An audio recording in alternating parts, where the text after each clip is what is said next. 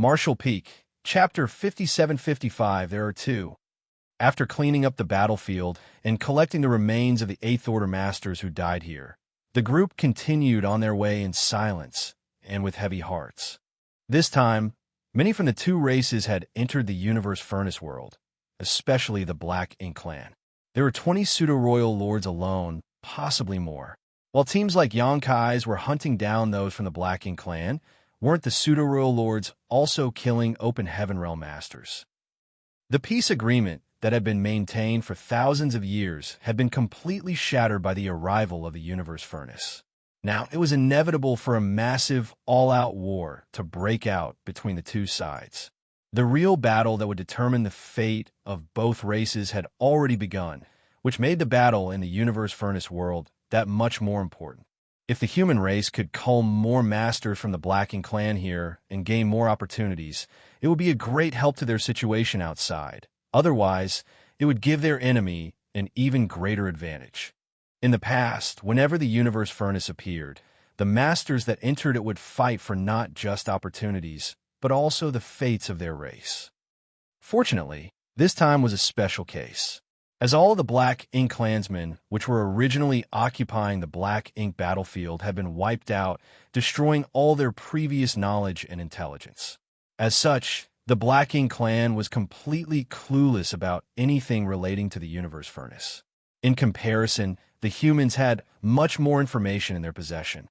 However, this superiority in intelligence was still not enough to determine the final course of this event. The humans still had to fight hard for victory.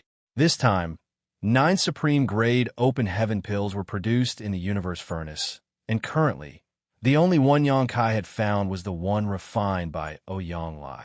The remaining 8 were still nowhere in sight.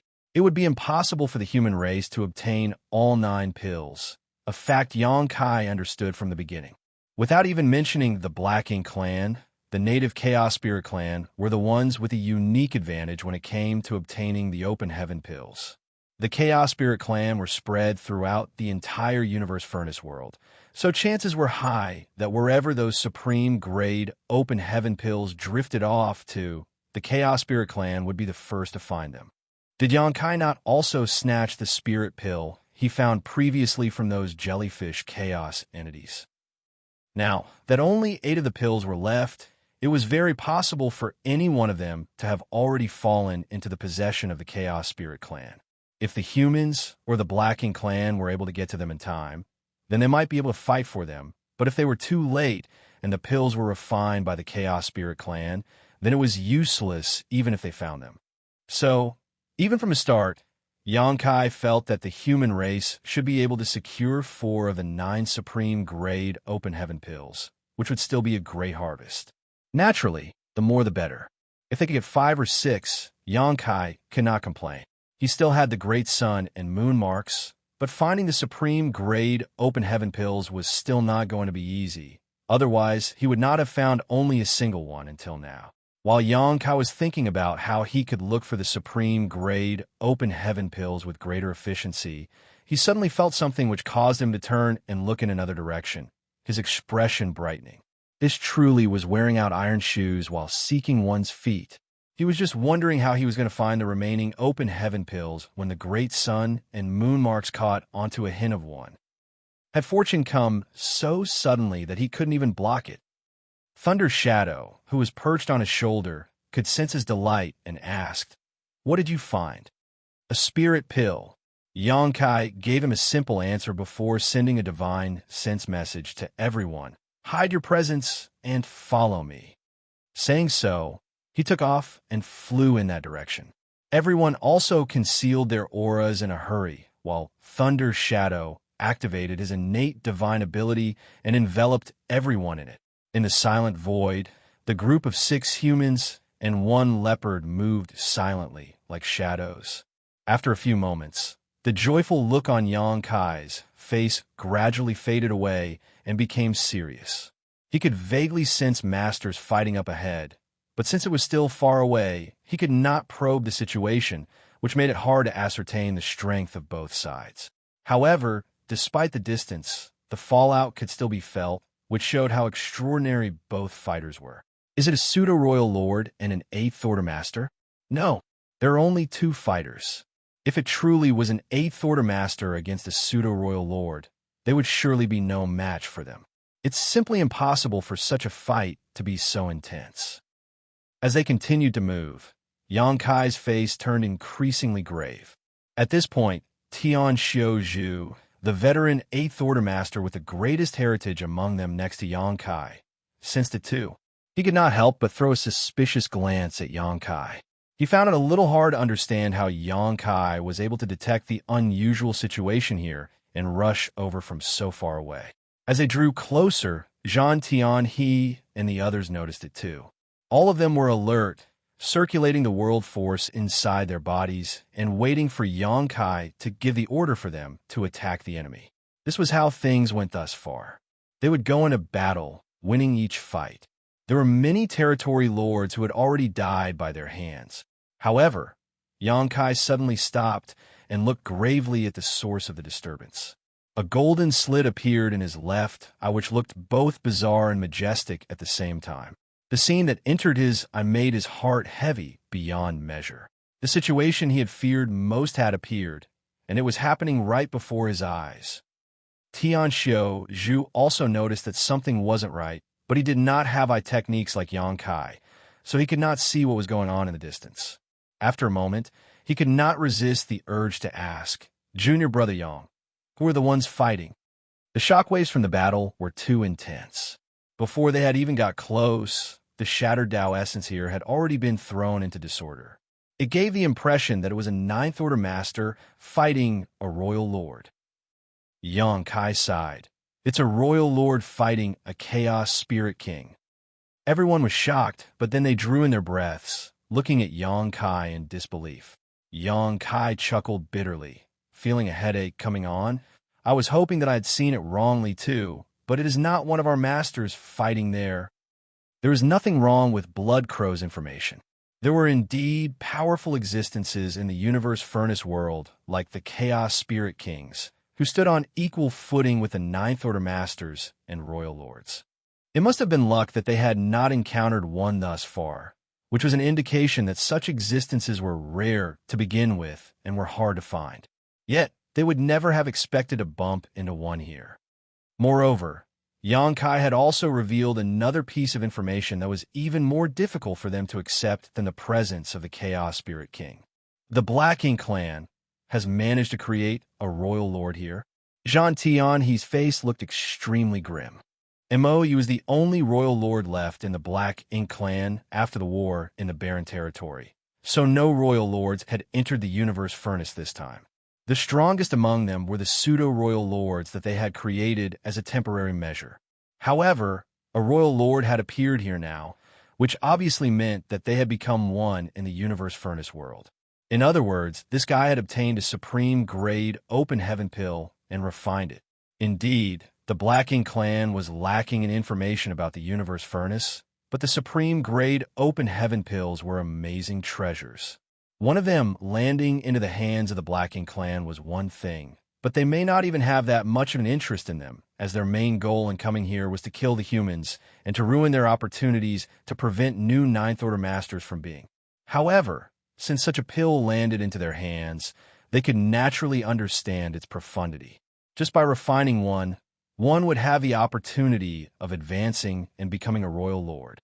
Many of the Black Ink clan's masters had entered this time, so there were bound to be lucky ones who could gain such opportunities, and this royal lord must be one such example. Xianxia was drawn here by the reaction of his great sun and moon marks. In other words, there was a supreme-grade open heaven pill here, and in fact, after he used his demon eye of annihilation, he saw not only the 2 figures exchanging blows, but also the supreme-grade open heaven pill. Multicolored light was emanating every so often from within a chaos entity without a fixed form. What could that be if not a supreme-grade open heaven pill? The royal lord must have spotted the opportunity and come to snatch it, but he did not expect there to be a chaos spirit king standing guard over this place. Thus, the two got into a huge fight. Under Xianxia's observation, the Chaos Spirit King was much stronger than the Royal Lord, and it was very clear that it had the upper hand in this fight. That was understandable, though. The royal lord had only just broken through, so like Ouyang Lai, he must not have familiarized himself with his newfound power yet, and was unable to bring out his full strength. However, it was different for this Chaos Spirit King, who became one at the earliest when the universe furnace last appeared. The time they had spent in this realm was vastly different, and so their strengths naturally could not be compared. Moreover, there was not just a lone Chaos Spirit King here.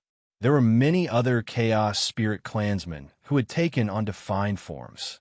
They took on all sorts of different shapes, some appearing like humans, while others looked not much different from the Blacking clan.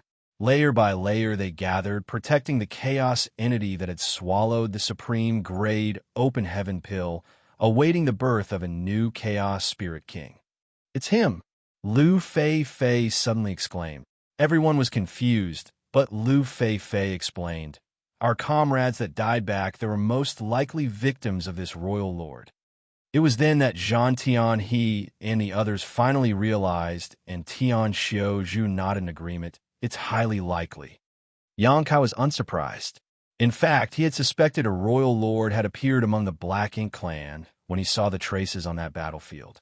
With 5 Eighth Order Masters joining hands, unless they were met with a truly formidable enemy, there was no way they would have been wiped out. A single pseudo-royal lord would not have been able to achieve that. However, if it were a true royal lord, then that was a different matter. There were no useful clues left at the battlefield, so it was hard to be absolutely certain, but now that he saw this royal lord, everything became clear. The Eighth Order Masters must have encountered this royal lord, and even in their battle formation, they were no match for him and were cut down. After that, the royal lord came to this place and discovered the supreme grade open heaven pill. Currently, one royal lord had been created with the help of the supreme grade open heaven pills, which meant one less Ninth Order Master for the human race.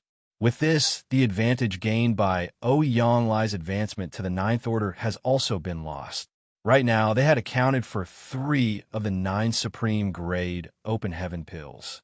One was used by Ouyang Lai to advance to the Ninth Order, another was used by this royal lord, and the third was currently inside a chaos entity, which was in the midst of refining it. Marshall Peak, Chapter 5756, Seizing the Pill. Of the 9 supreme grade open heaven pills, 6 were still missing, and it was uncertain how many of these 6 the humans could seize.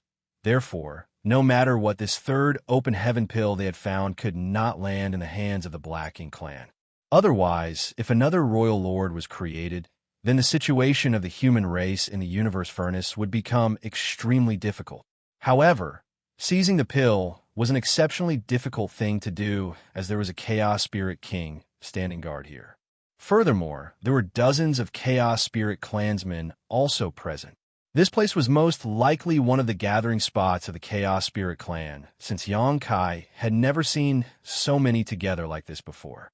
They were not like the stumbling chaos entities without consciousness or even a stable form. During this trip, Yang Kai had encountered many chaos spirits with the group he was leading, and if a comparison was to be made, the ordinary Chaos Spirit clansmen were able to exert strength around the human race's equivalent of the 7th Order to the 8th Order open heaven realm. 1 or 2 was nothing to worry about, but several dozen gathered in one place will be difficult to handle.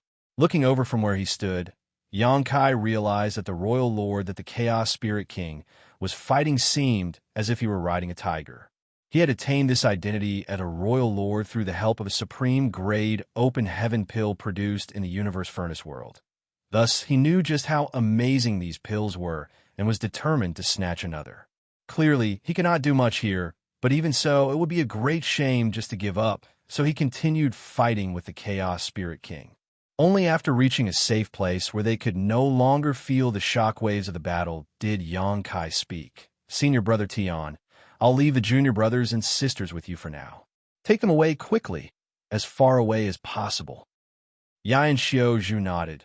What is junior brother planning to do? Could he be thinking of stirring up trouble while the Chaos Spirit King and Royal Lord are fighting? That was not a sound idea, as a battle between 2 peak masters was not one that an ordinary person could just step between, not even Yang Kai.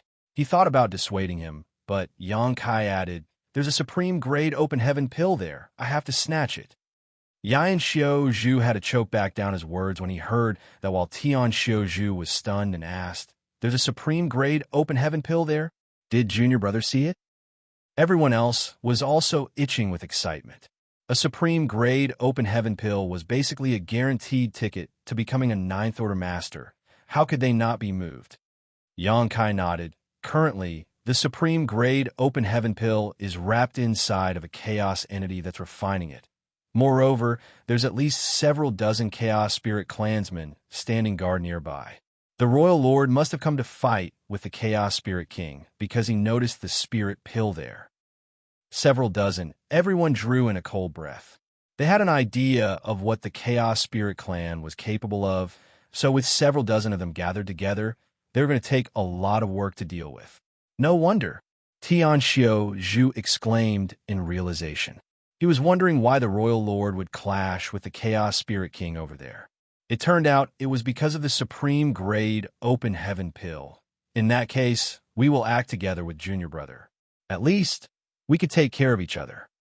Zhan Tian, he, and the others nodded in unison. If they wanted to seize this pill from the hands of several dozen chaos spirits, if they were not careful, they would land themselves in grave danger.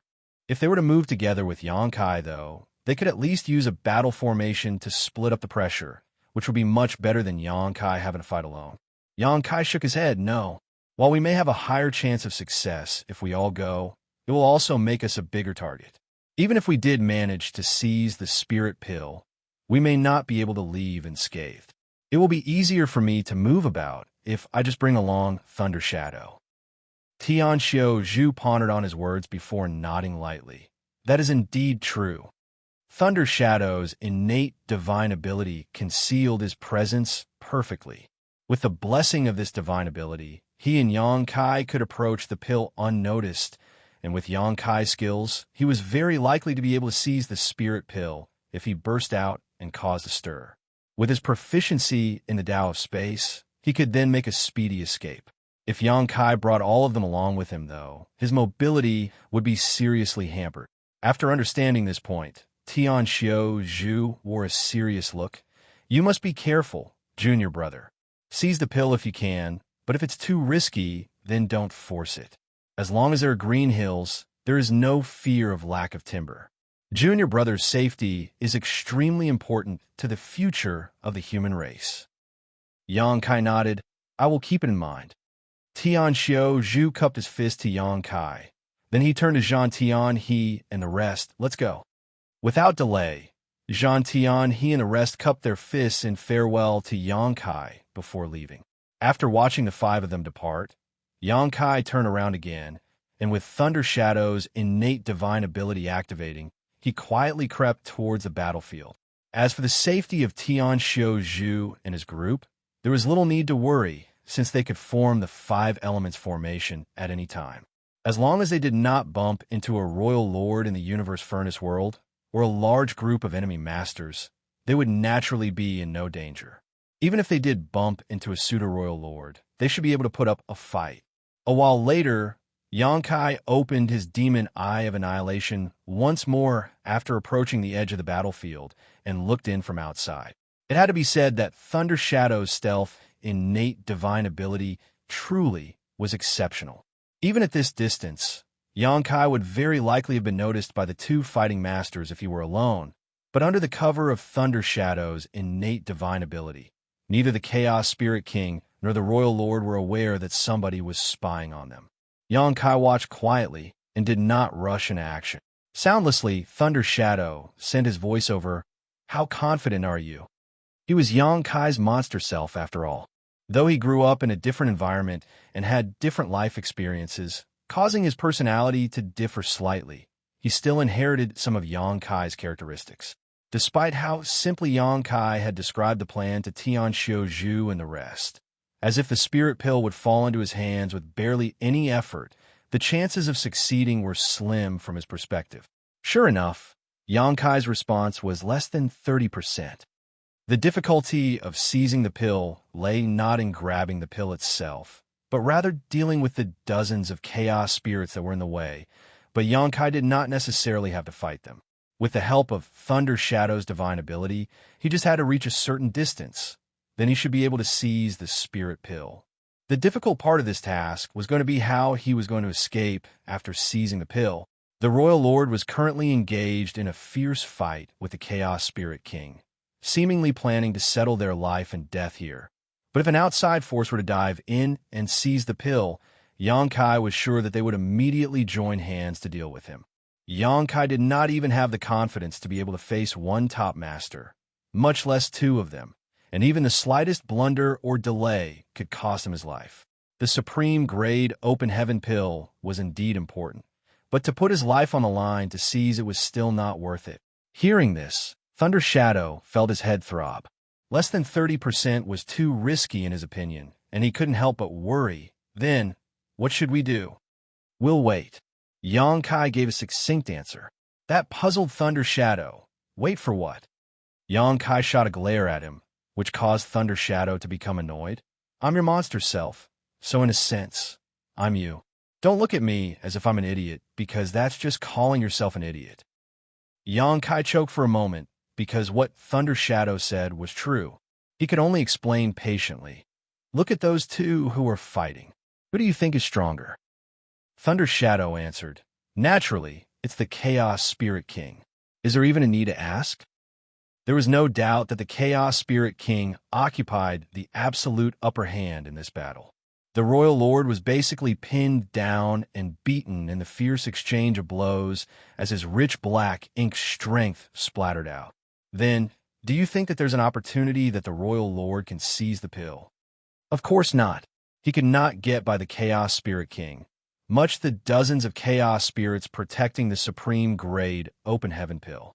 If Xianxia had a 30% chance of sneakily achieving his plan, then the Royal Lord, who had already exposed himself, had a 0% chance at all unless he could overpower the Chaos Spirit King.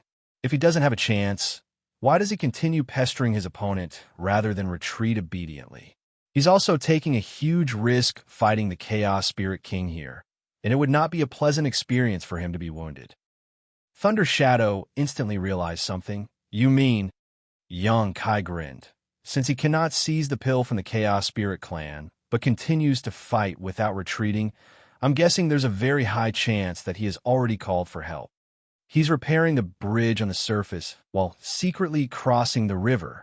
Thunder Shadow finally understood, and his amber eyes brightened a little, gleaming as if he recalled one of his previous encounters. This was exactly the same thing he experienced when he was fighting the Territory Lords for the first Supreme Grade Open Heaven Pill. The Territory Lords had called their allies using the miniature black ink nest they brought with them, and if Xianxia had not bumped into him by chance, he would have had to flee.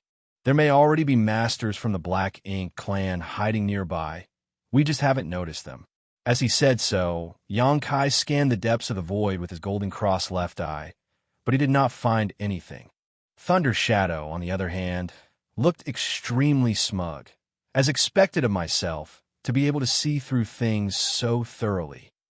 Xianxia was speechless. With his monster self's boasting, it seemed to not have inherited much of his wisdom, but he could understand. After all, he was from the monster race. The battle between the two masters went on for who knows how long, and it was not known how much longer it would continue for. Xianxia did not stay idle, however. It was the first time he encountered a Chaos Spirit King in the Universe Furnace world, and there was even a master on a similar level fighting it. It was a good opportunity for him to observe their fighting styles and assess their strengths and weaknesses. Soon, Xianxia noticed something. Rather than calling this Chaos Spirit King a peculiar living being, one might as well call it an aggregate of grand Daos. Its body was purely an amalgamation of various Dao strengths, formed into a humanoid shape with its own consciousness. The way it fought its enemy was also extremely simple, which was to circulate the various Dao strengths in its body and smash them into its opponent. It was simple, yet fierce. Every blow was heaven-shattering and earth-shaking, causing various cracks in the void as it thrust the surrounding Dao essence into disorder. Inwardly, Kai weighed the odds of how things would go if he were to call Yang lie over, but there was a great chance that the latter would not be a match for this Chaos Spirit King either. Martial Peak, Chapter 5757. Life is full of disappointments. The rich Tao essence that filled the universe furnace world was the source of the Chaos Spirit King's power, and it seemed that as long as it was in this world, it would never tire. After observing for a long time, Kai concluded that this Chaos Spirit King was extremely difficult to deal with, and if he wanted to kill it, then he would have to cut off its connection with the world to deprive it of its source of power. The Royal Lord clearly noticed this too, so he kept trying to pour out his black ink strength so that he could use it as a barrier to isolate his enemy and stop it from recovering its strength. However, it was all for naught. The Chaos Spirit King was stronger than him to begin with, so it was all the Royal Lord could do to keep himself alive under his opponent's attacks. How would he be able to do anything else? The two continued to fight fervently with each other. All of a sudden, the Royal Lord's body exploded into a giant black ink cloud that scattered in all directions, and he escaped just like that. The Chaos Spirit King's Tao essence shuddered for a moment. Then it broke up the black ink clouds, but the true body of its enemy was no longer anywhere to be found. However, it did not give chase and just stood there with an expressionless face, guarding its clansmen behind it. Kai was dumbfounded. Was my guess incorrect? How can that be? If the Royal Lord was not waiting for backup, then why would he keep on struggling against the Chaos Spirit King?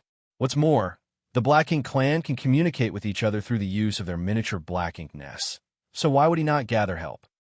However, the Royal Lord had indeed retreated, which put Kai and Thunder Shadow in an awkward position.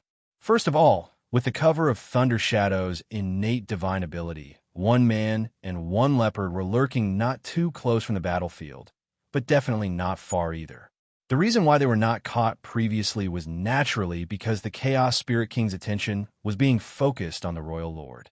Now that the Royal Lord escaped, the Chaos Spirit King was no longer restrained, and with what happened previously, even the slightest breeze might cause the Chaos Spirit King to go on alert. This caused the two of them to not even have the courage to move a single muscle, and Thunder Shadow had even pushed his divine ability to its limits before looking over with a questioning expression on its face, which clearly asked, "What should we do now?" At this moment, he did not even dare to use his divine sense to transmit his voice. Kai had a gloomy look on his face. With how things were now, if he were to choose to withdraw here, then he would undoubtedly expose himself, which would not matter as the Chaos Spirit King was unlikely to come after him. But then his plan to snatch the Supreme Grade Open Heaven pill would come to naught. The pill was right in front of his eyes, so how could Kai be willing to retreat here? This was the key that would allow an 8th Order Master to advance to the 9th Order. Kai still believed that his assumption had been right, and that the Royal Lord had withdrawn because his backup was not able to arrive swiftly. Since his backup was late, there was no point in the Royal Lord wasting his strength here. It would not be too late to wait for reinforcements before making a move again.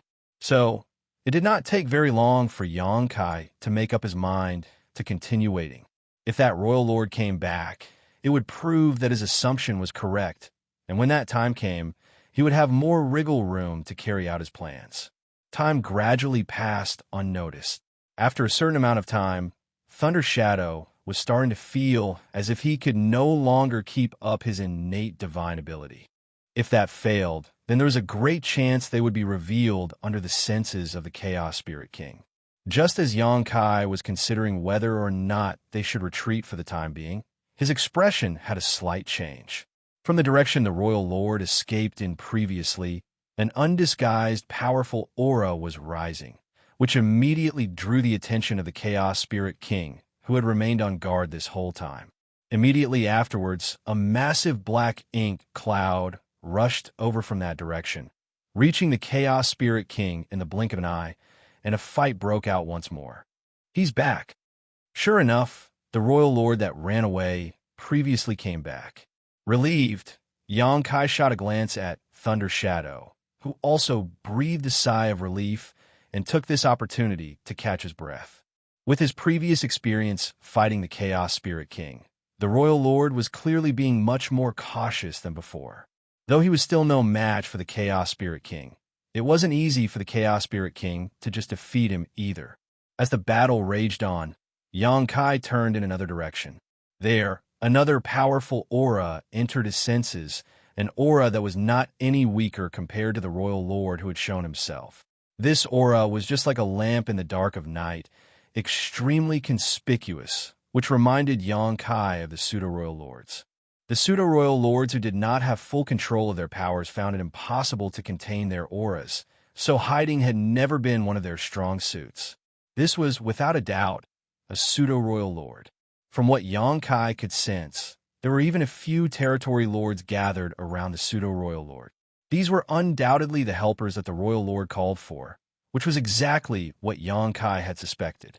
The Royal Lord was simply trying to distract the Chaos Spirit King in a fight, as his other companions took the opportunity to seize the Supreme Grade Open Heaven Pill. Without being able to conceal himself, the Pseudo-Royal Lord rushed straight into the gathering of Chaos Spirits with several territory lords in tow. When the Chaos Spirit King noticed this, its attacks against the Royal Lord became even more ruthless. It clearly intended to force its opponent to back off quickly. Though the Chaos Spirit King was stronger than the Royal Lord, the difference was not enough to one-sidedly end their fight. Meanwhile, its opponent was putting their all into defending. Getting them to back off wouldn't be easy. While the Chaos Spirit King raged, the Pseudo-Royal Lord and the Territory Lords stormed into the gathering of Chaos Spirits.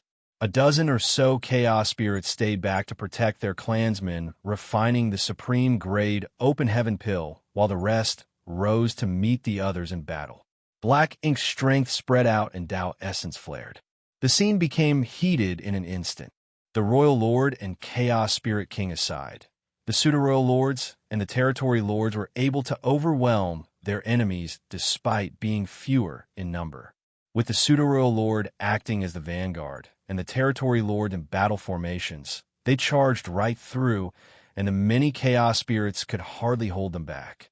Most of these Chaos Spirits were of varying levels of strength, but the majority were only equivalent to 7th Order Masters or Feudal Lords, with less than 30% being on par with 8th Order Masters and Territory Lords.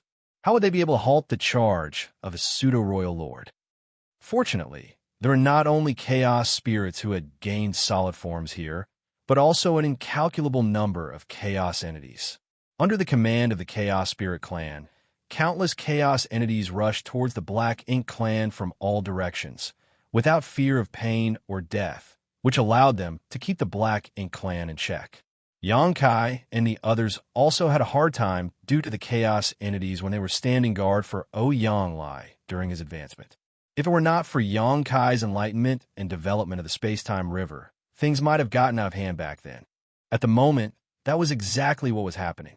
The Black Ink Clan side must not have expected that these Chaos entities that they normally wouldn't bother with would actually be so difficult to deal with when their numbers swelled.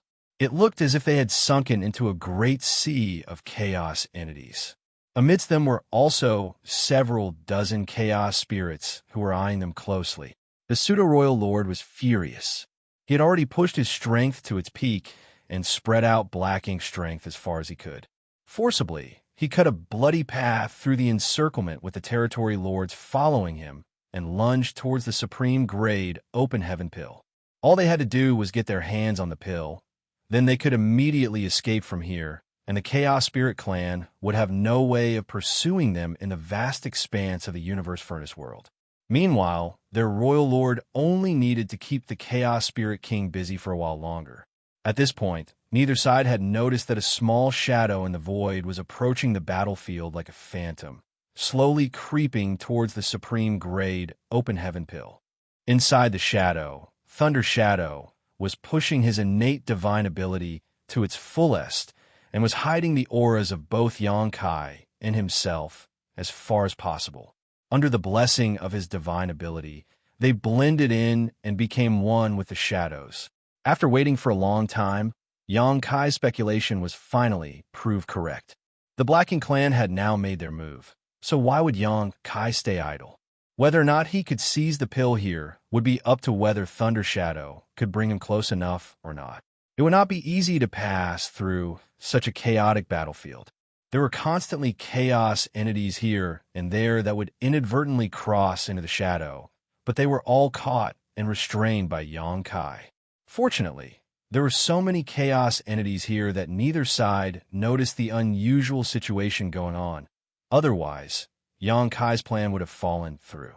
Xianxia watched the Supreme Grade Open Heaven pill get closer and closer, and just as he was about to reach out to snatch it, a cloud of black ink strength happened to sweep past the shadow where Xianxia and Thunder Shadow were. The source was a nearby territory lord. Nobody was too concerned when the chaos entities were taken away by Xianxia, but the feedback the territory lord received from the energy it released alerted him instantly. Amid the battle, he raised his head towards the shadow and shouted, "Watch out!" He thought that it was one of the chaos spirits hiding, waiting for an opportunity to strike. That shout had without a doubt exposed Xianxia and Thunder Shadow completely. Xianxia could clearly feel two powerful auras, one from the Royal Lord and the other from the Chaos Spirit King, spreading over from the battlefield.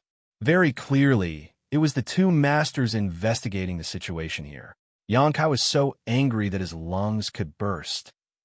If this could have happened just 5 breaths later, after Thunder Shadow had brought him close enough, he could have seized the Supreme Grade Open Heaven pill and used space principles to escape, then there would be a great probability that he could have achieved his goal without a scratch. However, this plan, which should have been safe, ended up being inadvertently ruined by a territory lord. Life was full of disappointments. Instantaneously, a great gushing river was summoned and covered a stretch of the void, swallowing up the chaos entity that had devoured the Open Heaven pill and was refining it along with a dozen or so chaos spirits protecting it nearby. This turn of events was so bizarre that both sides that were battling each other were stunned for a moment. Then a bellow broke out. "It's a human. Stop him." It was the pseudo-royal lord who reacted first. He was furious that some human would actually try to remove the firewood from under the pot while they were taking on huge risks, fighting the Chaos Spirit Clan, so that they could get their hands on the Supreme Grade Open Heaven pill. How could that be tolerated? Marshall Peak, Chapter 5758, The Butterfly Soars. The pseudo-royal lord reacted quickly, but there was someone else who was quicker, the Chaos Spirit King who was fighting the royal lord nearby. For the Chaos Spirit Clan, any creature that intruded on this place was an enemy regardless of whether they were from the human race or the Black Ink Clan. So, the moment it sensed an enemy lurking in the shadows, it struck from afar. Though it was being hounded by the royal lord and could not withdraw easily, it still opened its mouth in the direction of Xianxia and Thunder Shadow. In the next instant, it seemed to have shouted, but no sound came from its mouth. However, a formless force traveled through the void, launching an attack towards a shadow where one human and one leopard were hiding. Chaos was shattered, and Grand Dao shook. At that moment, Xianxia just happened to have summoned the space-time river to swallow up the chaos entity that had devoured the Supreme Grade Open Heaven pill, as well as several other chaos entities and chaos spirits which were protecting it, and he was about to escape using his space secret technique. When the blast of Dao essence crashed down on him, Xianxia felt as if he had been struck by lightning. His chest felt extremely stuffy, and it was hard for him to manipulate space principles. Even the space-time river that he summoned was in turmoil as the water splashed about wildly. The space-time river was greatly destabilized by the attack of the Chaos Spirit King, and with this opportunity, 2 of the Chaos Spirits who were around the 8th Order in strength managed to free themselves from its confines. These 2 had humanoid forms, and their eyes immediately turned to look at Xianxia and Thunder Shadow before charging them to attack. Not only that, the pseudo-royal lord who was nearby also freed a fist out of his fight and punched towards Xianxia. In an instant, Xianxia was attacked from 3 sides. Moreover, the local space was so disturbed at the moment that he could not even hope to escape using space principles. In this life-or-death moment, Thunder Shadow roared and transformed into his original size, with thunder markings flashing all over his body. when he charged towards the two chaos spirits. Xianxia also let out a shout as a golden light erupted and a golden dragon phantom enveloped him. As Dao's strength was hard to manipulate at the moment, he had no choice but to maintain it with the help of his dragon vein. However, the golden dragon phantom only lasted for a moment before shattering. The fierce power was so overwhelming that Xianxia's chest felt like it had caved in. In an instant, who knew how many of his bones had broken? Fresh blood came pouring out, but he managed to keep it down. Gritting his teeth, he shot a cold glare at the pseudo-royal lord, and with fierce determination, spiritual energy flared madly as he roared, "Die!" The pseudo-royal lord did not even have the chance to shudder before he felt a strange pain in his knowledge sea, as if a long, invisible needle had pierced through the defenses of his soul, causing him to stagger back. It was a strange technique that targeted one's soul. The pseudo-royal lord understood that instantly. The Blacking clan had a lot of information about Xianxia, and most of them were generally aware of such tricks, but according to what they knew, this was an unpredictable technique that was hard to guard against.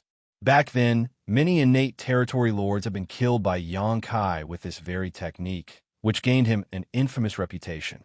However, this technique did almost as much damage to its user as its target, and Xianxia had rarely used it over the last few thousand years. The pseudo-royal lord never would have expected that Xianxia would use that very technique against him at this moment, so he was unfortunate to suffer quite a loss from it due to being caught off guard. Taking an injury to his soul was a great headache for the pseudo-royal lord, but he quickly steadied himself. He was, after all, a pseudo-royal lord who was not something an innate territory lord could compare to, so he could still resist such attacks. He was only stalled for a moment, but Xianxia had already disappeared from sight. Following his aura, he saw Xianxia not far in the distance, clutching a large river and fleeing alongside the black leopard with lightning flashing all around its body. Xianxia knew that a soul-rending thorn would not be able to do much to a pseudo-royal lord, and his determined gesture from earlier was just to stall his enemy. After sending out a soul-rending thorn, he sent a message to Thunder Shadow, and they ran. Thunder Shadow could not gain any advantage when he fought two chaos spirits head-on either. In just a few moments, he was beaten to the point where the lightning around its body had dimmed considerably. The sudden appearance of a third party not only made those from the Blacking clan want to spit blood, but even the chaos spirits were distracted. Their main target was supposed to be the enemies from the Blacking clan, but now they left them behind to attack Xianxia and Thunder Shadow.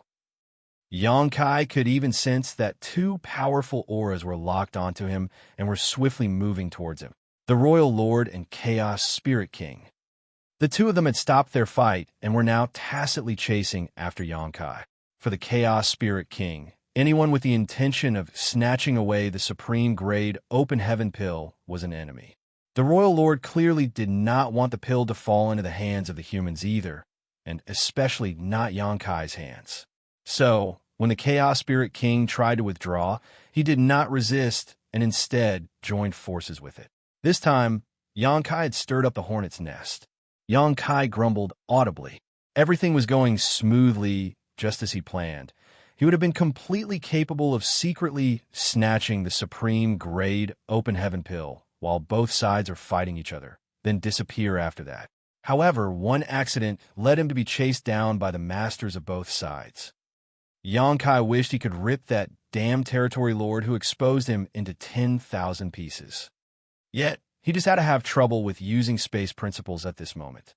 While dragging along the space-time river with several chaos spirits inside, all of whom were struggling to break out, he could not use instantaneous movement. It would not take long for Xianxia to deal with the captured chaos spirits, but that little bit of time was enough for both the Chaos Spirit King and the Royal Lord to kill him 100 times over.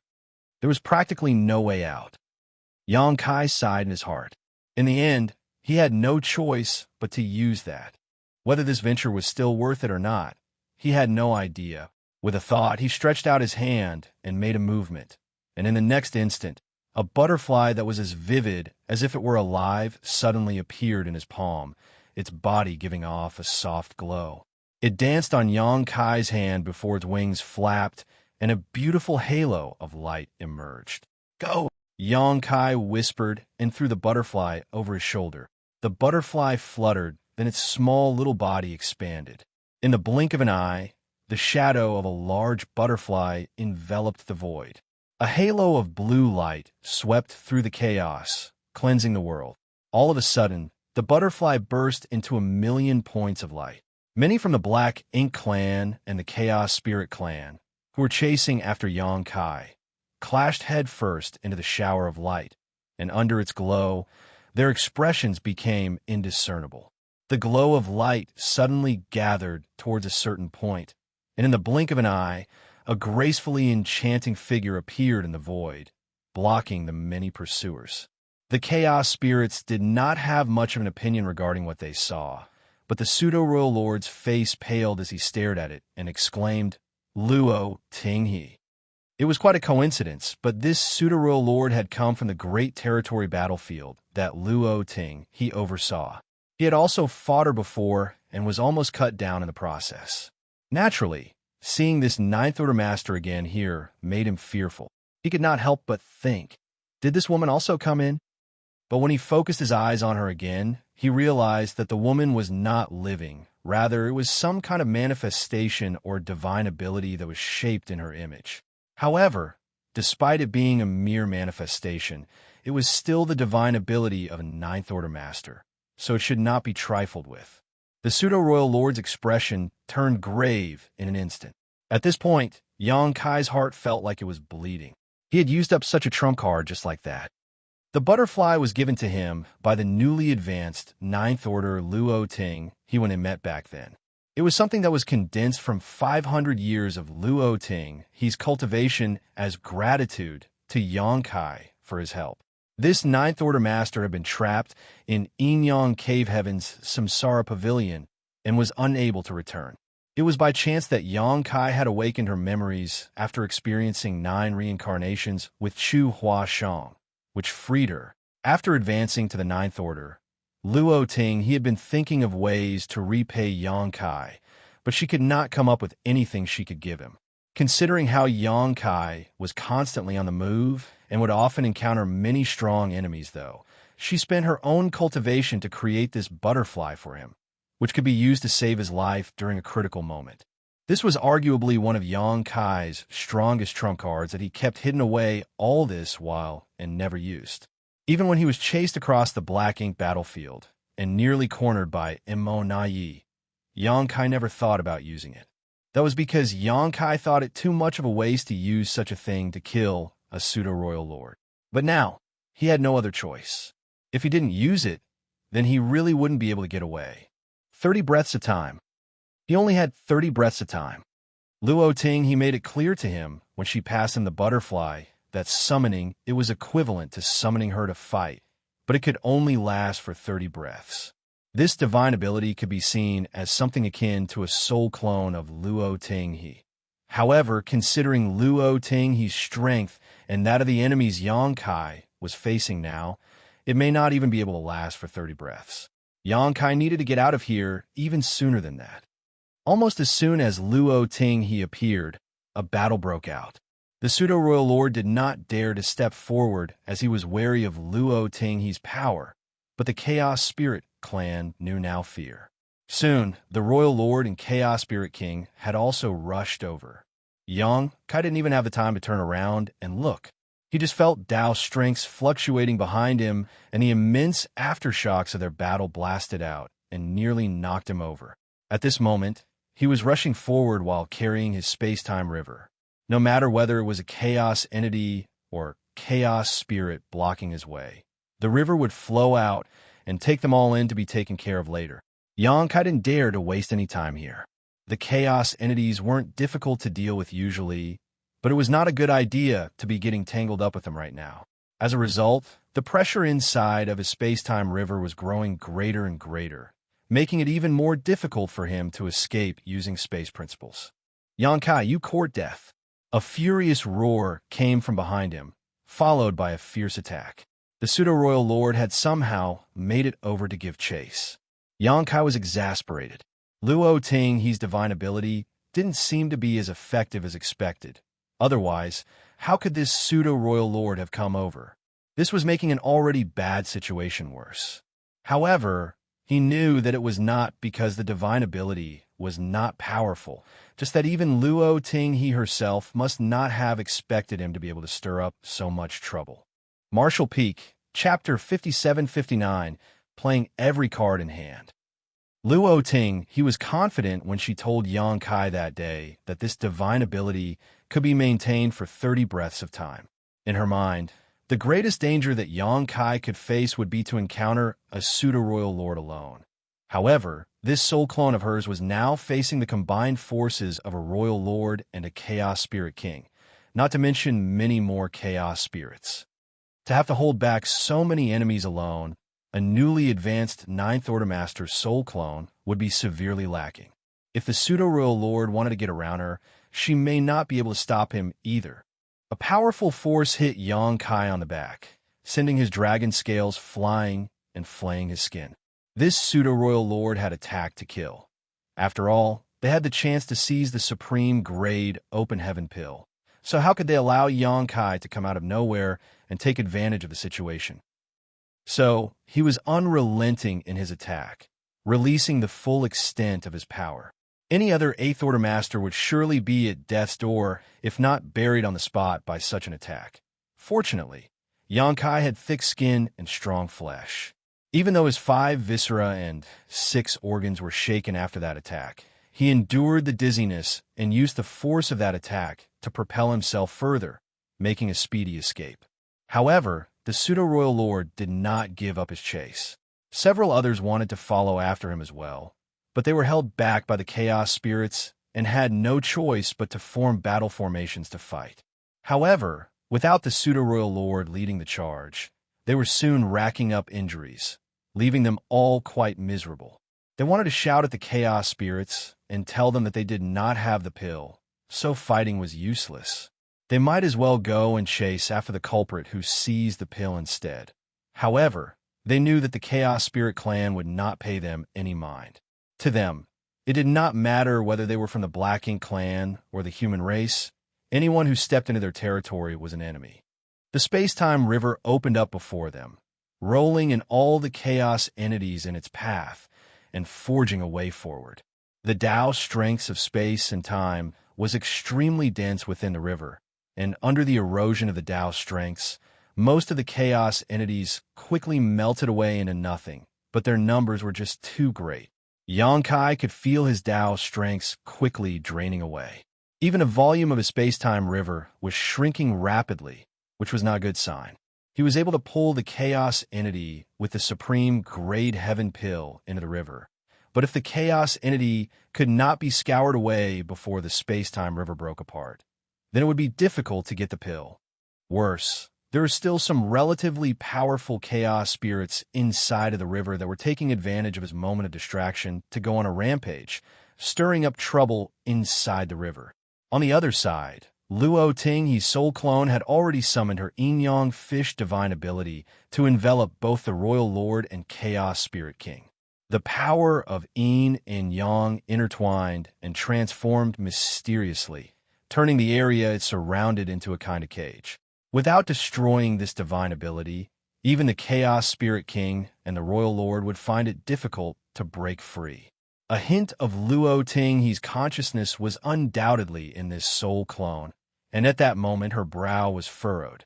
She was trying her best to hold on, but she couldn't imagine how Xianxia was able to provoke 2 top masters to join hands and chase after him. The 30 breaths of time she promised him was likely going to take a large dip. It would be amazing if she could even last 20 breaths.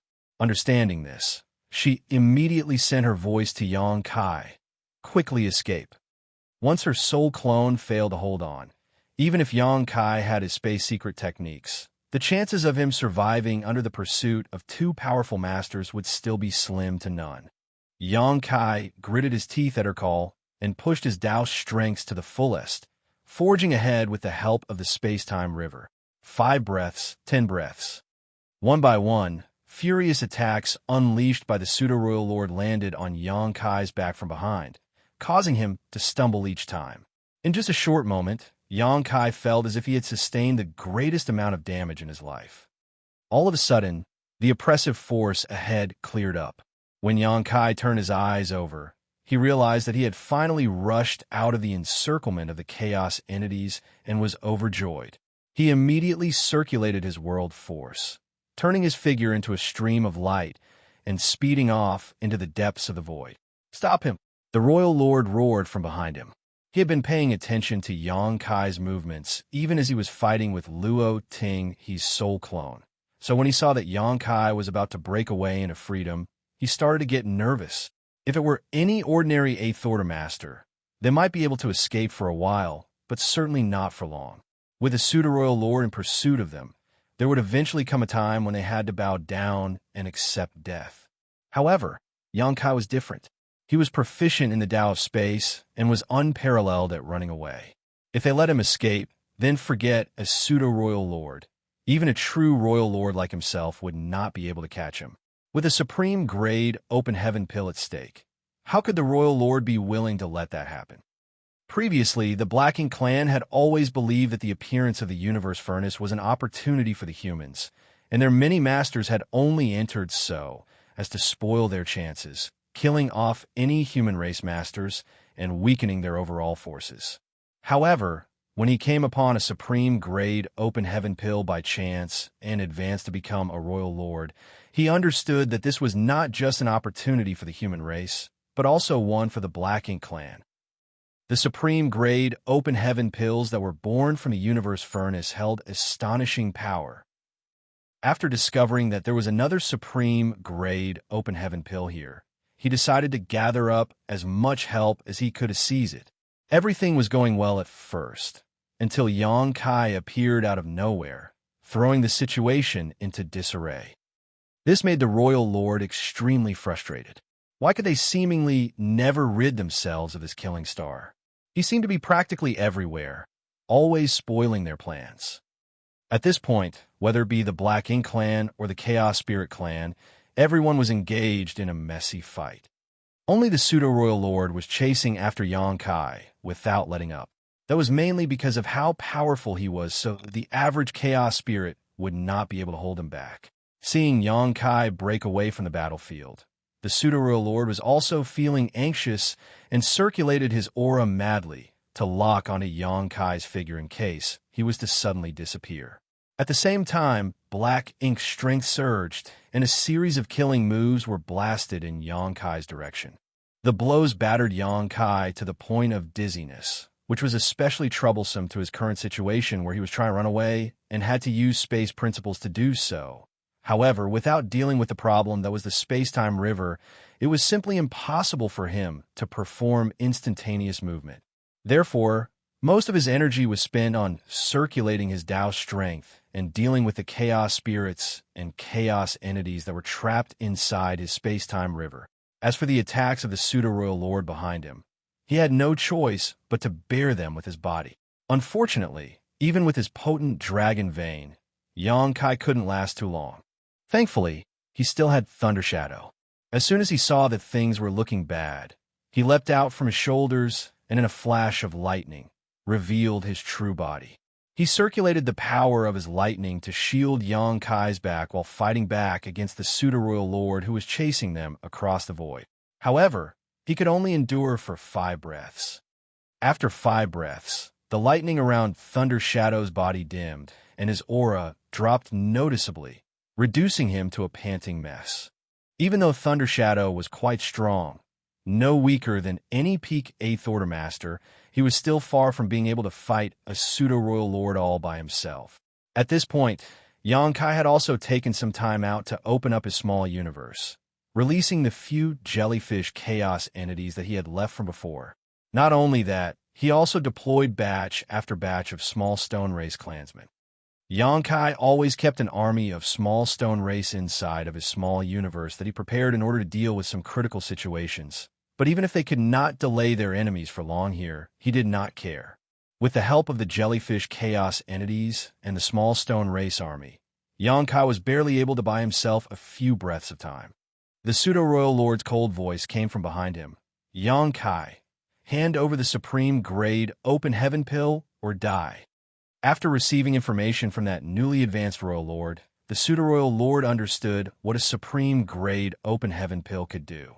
At the moment, he was already a pseudo-royal lord, but if he could refine that pill, then he could become a true royal lord. This should have been his spirit pill. So how could he allow Yang Kai to seize it? Yang Kai, who was still fleeing up ahead, turned a deaf ear to these threats. All of a sudden, he shook the space-time river that he had been holding all this while. As the Tao strength shook, several splashes came out of the large river, accompanied by several figures. It was the chaos spirits that he had swept up previously.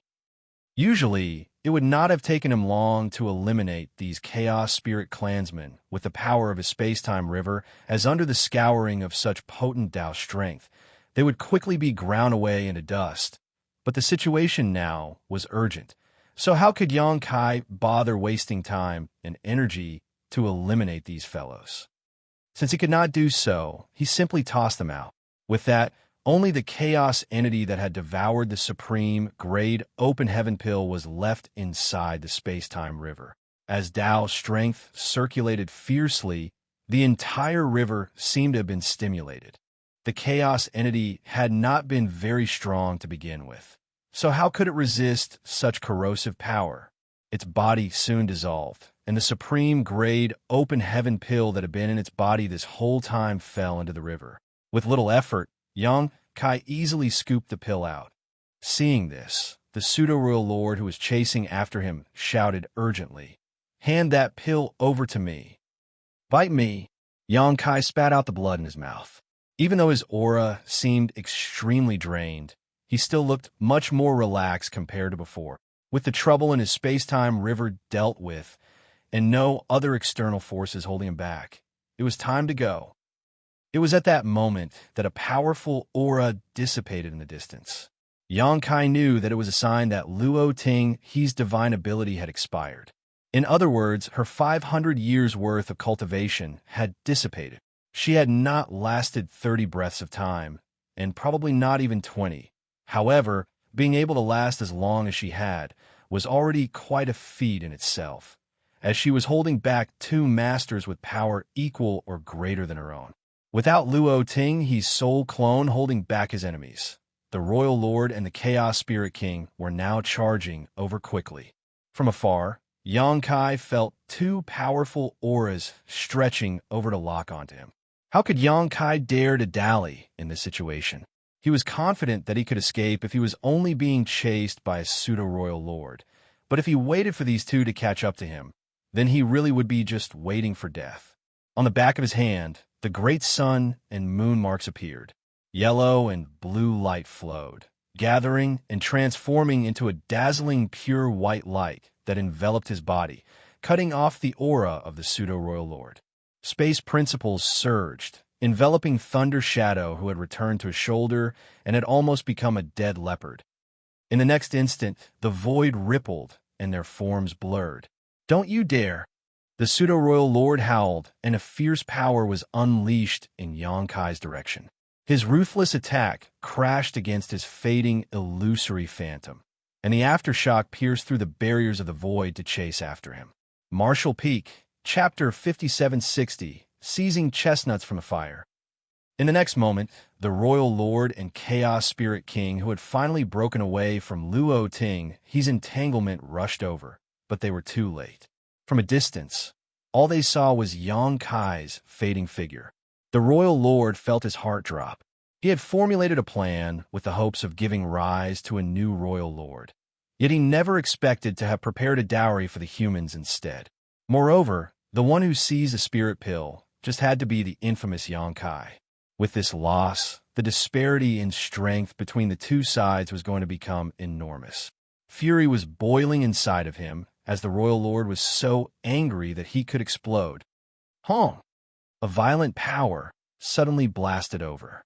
The Royal Lord stumbled as he was caught off guard and turned around in anger, only to see the Chaos Spirit King coming at him with red eyes. "What are you coming at me for?" The Royal Lord was extremely vexed. "The one who stole your spirit pill is that human. So why don't we stop here and join forces to catch him instead?" Xianxia had only just escaped, and he was riddled with injuries, so if they chased after him now, they might just have a chance to catch up. However, this inexplicable being was picking a fight with him instead. How foolish.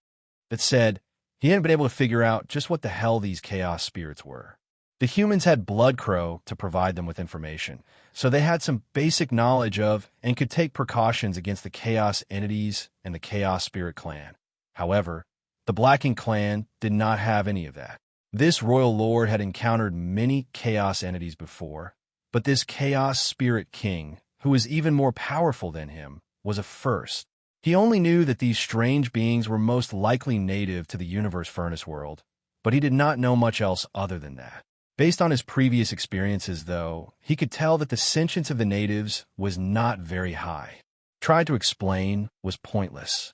The Chaos Spirit King had just lost a Supreme Grade Open Heaven pill, which meant that they had lost the opportunity for another Chaos Spirit King to be born amongst them. So, it obviously wanted to vent all of its anger on the Royal Lord. Helpless, the Royal Lord had no choice but to fight, so how could he still have any energy left to chase after Xianxia? Moreover, fighting an opponent who was stronger than himself was not a pleasant experience. What aggravated him even more was the fact that his black ink strength had only a limited use against this powerful enemy. After a few moments of fighting, the Royal Lord had the intention to run. After all, the Supreme Grade Open Heaven pill was already gone, so there was no use getting tangled up with the Chaos Spirit Clan any longer. However, leaving wasn't going to be easy either. After fighting for a while longer, the Royal Lord finally found an opening to withdraw and quickly shot off into the distance. The Chaos Spirit King gave chase at once, seemingly intent on killing him ruthlessly. This naturally made the Royal Lord so depressed that he could spit blood. "Sir Royal Lord, save me." A territory lord's wail rose from afar as he and his comrades had been surrounded by several dozen chaos spirits and were almost failing to hold on. Originally, they had a pseudo-royal lord leading them, and with the aid of a battle formation, they could still defend themselves. But after the pseudo-royal lord had run off to chase after Xianxia, leaving them behind, they were struggling to fight off so many chaos spirits. Seeing that their royal lord was also about to leave, one of them couldn't hold themselves back from yelling for help. But how could the royal lord have any strength to care about them? The Chaos Spirit King was right behind him. He would have a hope of escaping if he was alone, but if he had to bring along those territory lords with him, he would most likely be caught and then killed. Even though he heard the pleas of the territory lords, this newly advanced royal lord did not have the strength to care about them right now. As his body was wrapped in a black ink cloud, he left in a hurry. Seeing that their royal lord had abandoned them, the territory lords knew they could not hold on any longer. One of the territory lords suddenly withdrew his aura and broke away from the battle formation in an attempt to escape alone. "Don't!" Another territory lord shouted, but it was too late. After one territory lord took the lead, the rest followed suit, scattering in all directions, leaving each of them to fend for themselves. However, they were all still surrounded by the Chaos Spirit Clan. With the battle formation, they could still hold on for a while, but now that they had taken the initiative to disperse, how could they still be any match for the numerous powerful enemies around them? One by one, their auras were buried. Every last one of the territory lords was butchered, their black ink strength and hash remains all that was left behind. This was probably the reason why the Blacking Clan could not truly grasp the essence of the battle formations. A true cohesive unit would stick together to either cut open a path to survival or die in battle with honor. They would never choose to leave the battle formation like these territory lords. The Chaos Spirit King went after the Royal Lord while the territory lords died miserably at the hands of its Chaos Spirit subordinates. On the other hand, the one pseudo-royal lord had left, chasing after Xianxia after he escaped using instantaneous movement. Xianxia was badly injured this time, and so was Thunder Shadow, who was almost blown up in the fight. Both were quite miserable at the moment. Even though they managed to seize the Supreme Grade Open Heaven pill, they weren't out of danger unless they shook off the pseudo-royal lord who was chasing after them. If Xianxia was alone, he would have nothing to worry about since he could use instantaneous movement freely. But now that he had to bring Thunder Shadow with him, and with his body so battered, the pressure on him was high. A single round of instantaneous movement would not be enough to shake off a pseudo-royal lord completely. Earlier, as soon as Xianxia re-emerged from the void, a blow was sent out by his opponent followed through the spatial corridor and hit Xianxia, causing him to stagger. From behind, the pseudo-royal lord's divine sense washed over, obviously trying to determine Xianxia's position. Xianxia grit his teeth and used purifying light in order to shield himself from his opponent's probing. Then, without stopping at all, he left again using instantaneous movement.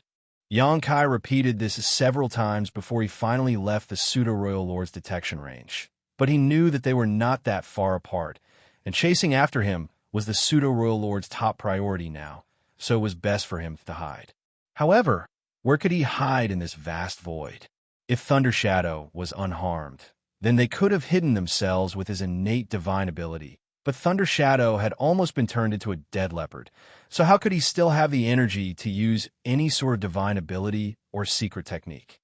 Forcing down the blood that threatened to surge up his throat, Xianxia grit his teeth and gathered his strength as much as he could while bringing Thunder Shadow along in a random direction. A few moments later, the pseudo-royal lord rushed to the vicinity of where Xianxia was previously and began searching around with his divine sense, but he did not find any traces. His face turned dark, and he quickly swept away to continue investigating the nearby area. This was a matter of whether or not he could advance and become a true royal lord, so he was determined to dig Xianxia out.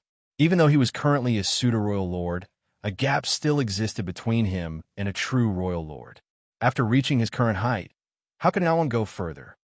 Moreover, he had a vague feeling that if he did manage to catch Xianxia this time, then there was a high probability that he would be able to kill him and end his scourge once and for all. Xianxia had caused far too much damage to the Black Ink clan, and many of their people had lived under his threat in their early years, so how could anyone from the Black Ink clan not hate him to bone? That was why he spared no effort in searching for Xianxia. Even though he had lost sight of the latter, he had no intention of giving up at all. The pseudo-royal lord even sent messages out in all directions, summoning more from his clan to join the search. For a time, many from the Black Ink clan within the Universe Furnace began to gather in one place, to the shock of the humans. Fortunately, the humans basically moved in groups to form battle formations, and those from the Black Ink clan had other tasks to focus on, so they did not have time to start random conflicts with the humans. However, this unusual gathering still raised the guards of the many humans, as they had no idea what the Black Ink clan was up to. In the void, Xianxia, alongside John Tian, he and his other 3 companions, stopped in place and looked back from where they came, and all of them wrinkled their brows. This couldn't be helped, as they had already encountered several groups of Black Ink clansmen who were converging towards a certain direction. Just like the humans, there was no longer anyone from the Black Ink clan moving alone. It had been a while since the Universe Furnace opened up. So, after being inside for so long, the masters of both sides should be able to find allies by now. As for those who did not, it was highly likely they had already been killed or were hiding somewhere, not daring to reveal themselves. The Black Ink clansmen that Xianxia and the others encountered during this period were all groups of several territory lords. Even though both sides had sensed each other's presence, neither had any intention of starting trouble with the other. They just brushed by each other from a distance. Lu Fei was more sensitive among them, so she had noticed the unusual situation from early on and could not help but ask, "Senior Brother Tian, do you think Senior Brother Yang may be in trouble?" These territory lords had quite clearly received some sort of message to gather. Otherwise, there was no reason for all of them to be heading in the same direction. Moreover, they were all heading towards where they came from, and they knew exactly what had happened there and what was going to be happening next as well. Xianxia had clearly sensed it as well and nodded. It's inevitable that he'll stir up some trouble by trying to snatch chestnuts straight from the fire, but there's nothing we can do to help. If they could have provided any help to him, then they wouldn't have left so easily. There is a great possibility that Xianxia might draw the attention of both the Royal Lord and the Chaos Spirit King by attempting to seize the supreme-grade open heaven pill from right under their noses. When that happened, he could escape by relying on his space secret techniques, but they did not have that ability, so following Xianxia would only hinder him. But from the current situation, it seemed that things were not going too well on Xianxia's side. Otherwise, the Black Ink clan wouldn't be gathering so many masters. Let's go look for Ouyang. Tianxiu Zhu quickly made a decision. The Black Ink clan had their royal lord, and the Chaos Spirit clan had their Chaos Spirit king. However, the human race had a ninth order master in the universe furnace as well.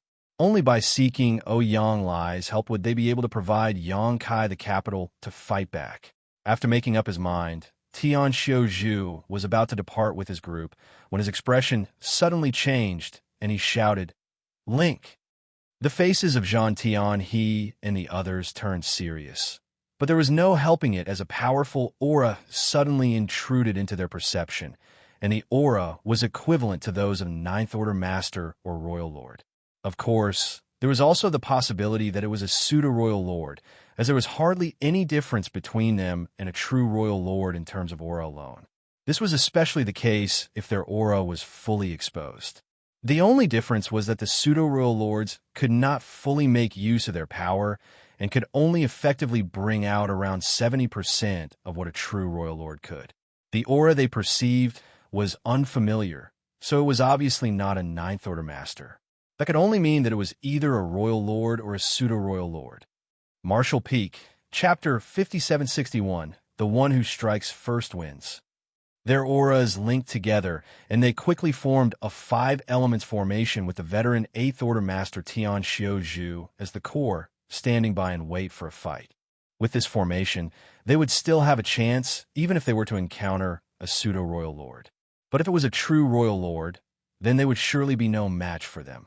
So, after getting in a formation, all of them were secretly praying that it was not a real Royal Lord that was coming over.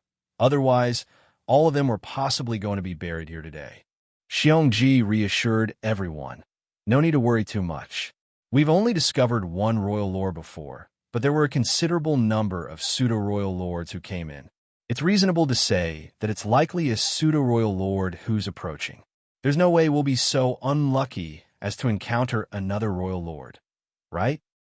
Lu Fei couldn't help but glance over at him. That's what I was assuming as well, but after hearing you say that, I feel a bad premonition. Calm your minds and concentrate. Tianxiu Zhu shouted. Lu Fei and Xianxia shut their mouths at once. While they were talking, a figure in the distance entered their vision. All they saw was a vast and imposing black ink cloud that was quickly approaching them. Xianxia, you damn crowmouth. Zhan Tian, his expression changed for the worse. Exactly as they feared, the one who was approaching was, in fact, a true Royal Lord. Xianxia felt depressed. He had only made an offhand remark. Yet how did he become a crowmouth? It was inevitable that all of them would feel anguished at this encounter. Even in the 5 elements formation, it was very likely that their fates in the face of this Royal Lord were going to be unpleasant. However, there was no way they wouldn't even resist when facing an enemy of this caliber. They were all determined to bite off a chunk of that Royal Lord's flesh, even if they were to die here. They would fight with all their might. Prepare for battle. Tianxiu Zhu was a veteran 8th Order Master, and after experiencing so many life and death battles in his life, he was able to calm himself quickly and shouted for the rest of them to focus. The battle formation was running, their auras were connected, and world force was churning.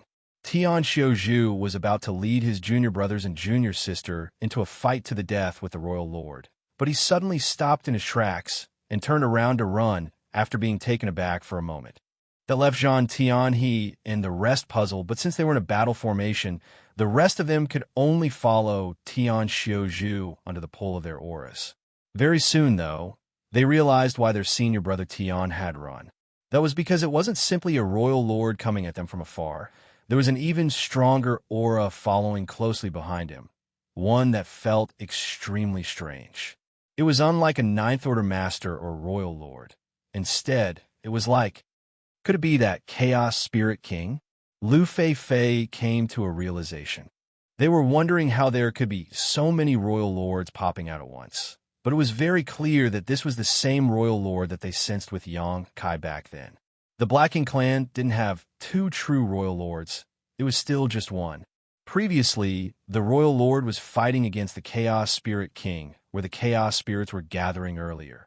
And at this moment, the Chaos Spirit King was chasing down the royal lord, clearly trying to kill him. However, what confused them was why the Chaos Spirit King would chase him all the way here. Didn't it have to protect its clansmen? And what about the chaos entity that swallowed the supreme grade open heaven pill? Instantaneously, all of them understood something. Most likely, Yang Kai had succeeded in seizing the pill and had escaped. The Chaos Spirit King must have mistaken Yang Kai to be on the Black Ink clan side, so it turned its anger on the royal lord when it failed to find Yang Kai. That would explain why there had been so many Black Ink clansmen gathering in that direction recently.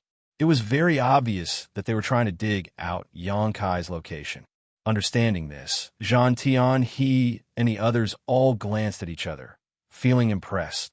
As expected of senior brother Yang, he had truly succeeded in seizing the chestnut from the fire, and the fact that he got his hands on a supreme grade open heaven pill also meant that a new Ninth Order Master would soon exist among their ranks. Even more amazingly, he had managed to toss the pot of trouble into the hands of the Black Ink clan as well. But now, their situation wasn't so good. They weren't as fast as the Royal Lord and the Chaos Spirit King, so it would only be a matter of time before they caught up to them. They had no choice but to avoid them, yet the Royal Lord was chasing after them like maggots on rotting bones. It was very obvious that his intentions were to drag them into the fray, so as to divert the Chaos Spirit King's attention. Something had to be done, otherwise they would be forced into a passive position once the Royal Lord made his move. "Everyone, do you trust this old man?" Xianxia Zhu suddenly called out to them. Zhan Tian, he, and the others did not understand what he meant, but they could vaguely guess what he intended to do and quickly answered. "No need to stand on ceremony, Senior Brother Tian. If Senior Brother wishes to do something, please act freely." Xianxia Zhu let out a hearty laugh. "In that case, let us fight the Royal Lord together." With those words, he suddenly turned around again and charged towards the Royal Lord. Behind them, the Royal Lord who was running away had long picked up on these humans' presence, and it was also true that he intended to hold off the Chaos Spirit King after him with the help of these Eighth Order Masters. There was not much he had to do. He just had to stop these humans for a moment. Then there was no way the Chaos Spirit King would just sit back and let them go. When that happened, he could get the humans to fight the Chaos Spirit King, and then he could take advantage of that opportunity to escape with his superior speed. It was a sound plan, yet he never would have expected these humans to have the guts to turn around and attack him. The Royal Lord couldn't help but be taken aback by this unexpected reaction. The very sight made him furious. Being chased by the Chaos Spirit King that lacked sapience was terrible in and of itself, but the other party's fist was bigger, so there was no helping it. However, how did those Eighth Order Masters dare to underestimate him like this? Courting death. This newly advanced Royal Lord coldly snorted and raised his hand. Black Ink's strength gathered in his palm before he clenched his fist and threw a punch in Xianxia Zhu's direction. Inside of the Five Elements formation, the 5 Eighth Order Masters were arranged into a V shape with Xianxia Zhu at the lead. Before the Royal Lord's fist had even reached them, Xianxia Zhu had already spat out a mouthful of blood essence, which turned into a dense blood mist that wrapped around the 5 of them, and his already stunning aura rose to another level. World force surged fiercely, and all their bodies shone brightly. The eventual clash caused space to shake for a moment, and several muffled grunts rang out. The Royal Lord's body was pushed back slightly, but the mighty Black Ink cloud remained mostly intact. On the other hand, the streak of blood-red light was blasted back while its glow faded greatly. It wasn't until they tumbled nearly 1,000,000 kilometers before the 5 Eighth Order Masters managed to steady themselves. At this moment, the faces of the 5 humans were pale, and blood was spilling from the corners of their mouths, especially Xianxia, who had taken the lead. His face had turned almost as white as a sheet of paper, and a part of his chest had caved in. Even with the 5 of them, assuming the 5 elements formation, having to take a head-on blow from a royal lord still did not go down well for them. However, Xianxia was laughing loudly. "You two have fun. We'll be taking our leave." Barely maintaining the battle formation, he spat out another mouthful of blood essence and activated a secret technique. Then, along with Zhang Tian, he and the others, they turned into a streak of red light that quickly moved away. The aftershocks of a fierce battle could be heard from behind them, as well as the royal lord's unresigned roar of fury. "Humans, I'll bury all of you and exterminate your entire race." He had originally intended to stop the 8th Order Masters here for a while and drag them into the fight, but he never expected them to act against him first before he put his plan into motion. They had done exactly what he was planning to do. Under the momentum of the 5 elements formation, the 5 8th Order Masters combined their strengths to launch a single attack, but still did not gain much out of it. Instead, they had all come out injured. As the core of the formation, Xianxia had even briefly trod upon the gates of death, but the result proved that it was undoubtedly the right choice to make. As a result of the resistance they had put up, the royal lord was halted for a moment, even pushed back slightly, which was just enough for the Chaos Spirit King who was chasing after him to catch up. While 2 top masters were now engaged in a close-quarters melee, how could they have any strength left to care about Xianxia and his group? This truly was snatching life from the gates of death. It was difficult for them to have done something like this without great courage. But fortunately, there was never a shortage of courage among the brave warriors of the human race, especially among old veteran 8th Order Masters like Xianxia. Seeking a ray of hope in desperation had always been something that they were best at. Xianxia and the others managed to escape from a crisis for the time being, but with the varying injuries that all of them suffered necessitated finding a place to hide and recuperate. The Royal Lord and Chaos Spirit King were not fighting again, shattering chaos and tearing apart the void. However, for top masters such as them, even if there was a noticeable difference in true strength between them, it was not so easy for either side to take the life of the other. The fight would most likely end in the Royal Lord escaping again in the end, with the Chaos Spirit King chasing after him incessantly. Elsewhere, Xianxia felt as if he were a lamp running out of oil. After seizing the supreme grade open heaven pill, he managed to escape with Thunder Shadow. Even though he found an opportunity to recover during this period, the Black Ink clan would soon discover his trail and he would be forced to flee again, so he did not manage to heal much. He could sense that a wave of Black Ink clansmen was constantly converging towards this area. It seemed like the loss of Supreme Grade Open Heaven Pill had truly irked them. He was in bad shape now, and so was Thunder Shadow, so he was simply powerless to deal with so many enemies. Xianxia had no choice but to constantly move around while finding breathing room to heal. But if things went on like this, it wouldn't be long before he had no way to escape and would have to fight to the death. He had to find a safe place to recover from his injuries. However, though the universe furnace world was vast and the terrain complex, it was difficult to find a truly safe place, especially when the Black Ink clan were currently trying to seek him out. As he ran, Xianxia considered his options, and the only place that he could hide seemed obvious. If he hid inside of the infinite river that was said to run through the entire universe furnace world, then no matter how many masters from the Black Ink clan came, they might still not be able to find him. However, the infinite river was formed of chaotic shattered Tao essence, so if he hid inside of it, being corrupted by the shattered Tao essence would still bring great risk to him. For a while, Xianxia was at a loss. The main reason for that was because he currently had no idea how far away he was from the infinite river, but no matter what, it was still a way out for him. While escaping, Xianxia searched for the location of the infinite river. During that time, he encountered some Black Ink clansmen who were trying to seek him out, so he had no choice but to use his space secret techniques, which drained a lot of his energy and exacerbated his injuries. Marshall Peak, Chapter 5762, Entering the River. Following his senses, Xianxia fled in the direction he thought the infinite river was, but he couldn't catch any sign of it no matter how far he flew. This made him doubt himself and wonder whether he had gotten the direction wrong. But if the infinite river truly did run through the entire universe furnace world, then it wouldn't matter which direction he went in. He would eventually find it. All of a sudden, a buzzing sound broke through the world, and the Grand Tao shook. The universe furnace was evolving again. How many times has it been now?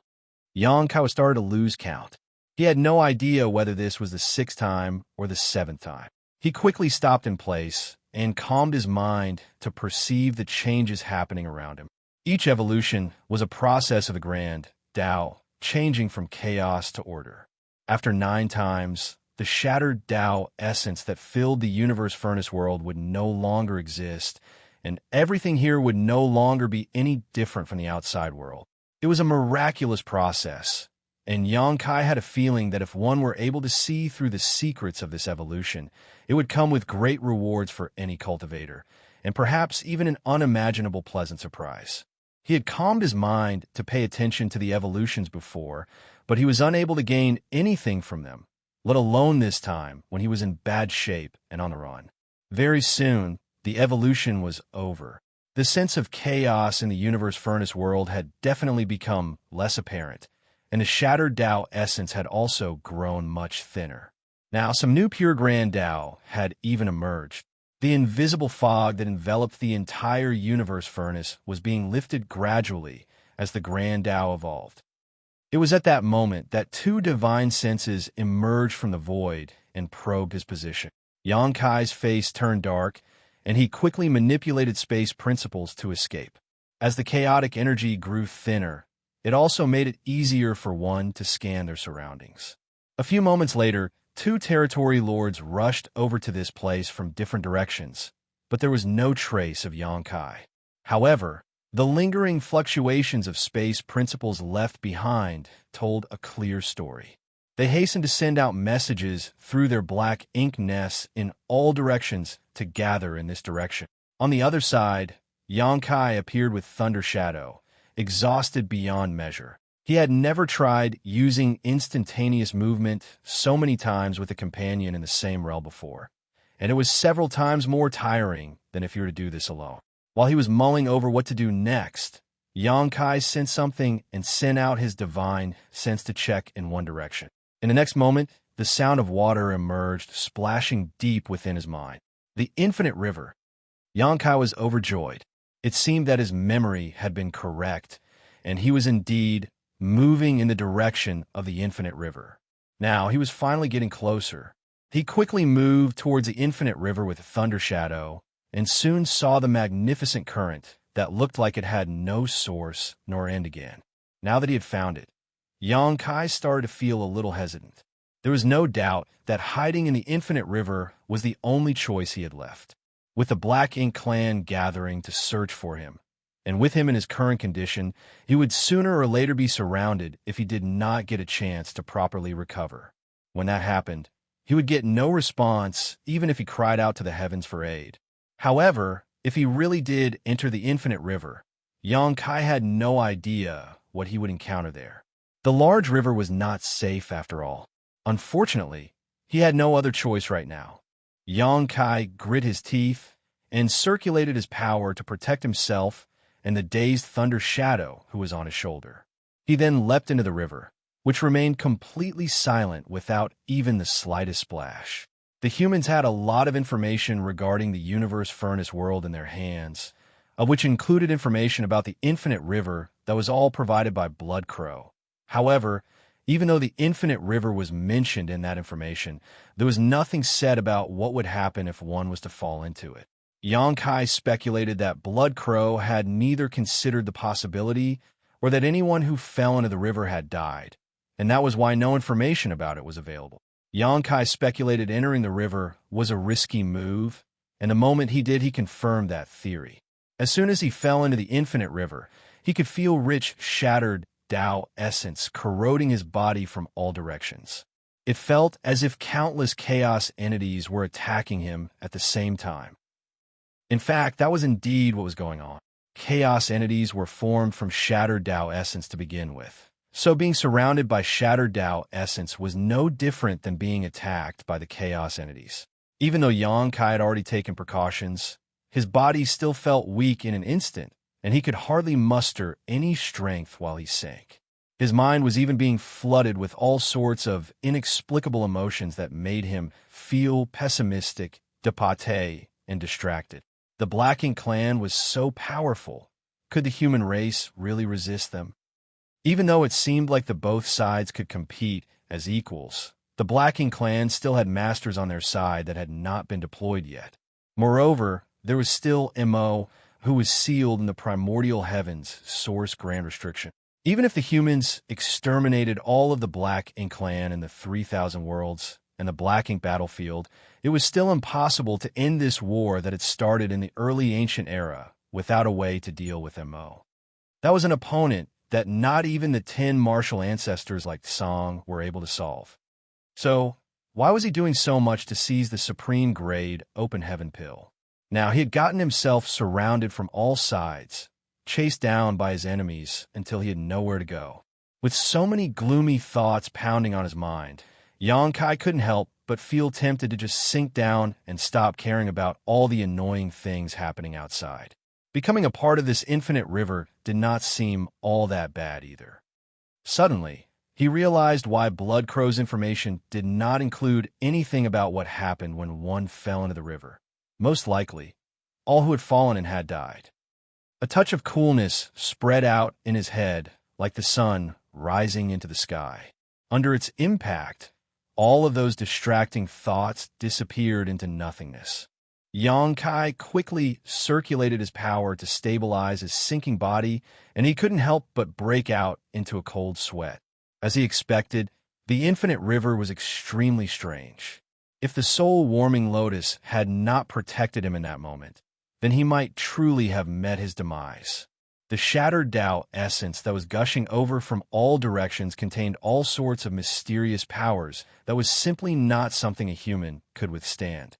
That power had the ability to influence the most minute and imperceptible flaws deep within a person's heart and magnify them infinitely. It was not a power that merely confused a person, but rather a mysterious part of the Grand Tao. Xianxia was instantly on alert and took the initiative to circulate the soul-warming lotus's power in order to protect himself. Turning his head over, he could see a peaceful look on the face of Thunder Shadow, who was perched on his shoulder, his eyes looking blank and hollow. It was apparent that he had also been affected, and even his flesh was showing signs of disintegration. If one's body were to disintegrate in this kind of place, then the only result would surely be a death without a burial. Xianxia raised his voice at once and shouted, "Thunder Shadow!" Thunder Shadow turned his head languidly to look at him, but he did not show any signs of responding in the slightest, as if he had already accepted his fate. Xianxia panicked.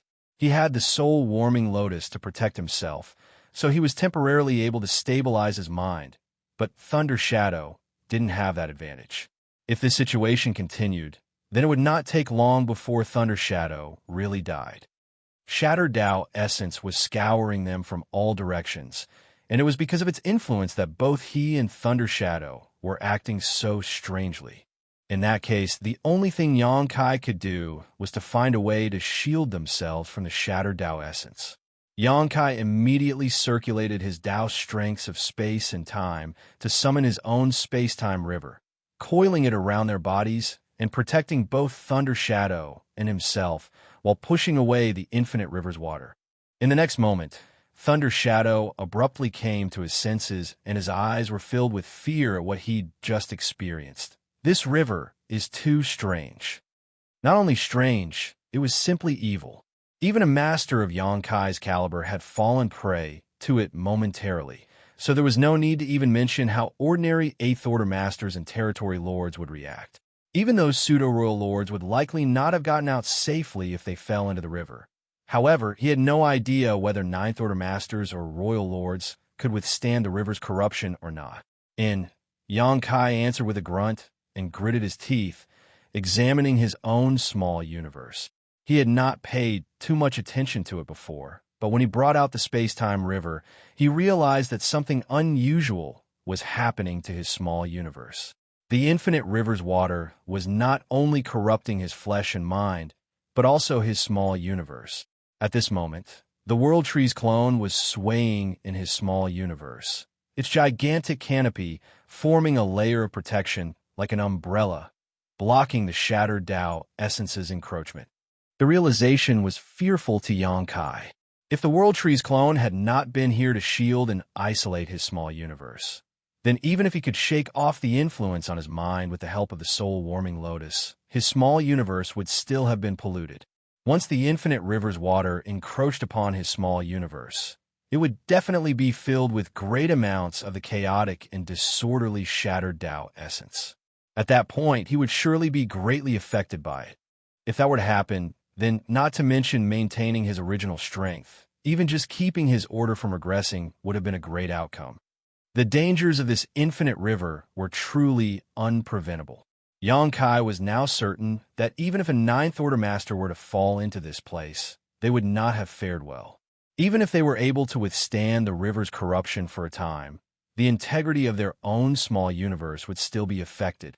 The soul-warming lotus and the World Tree clone had helped Xianxia greatly this time around.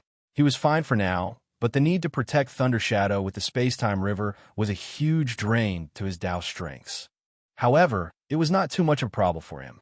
Xianxia carefully adjusted his space-time river, reducing its size and volume, so as to reduce the consumption.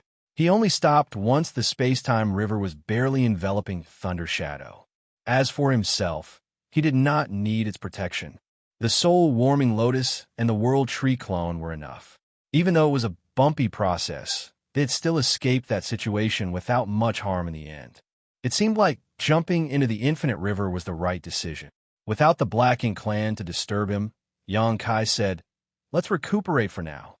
Thunder Shadow nodded and silently took out a space ring before fetching some healing pills and swallowing them.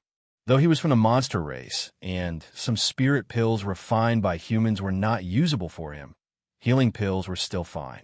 He had been beaten senseless previously and was now greatly in need of recuperation. Xianxia also took out some healing pills and gulped them down.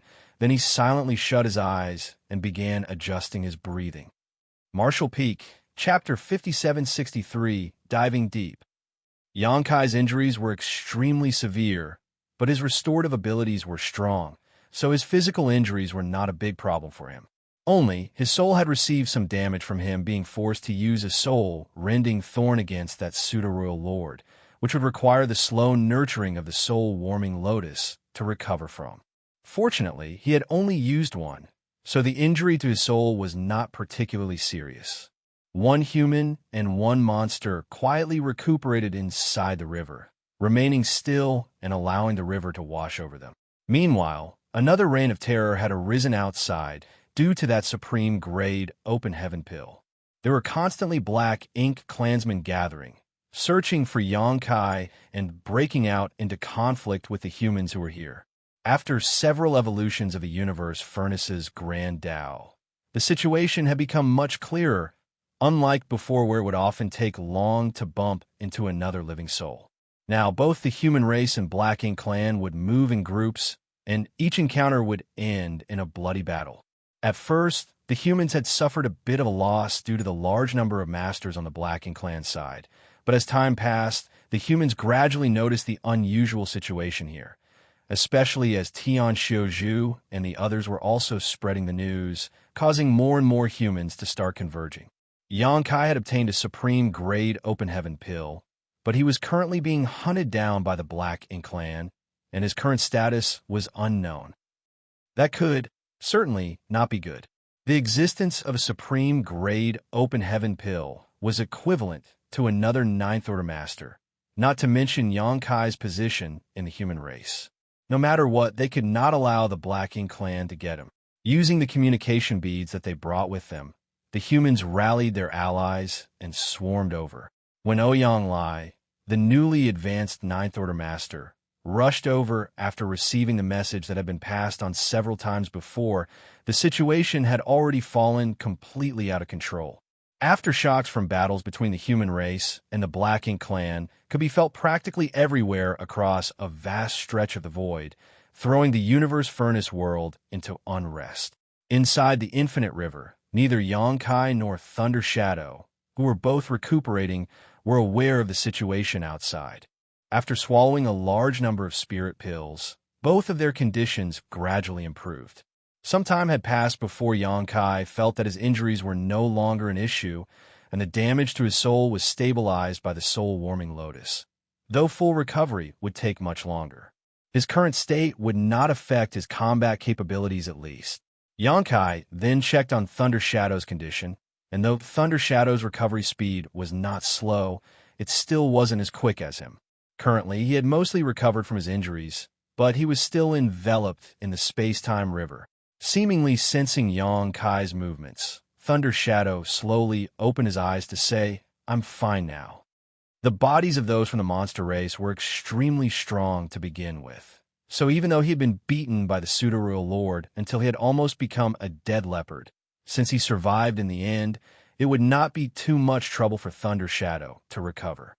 Yongkai nodded but was in no rush to leave. Instead, he looked down and gazed for a moment before muttering, "Say, what do you think is inside this infinite river?"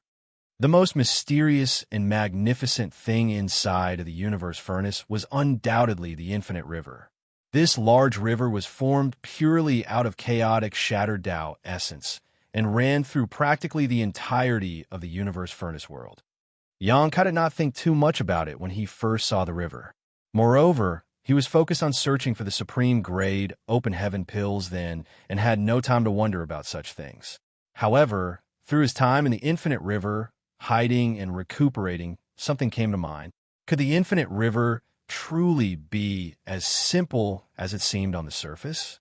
The universe furnace was the most miraculous treasure in the universe to begin with, and this was the most mysterious part of it. There was most likely more to this river than met the eye. Hearing his question, Thunder Shadow became wary. "What are you thinking of doing?" Even though he was only Yongkai's monster self, he could vaguely sense that Yongkai had come up with some dangerous ideas. After all, his true self had never been the type to sit still when something piqued his interest. Sure enough, Yongkai said, "Since we have nothing to do, why don't we go in and take a look?" Thunder Shadow was speechless. "What do you mean, nothing to do?" There are still many supreme-grade open heaven pills scattered outside, and there are also many Black Ink clansmen to kill. How could there be nothing to do? Yongkai reasoned there are probably many of them searching for me outside, including pseudo-royal lords and that royal lord. If worst comes to worst, the Chaos Spirit King may be searching for me too. If we go out now, we would end up running around and hiding anyway, so we might as well stay here a while longer and wait for things outside to clear up before heading out. You do have a point. Thunder Shadow was silent for a moment. You're the big brother, so you decide. Yongkai nodded. Let's go take a look then. Saying so, he immediately sank down with Thunder Shadow following close behind him, the space-time river coiling around his body and blocking the scouring of the chaotic force. The infinite river looked wide and deep from the outside, but there had to be a limit. However, as he sank further down, Yongkai felt that something wasn't quite right. Based on his senses, the depth that he and Thunder Shadow reached was so deep that they could likely have passed through the entire river. But in truth, their bodies were still surrounded in the chaotic flow, as if they had fallen into an endless abyss. The inside of this infinite river truly was something special. Yongkai became increasingly cautious. Moreover, the further they sank, the stronger the impact of the water became. Every so often, they could even feel strong currents and turbulence trying to sweep them away. The soul-warming lotus's power was continuously roused, protecting Yongkai's mind to stop him from being affected by the chaotic energy. Inside his small universe, the large umbrella-like canopy of the World Tree clone was also growing more and more dense. After sinking for an unknown amount of time, Yongkai could vaguely feel that he wouldn't be able to hold on much longer. Even with the soul-warming lotus protecting his mind and the World Tree cloned to seal and stabilize his small universe, The scouring of the chaotic force on his body was hard to avoid. Even his dragon form, which was only a step away from advancing to become a divine dragon, was unable to resist the river's erosion. Xianxia had no choice but to expand his space-time river, coiling it around both Thunder Shadow and himself to relieve the pressure. But with this, his Tao strength would quickly be depleted. Previously, it was fine when he was just enveloping the tiny Thunder Shadow with the space-time river. But now, Xianxia had to use it to protect both of them, which more than doubled the consumption. Tao strength was tied to Xianxia's perception and precipitation of his own grand Tao. So if he consumed too much of it, it would end up affecting the foundation of his grand Tao. As he continued to sink down, it truly seemed there was no bottom to this river. The pressure was growing stronger, and sweat was already starting to bead up on Xianxia's forehead. Sensing that things were not looking good, Thunder Shadow quickly shouted via divine sense, "I think it's about time we head back up." If they didn't have enough strength to leave, then they could end up being trapped here.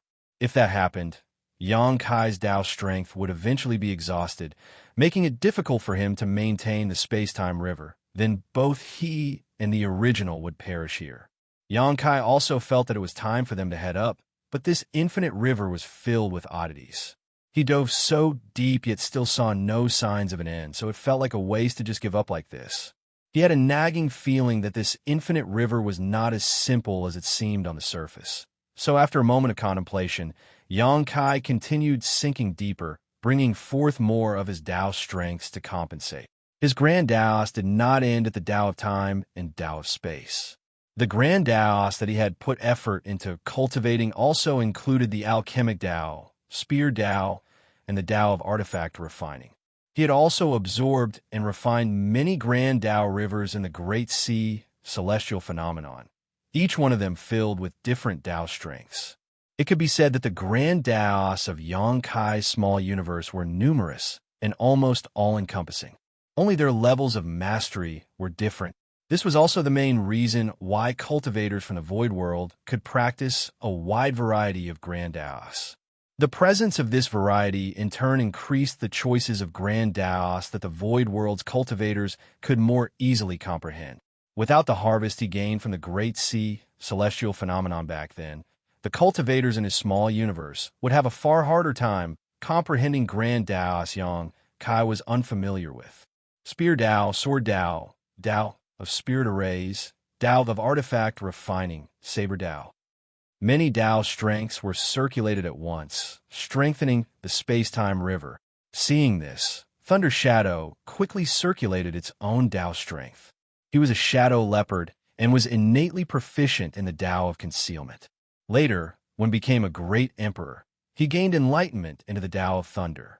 So, when he circulated his Tao strengths, the space-time river began flashing with lightning, though it also seemed ethereal and was all around a bizarre sight.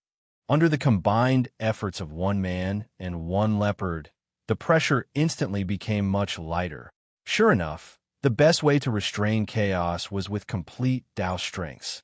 While circulating his grand Tao strength, Thunder Shadow was complaining, "How did you manage to live for so long?" The infinite river was clearly full of dangers, yet Xianxia was obstinate in exploring its depths.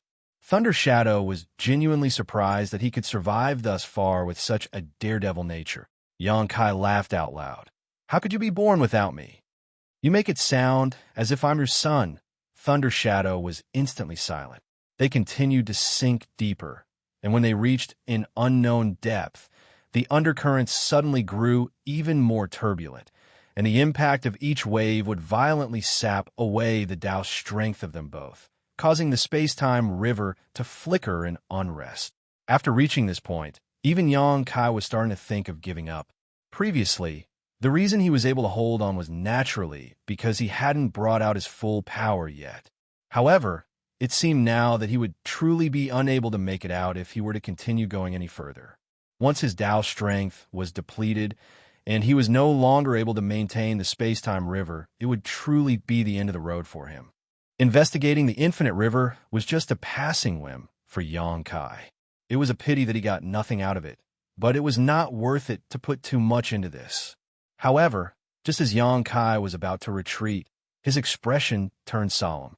He could vaguely feel the environment around him was changing, as if it was no longer as chaotic. Thunder Shadow saw a certain look on Yang Kai's face and had a bad premonition. Even though he was currently in the same cultivation realm as his original, the difference in their abilities was great. He was completely oblivious to some of the things that Yang Kai was able to sense, so he had no idea what Yang Kai discovered, but he seemed excited. As expected, the next moment, Yang Kai dove down with great enthusiasm, and he was even going at a much faster rate. Thunder Shadow couldn't help but sigh and swallow his words of persuasion. If his main self wanted to take the risk, then he had no choice but to surrender and join him. After all, he couldn't just abandon himself and run away. But soon, Thunder Shadow also noticed that something was not right as he muttered in surprise. The river is changing. He was also in the 8th Order, so though he had noticed the changes later than Yang Kai, he did still sense them. Yang Kai nodded. It does seem to be showing some unusual changes. Martial Peak, Chapter 5764, Chaos splits into Yin and Yang. Deep inside the infinite river, when the density of the chaotic energy reached a certain limit, an amazing change happened that got Yang Kai excited, and it was also the reason why he insisted on diving further. As for what exactly that change was, Yang Kai could not describe it for the time being. Perhaps it would become clearer as he continued to descend. However, he could clearly feel the impact of the water surrounding him weakening slightly. Did things reverse once they reached extremes?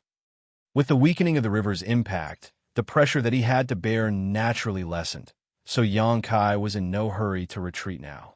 He had already gotten through the most difficult part, and now it was, naturally, time for a proper exploration of the infinite river's depths. Yang Kai had a feeling that he might be able to touch upon some secrets here that were not known to the world at large. There may have been those who thought about exploring the infinite river before, but it would have been impossible for them to reach this far. It was more than the accumulation of Yang Kai's heritage that enabled him to reach this place. It was also his other blessings. Whether it was the soul-warming lotus to protect his mind or the world tree clone to protect his small universe, these were all conditions that ordinary people could not meet. Not even the 9th Order Masters could copy such a performance. Moreover, Yang Kai was not inferior to any 9th Order Master when it came to attainments in one's own grand Daos. He was merely lacking in cultivation. The greatest asset one could rely on to explore the depths of the infinite river was Dao strength. One's cultivation was merely secondary. That was why Yang Kai could conclude almost for certain that nobody had ever reached this place before, let alone explore the infinite river's depths to begin with. The inside of the infinite river was originally dim, but at some point, a few faint spots of fluorescence began to appear in the surging river around it. The fluorescence was divided into 2 colors, yellow and blue. It wasn't obvious at first, but as Yang Kai went deeper, more and more points of light began to appear around him. Looking around him, the lights were like ribbons floating in the river, their luminescence creating a beautiful and colorful sight as they swayed along the flow of the water. The color of those lights felt familiar to Yang Kai. Moreover, their auras were not unfamiliar either. Yang Kai was jolted by sudden enlightenment. Chaos divides into Yin and Yang.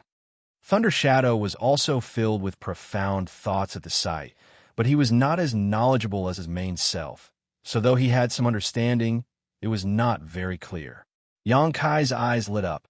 The idea to explore the infinite river's interior had been a mere whim at the start. Many Black Ink clansmen were searching for him outside, so he just wanted to wait inside of the river for a while longer and let the storm die down.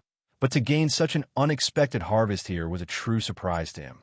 He actually witnessed chaos dividing into Yin and Yang at an unknown depth deep inside the infinite river. This was a true evolution of Dao strength, the primordial separation of chaos. Yang Kai steadied himself and concentrated, silently perceiving the changes in the grand Dao around him. Only after a long time did he open his eyes again with a thoughtful expression. Then his body moved, continuing deeper together with Thunder Shadow. The lower down he dove, The more the yellow and blue lights grew in number until at a certain point, that was all Xianxia could see. Moreover, Xianxia no longer felt any chaotic shattered Tao essence after reaching this place. This was where the grand Taos of Yin and Yang gathered.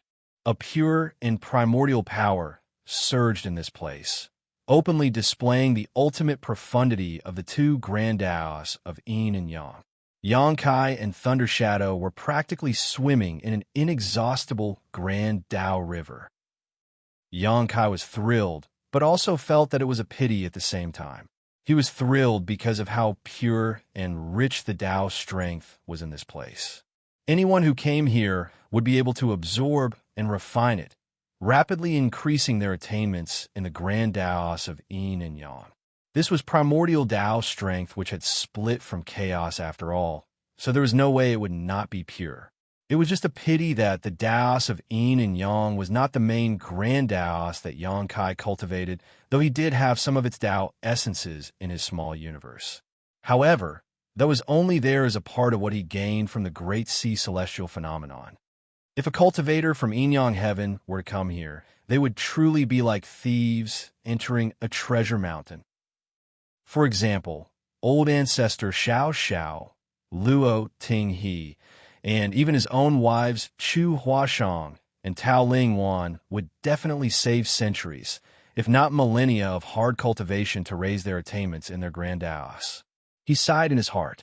Since they couldn't come here to grab these benefits, he would just have to do it in their place. When he opened up his small universe, it began swallowing up the Tao strengths in this place, as if it had been starving for hundreds of years. Xianxia had done a similar thing in the past, inside of the Great Sea Celestial phenomenon, but the conditions then were different from now. The many grand Tao rivers of the Great Sea Celestial phenomenon were all of varying volume and strength, each of them containing a random grand Tao. Back then, Xianxia had taken each one of those grand Tao rivers into a small universe and refined them there. However, there was no need for that here. The Tao strengths of Yin and Yang here were so rich that he just had to open up his small universe, and they would crash inside by themselves. Currently, a considerable number of Emperor Realm Masters have been gathered in the Void Tao Temple in Xianxia's small universe. All of them had condensed their Tao seals and were usually cultivating in retreat or training and sparring with each other.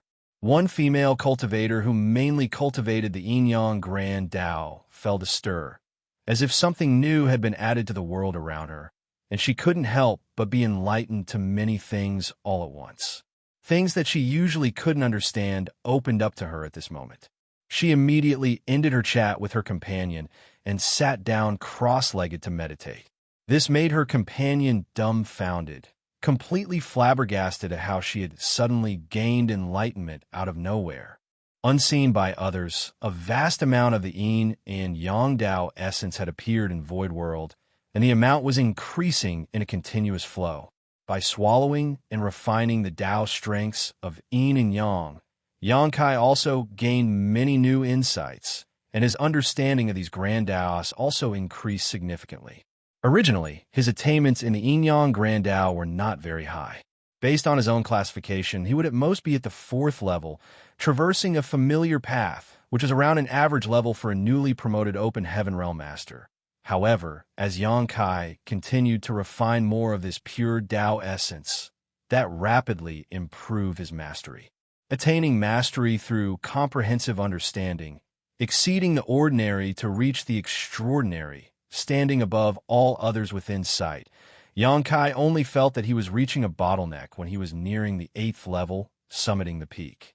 No matter how much more Tao strength he took in, it would be difficult for him to make any more improvements within a short time. This was within his expectations, though.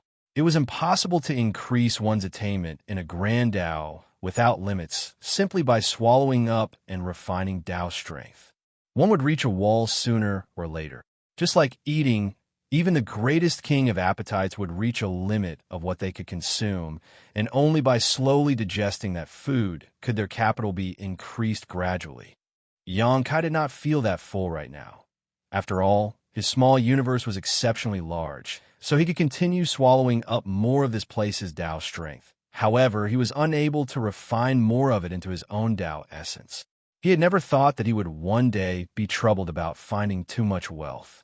Pure, practically unlimited primordial Tao strength was right before his eyes, free for the taking, yet he was unable to refine it. However, Xianxia was still very satisfied with what he'd gained. His attainments in the Yin-Yang Grand Tao were originally only at the 4th level of mastery, but he was now at the border of the 8th level after such a short amount of time. Even with thousands of years, such a thing would be difficult to achieve simply by cultivating in seclusion. Xianxia could vaguely feel that the 8th level was a bottleneck for him. Previously, he had also reached a standstill for a long time before breaking through to the 8th level of mastery in the Tao of Space and the Tao of Time, and those were his primary Grand Taos, while the Yin-Yang Grand Tao was something he never actively cultivated. As for the 9th level, it was useless to even think about it. Xianxia himself had no idea how long it would take to make a breakthrough to the mysteries of the 9th level. Though he had no way of refining more, he faced no obstruction when it came to taking it in. As such, rather than close his small universe's portal, Xianxia continued swallowing up more of the Tao strengths as he created a separate, isolated region in his small universe to store it for later use. If the infinite river had a consciousness and saw what Xianxia was doing, it would likely feel the urge to cry. Eating and drinking his fill here wasn't enough for him. He was even packing up a massive amount of takeaway. Such greed was simply too much. Xianxia's thoughts were simple, though. He had reached a bottleneck now, but there was no saying when he would not have the blessing to make a breakthrough later. When that time came, this Tao strength that he saved would be of use to him in order to raise his attainments again. Even if he ultimately did not use it himself, he could still bring it to his 2 wives. They came from Yin-Yang Cave Heaven, so they certainly had a better understanding of the Yin-Yang Tao and could use this to strengthen themselves. As for old ancestor Xiao and Luo Ting, they were already in the 9th order and had cultivated for so many years. They had most likely reached their own limits in their cultivation, and that was not something that could be changed with outside help. Thunder Shadow stood aside, completely silent about Xianxia's behavior. Indeed, his true self's greed was embarrassing, but fortunately, nobody else was there. Moreover, if anyone else were to be faced with such a blessing, they would most likely also find it difficult to refuse. After taking his fill, Xianxia was in high spirits. After closing his small universe's portal, he continued downwards with Thunder Shadow. Diving deeper into the infinite river did not come without pressure, but it was still easier than the most difficult time they faced here. Fortunately, Xianxia had some attainments in this Grand Tao to begin with, and those attainments were climbing with each passing moment, so the pressure became less and less. At this point, it had become no more difficult for Xianxia than an idle walk in his courtyard. What sort of changes do you think we'll see down there? Xianxia suddenly asked. Thunder Shadow was sullen. Don't know. I'm not guessing. Xianxia laughed. Even though you're from the monster race, you still need to use your head a bit more. Monsters without brains don't survive long. Thunder Shadow looked askance at him, thinking to himself, if you scold me, then it's equal to scolding yourself. Don't you know? It's your fault. I don't have more smarts.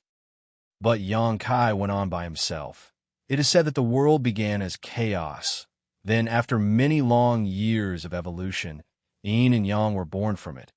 Afterwards, it transformed into the 5 elements. As if to verify his guesses, the river, which was filled only with yellow and blue before, now suddenly had other colors appearing. The Yin and Yang Tao strengths were no longer pure. As the 2 Tao strengths intersected, traces of other Tao strengths emerged.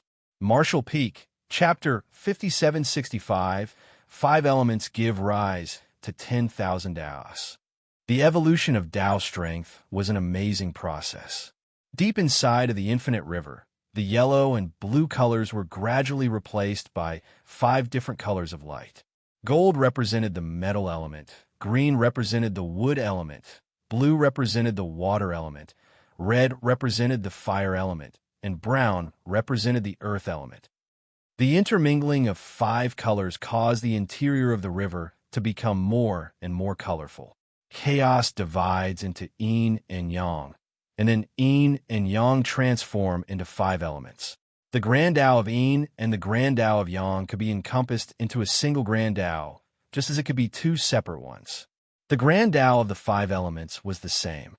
If it were broken down, then the Grand Tao of the 5 elements would contain 5 different Grand Taos. There would always be preferences as to which a cultivator focused on during their cultivation. But for any cultivator, yin, yang, and the 5 elements are the foundation of the Tao, and that was because once one reached the Emperor realm in their cultivation and condensed their Tao seal, they would have to start refining a complete set of yin, yang, and 5 elements materials to split heaven and earth apart within their bodies to form a small universe. Even the tallest building had to start with a base, so the powers of yin, yang, and the 5 elements were critical. Therefore, no matter which open heaven realm master it was, or whatever type of Grand Tao they cultivated, they more or less had some experience with the Taos of yin, yang, and the 5 elements. Only, their attainments would vary in each of them. In Yang Kai's case, without the gains he made at the Great Sea celestial phenomenon back then, even though he had some attainments in the Grand Taos of yin, yang, and 5 elements, it was merely superficial. But now, his yin-yang Grand Tao was quickly nearing the 8th level of mastery, and the 5 elements Grand Tao was also bound to transform here. Rich and pure, primordial Tao strengths of the 5 elements surrounded his body, but Yang Kai was not in any hurry to take it in and refine it. Instead, he was silently experiencing it. After a few moments, Yang Kai opened his eyes and shook his head slowly. His attainments in the 5 elements Grand Tao were not very high, so at this moment, he was only able to feel the Tao strength of the surrounding 5 elements interacting with each other and changing endlessly, but not much more. However, he was not discouraged. Right now, it was more important to raise his attainments in this Grand Tao. Yang Kai was starting to feel some pressure again after arriving at this place. The scouring of Tao strength around them caused the space-time river, which had been coiling around him in thunder shadow this whole time, to become restless. This was clearly because of his lack of attainments in the Grand Tao of the 5 elements. As before, Yang Kai opened his small universe's portal and swallowed up the Tao strength here as much as possible while refining it. The 5 elements Tao essence was rapidly accumulating inside of Void World. Yang Kai couldn't help but be reminded of the situation back then in the Great Sea celestial phenomenon, which was similar to what he was experiencing now. But there, he still had to spend some effort to capture each one of the Grand Tao rivers. Here, it was completely different. All he had to do was devour Tao strength. And as the concentration of 5 elements Tao essence increased, more and more disciples suddenly gained enlightenment in the Void Tao Temple and hurried to cultivate in seclusion. After some time had passed, Yang Kai felt himself reaching another bottleneck, and the 5 elements Tao essence in his small universe could not increase with ease anymore. Even if he took in more Tao strength, he wouldn't be able to refine it. His perception told him that his attainments in the 5 elements Grand Tao were more or less the same as his yin-yang Grand Tao now. Both of them stopped near the peak of the 7th level. Sure enough, the 8th level was a firm boundary in each Grand Tao that cannot be broken through so easily. Just like before, Yang Kai created an isolated area in his small universe and sealed some 5 elements Tao strength for later use. As he had previously considered, the sealed Tao strength of yin and yang could be given to Chu Huashang and Tao Lingwan. If he had no use for the Tao strength of the 5 elements after leaving this place, he could still split them with the other masters. There was currently a considerable number of masters among the human race, and though the newly advanced high-rank Open Heaven Realm masters were not weak, their accumulation of heritage was still greatly lacking when compared with the older 8th Order veterans, especially in terms of attainments in their Grand Taos. The older 8th Order masters had already reached the limits of their own martial Tao and were unable to reach higher realms. But the accumulation of experience through many years still helped to improve their perception of their own Grand Taos. The young high-rank open heaven realm masters had only cultivated for a short time, especially the fine seedlings who had broken through into the seventh order directly. The higher the starting point, the more quickly their cultivation could improve, but one's comprehension of their grand Tao may not be able to keep up with such a growth rate. Many things needed to be polished with time. This five elements Tao strength would benefit many cultivators when brought out. As Xianxia's attainments in the five elements grand Tao deepened, the pressure on him lessened in turn. Xianxia waited until he had secured enough Tao strength of the five elements inside of his small universe before stopping and continuing to sink further. Thunder Shadow suddenly spoke up at that moment. According to you, chaos divides into yin and yang. Yin and yang transforms into the five elements. Then would the next step be the five elements give rise to 10,000 Taos? Xianxia nodded, most likely. Thunder Shadow was shaken. Could such a miraculous evolution happen inside of this infinite river? This was not only the evolution of the Grand Tao, but also the transformation of heaven and earth. What the Grand Tao showed here was equivalent to presenting the universe's evolution from chaos, step by step. Perhaps this was how the vast expanse of heaven and earth was created in the long-lost era of chaos. These were just vague speculations from Xianxia, so he dared not make a firm deduction. One human and one monster continued to sink down, and the evolution of Tao strength around them happened just as Thunder Shadow suggested. As the five elements intersected and intertwined, they began to transform into 10,000 Taos. The further down they went, the more brilliant the colors became. Colorful bands of all different colors gathered deep in the river, converging into a turbulent flow. Even though he had expected it before, Xianxia still could not help but feel complicated emotions well up within him when he saw this sight with his own eyes. Exhaling softly, Xianxia cheered, "Third brother, we're rich." Thunder Shadow had no time to care about him right now, as he had long circulated his power to grab onto a flashing lightning ribbon, opening up his mouth wide and gulping it down. That was naturally a manifestation of Thunder Tao strength in its purest, most primordial state. Thunder Shadow's mouth was full of lightning as he chewed. Even the pattern on his fur was shimmering. While swallowing, he mumbled, "It really is convenient for you with your small universe to devour and refine Tao strength. Xianxia need only open the portal to his small universe, but not Thunder Shadow. He was from a monster race and cultivated the primal art, so was without a small universe, and thus only able to benefit by doing this. Previously, he was already filled with envy when he saw Xianxia wantonly devouring and refining the grand Taos of Yin, Yang, and the five elements. Now he finally got his turn to reap some benefits. While refining the Thunder Tao strength, Thunder Shadow lamented, "It's a shame that second brother isn't here." Xianxia had not been able to find his human self, Feng Tianci. All this while, he had no idea where the latter had hidden himself, though it was just a passing lamentation. Thunder Shadow caught another shadowy Tao strength ribbon and continued chewing and refining it. As for his poor second brother, he had long been tossed to the back of his mind. Unlike Thunder Shadow, who was selective with what he ate, Xianxia naturally did not reject anything that came his way, like an ocean open to all rivers. As the portal was opened again, the colorful rivers flooded into his small universe. Despite putting all his effort into refining them, Xianxia still could not keep up with the speed at which the Tao strengths were pouring in. The Tao essences of all sorts of grand Taos were constantly accumulating inside his small universe, and his attainments were steadily increasing. Inside the Void Tao Temple, things had been strange recently. Firstly, a female disciple who cultivated the Yin-Yang Grand Tao suddenly gained enlightenment and sank into cultivation. Following that, another 3 disciples cultivating the 5 elements Grand Tao showed similar signs. This made the other disciples very envious. Their cultivation had long since reached the peak of the Emperor realm, and they had also condensed their own Tao seals and refined various materials. They were only one step away from advancing to the open heaven realm. It was just a shame that the Tao Lord never showed himself in these recent years to guide them out, so there was no way for them to leave Void World.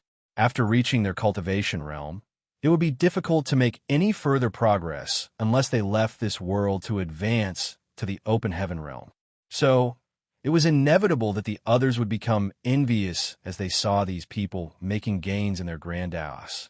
Recently, however, more and more disciples were gaining enlightenment, often without doing anything at all. Some were even blessed inexplicably while merely chatting idly and drinking tea with their companions, gaining a sudden understanding of mysteries they could not see through in the past. For a while, the originally lively Void Tao temple became extremely quiet. Practically nobody could be seen in the large Tao temple, as all of them had retreated to cultivate. This was something that had never happened since the establishment of the Void Tao temple tens of thousands of years ago, so it could only be described as fantastical. In the outside world, Xianxia was starting to feel stuffed. If he were asked to cultivate bitterly on his own, then if he had to raise any one grand Tao to the peak of the 7th level, it would take at the very least hundreds, if not up to 1,000 years, even if he were to start from his current level. However, there was no need to cultivate here. He just had to swallow up the Tao strengths and refine them. The pure primordial Tao strengths could be refined into Tao essence and integrated into his small universe. His spear Tao quickly reached the peak of the 7th stage, and so did his sword Tao, saber Tao, and even his Tao of spirit arrays. With the accumulation of all these Tao strengths, while Xianxia's small universe may not look any different on the surface, it was completely different from before in terms of substance. Peeking into his condition, Xianxia could feel that even if the Tao strengths gathered in his small universe did not reach 10,000, it would still likely have reached 3,000. Nobody had ever cultivated so many grand Taos before, much less raised so many to such a high level of mastery. It was not out of Xianxia's abilities that he was able to achieve such a thing, but through the combined blessings of two unique opportunities. The first would be the Great Sea celestial phenomenon, which paved a foundation for his 10,000 Taos, and the second was this infinite river. Xianxia gained a huge harvest back then from the Great Sea celestial phenomenon.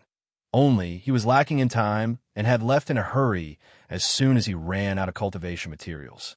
Before leaving, he left a space beacon behind so that if he ever had the time, he could go back to it and gather more benefits he left behind in the Great Sea celestial phenomenon. Unfortunately, he had not been free all these years, nor did he have the energy to do such a thing. After all, to come and go from the Great Sea celestial phenomenon would take him far too much time. Also, how would he dare to leave when the situation between the two races was still undetermined? But now it seemed like he wouldn't be needing to go to the Great Sea celestial phenomenon again. The infinite river's benefits alone were enough. In fact, the infinite river's benefits were even more primordial and pure in comparison, and even easier to obtain. Over at the Great Sea celestial phenomenon, Xianxia still needed to expend some effort and energy to find and then refine the individual Grand Tao rivers. Marshall Peak, Chapter 5766, Old Fart Oyanglai. While Xianxia and Thunder Shadow had sunken into the depths of the infinite river and were reaping great benefits, the universe furnace world had already descended into a bloodbath. With Xianxia's move of seizing the supreme grade open heaven pill as the trigger, both sides had gathered their soldiers and were now engaged in constant clashes with each other, forming rivers of blood with masters falling frequently. The battle was not as intense at first, but following Oyanglai's arrival, the situation became explosive.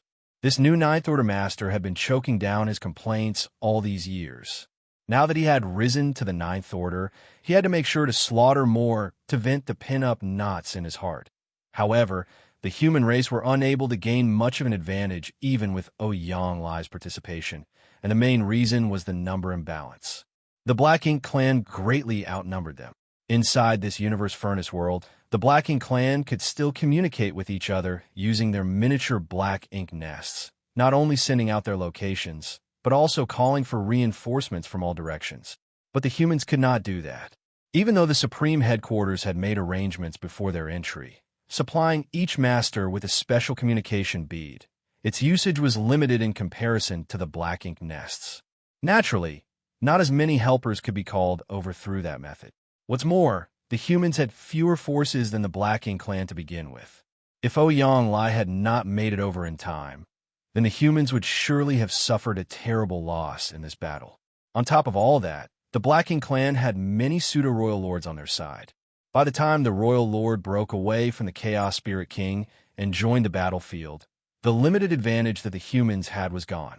Both sides clashed with the masters gathered, and the Ninth Order Master and Royal Lord led the fight until finally, a kind of critical mass was reached and both sides pulled back. On the human side, Xianxia looked over at the situation on the other side and couldn't help but curse. Didn't they say that the Royal Lord was being pinned down by the Chaos Spirit King? How'd he come over to support them so soon? That Chaos Spirit King is so useless.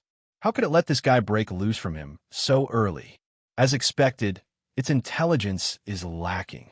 He hadn't had his fill of slaughter just yet, but it was no longer a good idea for conflict now. Otherwise, even if they could gain an advantage here, their side would inevitably incur some losses. And where is that brat hiding? If he was here, then the situation would surely improve. He heard that Xianxia managed to seize another supreme-grade open heaven pill, and that he'd snatched it from right under the Royal Lord and Chaos Spirit King's noses. Only Xianxia could possibly achieve something akin to fetching chestnuts from a raging fire, but he must have gotten injured during the process and hidden away somewhere to recuperate. What about Big Head Xiang? Where did that guy go? Xianxia had not heard anything about Xianxia since entering this place. In fact, nobody had even seen him since then. That guy can't be dead somewhere, can he? If so, that would be laughable. Xianxia was reluctant to just back away here, but he also had a few scruples about starting a war with their enemies. For a moment, a bitter taste had sprouted on his tongue. He truly wasn't suited to strategizing, as he had always been a fierce general charging in at the forefront of a battlefield. He was most suitable to receive commands and go wherever he was needed to fight rather than give orders.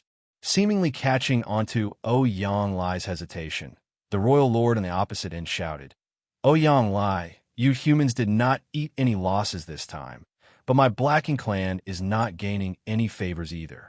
Why don't each of us take a step back and call things to a halt here? It won't be too late to wait until we're out of the universe furnace to settle this fight. Bullshit. If I don't kill all of you today, then my name won't be Xianxia. Xianxia barked back a furious response. Even though he did agree with his opponent's suggestion, and he himself was happy to lead his men in retreating, he could not allow himself to lose in terms of momentum. The Royal Lord's expression dimmed, and he coldly snorted, You've got a big mouth. If you have the ability, then come forward and show it. I'd like to see how you're going to kill all of us. Just you wait. I'll make my way over there immediately. Xianxia roared loudly. However, he did not feel so good after roaring out like that. His rash words had landed himself on the back of a tiger, and how could that be a good thing? He couldn't just lead his men over to fight. He was not afraid of the Royal Lord, but they had more masters gathered on the enemy side than what the human race could muster up. There were also several pseudo-royal lords standing by. This wouldn't be an easy fight. The only advantage they had on their side was their battle formations. The Black Ink clan had formations as well, but most of them could only reach the 4 symbols formation, and it was generally unstable, but the same was not true for the humans. At worst, they were able to form a solid 5 elements formation, which would naturally make them stronger than the Black Ink clan. However, they couldn't make up for the numerical disadvantage with that alone. If they really fought here, then it wasn't just the Black Ink clan that would suffer, but the humans as well. Moreover, Xianxia guessed that there would still be more reinforcements coming over to support them. Forget it. If we can't fight, then the only other option is to back away. As for pride, Xianxia wasn't the type of person to care about such things. Just as he was about to say a few more words, Xianxia's expression suddenly changed, and he turned to look in a certain direction. At the same time, the Royal Lord also picked up on something and looked over in that direction as well. There seemed to be some unusual movements emerging from that side, at a distance that seemed to be merely several millions of kilometers away from where they were confronting each other. On a small chaos asteroid, a figure had been hiding since who knew when. This figure had a brave and heroic aura, with a majestic appearance. It was Xianxia, whom Ouyang was thinking about before. At this moment, Xianxian's brow was deeply furrowed and his mouth was filled with a bitter taste as he wanted nothing more than to just scream out loud. Ouyang, you old fart, you're going to cost me my life today. Since entering this universe furnace world, he had been acting alone, but it was not because he was unwilling to join hands with the other masters, but instead because he never encountered anyone. He had also been searching for supreme-grade open heaven pills all this while. He had tried to break through his own bottleneck with the help of ordinary-grade open heaven pills, but they proved to be of no use. The drawbacks left behind from dropping in order made it so that only a supreme-grade open heaven pill would be able to compensate for them. His luck was not good, but it was not too bad either. After searching for a long time, to a point where he was about to grow desperate, Xianxia finally lucked out. There, on this small asteroid, he found an unclaimed supreme-grade open heaven pill. Suppressing his excitement, he had been hesitating for a long time on whether or not he should refine this spirit pill here and break through to the ninth order immediately or wait. As long as he could make a breakthrough, then he would be free to roam the universe furnace world unobstructed. Unexpectedly, he had sensed movements of a fight in the distance as soon as he took the pill into his small universe, which worried him greatly. It was too late to move now, though, so he immediately took out the many array plates that he brought with him, laying out a concealment array to hide his figure and aura. He thought that the fight would not last long, and that he just had to wait for it to finish before he could make a breakthrough in peace. How could he have anticipated that not only did the fight show no signs of ending, but instead intensified greatly? For some strange reason, it seemed like the masters from both sides were constantly gathering in this very location. It was only after a long time that the battle finally calmed. Just now, he heard the shouting of Ouyang and the Royal Lord. Only then did he realize that it was Ouyang who presided over the battle on the human race's side. He was relieved to hear the Royal Lord's suggestion of stopping for both parties. Xianxia nearly celebrated, as that would allow him to break through in peace after the Black Ink clan left. But then, when he heard Ouyang shouting about killing all from the Black Ink clan, he wanted nothing more than to rush out and cover Ouyang mouth. They had known each other for so long, so how could he not understand Ouyang character? That bastard was going more and more overboard as he shouted, and kept on trying to act strong. The Black Ink clan wanted to leave, so he should have just let them leave. What reason did he have to force them to stay when he knew he couldn't win? But that was not the end of it. The most important point here was that he had already taken the spirit pill into his small universe, and had been suppressing it all this while, not daring to refine the pill for fear of touching his bottleneck and revealing his location. However, there was a limit to how long he could suppress it, and it was at that point that it could no longer be suppressed. The medicinal efficacies of the pill were spreading, and the barrier of his small universe was beginning to melt and expand. The commotion that would arise from one breaking through to the ninth order was not something that could be hidden even while being enveloped in the spirit array. Ouyang and the Royal Lord had noticed him practically at the same time. Both sides were shocked. It was a realization that a master had obtained a supreme-grade open heaven pill and was currently in the middle of making a breakthrough. But were they from the Black Ink clan or the human race? Even though the array was unable to cover up all traces of his breakthrough, it still blurred the perception of outsiders. For a while, neither Ouyang nor the Royal Lord was able to ascertain whether it was one of their own people making a breakthrough or not. But soon, everything became clear. World force surged on that side, and the stirring resulting from the breakthrough was growing increasingly intense, so much so that it was becoming impossible to ignore. Now, the masters on both sides were able to sense it as well. Ouyang eyes lit up. It's one of our people who is making a breakthrough, and this aura he realized now who it was who was making the breakthrough. This is clearly Big Head Xiang's aura. Just now, he was wondering whether he had ended up dead somewhere, but he never thought that this guy would be quietly hiding nearby to make a breakthrough. It really was a great surprise. Compared to Yonglai's pleasant surprise, the royal lord's face was gloomy as he roared. A human is breaking through to the Ninth Order. Kill him. He had originally planned to retreat with his soldiers, but how could he leave now? The human race already had one Ninth Order master, so if they were to raise another, that would be no laughing matter. The only thing he could do right now was try to find a way to kill him before he succeeded in breaking through. Even if he did not kill him, then he had to make sure to ruin his opportunity. They must never allow the humans to raise another Ninth Order Open Heaven Realm Master. Martial Peak, Chapter 5767, Respective Opportunities. After the Royal Lord gave the order, those from the Black Ink clan followed him closely and dashed towards Xianxia.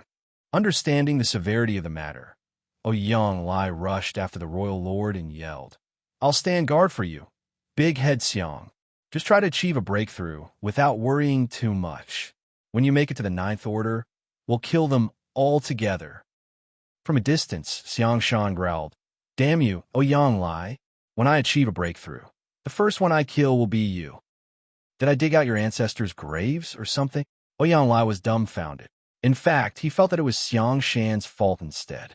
If not for the fact that Xianxia suddenly showed signs of achieving a breakthrough, the Black Ink clan and human race would have retreated. But now war was inevitable, and many masters would lose their lives. Despite his displeasure, Yonglai still got in the Royal Lord's way. Presently, only a Ninth Order master like him was able to deal with this Royal Lord. Unless the others formed a six-paths formation, they would be no match for such an enemy. After intercepting the Royal Lord, Yonglai told others to go and protect Xianxia. Only then could the latter attempt a breakthrough without worries. Rays of light, figures, and battle formations dashed towards Xianxia. Soon, intense battles broke out around him. This time, the humans mainly had to defend themselves. Hundreds of masters formed into different battle formations and surrounded Xianxia to fend off the Black Ink clan's attacks. Seeing that, Xianxia knew it was a chance he must not miss. As such, he released all the suppression and focused on achieving a breakthrough. However, it wasn't easy to ascend from the Eighth Order to the Ninth Order, and it would certainly take some time. If the Black Ink clan managed to breach the humans' defense line before Xianxia achieved a breakthrough, it would greatly disrupt him. The fallout from the battles already made it difficult for him to stay focused, and if not for the fact that he was a resolute person, he would have already failed. The battles grew increasingly violent. On the battlefield between the Ninth Order Master and the Royal Lord, Yonglai had gained the upper hand. Both of them had just ascended to their current realms, so they should be equally matched. But in comparison, Yonglai was fiercer, for he was determined to protect Xianxia, which made the Royal Lord appear less intimidating. Soon, Yonglai's expression changed, for he saw the Royal Lord fishing out a miniature Black Ink nest and activating his divine sense during the battle. Apparently, he was trying to contact someone. He's asking for help. An enraged Yonglai stepped up his attacks and further suppressed the Royal Lord. Unfortunately, the Royal Lord still managed to send out a message through the Black Ink nest. In the depths of the universe furnace world, there is a magnificent Black Ink nest in the remote chaos. The Black Ink nest's aura suggested that it was a high-rank one. However, since it hadn't been fully hatched, it wasn't able to produce new Black Ink clansmen. Nevertheless, such a Black Ink nest could allow injured Black Ink clansmen to enter and recuperate. Presently, a powerful Black Ink clansman was asleep inside.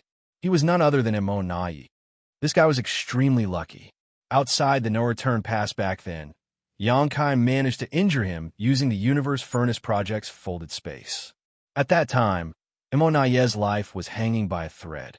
Unfortunately, just as Xianxia was ready to kill him, he accidentally touched upon something he should not have, sucking him into the Universe Furnace earlier than expected. After entering the furnace, Xianxia was trapped and witnessed the birth of the 9 supreme-grade open heaven pills, leaving Imo-Na-Yi hanging by a thread in the outside world. The moment Imo-Na-Yi entered the universe furnace world, he found a quiet place and hatched his high-rank black ink nest so that he could make use of it to heal his wounds. As the one managing the Black Ink clan, Imo-Na-Yi had many resources with him, which was why he was able to hatch a black ink nest and recuperate so quickly. If he didn't have these resources, he wouldn't have been able to do that. While hatching his black ink nest, Imo-Na-Yi saw a colorful light stream over from a distance and brushed past him. Despite his injury, he was still fairly powerful, so he immediately grabbed the beam of light and examined it before confirming that it was what the humans called an opportunity.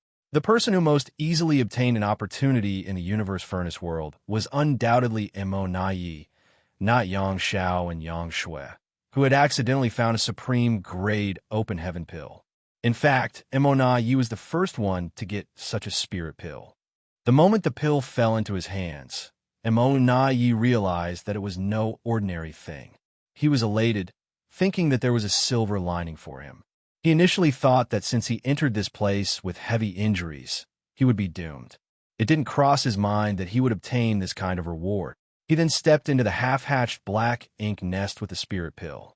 While he refined the pill's medicinal efficacies, he also made use of the black ink nest power to heal his wounds.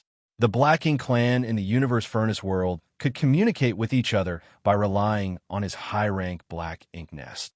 Xianxia had speculated that there must be a Territory Lord class or Royal Lord class black ink nest in the universe furnace world, but he wasn't sure where it was. Otherwise, the Black Ink clansmen couldn't have communicated with each other, for they needed a more powerful black ink nest to serve as a communication hub. All of a sudden, the black ink nest shook, causing Imo-Na-Yi to awaken in shock. He was displeased and furious, but the moment he saw the message sent to him, he was astounded.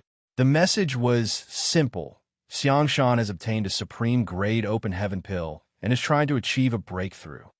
Imo-Na-Yi was only wary of 3 humans who were below the 9th order. The first one was undoubtedly Xianxia. As a pseudo-royal lord, he had suffered a lot of setbacks because of Xianxia. In the previous battle, not only had he lost a lot of innate territory lords, but he was also almost killed by Xianxia, causing him to lose a lot of authority within the Black Ink clan.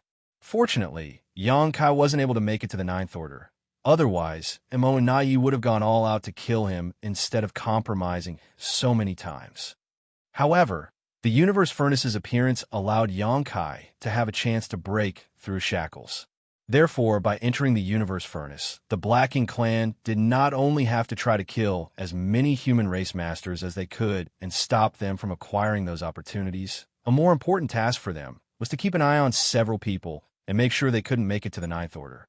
Xianxia was ranked first, while Mi Jingluan came second. Imo-Yi wasn't interested in managing the Black Ink clan's affairs. So ever since Imo-Na-Yi became a pseudo-royal lord, he had been the one handling all the day-to-day affairs. His counterpart, the supreme commander of the humans, was Mi Jingluan. Although Imo-Na-Yi had never met this 8th order master before, they had clashed on many occasions as they were both leaders of their respective sides. While Xianxia was a great fighter, Mi Jingluan was an intelligent strategist. Although he wasn't at the front line, such a being was more intimidating than those who knew nothing but fighting. If Mi Jingluan managed to make it to the 9th order and went to the front line, he would cause unimaginable damage to the Black Ink clan because he wasn't merely another 9th order master. Xianxia was ranked 3rd. After all, he was a famous and experienced 8th order master. Although he wasn't as powerful as Xianxia, he was far-sighted and ruthless. It was said that he was the army commander of the Great Evolution Army in the past, and Mi Jingluan had to obey his orders. The humans also retrieved the Great Evolution Pass under Xianxia's leadership. Any one of these 3 ascending to the 9th order would be disastrous to the Black Ink clan.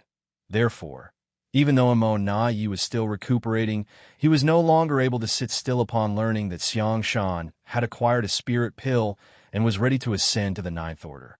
Inside the black ink nest, Imo-Na-Yi opened his eyes and let the thick black ink strength stream into his body, allowing him to examine his power. His aura wasn't different from the past, only more condensed.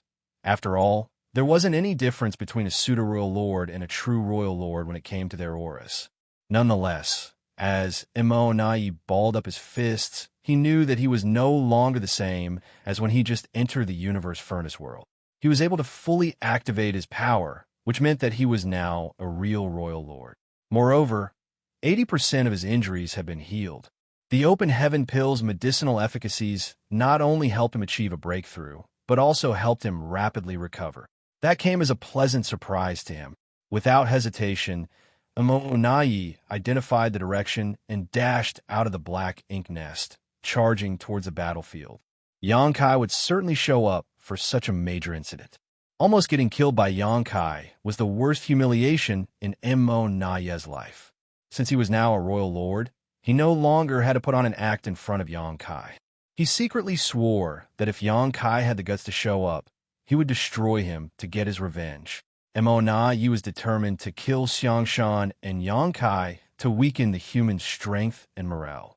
In the meantime, on the other side of the universe furnace world, a majestic palace artifact flew across the void. An inscribed signboard with the characters "Flowing Time" hung above its doors. There were 8 human masters in front of the palace with a man and a woman, both in white robes, standing at the fore.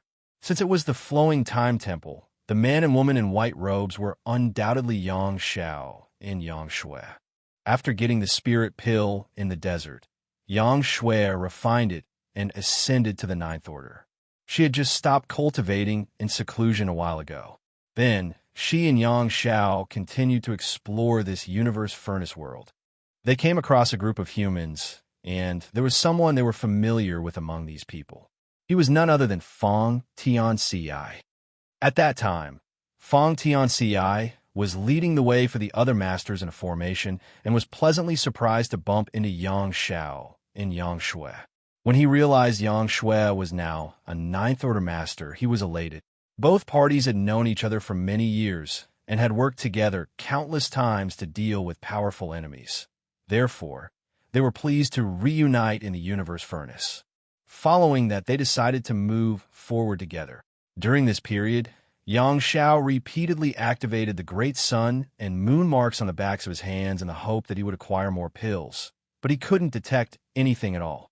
This prompted him to wonder if it was just a coincidence when he managed to detect the location of a supreme grade open heaven pill by using the Great Sun and moon marks back then. Although they hadn't found another supreme grade spirit pill, they had killed some black ink clansmen along the way. They were satisfied with it, especially when they managed to end a pseudo-royal lord's life. During that battle, Xianxia personally made a move and killed the powerful opponent. Chaos shattered and the void collapsed, which astounded onlookers. Martial Peak, Chapter 5768, I'm Not Listening. Presently, the Flowing Time Temple was hovering in the void as a battle had broken out outside. Xianxia single-handedly dealt with 4 territory lords who had formed a battle formation. Even though these territory lords had assembled a 4 symbols formation, they were still no match for a 9th order master. If they were innate territory lords, they might have persevered longer. However, the territory lords who had entered the universe furnace this time were all acquired territory lords, so they were generally weaker. Xianxia didn't kill them ruthlessly, though. Instead, she prolonged the fight intentionally, just like she had against all those from the Black Ink clan they bumped into along the way. It was a good way for her to adapt to her increased strength. The others were aware of what she was trying to do, so they didn't lend her a hand. Only Xianxia was shouting in front of the temple to show his support. Words like "little ant" is the best, and "little ant" is the most powerful just naturally came out of his mouth, which caused Xianxia to flush. She wouldn't mind it if he did such a thing in private, but many people were also there at that moment, which was why she was embarrassed. After shouting for a while, Xianxia suddenly sighed. Feng Tianci, who stood beside him, turned to look at him and smiled. "What's wrong?" A dejected Xianxia sent him a divine sense transmission. "Old Feng, she's a 9th order master now." Feng Tianci replied, "And I know." A dispirited Xianxia continued, "When will I become a divine dragon?" If he turned into his dragon form, He would be over 90,000 meters long, which was equivalent to an elite peak 8th Order Master. Although it seemed like Xianxia was just one step away from becoming a divine dragon, the truth was that it was extremely difficult to ascend from an ancient dragon to a divine dragon. That was the reason there were only a small number of divine dragons in the history of the Dragon Clan. There were only ever 2 or 3 divine dragons in every generation. In the past, Fu Guang had been cultivating in the depths of the dragon pool for thousands of years, but he didn't manage to become a divine dragon. It was only thanks to Yang Kai that he achieved his goal. Xiao was confident that he would be a divine dragon one day, but that would take a long time. She's my little aunt to begin with, and now she's more powerful than me. Would I have to rely on her forever? He was certainly happy that Xianxia had made it to the 9th Order. After all, in this chaotic time, her power could protect her. However, he was downcast because he was less powerful than her now. When they made a name for themselves in the future, he wouldn't want others to say he was the man behind a 9th Order Master. That would be embarrassing. He would rather hear others say he was the divine dragon beside the 9th Order Master. Having spent many years with Xianxia, Fang Tianci certainly understood the underlying meanings behind his words. But since he wasn't in any place to say anything, he only put on a meaningful smile. Xianxia frowned and complained, "You've changed, old Fang." Fang Tianci asked, "What do you mean?" Xianxia examined him for a moment before shaking his head. "I don't know, but you're different from the first time I met you, especially after you became an 8th Order Master." Fang Tianci thought that it was obvious because the things that Yang Kai had sealed off in his soul gradually awakened as his power increased. Without explaining anything, he only replied with a smile, "You're reading too much into it." A relentless Xianxia forcefully wrapped his arm around the man's neck and questioned through clenched teeth, "Are you looking down on me, old Fang?" Fang Tianci was torn between tears and laughter. "I am not. You're the one making a scene." Xianxia glowered at him for a moment before letting out a sigh. "Forget it. It's not like relying on a woman is a big deal anyway." The next instant, he pushed Fang Tianci away and beamed at Xianxia, who was returning, asking in a caring manner, "Are you tired or hurt, little aunt? You should have just killed these guys. Why bother bringing them back?" Xianxia felt embarrassed because of his actions, so she glared at him. In any case, she realized that after she made it to the 9th Order, Xianxia started saying nonsense more frequently. Is it because he now has low self-esteem? Men will be men. An 8th Order Master suddenly asked, "Senior sister, have you captured them to extract some information from them?"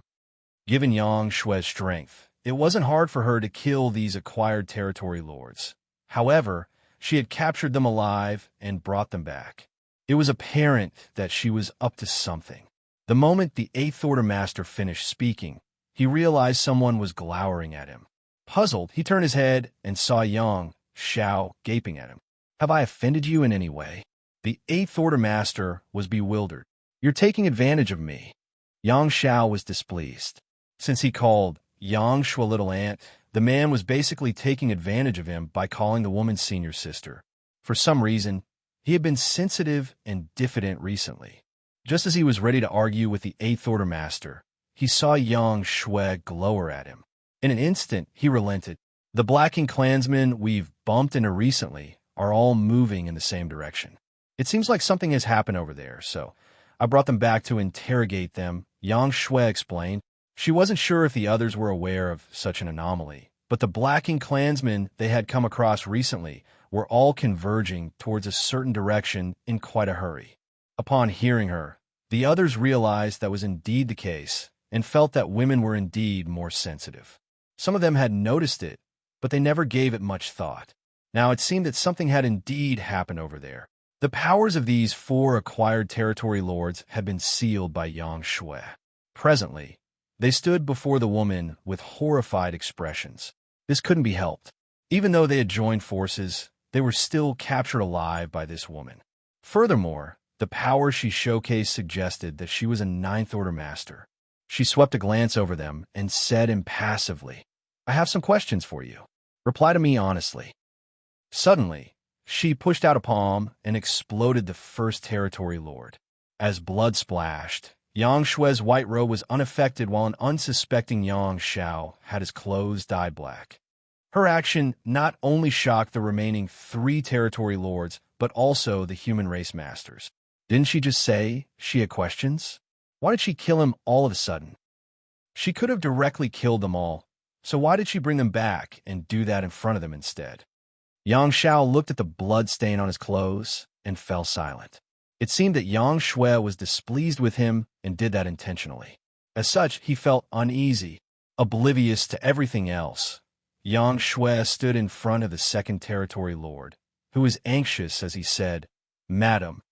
Yang Shui cut him off and snarled, "I'm not listening." Then, she landed a palm on the territory lord and killed him as well. Black blood splashed onto Yang Xiao again. Although he was well prepared this time, he didn't dare ward off the blood. He took a look at Yang Shui and realized she was smiling. It seemed that she had cheered up slightly. Yang Xiao breathed a sigh of relief and thought it was difficult to be a man. The human race masters were dumbfounded, not knowing what Yang Shui was trying to do. Nevertheless, after pondering for a moment, they soon understood her intentions. They couldn't help admiring her strategy, though this method was quite horrifying, especially for these captured territory lords. They thought that even though this new Ninth Order Master appeared demure, she was actually ruthless. At any rate, it shouldn't be surprising. After all, she was Yang Kai's little sister, so how was it possible that she was weak? If she were a kind-hearted person, she wouldn't have survived in this chaotic time. The remaining 2 territory lords were now scared out of their wits. The Ninth Order Master captured them and said she was going to ask them some questions. However, instead of asking anything, she began butchering them. Although one of them wanted to tell her everything, she still mercilessly ended his life, which was ridiculous. The moment Yang Shui stood in front of the 3rd territory lord, he almost fell to his knees and said hurriedly, "Ask anything you want, madam. I'll tell you everything. Please spare my life."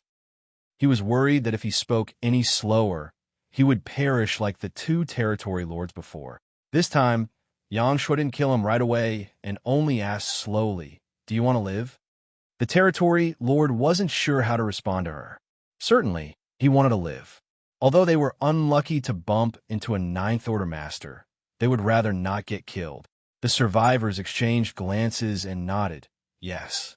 The 4th territory lord then said, "Madam, if you insist on killing us, do it at once.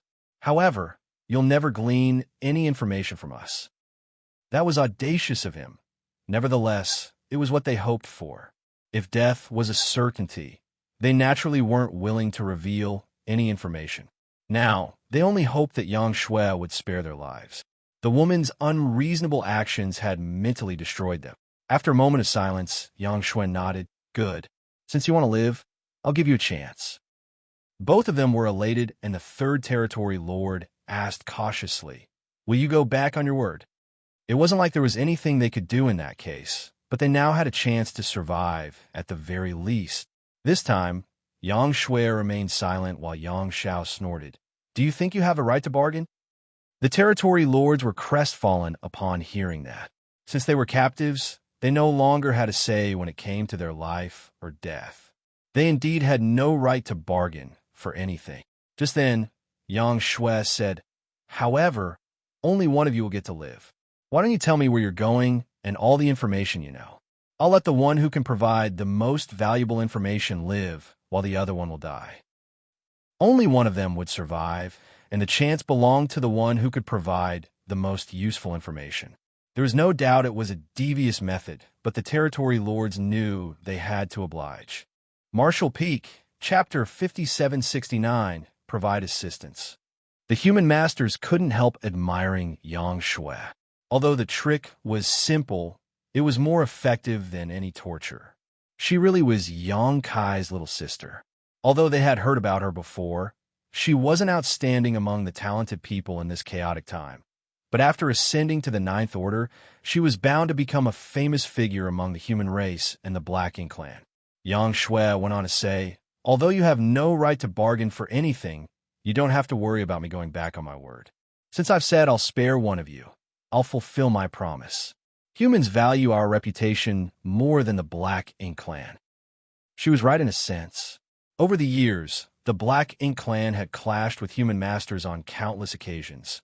But under normal circumstances, the humans wouldn't go back on their word.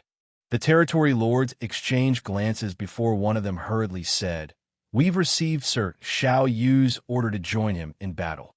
The other one spoke at the same time. "Sir Xiaoyu told us to help him kill the human masters." Both territory lords had spoken at the same time and mentioned the name Xiaoyu.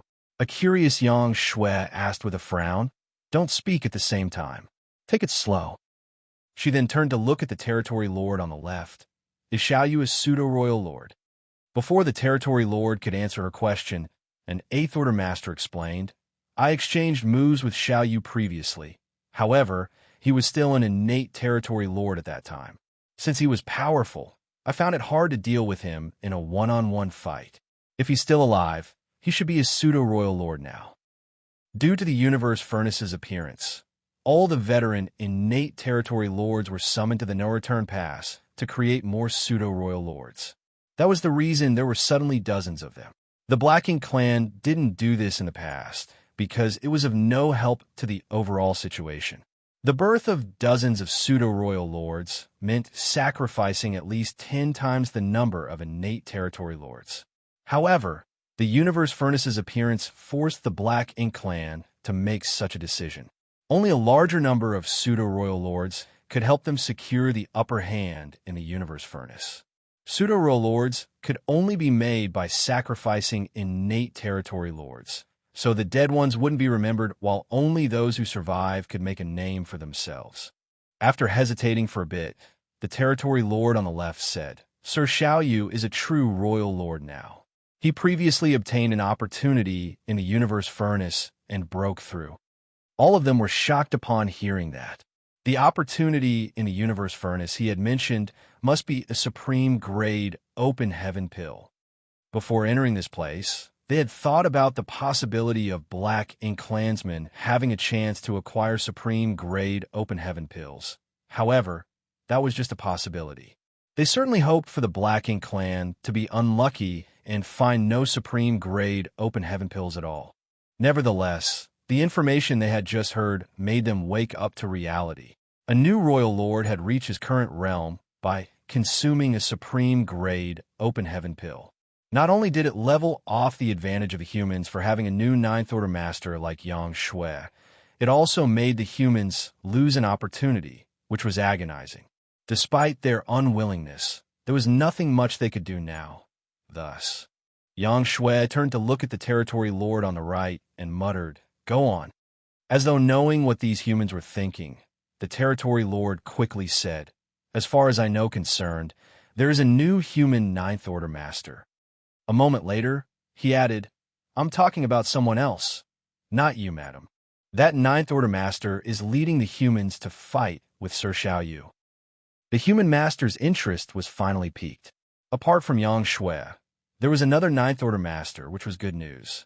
Xianxia had made the right decision by trying to glean information from these territory lords instead of just killing them. The Black Ink Clan could share information quickly through the Black Ink Nest, while the humans found it hard to communicate with each other in the Universe Furnace at all. "Do you know who the new Ninth Order Master is?" Xianxia asked. Just as the territory lord on the right was ready to speak, the one on the left shouted, "It's my turn." Xianxia had said that whoever could provide the most useful information would survive. Since it had something to do with his survival, this territory lord naturally had to fight for it. Xianxia turned to look at him, after which the territory lord on the left continued, "The Ninth Order Master is named Ouyang Lai." Hearing that, all of them were surprised. Ouyang Lai was one of the oldest Eighth Order Masters who had been fighting against the Black Ink Clan back on the Black Ink battlefield over 10,000 years prior to the invasion of the 3,000 worlds. He had also made a name for himself in profound Nether territory during the war. Even after that, everyone present had heard about him before. Furthermore, it was said that Ouyang Lai had been left with many concerning hidden injuries from his countless battles against the Black Ink Clan. His small universe had been damaged, so he was no longer at the peak of his power. No one could have expected that he would acquire such an opportunity in the universe furnace and make it to the Ninth Order. There was no doubt it was a piece of exhilarating news for the human race. The territory lord on the right then said, "The conflict this time started because of an opportunity." The one on the left cut him off. After Sir Xiaoyu became a royal lord, he accidentally discovered another opportunity. However, that opportunity was protected by some native masters. One of them is just as powerful as Sir Xiaoyu. A Chaos Spirit King? Someone postulated. The Black Ink Clan knew nothing about the Chaos Spirit Clan, but the humans were aware of it. A native master who was just as formidable as a royal lord must be a Chaos Spirit King. I guess so, the territory lord went on to say. After discovering the opportunity, Sir Xiaoyu summoned more people to assist him. While he was tangled up with the Chaos Spirit King, he directed others to snatch the opportunity. However, Sir Xianxia somehow approached them undetected and snatched the opportunity. What? Yang Xiao and Yang Shui were both shocked. Yang Xiao questioned anxiously, "You said my adoptive father? That opportunity was snatched by Xianxia?" The other territory lord nodded. That's the reason both sides are engaging in a large-scale conflict. Since the opportunity was snatched away, Sir Xiaoyu is naturally displeased. He has summoned more people to track Sir Xianxia down, which caught the human race's attention. That's why more and more people from both races are gathering together. We too were on our way there as well. They had bumped into these human race masters before they even arrived at their destination. Now, only 2 out of 4 territory lords remain alive. How severe are his injuries? Yang Shui questioned grimly. Xianxia snatched a supreme-grade open heaven pill while a royal lord and a chaos spirit king were fighting nearby. Although Xianxia was unmatched when it came to escaping, he couldn't possibly flee from such a situation unscathed. There was no doubt he was injured, but no one was aware of his condition. The territory lord on the left shook his head. No idea. We haven't heard any news on Sir Xianxia again. Then ask now, Yang Shui demanded. These territory lords wouldn't dare displease her. One of them quickly fished out a miniature black ink nest and communicated with the other territory lords. A while later, he put away the black ink nest and replied, Sir Xianxia is badly injured, but no one knows where he is. Yang Shui breathed a sigh of relief. Since the Black Ink clansmen were not aware of where Xianxia was, it meant that he didn't fall into their hands. Given his abilities, he must have escaped and was now recuperating somewhere. These territory lords realized that Xianxia must be related to this Ninth Order woman. Otherwise, she wouldn't have been so agitated at the mere mention of his name. They cautiously waited for Yang Shui to calm down before one of them continued. We have no idea where Sir Xianxia is hiding with that opportunity. Just as the battle seemed to have reached a stalemate and both sides were preparing to withdraw, though, something happened. As a result, the battle intensified instead. What happened? Yang Xiao furrowed his brow. Although he didn't take part in the battle, he felt that it was full of twists and turns just by listening to these territory lords. The other territory lord explained, Sir Xiangshan was suddenly discovered nearby, showing signs of achieving a breakthrough. He must have obtained an opportunity and was preparing to refine it. He probably didn't expect so many people to gather together in that area. All the humans were now torn between tears and laughter. They were thrilled because Xiangshan had also gotten a supreme-grade open heaven pill and was about to achieve a breakthrough. If he succeeded, the human race would have 3 new Ninth Order masters. That hadn't even included Xianxia, who had snatched another supreme-grade open heaven pill away. Nevertheless, the place that Xiangshan had chosen to hide was quite awkward, which led to the masters from both sides detecting the fluctuations of his breakthrough. Both parties were about to retreat, but instead got into a massive fight again because of that. Behind Yang Shui, an 8th Order master cupped his fist. Senior sister, since an intense battle has broken out, we should rush over to assist. Although they knew little about the situation over there, they believed that the humans were at a disadvantage. After all, the Black Ink clan could communicate with each other through the Black Ink nests over vast distances while the humans couldn't. Therefore, there must be more Black Ink clansmen than humans over there. Ouyang Lai had to hold Xiao Yu back and protect Xianxia at the same time. It was imaginable that the humans were in a perilous situation. Yang Xuan nodded, knowing that this matter could not be delayed. She initially wanted to slowly glean all the information she could from these territory lords, but she was no longer in the mood to do so. The next instant, she drove the Flowing Time temple forward and instructed the territory lords to give directions. If they were to look for the battlefield on their own, they might not be able to find the location. Nevertheless, with these territory lords' help, they didn't need to worry about anything, for the Black Ink Nest could locate the battlefield.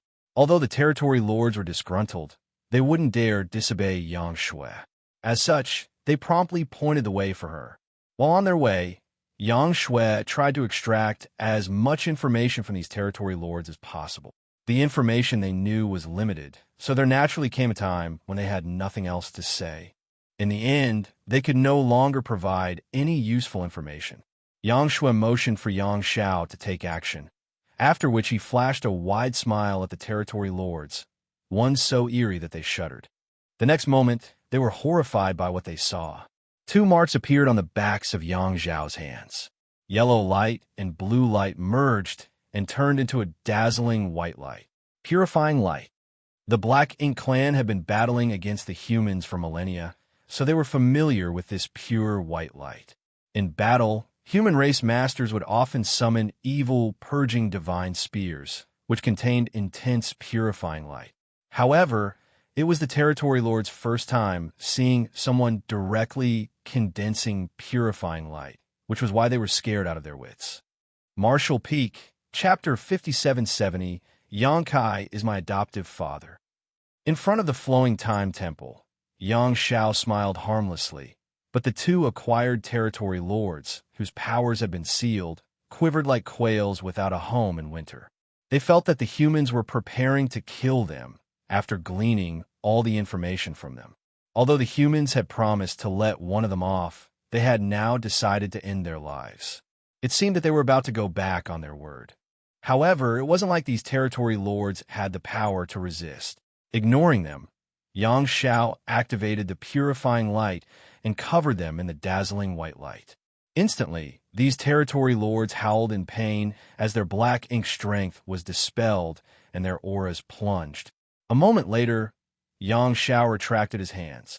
Although the territory lords appeared battered, they were still alive at the very least, but both of them were shocked and puzzled. We're still alive? Does that mean they have decided not to kill us? Yang Xiao snorted. Since my little aunt said she will let one of you go, she won't go back on her word. Or what? Did you think I was going to kill you? After escaping from death's door, the territory lords acted meekly. Unlike how flustered they were a moment ago, they were now slightly at ease. They also understood why the humans were willing to fulfill their promise. Although the purifying light didn't kill them, it significantly weakened their auras and caused their strength to plummet. They were originally territory lords, but now they could only be considered high-rank Black Ink clansmen. Several thousand years of cultivation was gone just like that. Two high-rank Black Ink clansmen were no longer of any use in the universe furnace, which was full of powerful masters. If they came across other human race masters now, they would easily die. Since you've been cooperative, I'll let both of you go, Yang Xiao announced and extended his hand. Give me your Black Ink nest. Not having the guts to hesitate, they promptly fished out a Black Ink nest and presented it to him. Only then did Yang Xiao wave his hand and slap these Black Ink clansmen out of the temple before bellowing, "Get lost!" Having just survived a calamity, these Black Ink clansmen ran for their lives without delay. As for whether they would bump into other humans and get killed, that was up to luck now. In front of the temple, Yang Shui asked, "Since you've chased them away, who will point out the directions for us?" "They're no longer needed. I've got the location," Yang Xiao replied, and showed her the great sun and moon marks on the backs of his hands. Yang Shui understood what was going on upon seeing that. Initially, Yang Xiao relied on the great sun and moon marks to lead them to find a supreme grade open heaven pill, thus allowing Yang Shui to make it to the ninth order. During this period, Xianxia had been trying to look for another supreme-grade open heaven pill using the same method, but they found nothing. As such, they thought that their previous discovery was merely a coincidence. Now, it seemed that it wasn't a coincidence. With the help of the Great Sun and Moon marks, Xianxia was able to detect the locations of supreme-grade open heaven pills. Since Xianxia had detected the spirit pill's whereabouts, it suggested that the battlefield wasn't far away from them. The supreme-grade open heaven pill must be the one in Xianxian's possession. Xianxia turned to look at her. Little aunt, I've confiscated their black ink nest because I was worried they'll share our information with the other black ink clansmen. The enemies are not aware that you've ascended to the Ninth Order yet. When we arrive at the battlefield, I'll divert the black ink clan's attention while you look for an opportunity to support Marshal Uncle Ouyang to kill the Royal Lord. Xianxia nodded. Good. Old Fong, you assist little aunt. Xianxia then turned to look at Fong Tianci. Although he had been emotionally unstable recently, he was once the leader of an elite squad. After all, given his experience on the various battlefields, Xianxia could make some arrangements in an orderly manner. Fong Tianci nodded. Please rest assured. The rest will form 2 battle formations with me. Let's go kill those black ink clan bastards. Xianxia shouted. He was high-spirited as they were ready to barge into the battlefield and destroy the enemy. No one disagreed. A moment later, they felt the fallout of battles coming from up ahead. Apparently, they were about to arrive at the battlefield. Fong Tianci and Yang Shui exchanged glances before leaping out. As space principles undulated, they vanished. Meanwhile, Xianxia drove the flowing time temple forward openly and menacingly. Before they even reached the battlefield, he roared at the top of his lungs. Xianxia of the Dragon Clan has arrived. Black Ink Clan bastards, are you prepared to die? Presently, the humans were in a perilous situation. Many human race masters had surrounded Xianxia and set up a defense line and were mainly fending off the enemy's attacks. They were at a disadvantage when it came to numbers, so even if they were unrestricted, they couldn't possibly gain the upper hand, not to mention that they had to protect Xianxia now. The Black Ink Clan continuously launched powerful secret techniques on the humans in an attempt to shatter the defense line and disrupt Xianxian's ascension. Ouyang Lai was unable to help as the royal lord named Xiao Yu was determined to tie him down, giving him no chance to take a breath. He had to defeat Xiao Yu before he could give Xianxian a hand. He secretly cursed at Xianxian for dragging all of them into such a situation. Xianxian had chosen the wrong time to achieve an ascension. And worst of all, the location he had selected was so awkward. Due to various reasons, the human race masters were unable to advance further or retreat. They could only grit their teeth and hold on. However, if this dragged on, once the humans' defense line was broken, things would collapse like an avalanche. Not only would Xianxian fail his ascension, but many human race masters would lose their lives as well. Just as they were in a deadlock, Ouyang Lai heard Yang Zhao's voice all of a sudden. Elated, he roared, Yang Xiao, go and protect Xianxian right away. Yang Xiao had seen what was happening on the battlefield, so he didn't need Ouyang Lai to tell him what to do. He drove the flowing time temple forward and charged towards the battlefield with 7 human race masters in tow. The temple arrived at a weak point in the defense line, after which they started warding off the attacks. The Black Ink clansmen on that side were so frustrated that they almost spat blood. Initially, they had the chance to break through the enemy lines. By then, they could go straight to attack Xianxian. Presently, Xianxian was attempting a breakthrough, so he was powerless to counterattack. Regardless of whether they could kill Xianxian or not in the end, they could make him fail at the very least. They didn't expect more humans to come over at this critical moment. What was more, these humans had brought with them a powerful mobile palace artifact, which plugged the originally weak point in the humans' defense line. Those from the Black Ink clan were resentful of Yang Xiao. Nevertheless, the Flowing Time Temple had a robust defense. Since they were unable to destroy it, they decided to attack elsewhere. Seeing that, Yang Xiao roared, "Where do you think you're going?" The Black Ink clansmen directly ignored him. Yang Xiao was anxious, but he couldn't take the initiative to attack. As such, he bellowed again. Xianxia is my adoptive father. He can easily slaughter all of you trash from the Black Ink clan. Since he's not around now, I'll teach all of you a lesson on his behalf. If you have the guts, come and fight me. Those who were moving away suddenly all stopped in their tracks. A pseudo-royal lord's eyes reddened as he glowered at Xianxia. Did you just say Xianxia is your adoptive father?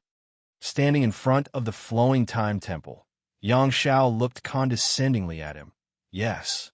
Do you have a problem with that? Then you must die. The pseudo-royal lord roared and shouted. Tear him apart. The next instant, with the pseudo-royal lord leading the way, multiple territory lords charged towards the flowing time temple. Meanwhile, Xianxia was surprised by their reaction. He just wanted to curse at the enemies and pin them down. Never did he expect them to react in such a way. Seeing that the enemies were coming over, he yelled, Make ready! The 7 others he had brought with him already had their auras connected and formed 2 battle formations. With the help of the flowing time temple's power, they engaged the enemy. As they fought, Xianxia suddenly mocked. It seems that your aura is unstable, Sir Pseudo-Royal Lord. Did my adoptive father punch you or something? At the mention of this, the Pseudo-Royal Lord intensified his attacks. Xianxia was startled, for he didn't expect his speculation to be right. He asked curiously, What's your name? When I see my adoptive father, I'll tell him to kill you. The Pseudo-Royal Lord said through clenched teeth, My name is Meng Ke. At least now you'll know who killed you. He was one of the earliest Pseudo-Royal Lords within the Black Ink clan, so there was no doubt he held a prestigious position. However, when Xianxia formed a battle formation with other humans, he managed to injure him seriously, which was greatly humiliating for Meng Quebec. Although Xianxia was badly injured now, he was nowhere to be found. As such, Meng Ke was unable to get his revenge. It was only natural that he wanted to vent his fury on Xianxia, who was Xianxia's adoptive son. Although he couldn't kill Xianxia, Meng Ke had the confidence to butcher Xianxia. The place where Xianxia and the others were located was in turmoil while they were dealing with a bombardment of attacks. Fortunately, they had the flowing time temple's protection. Otherwise, they couldn't have persevered. After all, a pseudo-royal lord was significantly more powerful than a territory lord. Meng Ke being injured and unable to fully use all his power also helped immensely. On the other side, with the help of space principals Feng Tianci and Yang Shui stealthily approached Ouyang and Xiaoyu. Although Feng Tianci had earned the moniker Little Xianxia, he was still inferior to the true body when it came to mastery in the Tao of space. Furthermore, Yang Shui was a 9th Order master. As such, he felt pressured bringing her with him and helping to hide her aura at the same time. We have to stop here. If we go any closer, the enemy will notice us, Feng Tianci said while stopping in his tracks. Be careful. Yang Shui nodded, but wasn't in a rush to make a move. Instead, she was observing the battle and waiting for a chance. Killing a royal lord wasn't easy, and the timing to make a move was crucial. As though noticing a powerful presence, Xiaoyu became uneasy. He had a feeling that someone was staring at him in secret, so he reserved some of his strength. He was initially equally matched with Ouyang, but now the latter gained a slight upper hand. Ouyang naturally noticed this and began openly taunting him. Ignoring the foul-mouthed human in front of him, Xiaoyu wondered where his sense of unease came from. Soon, however, he realized what the source was. A powerful and unrestrained aura was suddenly felt rushing over from the distance. The aura didn't have the signature of world force or Black Ink strength. Rather, it felt like pure chaos. It's that chaos spirit king. I can't believe that guy found me. At that moment, Xiaoyu was both shocked and flustered. Martial Peak, Chapter 5771, Yang Shui makes a move. Xiaoyu was terrified of the Chaos Spirit King after the traumatizing experience previously. He felt wronged since he wasn't at fault. He was indeed the one who discovered the Chaos Spirit Clan's supreme grade open heaven pill and intended to snatch it, but he didn't achieve his goal in the end. Instead, the spirit pill was stealthily taken away by Xianxia. The Chaos Spirit King was so stupid, though, that after the culprit Yang Kai ran away, it targeted Xiaoyu. Before coming across Ouyang, Xiaoyu had been hunted down by the Chaos Spirit King, but just as he thought he had finally gotten rid of it, this guy appeared all of a sudden. It was likely that the Chaos Spirit King was attracted to the great disturbance of the battle. Since the humans and the Black Ink clansmen were clashing in this place, it was only natural that the Chaos Spirit King would notice the clamor. Therefore, the moment Xiaoyu detected the Chaos Spirit King's presence, he had the urge to flee right away. He and Ouyang were equally matched, but if the Chaos Spirit King joined the fight, he wouldn't be able to deal with the two of them on his own. He had personally had a taste of the Chaos Spirit King's power, so he knew that it was stronger than either Ouyang or himself by a substantial margin. Nevertheless, he soon calmed himself. The Chaos Spirit King had very low sentience. Otherwise, it wouldn't have relentlessly raced after him. Now that it was here, regardless of whether it was attracted to the fallout of the battles, the most attractive thing to it wasn't the human race or the Black Ink clan, it was the Spirit Pill's aura. The Chaos Spirit King was enraged because it had lost a Spirit Pill, so now that there was another ripe for the picking, the Chaos Spirit King would likely want to snatch it.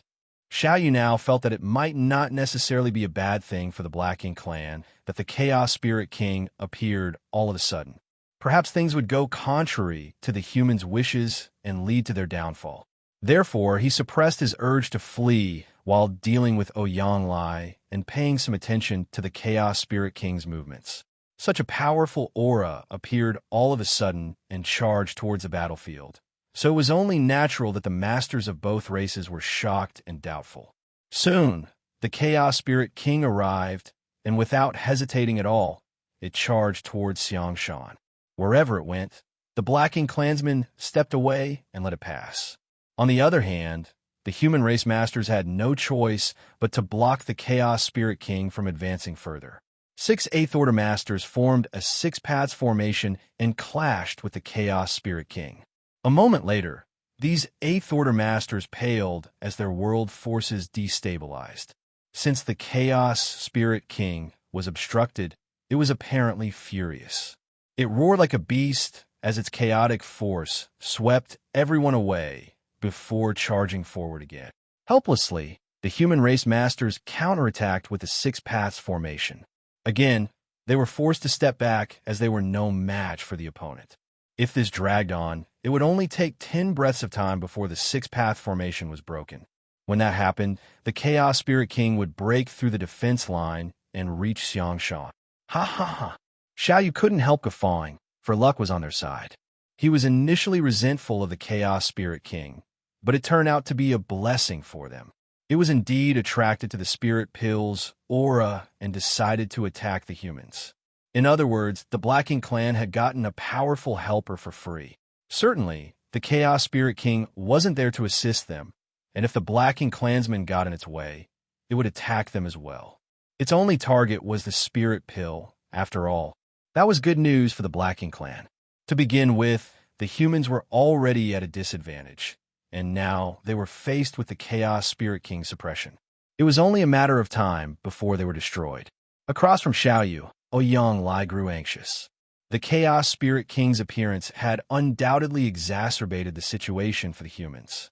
He wanted to get rid of Xiaoyu and go over to block the Chaos Spirit King, but Xiaoyu naturally wouldn't grant his wish. He had pulled back his attacks earlier because he was wary of the Chaos Spirit King, but upon realizing Ouyang's intention, Xiaoyu took the initiative to entangle them as he mocked. "Where do you think you're going? No one can leave unless one of us is killed. Ha! If you dare laugh again, I'll knock your teeth out." Ouyang roared as his world force surged, turning him into a ball of fire. It seemed that the heavens weren't on the human side today. Why were there so many twists and turns during Xianxia's ascension? Although Ouyang had faced some difficulties during his breakthrough, it had been smooth sailing in general. However, when it was Xianxia's turn, he was faced with all sorts of problems, and even the Chaos Spirit King had come targeting him. Ouyang was so incensed that he almost erupted like a volcano. Meanwhile, Xiaoyu's attacks intensified. To make the furious Ouyang stay, He had given up on his defense so that he could stop his opponent from going to Xianxia's rescue. Just then, ripples formed in the void, and following that, Ouyang saw a long sword extending from nowhere, a fair hand gripping its hilt. Who is that? Why didn't I know someone was there before? Ouyang was startled. The next moment, he was ecstatic because he saw a sword-wielding woman and a man stepping out of the ripples. He was familiar with both of them. The initially arrogant Xiao Yu was flabbergasted as though he had been struck by lightning. A sense of danger overwhelmed him as a powerful aura locked onto him, causing him to feel he was doomed. He didn't have time to ponder on what happened, but he knew someone had launched a sneak attack on him. Just as he was haughtily trying to make Ouyang stay, a master shattered the void and attacked him from behind. Given the sense of danger he felt, Xiao Yu believed this person must be formidable. The smile on his face froze as he roared and released a large amount of black ink strength, which turned into a black ink cloud in an instant and totally engulfed his figure. Nevertheless, the sword still accurately pierced into his back the next instant and then thrust out from the other side. A powerful force exploded and formed a hole in his body.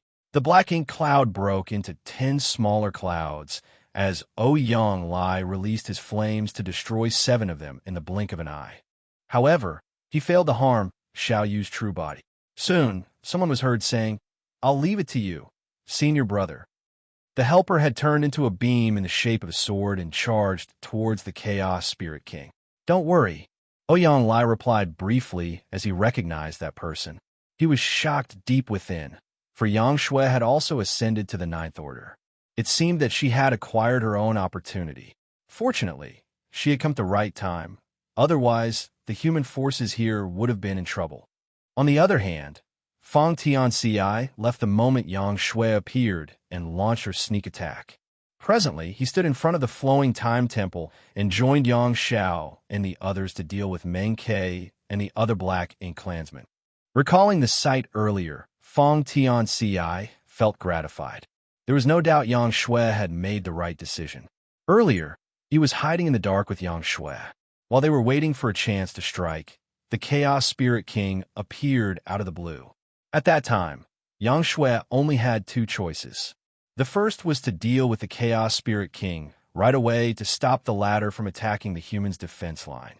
It was a huge challenge for the 8th Order Masters to clash with such a master, and if they were not careful enough, they would be killed. The second choice would be to immediately try to kill Xiao Yu.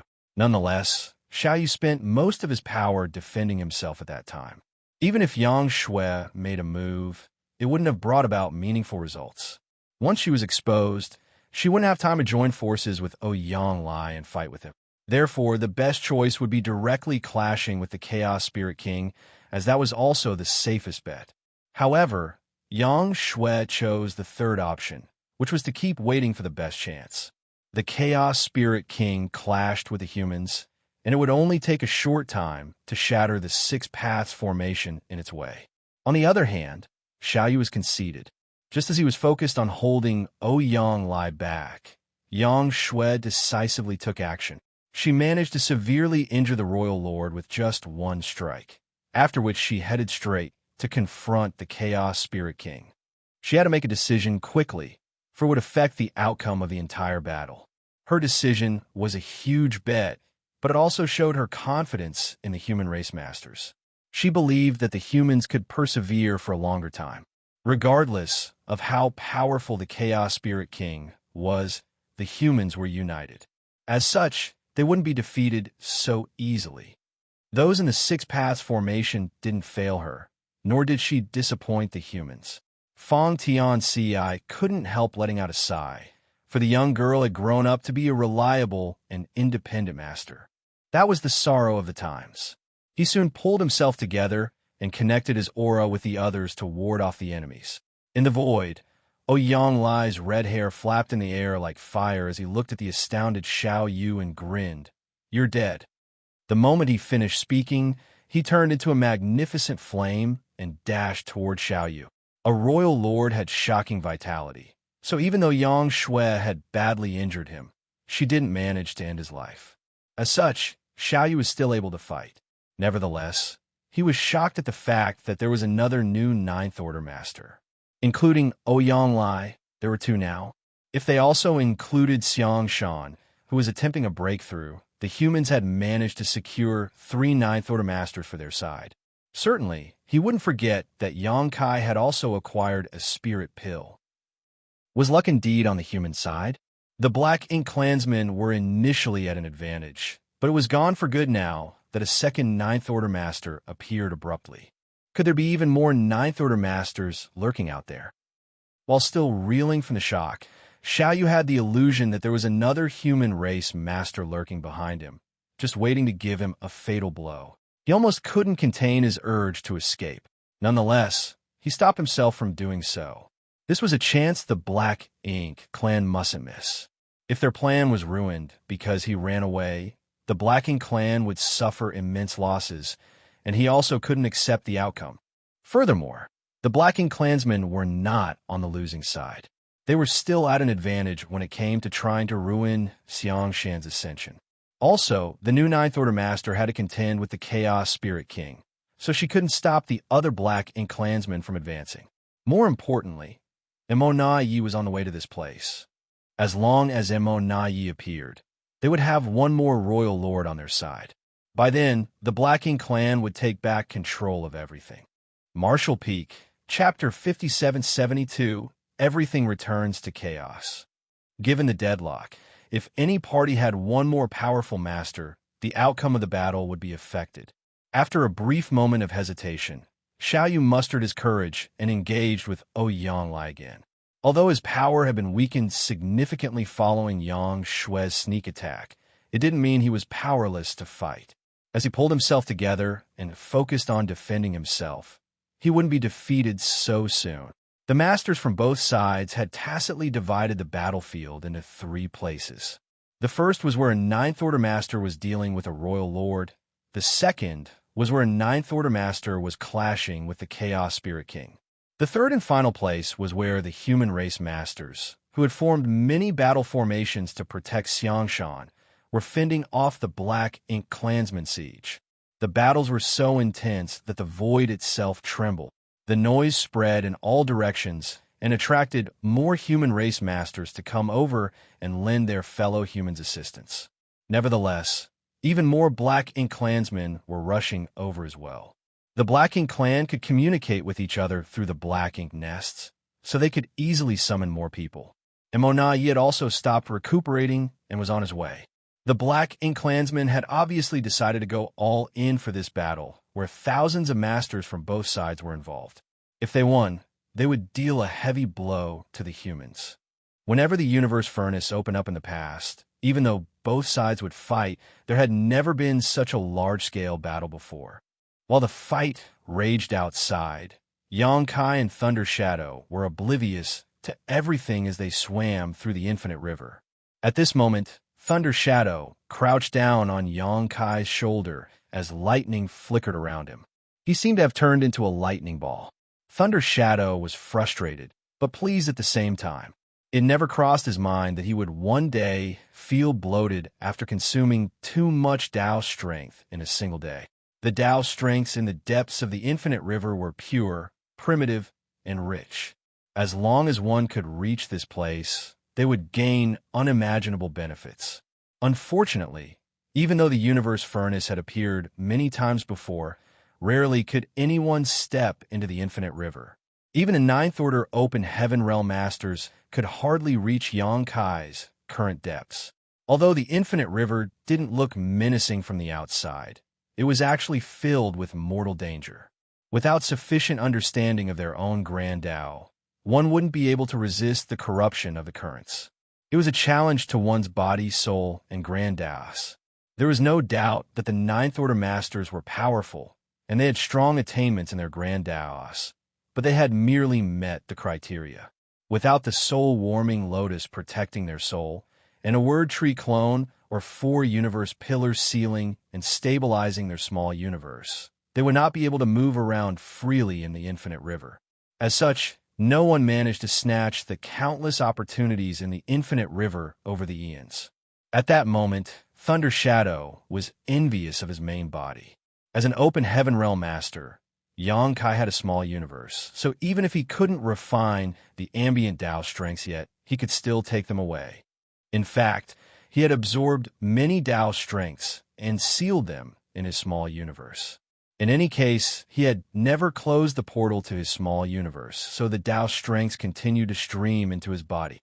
After giving it some thought, Thunder Shadow realized he shouldn't be envious. When Yang Kai found his human self, the three selves would be united. By then, all the benefits that Thunder Shadow gained would blend into the main body, and everything else wouldn't matter. Upon that realization, he felt less frustrated.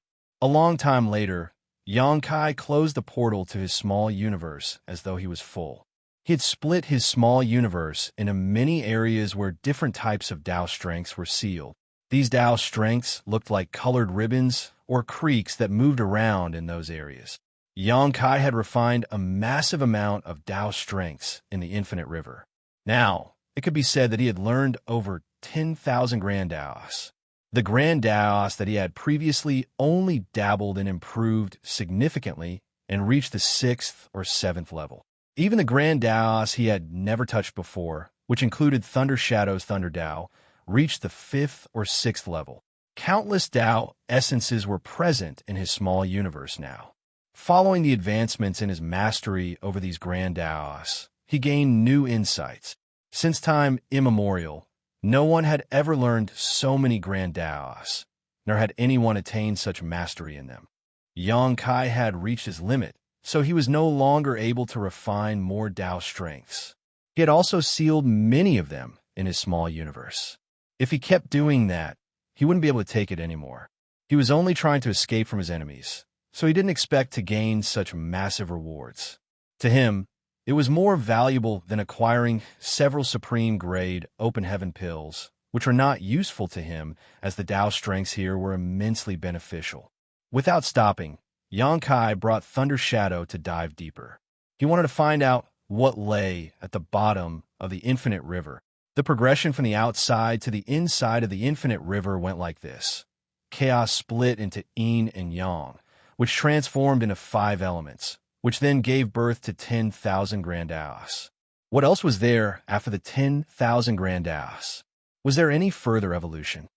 To a powerful cultivator like Yang Kai, the secrets at the deepest part of the infinite river were deathly attractive. Although the infinite river was expansive, one could tell from the outside that there must be an end. Nevertheless, as Yang Kai brought Thunder Shadow to explore the river, they seemed to have plunged into an abyss with no end in sight. There had to be some secrets at the deepest part of the river. Over 10,000 types of Tao strengths gathered together. Although they were clearly distinct, they could also integrate. When several related Tao strengths clashed, they might form an entirely new Tao strength. When a particular Tao strength was stimulated, it might also split into several Tao strengths. As Yang Kai dove deeper, he witnessed a lot of wonders. At the same time, he felt increasingly pressured. At the top of the river, the Tao strengths were considered peaceful, which was the reason he and Thunder Shadow were able to absorb them. However, as they went deeper, the Tao strengths became increasingly unsettled, which mounted even more pressure on Yang Kai. He had been trying to sustain the space-time river to protect Thunder Shadow and himself from the infinite river's erosion. Fortunately, he had already gained massive benefits by improving his mastery over many Grand Taos. Otherwise, he couldn't have persevered. As time passed, the space-time river contracted and stuck close to the pair, which was caused by powerful external pressure.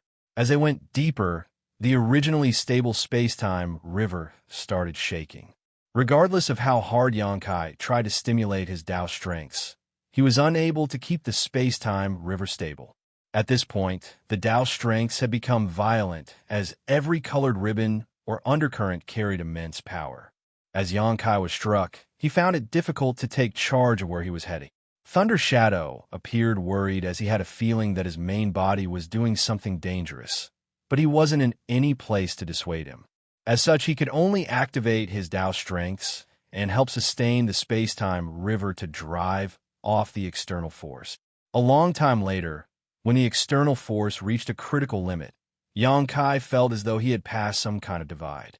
The originally colorful environment where all sorts of grand Daos came together descended into chaos all of a sudden, after which he saw nothing but endless darkness.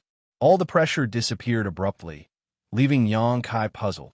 Did everything return to chaos after the grand Daos integrated and bloomed? In that case, wouldn't that make it a cycle? If I dive deeper, would I come across the scene where chaos split into yin and yang, and everything started over on repeat? Nevertheless, Xianxia realized that something was amiss. The chaos in this place was different from the one at the beginning of the infinite river, which was desolate and still. The chaos in this place was tinged with a different sort of charm. The darkness in this place wasn't pitch black. Instead, there were some flickering lights. As Xianxia looked at those weak lights, he fell into a dazed state. The flickering lights were special beings. They were natural creations, not living creatures. They came in different sizes and shapes. Some looked like chaos entities while the others did not. Xianxia felt that he had seen these natural creations before, but he couldn't recall where. Thunder Shadow, who had been crouching on his shoulder, suddenly said, "Big brother, I think those things are dangerous." As a beast, he instinctively felt that these seemingly ordinary things were filled with unpredictable danger. If they struck them, they would be in hot water. Oblivious to him, Xianxia stared fixedly in a particular direction where there was a washbasin-sized existence that looked like seaweed getting tangled up. A round of light glowed in the periphery of that thing. He had a feeling that he had come across these things before, but he couldn't remember where, which was odd. Given his cultivation, Xianxia was able to remember everything he saw. If he had really seen these things before, he wouldn't forget about them. As he looked intently, he soon had an illusion that this washbasin-sized, seaweed-like thing was magnifying before his eyes. In the blink of an eye, it became a colossal being. It was magnificent and ancient. Standing in front of this existence, Xianxia felt that he was as insignificant as dust, which made him feel flabbergasted. Then, he came to his senses, finally realizing why he felt that these things looked familiar to him. He had also recalled where he had seen them before. Strictly speaking, the things he saw back then were not the same as the ones before his eyes. They were beings with similar qualities. They were dangerous celestial phenomena that lay in the depths of black ink battlefield. He couldn't recognize them at first glance because every celestial phenomenon was different. Furthermore, the celestial phenomena he came across at the depths of black ink battlefield were massive. The largest celestial phenomenon he had seen was just as vast as a great territory, and it contained unimaginable danger. Even a Ninth Order Master or a Royal Lord might not survive if they barged into such a place. Martial Peak, Chapter 5773, Celestial Phenomena. All the celestial phenomena on the black ink battlefield were massive and magnificent. Meanwhile, the celestial phenomena in this place were petite. The difference in their sizes was the reason Xianxia didn't associate the two together at first. It wasn't until he took a much closer look at their appearance that he realized what they were. These weak lights that came in different shapes and sizes were none other than celestial phenomena. Xianxia was astounded as he knew a thing or two about where celestial phenomena came from. It was rumored that in the beginning, when chaos split apart, 3,000 grand Daos were unclear. As such, some strange natural creations were born, and they were celestial phenomena. It could be said that celestial phenomena were strange entities that could be traced back to the ancient source of heaven and earth.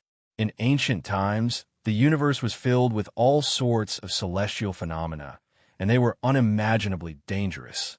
That was the reason there were still celestial phenomena in the depths of black ink battlefield, while there were none in the 3,000 worlds.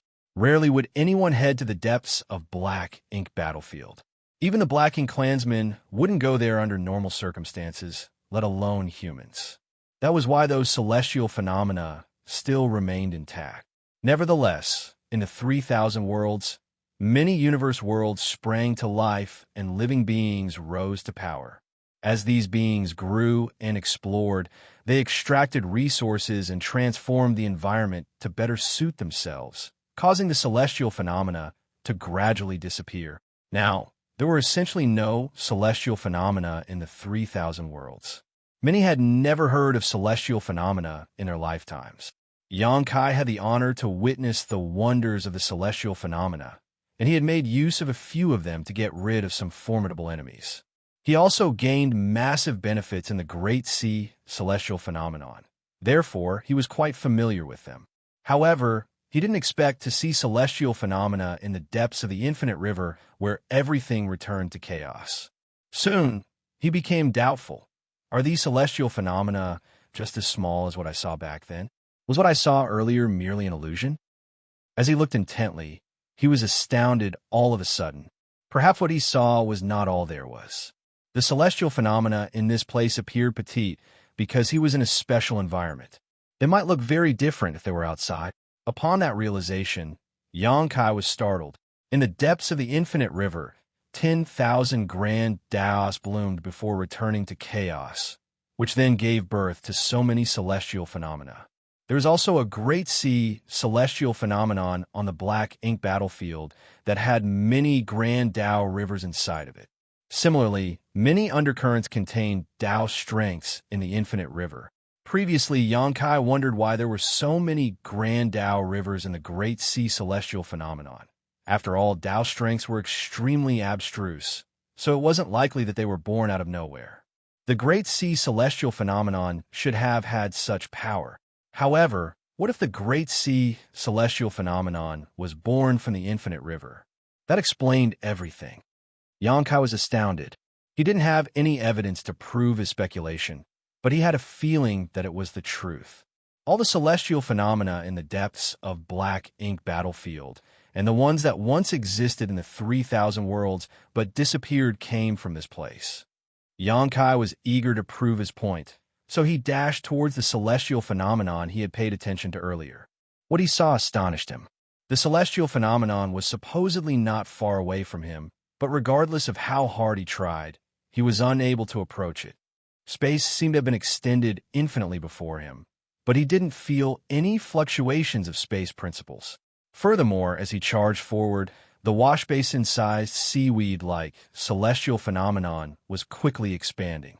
As expected, what he had seen wasn't merely an illusion. The celestial phenomenon must be gargantuan, but it was somewhat illusory in the depths of the infinite river.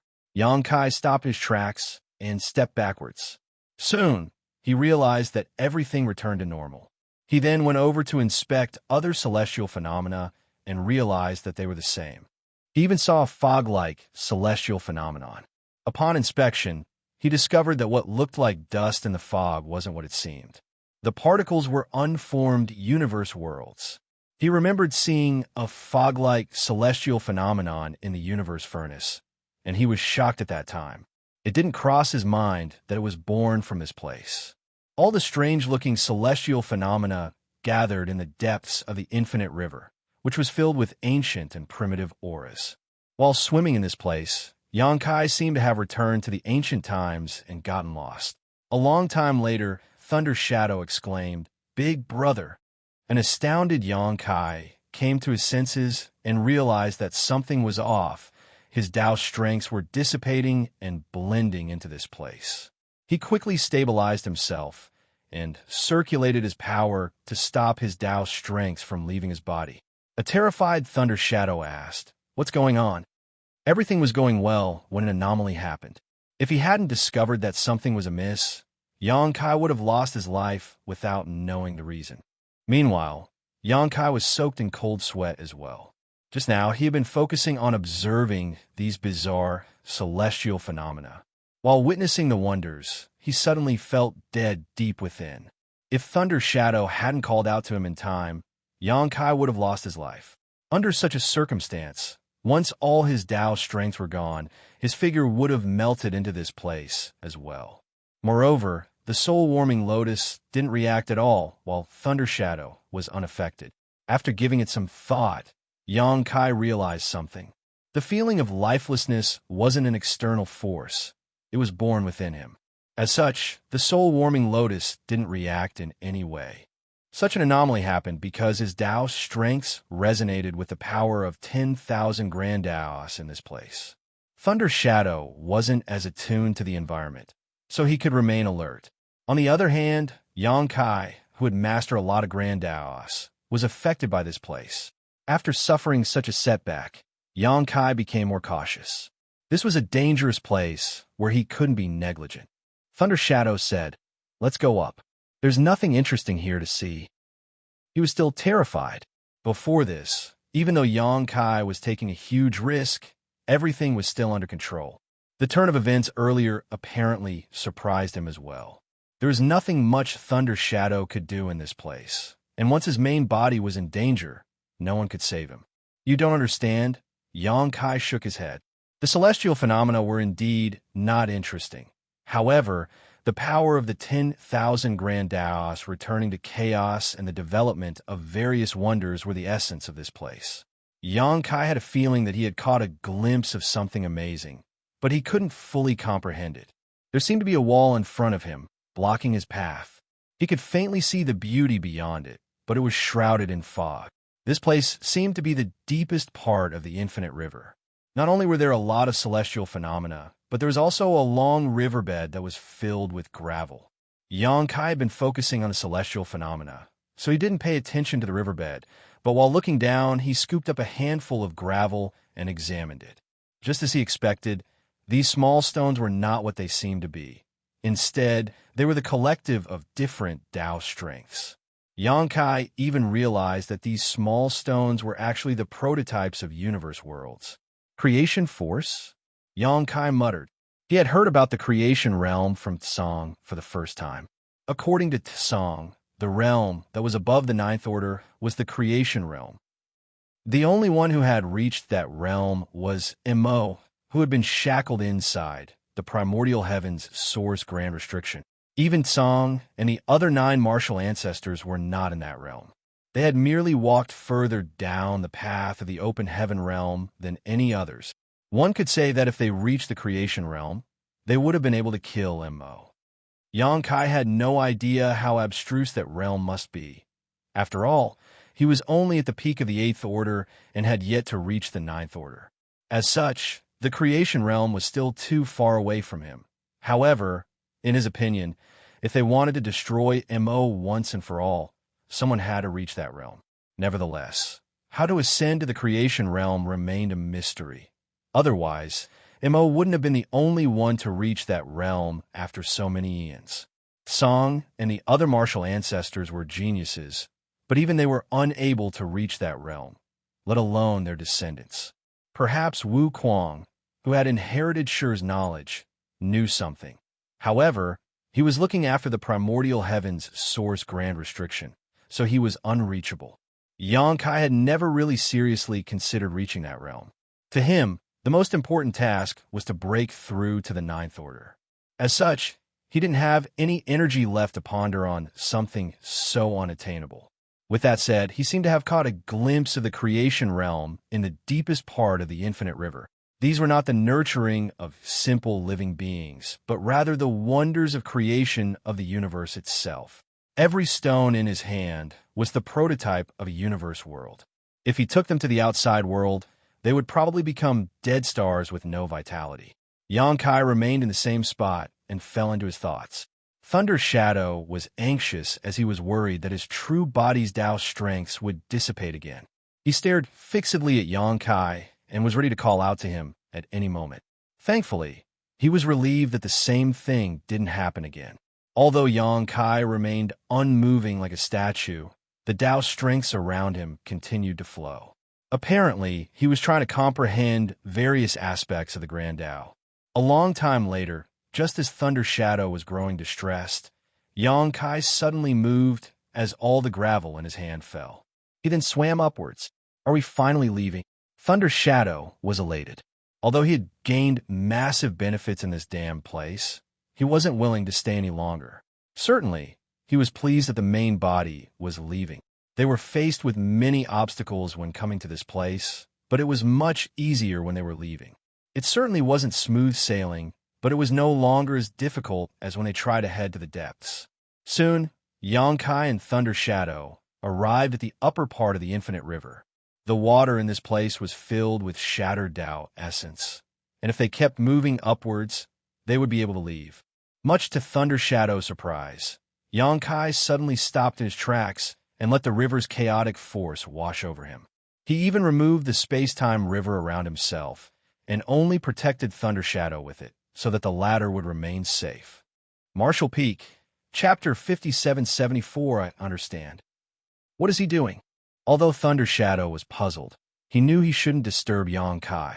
As such, he could only wait patiently. As the violent water washed over Xianxia, his figure swayed with it. Undoubtedly, it was dangerous to directly come into contact with a chaotic force, but it allowed him to see the truth clearly. A long time later, even his figure started falling apart. His golden blood blended into the river as it disappeared. Just as Thunder Shadow became apprehensive, Xianxia suddenly dove deeper and arrived at the point where chaos split into yin and yang before he continued to comprehend things. Xianxia's figure was in a terrible state as his skin started cracking. As the water surged over him, a layer of his skin was peeled off. His hideous expression suggested that he was in excruciating pain. However, he gritted his teeth and persevered. Meanwhile, Thunder Shadow was now completely anxious. If Xianxia lost his life in this place, he would become a true laughingstock. Moments later, Xianxia understood something and dove deeper. Soon, he reached the point where yin and yang split into the 5 elements. His flesh started coming apart. The powers of his dragon vein and the towering evergreen divine manifestation were fully activated, but they did little to stop his injuries from worsening. When Xianxia dove deeper for the last time and reached the point where 5 elements split into 10,000 grand Daos, his aura was extremely weak. He was like a candle amidst the storm, at risk of losing his life at any moment. His entire figure was covered with blood as the infinite river's erosion made him look battered and miserable. If not for the fact that he still had some vitality left, and the space-time river was still being sustained, Thunder Shadow would have thought that the main body was dead. At that moment, Thunder Shadow was ill at ease. He had figured out what the main body was trying to do, but it was a huge risk to take. If an accident occurred, the damage would be irreversible. In the depths of the infinite river, Xianxia's badly injured figure remained still as he let the water strike him from all directions, his aura constantly weakening until it reached a critical limit, and his originally listless eyes suddenly started shimmering. Just then, Thunder Shadow heard the main body shouting, "I understand." The next moment, 10,000 grand Daos started surging from his injured figure.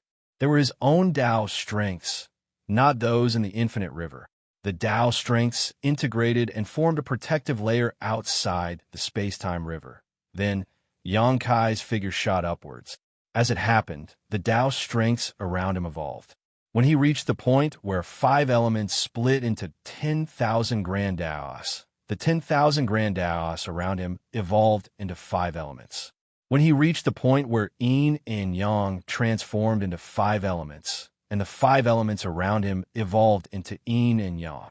When he finally reached the upper part of the infinite river, everything around him returned to chaos. Moreover, as Xianxia swam upwards, the space-time river around him trembled violently. Thunder Shadow couldn't help feeling that space and time seemed to have turned upside down. It felt like space and time were reversing as flesh started appearing on Xianxia's damaged figure out of thin air. Eventually, he returned to his original state. Although he no longer looked battered and miserable, his aura was still weak. Nevertheless, he was energetic and elated. "I see." He then turned to look at Thunder Shadow and asked, "Did you understand?" Thunder Shadow was on the brink of breaking into tears. "What am I supposed to understand?" He figured that Xianxia was trying to comprehend the secrets behind the evolutionary process from chaos to the 10,000 grand Daos. However, he had never cultivated the 10,000 grand Daos before, so how was he supposed to understand anything? At that moment, he only wanted to tell Xianxia to stop torturing himself, as it was bad for his heart. Knowing what was on Thunder Shadow's mind, Xianxia merely smiled in response. It wasn't that he wanted to torture himself. but since the opportunity was there, he just wasn't willing to miss it. When he dove into the infinite river for the first time, Xianxia used his Tao strengths to shield himself. As such, he was unable to comprehend anything, nor did he intend to. It wasn't until he witnessed the end of the 10,000 grand Daos at the bottom of the infinite river that he had the urge to comprehend everything he witnessed. Therefore, he decided to give up the protection of his Tao strengths and expose his body and mind to comprehend the wonders of chaos giving birth to the 10,000 grand Daos. Naturally, this process came with huge risks, but the outcome was extraordinary.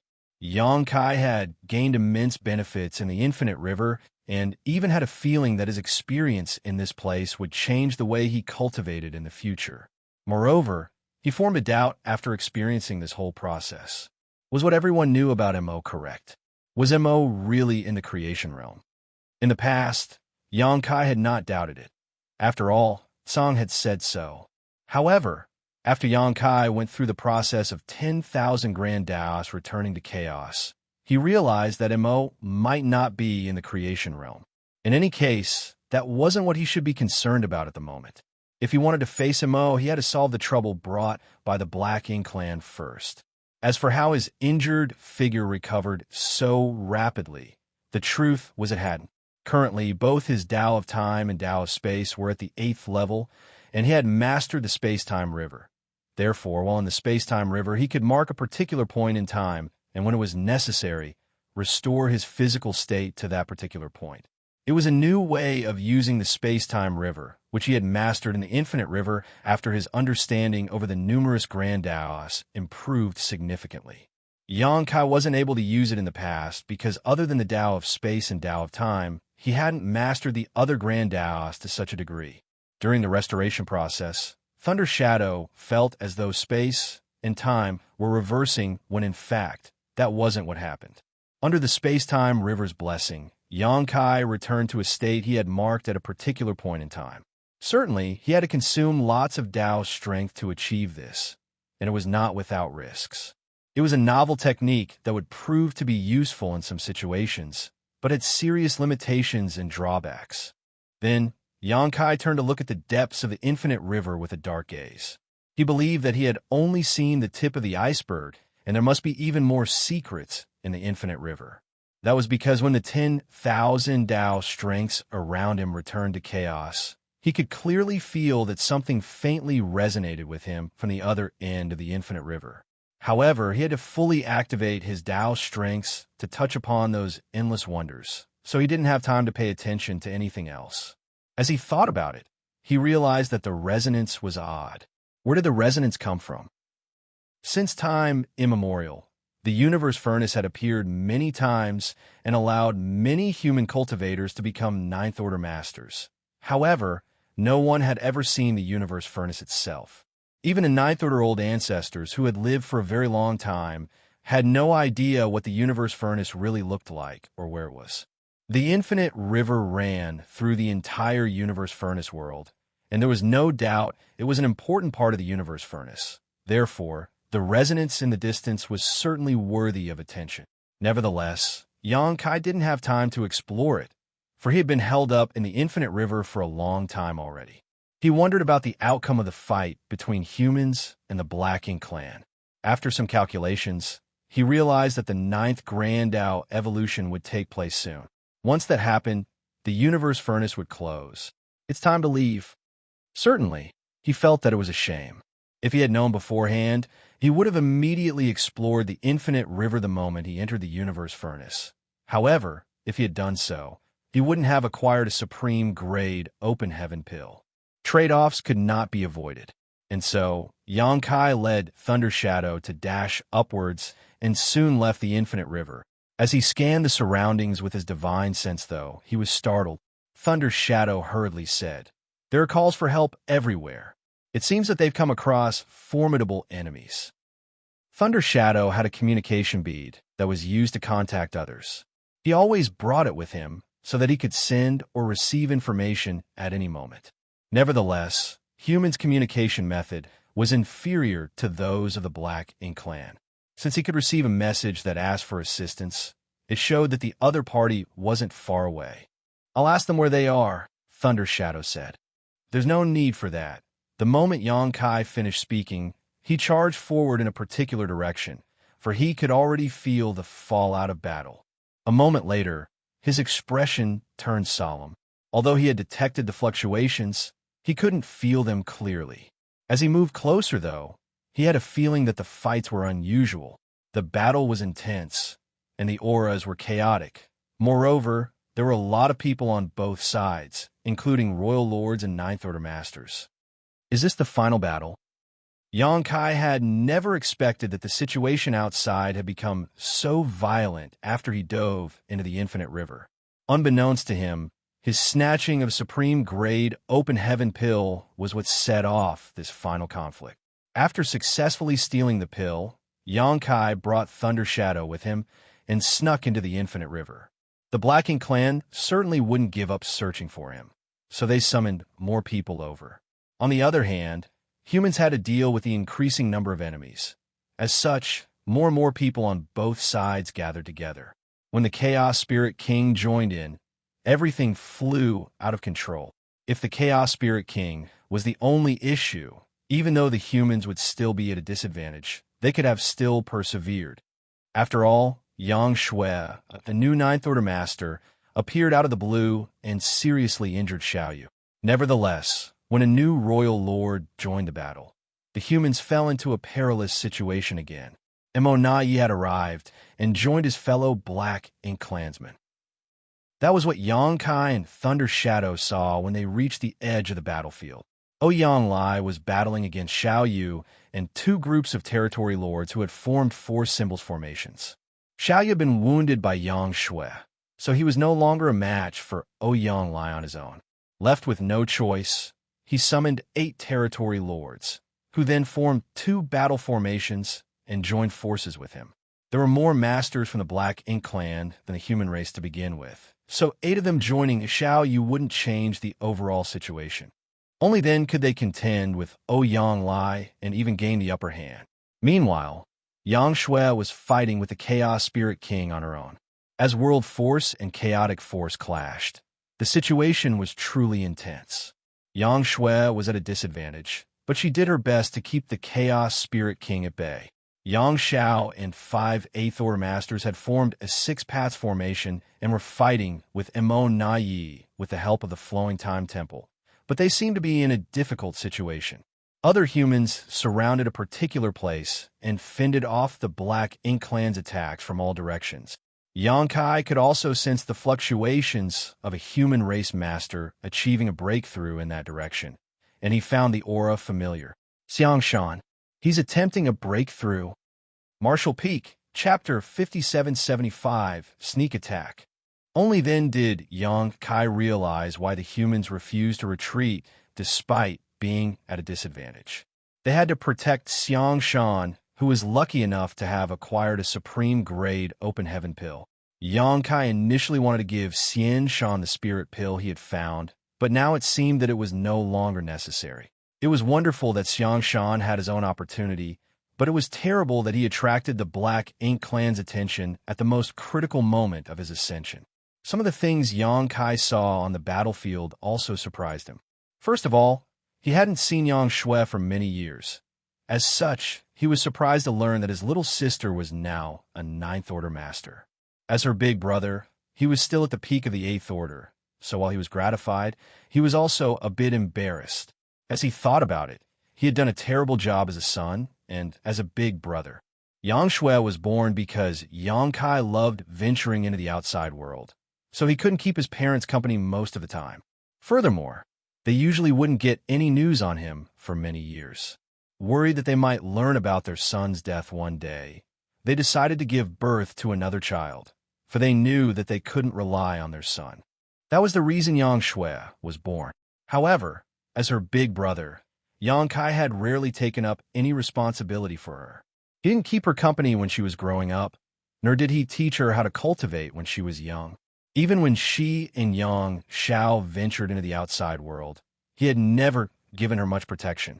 Now, just like him, Xianxia had to join the war to kill the Black Ink clan, leaving their parents back in High Heaven Palace, waiting for their return. It was an awful fate for all of them. Apart from Xianxia, Yang Kai was also surprised by immortality. That guy was battling against Xiao with his six paths formation on the battlefield, and he had gained the upper hand. One had to know that Xiao had the flowing time temple's assistance on top of forming the six paths formation with him as the core. How was it possible that immortality was a match for them? Immortality was just a pseudo-royal lord, and he couldn't have possibly recovered from his near-death situation in such a short amount of time. In the folded space, Yang Kai all but killed him, so under normal circumstances, a 5 elements formation should have been more than enough to restrain immortality. As Yang Kai observed them for a while longer, though, he became shocked. Immortality wasn't as badly injured as Yang Kai thought, and he was no longer a pseudo-royal lord. The power he was using showed that he was a true royal lord now. Did that bastard obtain a supreme grade open heaven pill? Yang Kai was naturally displeased. It was true that good people would usually die young, while a scourge would live a long life. It was a shame that he hadn't managed to kill immortality in the universe furnace's folded space back then. Nevertheless, at that time, Yang Kai didn't expect that his actions would trigger the universe furnace's self-defense mechanism, sucking him into the universe furnace world and allowing immortality to survive. Presently, Thunder Shadow still crouched on Yang Kai's shoulder, using his innate divine ability to conceal both of their auras. While looking in a particular direction, then, he sent Yang Kai divine sense transmission. Second brother is over there. He was naturally aware of Feng Tianxi's existence. After all, they had come across each other on several occasions while fighting the Black Ink clan in the various Great Territory battlefields. However, it wasn't until he heard the conversation between Yang Kai and Ouyang Lai that he realized Feng Tianxi was Yang Kai's human self. Yang Kai nodded, for he saw Feng Tianxi as well. Presently, Feng Tianxi was part of Yang Zhao's Six Paths formation. It was thanks to their close collaboration that they managed to oppose a royal lord like immortality for so long. It wasn't that Yang Zhao didn't want to form a 7 stars formation. If he could do that, it would certainly help with their situation. At the very least, they would find it easier to fight with immortality. Nevertheless, the human race had fewer people on their side as compared to the Black Ink clan, and all of them were tangled up in fights. If they asked someone to assist them, a different part of the defense line might break. Furthermore, it wasn't easy to form a 7 stars formation.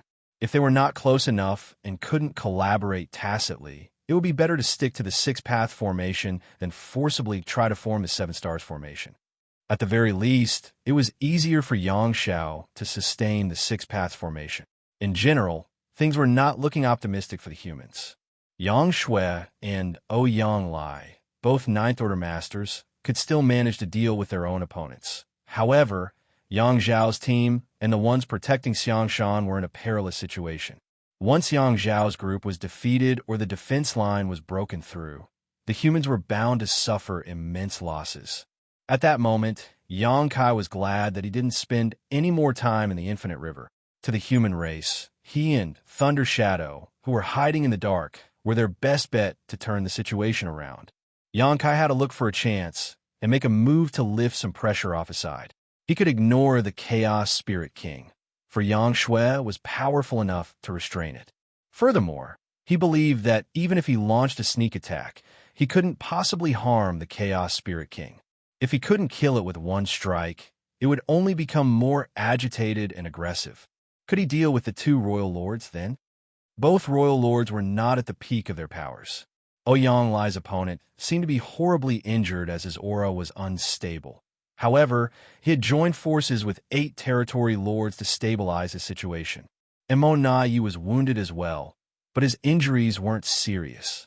Yang Kai didn't have the confidence to kill either of them. At best, he could injure them. As such, he decided to set his sights on the weaker targets. The humans felt immensely pressured mainly because there were over 10 pseudo-royal lords. Even if both parties were in one-on-one fights, the human race masters would still feel intimidated. Many more pseudo-royal lords had entered the universe furnace world, but these were the only ones on the battlefield at that moment. The other pseudo-royal lords were either on their way or didn't bring black ink nests with them. As such, the key to this battle wasn't the fights between the royal lords and the Ninth Order Masters, but Xianxia. As long as they could hold on until Xianxia achieved a breakthrough, they could turn the tides, as they would have another Ninth Order Master. Yang Kai soon made a decision. Given his strength, he wouldn't be able to kill a royal lord. However, with Thunder Shadow's help, he could probably end a pseudo-royal lord's life. After he sent a transmission to Thunder Shadow, they silently flew towards the battlefield. At that moment, the Black Ink clan were trying to break through the human race's defense line, but they hadn't managed to achieve their goal yet. As such, many of them roared furiously. The Black Ink clan was at an advantage as they had more people on their side. The territory lords could also form 4 symbols formations, negating a large part of the humans' advantage.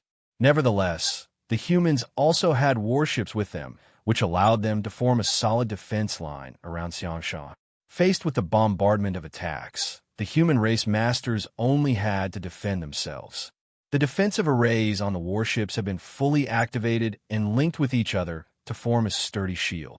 Without breaking the warship's protection, the Black Ink clan wouldn't be able to deal a decisive blow to the humans. That was the reason the humans could hold on for such a long time despite having fewer people on their side. Nevertheless, the warships were not unbreakable. Once they were damaged, the humans would have to directly deal with the enemies. By then, no one could tell how much longer they could persevere. In a particular spot of the defense line, a pseudo-royal lord that looked like a humanoid ox with horns on his forehead madly released waves of black ink strength, striking the light barrier in front of him, dimming it significantly. He could feel that the defense line made from warships in this spot was about to break apart at any moment. Once that happened, the humans would have to directly face his wrath. "Ants, you die today," he growled with bloodshot eyes. Despite being an advantage, he did not forget to weaken the humans' morale as well. Regardless of whether it was useful at all, he felt much better after shouting it out.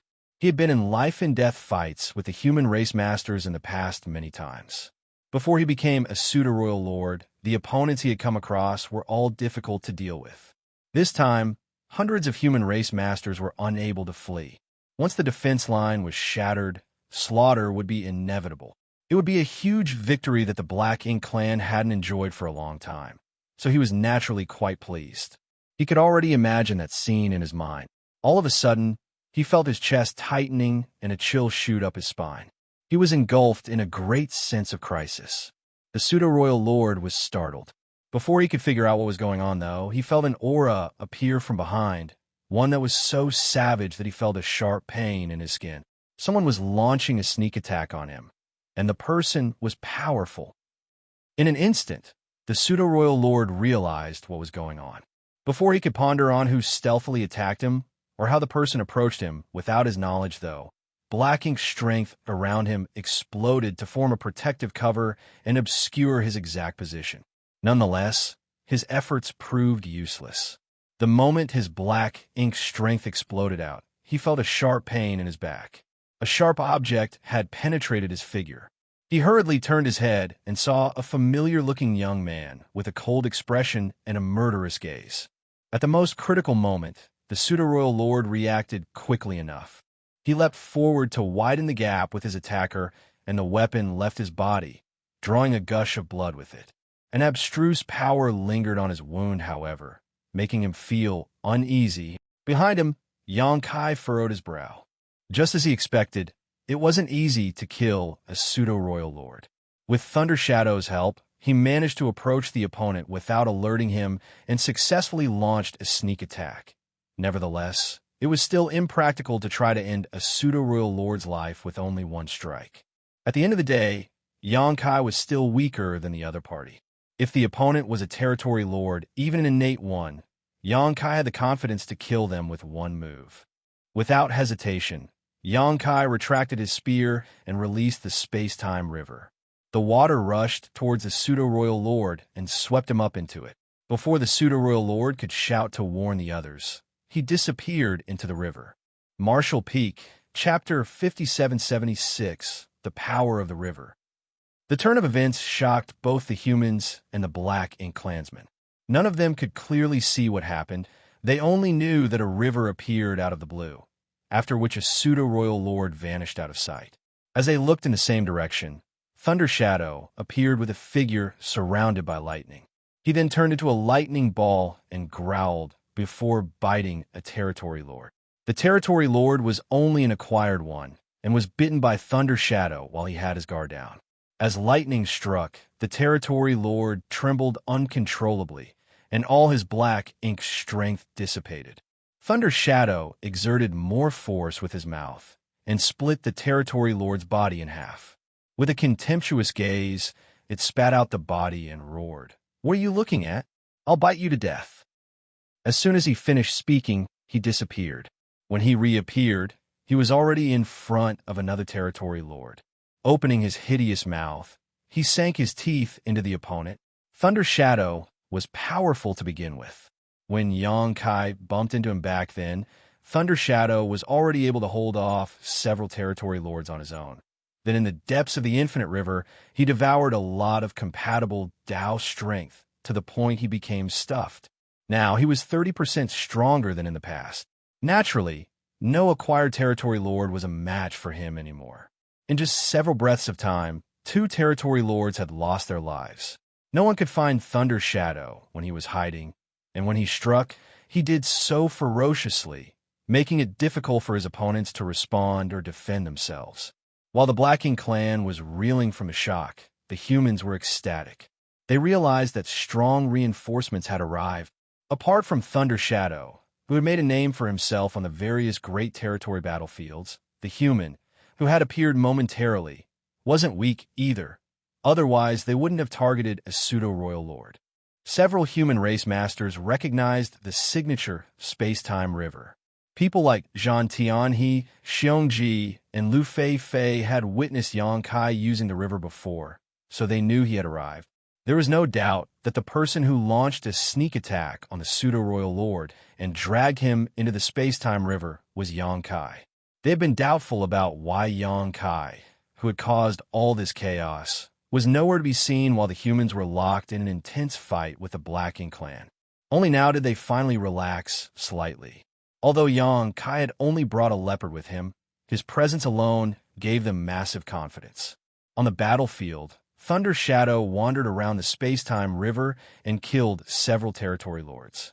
Just then, a pseudo-royal lord came over and sent out a punch. Thunder Shadow was sent flying away while coughing up blood. Just as the pseudo-royal lord was preparing to end his life, though, the leopard disappeared into the void again.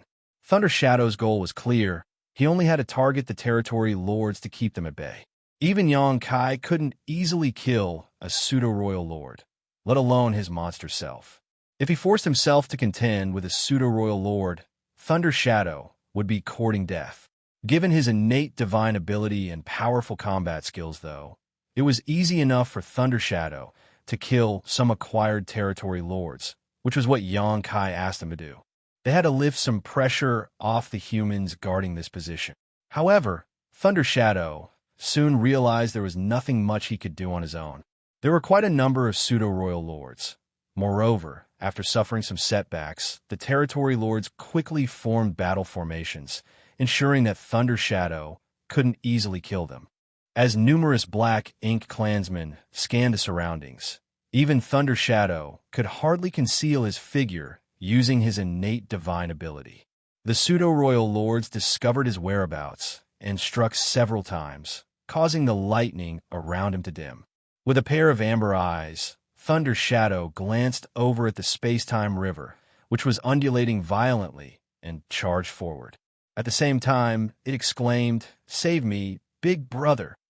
Several pseudo-royal lords relentlessly raced after him, while many rained their attacks on the space-time river. Regardless of what technique it was or who activated it, since their opponent was there, they just had to attack. The space-time river shook violently because of external pressure as well as the internal fight. Right after Xianxia summoned the space-time river and swept the Ox pseudo-royal lord into it, he too dove in. He was so swift that hardly anyone could see him clearly. Inside the space-time river, Yang Kai naturally held the advantage. Although he couldn't control everything like he did in his small universe, he was in a favorable position in the river. Presently, the space-time river was filled with many more Tao strengths, which formed countless undercurrents and enacted all sorts of wonders. Yin and Yang, 5 elements, 10,000 grand chaos. The entire evolutionary process took place repeatedly, completely confusing the opponent's senses. While hiding in the river, Yang Kai waited for a chance to flare up and kill the enemy. Just as Thunder Shadow called for help, everyone could clearly feel that a powerful aura suddenly vanished inside the raging river. The next instant, waves spread out as a figure shot out with a corpse with no black ink strength left in his hand. All the black ink clansmen were flabbergasted. A pseudo-royal lord was killed in such a short time. Although there were quite a number of pseudo-royal lords present, none of them had lost their lives despite fighting with the humans for such a long time.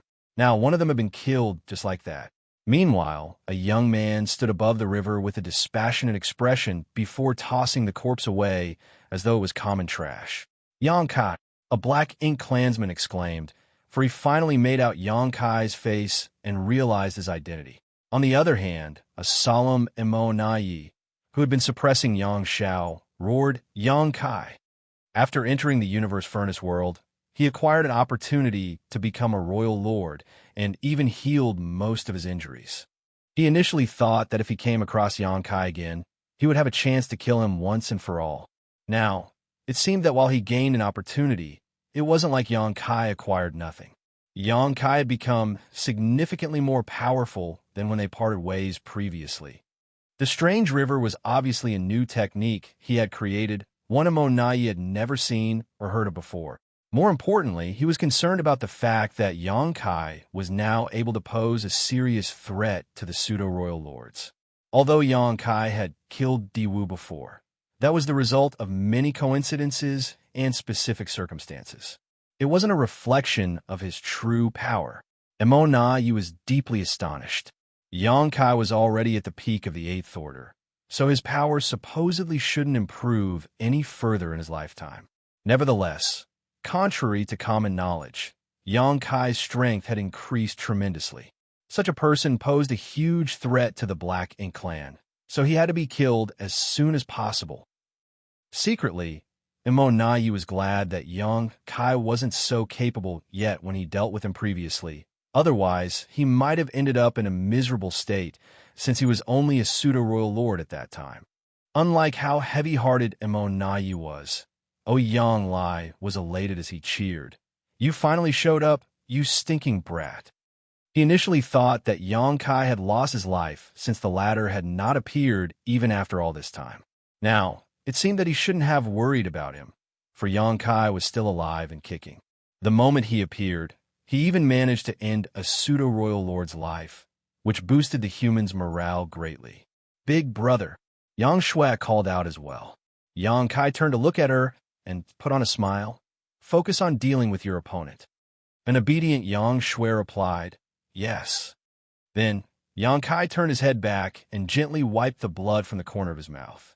Although he held an advantageous position with the space-time river's help, he had to pay a certain price to kill a pseudo-royal lord in such a short time. Nevertheless, it was worth it.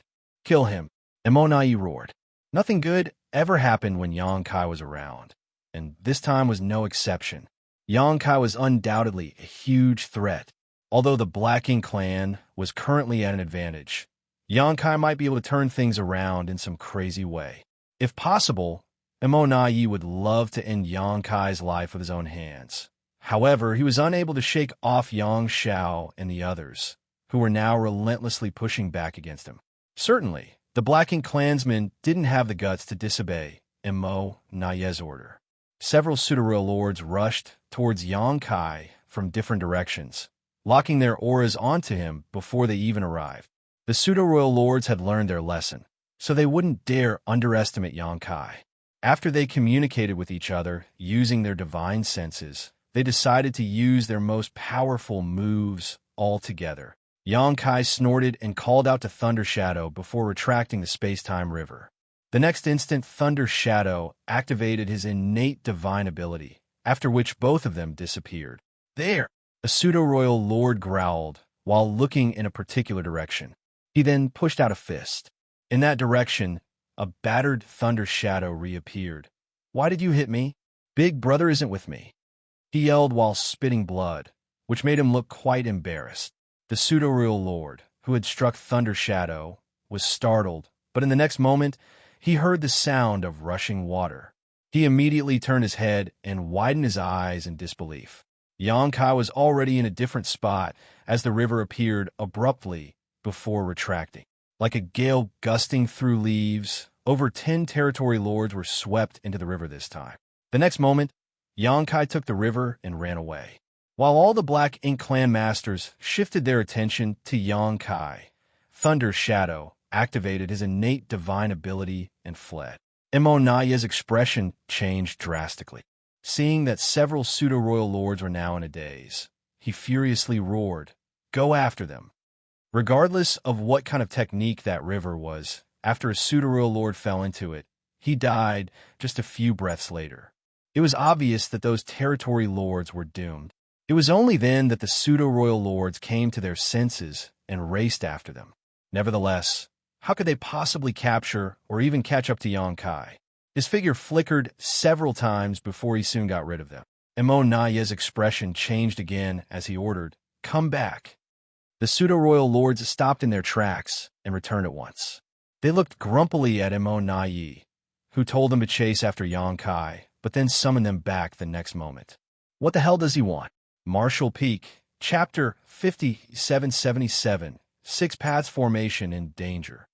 Immortality ignored those pseudo-royal lords while feeling vexed.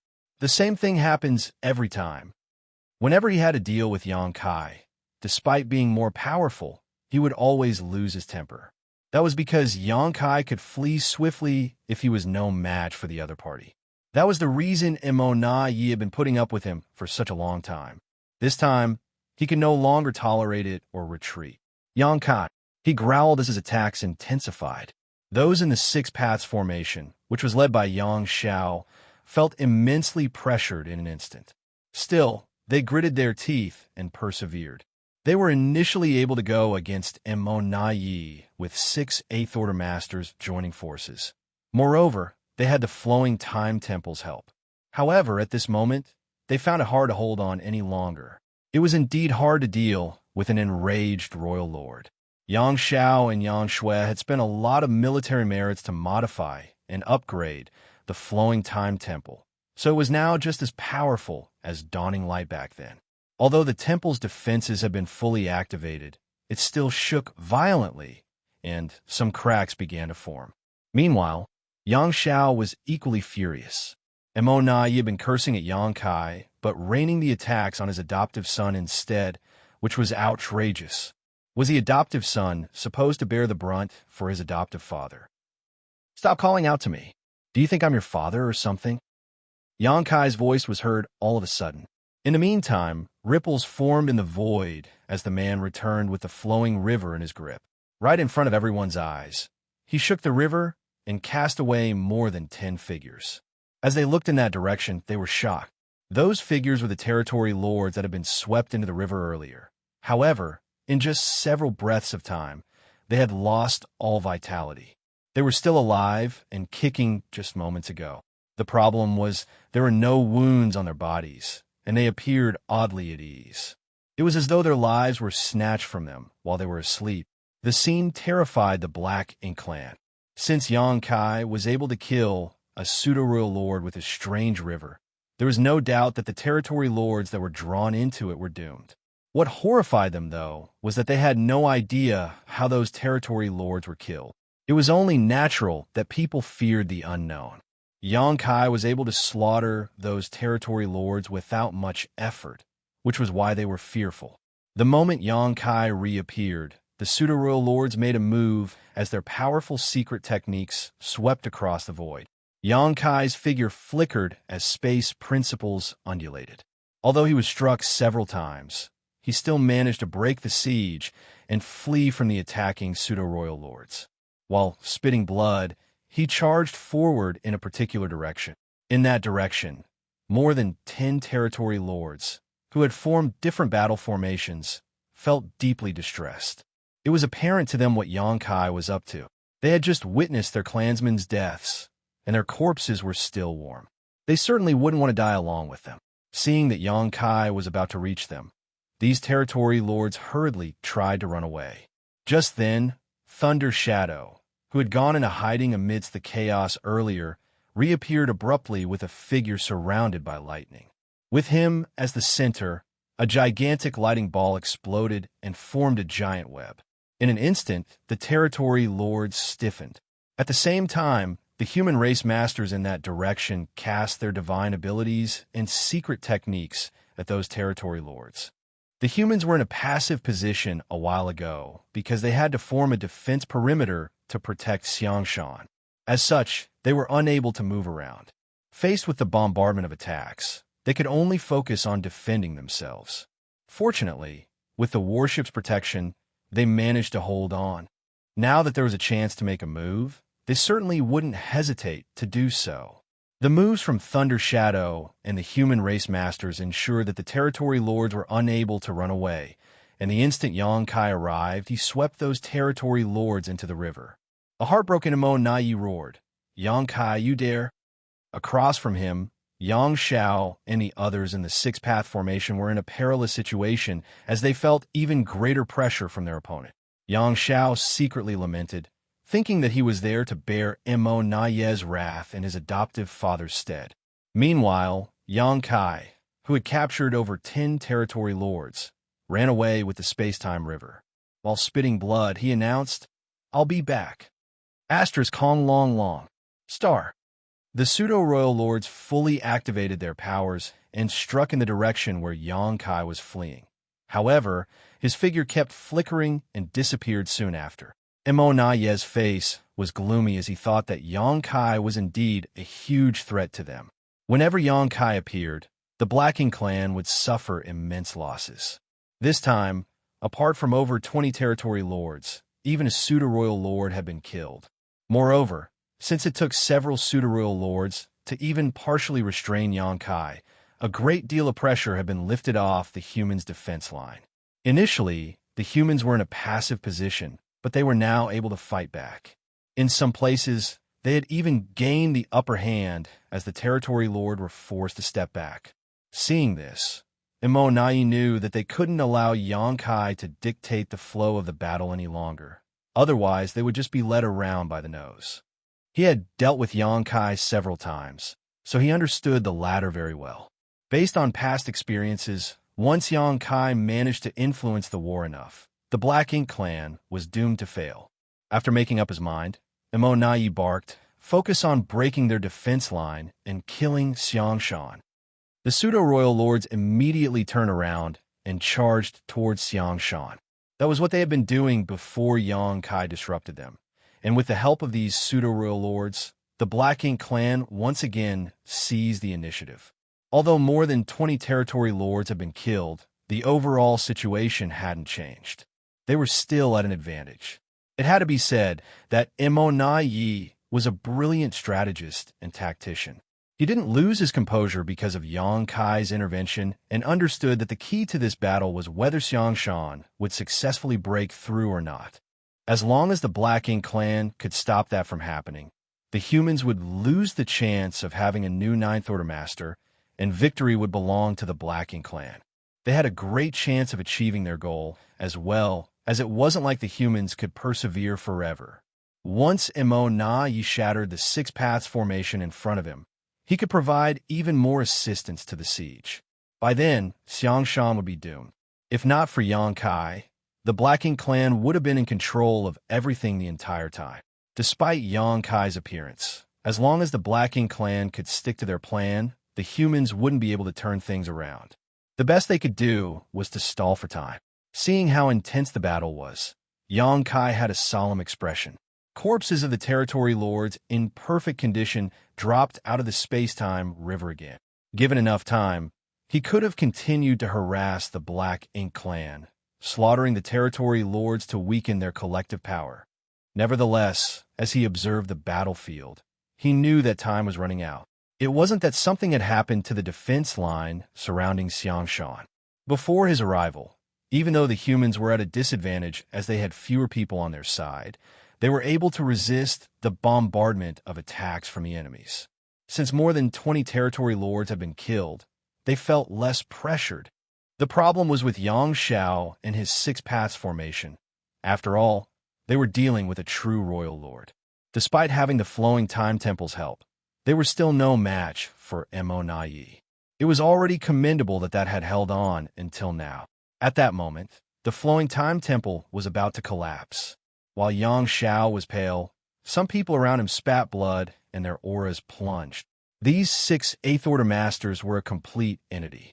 If one of them collapsed, the entire battle formation would come apart. When that happened, Immortal would be able to kill all of them. Immortal could tell that they were on their last legs, so he bombarded them with attacks that were as violent as a storm. At the same time, he growled through clenched teeth. Xianxia, I heard that he's your adoptive son. Are you going to just watch as I kill him?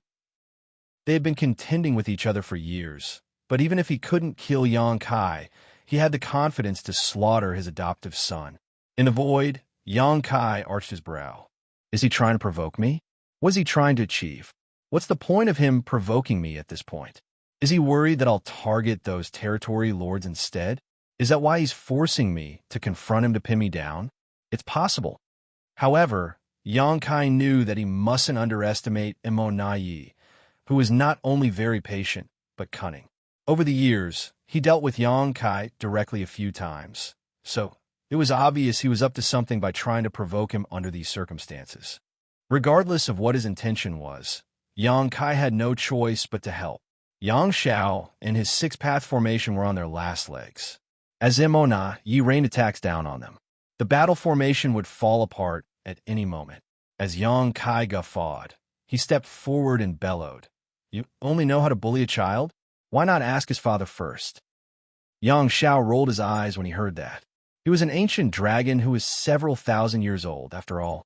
How could his adoptive father call him a child? As Xianxia brushed past the defense line, he released and retracted the space-time river like it was a whip, after which several territory lords were swept into it. In an instant, currents surged in the river as 10,000 grandaos were stimulated. When Xianxia arrived at the battlefield, the corpses of those territory lords fell out of the river with no vitality left. He then stepped into the Six Paths formation, which was led by Xianxia, and infused his aura into it. Instantly, the Six Paths formation became the Seven Stars formation. However, Xiao's face blanched as he roared. As the core of the formation, he had to harmonize the powers coming from all directions, so he felt immensely pressured. Since he was an ancient dragon with a figure of over 90,000 meters long, he was better able to bear such pressure, but he had never formed a Seven Stars formation with others before, so he found it difficult to harmonize everyone's power at that moment. When he led the Six Paths formation just now, the battle formation could still run smoothly. However, the instant Xianxia joined them, the battle formation started shaking violently, as though it would come apart at any moment. That was the reason the human race masters found it hard to form stronger battle formations. When it came to battle formations, more people was not always better. Just like shoes, one had to choose ones that fit. The Eighth Order Masters that could form a 7 stars or 8 trigrams formation were those who spent millennia fighting together, so they understood each other extremely well. They also had to rehearse the battle formation countless times so that they could achieve the desired result when dealing with enemies. On top of all that, it was dangerous for Xianxia to barge into a battle formation that was already running to begin with. If something went wrong, instead of forming a higher battle formation, he would make the original one break apart. Martial Peak, Chapter 5778, 7 stars turns into 8 trigrams. Once the battle formation fell apart while they were dealing with a formidable opponent, they would be doomed. However, Xianxia had no choice but to take a huge risk. The battle formation trembled as Immortal's attacks never ceased. The 7 of them were forced to step back. One of the members was badly injured. His aura plunged as he spat blood. Helpless, Yongkai activated the space-time river to surround them and ward off Mo Naye's attacks, which helped lift some pressure off them. Nevertheless, even the space-time river, which was based on the Tao strengths of space-time and infused with 10,000 grand Taos, couldn't fend off a royal lord for long. Faced with the violent attacks, the river was immediately sent into turmoil, which caused Yongkai's vitality to undulate. Rotate the core. He growled through clenched teeth. While sustaining his aura, he stepped towards Xianxia, who moved away at the same time. Although they had never practiced forming a battle formation before, nor were they really related by blood, Xianxia blindly believed in Yongkai. That was because it was thanks to Yongkai that Xianxia was born safely into this world back then. The two figures replaced each other in the blink of an eye. Yongkai became the core of the formation, while Xianxia stood in his adoptive father's previous position. As streams of aura came from all directions, Yongkai quickly made some adjustments. The initially turbulent battle formation soon stabilized. At the same time, their auras rose rapidly like the sun at the break of dawn and reached new heights. There was a price to pay, though. The space-time river was almost destroyed by Mo Naye. The moment they were done with the change of formation, Yongkai quickly took control of the space-time river, turned it into a whip, and lashed Mo Naye with it. The Tao strengths shook as Mo Naye staggered upon impact. He was flabbergasted because Yongkai's power had increased significantly. Before the Universe Furnace's appearance, he was hunting Yongkai down as a pseudo-royal lord at that time. Yongkai was powerless to counterattack and could only flee in embarrassment. At the most critical moment, the Universe Furnace appeared all of a sudden, and the space surrounding its projection became something like a trap, which provided shelter for Yongkai. If not for the Universe Furnace's appearance, Yongkai would have been killed. Now, the battle formation that had been formed with Yongkai as the core seemed able to go against a true royal lord like him. There was no doubt that the battle formation was powerful, but it also showed how formidable Yongkai was. It was at that moment that Mo Naye knew he had made the right decision. Xianxia becoming a Ninth Order Master was indeed a crisis, but Yongkai would be a bigger threat to them if he wasn't killed. Mo Naye believed that he could kill two birds with one stone this time. With Yongkai as the core of the formation, the human race masters successfully formed the Seven Stars formation, which was significantly more powerful than the previous Six Paths formation. Even when dealing with a royal lord like Mo Naye, they were no longer in a difficult situation. The fight between them was so intense that space around them heaved and shattered. Xianxia hurriedly stowed the tattered Flowing Time Temple. He and Xianxia had inherited the artifact from Flowing Time Great Emperor, and it had accompanied them for thousands of years. He had no choice but to use it to deal with the opponent earlier. If it was destroyed, he would be quite heartbroken. Now, he didn't have to worry about the Flowing Time Temple being destroyed. He just had to collaborate with Yongkai. It was much easier than when he had to lead the entire formation earlier. While engaging in a hot-blooded fight, Yongkai frowned. This wasn't enough. Although they had formed the Seven Stars formation with him as the core, they still found it hard to oppose Mo Naye. The crux of the problem wasn't the Seven Stars formation, but rather that all of them had suffered various degrees of injury already. In particular, one of the Eighth Order Masters was badly injured and his aura was unstable. The power coming from him was much weaker than those of the others. That was the reason the Seven Stars formation's power couldn't be fully activated. After giving it some thought, Yongkai sent a voice transmission to the Eighth Order Master. Upon hearing that, the Eighth Order Master nodded.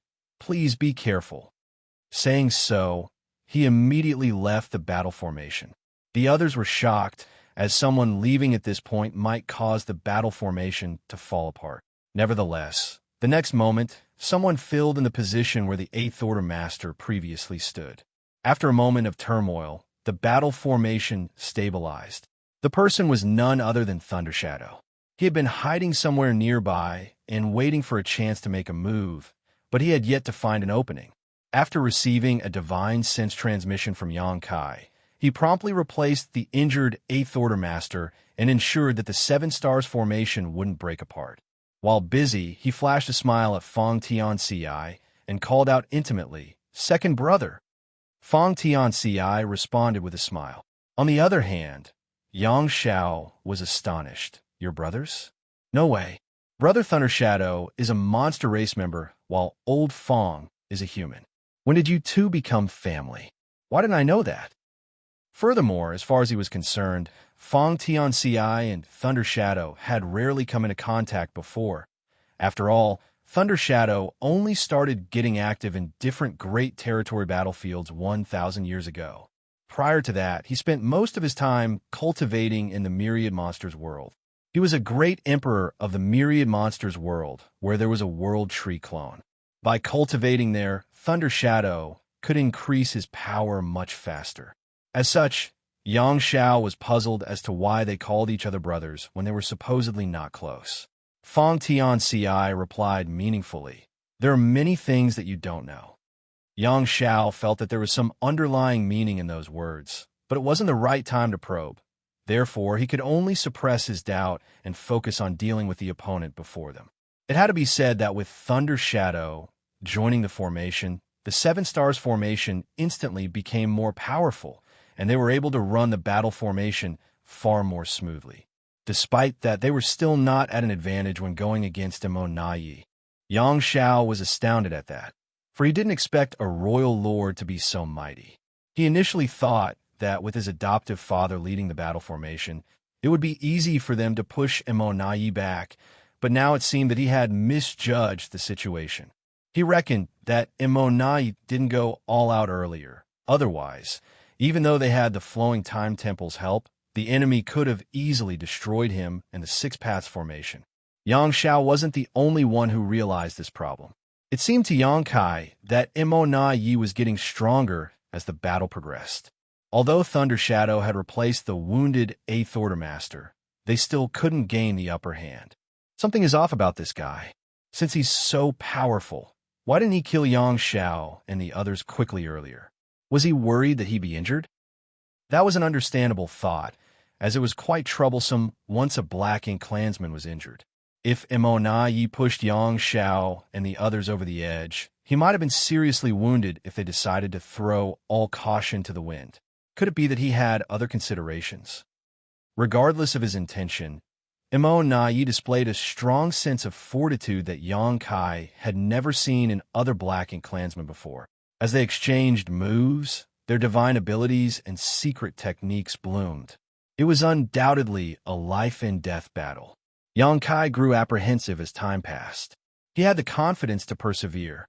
After all, he was used to this kind of combat. Xianxia, as a Dragon Clan member, would be fine too. As a Monster Race member, Thunder Shadow could hold on as well. Nevertheless, the other 8th Order Masters wouldn't be able to last long, not even his human self, Fong Xianxia. They were injured to begin with, so if the intense battle dragged on, their wounds would only exacerbate. Therefore, they had to deal with Immortality quickly. It was extremely difficult to kill him, for he was a royal lord. As such, they could only try to injure him and force him to retreat. After making up his mind, Yangkai shouted, "Blood Crow!" In the defense line surrounding Xianxia, a figure looked up in Yangkai's direction with bloodshot eyes. His body was covered with a red aura, and he gave off a mad and bloodthirsty vibe. It was none other than Blood Crow. With a smug expression, he grinned. "Have you finally realized how important I am?" Yangkai replied solemnly. "Cut the crap and come over here." Fine. Blood Crow shrugged and exploded the next moment. He turned into countless blood-colored crows and brushed past the Black Ink clansmen. Immortality's expression changed drastically when saw this and yelled, "Stop him!" Without the need for him to give an order, the Black Ink clansmen made a move the moment Blood Crow tried to break through the siege. Divine abilities and secret techniques were cast, after which half of the blood-colored crows were killed. The remaining half successfully fled before they came together and transformed back in a Blood Crow. He smiled contemptuously. "Do you think you can stop me?" The next instant, he charged towards Yangkai. Immortality directly pushed out a palm at Blood Crow, one that seemed to cover the entire void. Since he had realized Yangkai's intention, he certainly wouldn't allow Bloodcrow to come over. In your dreams, Xianxia roared and surged his power before whipping Immortal's wrist with the space-time river. As both parties clashed, the Seven Stars formation shook while Immortal staggered. Seizing the chance, Bloodcrow approached Xianxia and announced, "Dawn's Bloodcrow joins the formation. Come." Xianxia adjusted the battle formation as he led Bloodcrow's aura to integrate.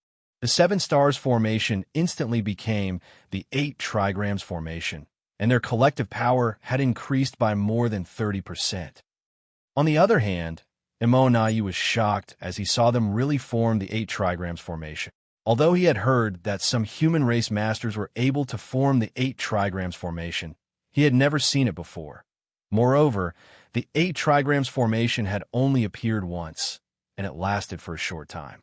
That was because this kind of battle formation was extremely taxing for the one acting as the core. Moreover, the last time this formation took shape, the 8th Order Master who served as the core perished. However, the Black Ink clan also paid a hefty price as a pseudo-royal lord was killed. It was at that time that the 8 trigrams formation amazed everyone, and no one had yet to make it happen again. When Xianxia summoned Bloodcrow to come over, Immortal already suspected that the other party wanted to set up this battle formation. After the Black Ink clan failed in their attempt to stop Bloodcrow, Immortal still hadn't lost hope though. It was extremely difficult to establish the 8 trigrams formation, and even Xianxia might not be able to create this miracle. After all, Xianxia had been on his own over the years, and he had never rehearsed any battle formations with other people. How was it possible that they could form such a formation at a moment's notice? In fact, Immortal was already surprised that Xianxia was able to run a 7 stars formation with ease. But now, the 8 trigrams formation was right before his eyes. Those 8 figures had their aura closely connected, and they appeared even more intimidating than a royal lord like him. At that instant, Immortal knew that he was in trouble. Martial Peak, Chapter 5779, Fierce Battle. Immortal couldn't figure out how Xianxia managed to form an 8 trigrams formation without much difficulty. Before Xianxia summoned Bloodcrow, Immortal was in control of everything, including besieging Xianxia and suppressing Xianxia and the others in front of him.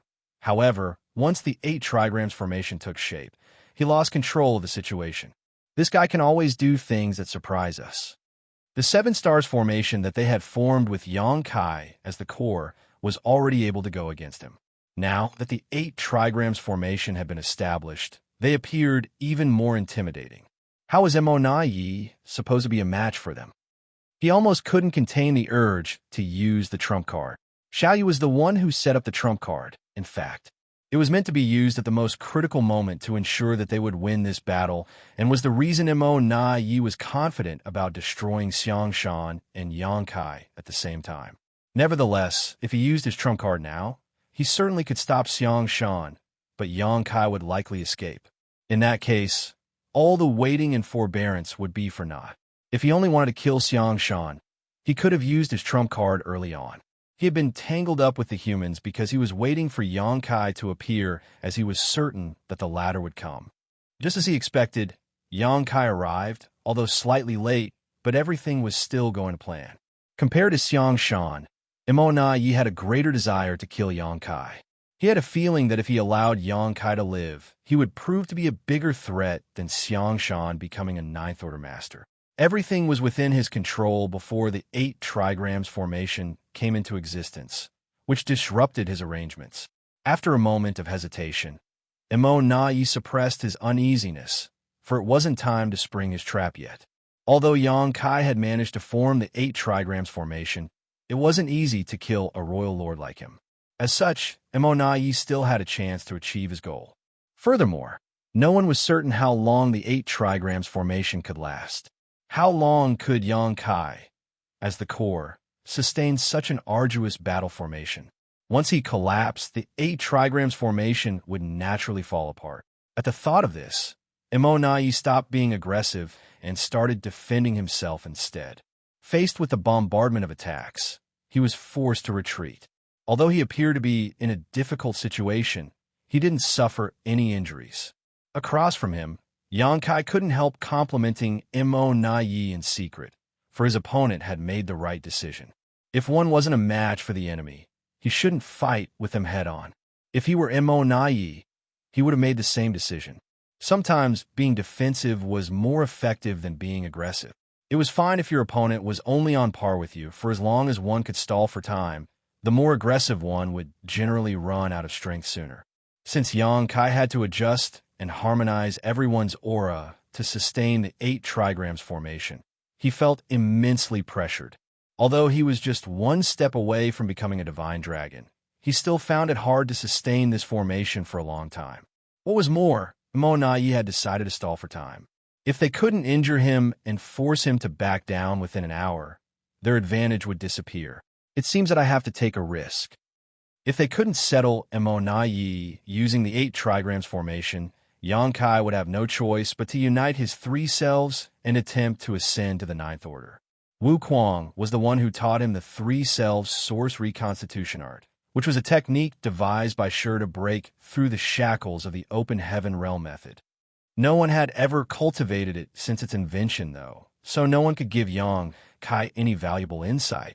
How was he supposed to unite his 3 selves? Could he really break his shackles and ascend to the 9th order by doing so?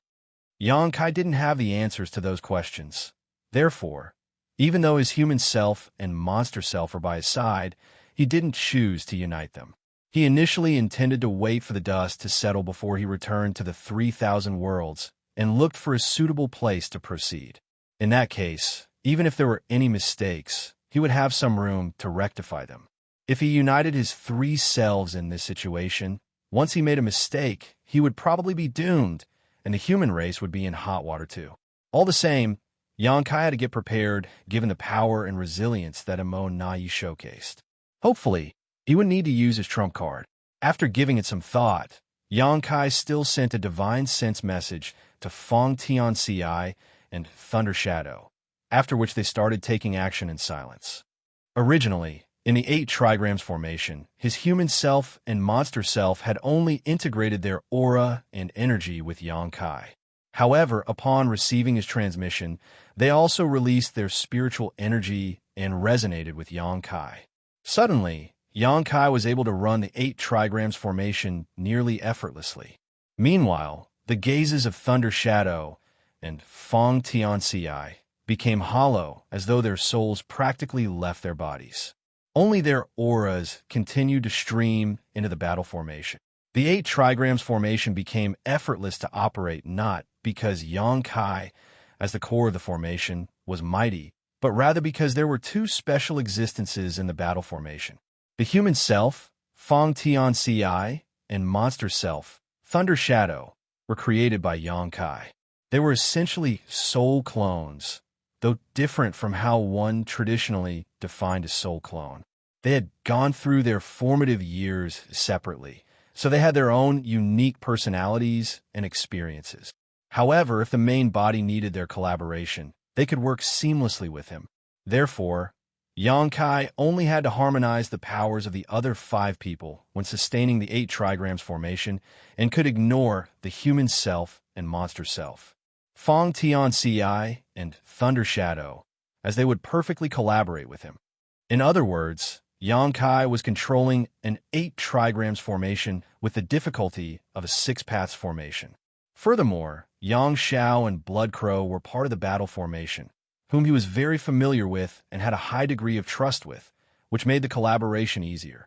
If it was anyone else other than Xianxia and Thunder Shadow, Yang Kai wouldn't have been able to pull off such a feat. By resonating their very souls with Yang Kai, Xianxia and Thunder Shadow had basically surrendered themselves to him, allowing the main body to take control of their actions entirely. That was the reason they were able to run the 8 trigrams formation far more smoothly. Mo Na Yi was stunned when their attacks suddenly intensified. Not having expected their power could still increase at this point. Given his acute insight, he could naturally see the crux of the problem, which was why he was astonished. Is Yang Kai that trustworthy? 2 people in the battle formation have practically abandoned their own will and turned into a simple source of energy for him. If Xianxia held even the slightest ill intentions towards them, he could kill them with a thought. Certainly, Immortality was envious of the fact that the humans were so united. The Blacking clan were no match for them in this regard. Although they all came from the most supreme being, they were selfish. Immortality was no different. If he was not selfish, he wouldn't have become a pseudo-royal lord and eventually a royal lord. And so, he gritted his teeth and held on while madly releasing his black ink strength to fend off the intensifying rounds of attacks. Even if he couldn't contribute to the battle anymore, Immortality wouldn't want to make a mistake either. As such, he decided to persevere and wait for the right opportunity. Meanwhile, Xianxia was dealing with Xiaoyu and two four-symbols formations formed by the territory lords on his own. Despite that, he remained brave and ferocious. As his violent power surged, Xiaoyu and the 8 territory lords could hardly counterattack, leaving them in a perilous situation. It was thanks to Xianxia that Xianxia was able to pull off this display. If Xianxia hadn't stealthily approached Xiaoyu and injured him, Xianxia would have only been able to deal with the latter instead of fighting with a royal lord and 8 territory lords at the same time. While in an intense battle, he still paid some attention to the entire battlefield. When he saw that Xianxia had successfully set up an 8 trigrams formation to suppress Immortality, he was ecstatic, but he soon became worried. An 8 trigrams formation was extremely draining for the one acting as the core, so even Xianxia couldn't persevere for long. To suppress a royal lord, Xianxia had to be in top condition at all times, otherwise the opponent might turn things around. It was a challenge for Xianxia as well as the other members of the 8 trigrams formation. An anxious Xianxia couldn't help but roar. Still not done yet. Big head Xiang. A long time had passed, but Xianxia still hadn't achieved a breakthrough. Although there were some obstacles when Xianxia attempted his own ascension, he didn't take nearly this long. Given their situation, if the humans wanted to win this fight, they had to pin their hope on Xianxia. As long as Xianxia could make it to the 9th Order, they could turn the situation around and slaughter the enemy forces here. They might even be able to kill the 2 royal lords. However, Xianxia had to disappoint them. He was touted as a rare talent, but he couldn't achieve an ascension as quickly as he should. Xianxia had clearly lost his temper. Otherwise, he wouldn't have bothered Xianxia at such an important moment. He could feel that Xianxia's aura was unstable, hovering around the peak of the 8th Order, but unable to break through to the 9th Order. That was why Xianxia was so frustrated. With the help of a supreme-grade open heaven pill, it supposedly wasn't difficult to make it to the 9th Order. At the very least, it wasn't too hard for him. At that moment, Xianxia was also aggrieved. He didn't expect to face so many obstacles when attempting a breakthrough. Undoubtedly, Xianxia was the one who set off this fight when he snatched a supreme-grade open heaven pill. Nevertheless, Xianxia was the one who escalated events when he accidentally revealed his aura while attempting a breakthrough. If his breakthrough was successful, they could destroy the Black Ink clan present. However, if this dragged on, the situation would only worsen for the humans. He naturally wanted to shatter his shackles and make it to the 9th Order as soon as possible. Nonetheless, the hidden damage left over from when his order regressed back then was more severe than he thought. Although he eventually managed to make it to the 8th Order again, the boundary wall in his small universe seemed to have thickened. That was the reason ordinary-grade open heaven pills were useless to him. Supposedly, someone like him didn't need a supreme-grade open heaven pill. He only needed some ordinary-grade open heaven pills to break the bottleneck and ascend to the 9th Order. If the boundary walls of other 8th Order masters were like a thin membrane, his boundary wall was akin to a meter-thick metal wall. Since the boundary wall in his small universe was so thick, the medicinal efficacies of ordinary-grade open heaven pills were useless to him. Although a supreme-grade open heaven pill was indeed effective, it still took time to break down the boundary wall. Unfortunately, the thing the humans were most lacking right now was time. Martial Peak, Chapter 5780, Offense and Defense Reversed. Supreme-grade open heaven pills were undoubtedly the best opportunities in the universe. Xianxia could clearly feel that, with the help of the supreme-grade open heaven pill, the thick boundary wall surrounding his small universe was slowly dissolving.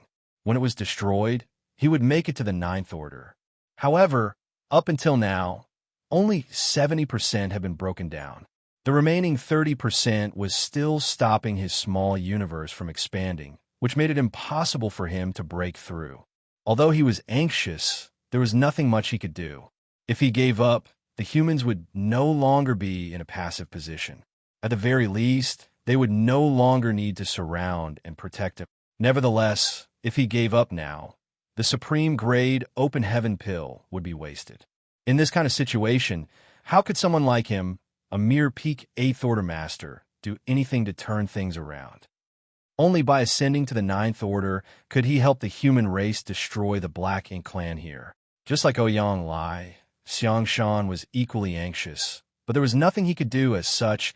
He gritted his teeth and madly pushed his strength to refine the open heaven pill's medicinal efficacies in the hope that the boundary walls in his small universe would dissolve faster. In a particular spot of the defense line, made up of human race masters, 5 8th Order Masters, who had previously parted ways with Yang Kai, formed a 5 elements formation to ward off the enemies. Presently, Tian Xiao Zhu, who was an old veteran 8th Order Master, served as the core of the formation, while Zhan Tian He, Xiongji, Lu Fei Fei, and Lin Wu supported him. Apart from Lin Wu, who ascended to the 8th Order inside the Universe Furnace World, the others were already 8th Order Masters before arriving in this place. As such, the battle formation they had established was fairly powerful. As they fought, though, Lin Wu suddenly sent a transmission to everyone. I'm worried that Senior Brother Yang and the others might not be able to hold on for long. Before he brought this matter up, the others didn't give it much thought, but now, even Lu Fei Fei worriedly spoke up. The 8 trigrams formation is too draining for those in the formation. When Yang Kai successfully formed the 8 trigrams formation, the humans were just as surprised as the Black Ink clansmen. However, because the core was Yang Kai, a legendary figure who could make the impossible possible, they quickly accepted the situation. Although the battle formation had been established, though, no one could tell how long it could last. Everyone could see that, which was why Mo Na Yu was stalling for time, and Ouyang Lai blew his top. Tian Xiao Zhu chastised them by saying, "Don't get distracted. Focus on dealing with the enemy in front of you." At this point, they had to concentrate on warding off the Black Ink clan instead of worrying about others. If the enemy managed to break their defense, Xianxia would be in danger. Tian Xiao Zhu secretly thought that these new 8th Order Masters were just not as hardened as the long-time ones. Under normal circumstances, everyone would have just obeyed his order. However, Lin Wu seemed insistent as he went on to say, "Senior Brother Tian, we have to lend a helping hand to Senior Brother Yang. Once their battle formation collapses, not just Senior Xianxia will be in danger, all of us will be." Tian Xiao Zhu furrowed his brow. How are we supposed to assist them? He had no idea what was on Lin Wu's mind.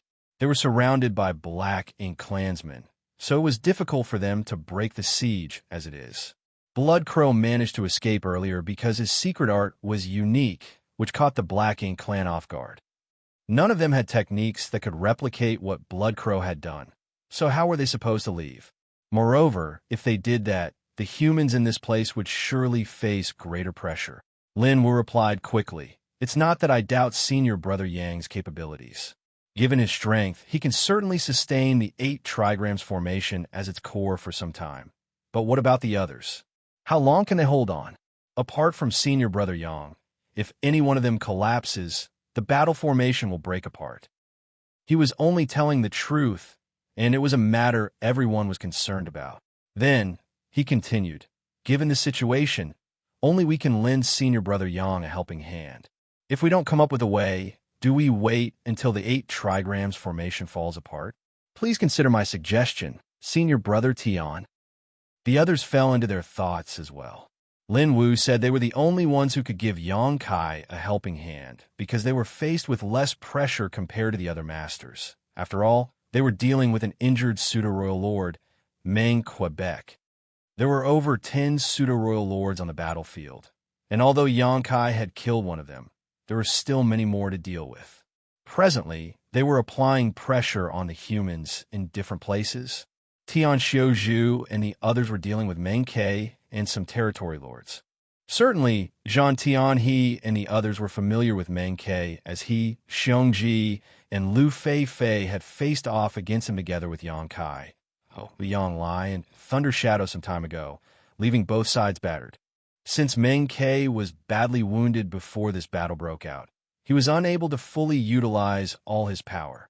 It was unlike the other pseudo-royal lords, who were all in top condition. As such, the other human race masters were unlikely to break the siege. If they wanted to provide support to Xianxia, their group would have the best chance of achieving this goal by settling Meng Ke first. It had to be said that Lin Wu was a shrewd person. After his persuasion, Xianxia Zhu couldn't help falling into his thoughts as well. A moment later, he nodded. "You have a point. Only we can help junior brother Yang and the others." At that moment, he couldn't help feeling he had grown too old. Although he was more experienced than the young ones, he wasn't as flexible as them.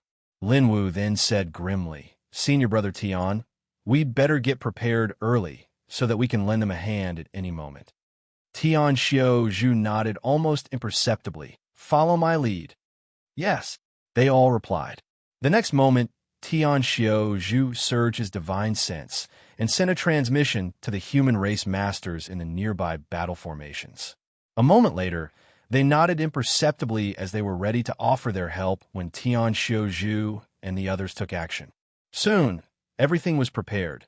However, Xianxia Zhu didn't immediately act to assist Xianxia, as it was an arrangement that they would rather not use. Presently, they had to sustain the current situation and protect the defense line.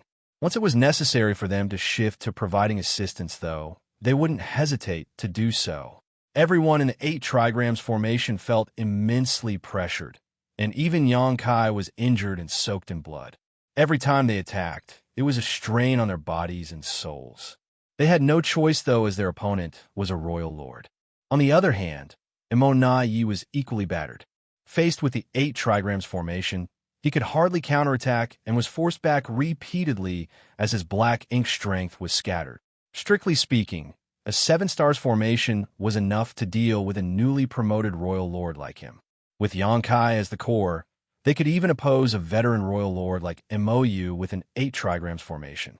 There was no doubt that Xianxia and the others were at an advantage at that moment, as all of them were going all out to kill the royal lord before them. But it was still extremely difficult to do so. Regardless of how battered Immortality looked, he was still a true royal lord. Unless they were significantly more powerful, they couldn't end his life. Xianxia and the others were caught in a dilemma. Although they had expected this outcome, they were still unable to turn things around. The space-time river had been turned into a long whip, and every time Xianxia wielded it, 10,000 grand Daos evolved and integrated to release awe-inspiring might. Despite his majestic aura, however, it would inevitably wither as time passed. When the 8 trigrams formation started showing signs of weakening, a battered Immortality guffawed. "Xianxia, if you can't kill me today, you will die." Xianxia glared at him without saying anything and wielded his whip. The attack was supposed to be fierce, but it became sluggish all of a sudden. In the battle formation, one of the 8th Order Master was no longer able to hold on as he tipped his head back and sprayed out a mouthful of blood. At the same time, his aura plunged. He had been holding on for far too long. Over thousands of years, humans had always formed battle formations to deal with their enemies. However, an 8 trigrams formation of 8th Order Masters had only appeared once before today. At that time, the formation only lasted for 20 breaths, after which the 8th Order Master who served as the core perished, while the other 7 were seriously wounded. Their sacrifice was not in vain, though, as they managed to kill a pseudo-royal lord and several territory lords. Since then, the 8 trigrams formation had never appeared again on any battlefield until Xianxia managed to pull off this feat. This time, they had been holding on for an hour. Although Xianxia, as the core of the formation, had borne half the pressure, the others didn't have it easy. The pressure didn't only come from the battle formation, but also Immortality's attacks. Since an 8th Order Master was no longer able to persevere, it wouldn't be long before more people collapsed. Seeing this, Immortality stopped being passive and became smug instead. "It's my turn." As soon as he finished speaking, he switched from defense to offense. Black Ink's strength surged and swept over them like a storm. Xianxia knitted his brow tightly. Left with no choice, he surrounded them with the space-time river to ward off the attacks. At that instant, the humans fell into a passive position, and their remaining advantage was gone for good. Simultaneously, Xianxia, who had been paying attention to the battle over there, sent a transmission to his surrounding allies with a determined gaze. "It's time. Please lend us your aid, everyone." Following that, the human race masters in that section of the defense line surged their divine abilities and secret techniques. Unlike how passive they were earlier, they took the initiative to attack. The turn of events caught the Black Ink clansmen off guard, and for a moment, they found it hard to resist their opponents. Meng Ke, who was in charge of this sector of the line, was startled for a moment. He could see members of a 5 elements formation charging towards him as though they were prepared to sacrifice themselves. Xianxia, who was at the front, roared, "Black Ink bastard, go to hell." His imposing aura shocked Meng Quebec. Although he was the 3rd pseudo-royal lord to be born within the Black Ink clan, he had never been used or valued. Now, there were quite a few pseudo-royal lords, and, as such, he became even less important. He had always been ambitious. Initially, he intended to make a great contribution while in the Universe Furnace world. Nevertheless, luck wasn't on his side. He repeatedly came across powerful opponents and became injured, which was why he was so frustrated. Martial Peak, Chapter 5781, Replacing the Members. When Meng Ke saw Xianxia and the others charging towards him, he naturally wouldn't dare take them head-on in his current state. Instead, he instinctively moved away. Much to his surprise, Xianxia didn't intend to exchange moves with him at all. He and the other 4 people brushed past him and shot off toward Xianxia. After becoming startled for a moment, Meng Ke came to his senses and growled, "Don't even think about leaving. I'll make all of you stay." Although he had no idea what their intention was, he could tell that these 5 8th Order Masters were moving to assist Xianxia somehow. Certainly, he wouldn't allow that to happen.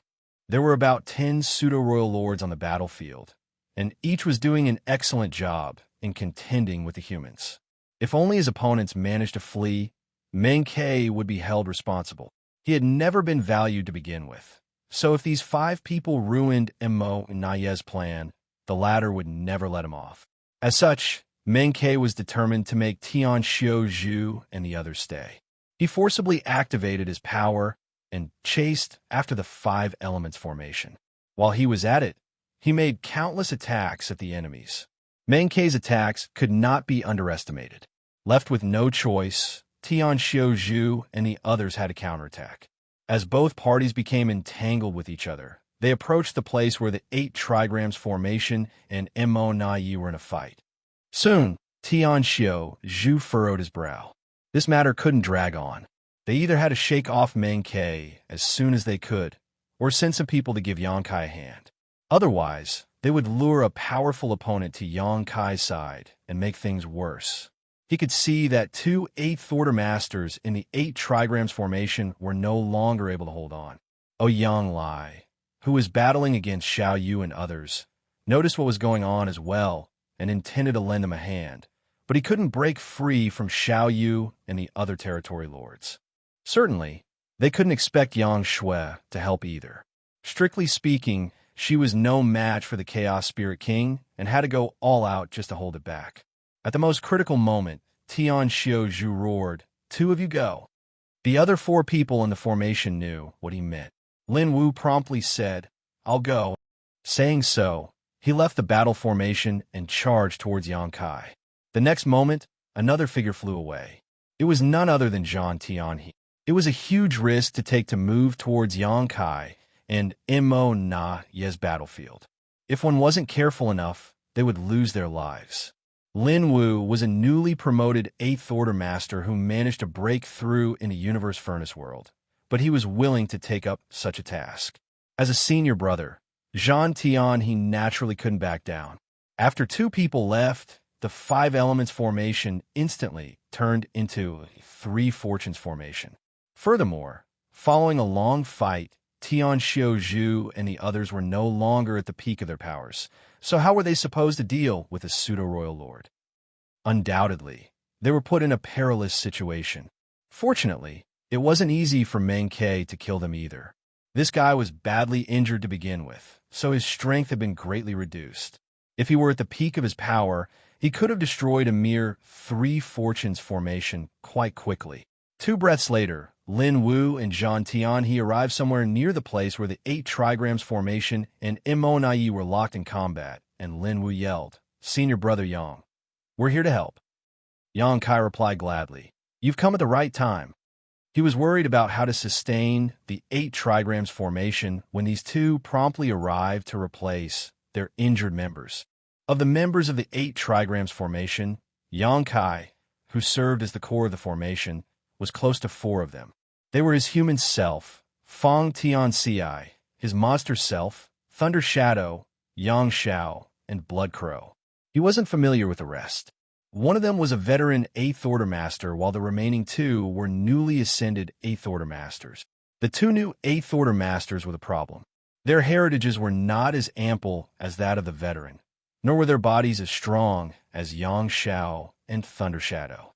Their foundations were not as solid as those of Fang Tianxi and Blood Crow.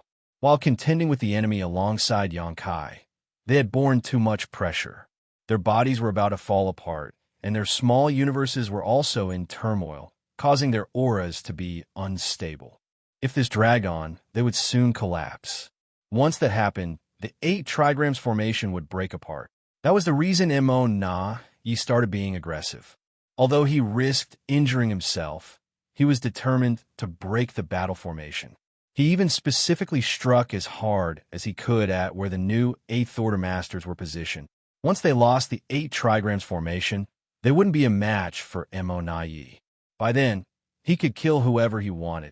Nevertheless, his plan was suddenly disrupted by Tian Xiaozhu and the others. Seeing that 2 energetic 8th Order Masters were about to join the battle formation, Mo Na Yi grew anxious. As such, his attacks intensified. He even tried to directly make a move on Lin Wu and Zhang Tianhe. Naturally, Yang Kai wouldn't allow that to happen, adjusting everyone's aura to contend with the opponent. At the same time, he secretly told the new 8th Order Masters to look for a chance and let Lin Wu and Zhang Tianhe replace them. They nodded in agreement, but they appeared embarrassed and unresigned. At such a critical moment, they were the problem in the formation, and they might even cause their side to lose the fight. It was only natural that they felt ashamed.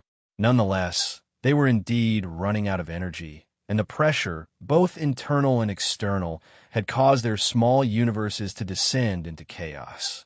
If this dragged on, they would be the cause of the battle formation coming apart, and Yang Kai and the others would be even more affected. Rather than hanging on at all costs, it would be best if they could retreat at this point. Lin Wu and Zhang Tian dashed towards Yang Kai. Before they even arrived, they connected their auras with the formation. It was extremely risky to replace the members of a battle formation during a fight. To begin with, it was already hard to form an 8 trigrams formation. Since everyone's aura was connected, if they replaced the members in the middle of combat and did not manage to maintain the connection, the battle formation would break. It was an especially huge challenge for the person who served as the core. After all, as the core of the formation, Yang Kai had to harmonize and adjust everyone's power and aura. It could be said that the core of the formation was the most important person in any battle formation. The moment Lin Wu and Zhang Tian connected their auras with the battle formation, the 2 new 8th Order Masters were ready to withdraw. Yang Kai had to spend more energy to keep the battle formation stable, which worsened their already terrible situation. Naturally, Mo Na Yi seized the chance and struck them with increased intensity. Upon impact, the battle formation trembled and staggered backwards. The next instant, 2 figures shot out of the battle formation while Lin Wu and Zhang Tianhe entered it. Yang Kai roared and diverted all his focus to adjusting the battle formation, allowing immortality to continue to rain down attacks on them. After a moment of turmoil, the 8 trigrams formation stabilized. The battle formation was formed once again. Finally, everyone became at ease.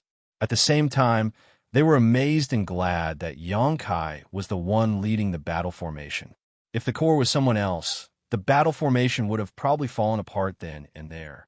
Meanwhile, Xianxia, who was leading Xiongji and Lu Fei to deal with Meng Ke, shouted, "Come here and help us."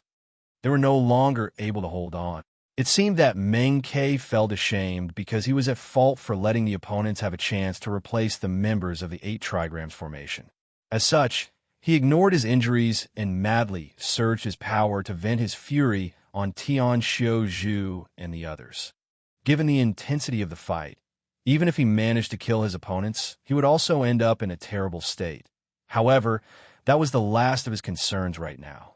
The 2 new 8th Order Masters, who had just left the 8 trigrams formation, quickly stuffed some spirit pills into their mouths and approached Xianxia. When contending with immortality earlier, they didn't even have time to consume pills. The moment the 2 new 8th Order Masters joined Xianxia and formed a 5 elements formation, they finally felt a lot less pressured. Nevertheless, they couldn't persevere for long. After all, these 2 new 8th Order Masters were badly wounded. "Come to me," Ouyang shouted. Presently, he was dealing with Xiao Yu and 2 4-symbols formations made up of territory lords. Although he wasn't at an advantage, it wouldn't be hard for him to protect someone else. Upon hearing that, Xianxia led the other 4 to approach Ouyang without hesitation. Naturally, Meng Ke relentlessly chased after them. Soon, both parties came together, and it was now 1 9th Order Master and a 5 elements formation facing a Royal Lord, a Pseudo-Royal Lord, and 2 4-symbols formations of territory lords. The 2 sides were almost equally matched now, with the humans being at a slight disadvantage, but with there not being any risk to Xianxia and the others' lives for the time being. When Meng Ke realized that he wasn't able to kill his enemies, he slowed down his attacks. Now he had calmed down. Knowing that there was no turning back, he prioritized his own safety. Since he was injured, he was better off not overexerting himself. The battlefield was highly unpredictable. After the replacement of members, the 8 trigrams formation led by Xianxia finally became stable, and once again, immortality was at a disadvantage. While Yangshui's situation remained unchanged, Ouyang was faced with more pressure. Meanwhile, the humans remained united as their defense line held steady. They were determined to protect Xianxia, so although the Blacking clan had a far greater number of people on their side, they were unable to break through for now. In truth, if the Blacking clan ignored their own safety and forcefully tried to break the defense line, they might succeed. However, that would require the Pseudo-Royal Lords to endanger themselves. Perhaps half of them would be killed if they wanted to achieve their goal in short order.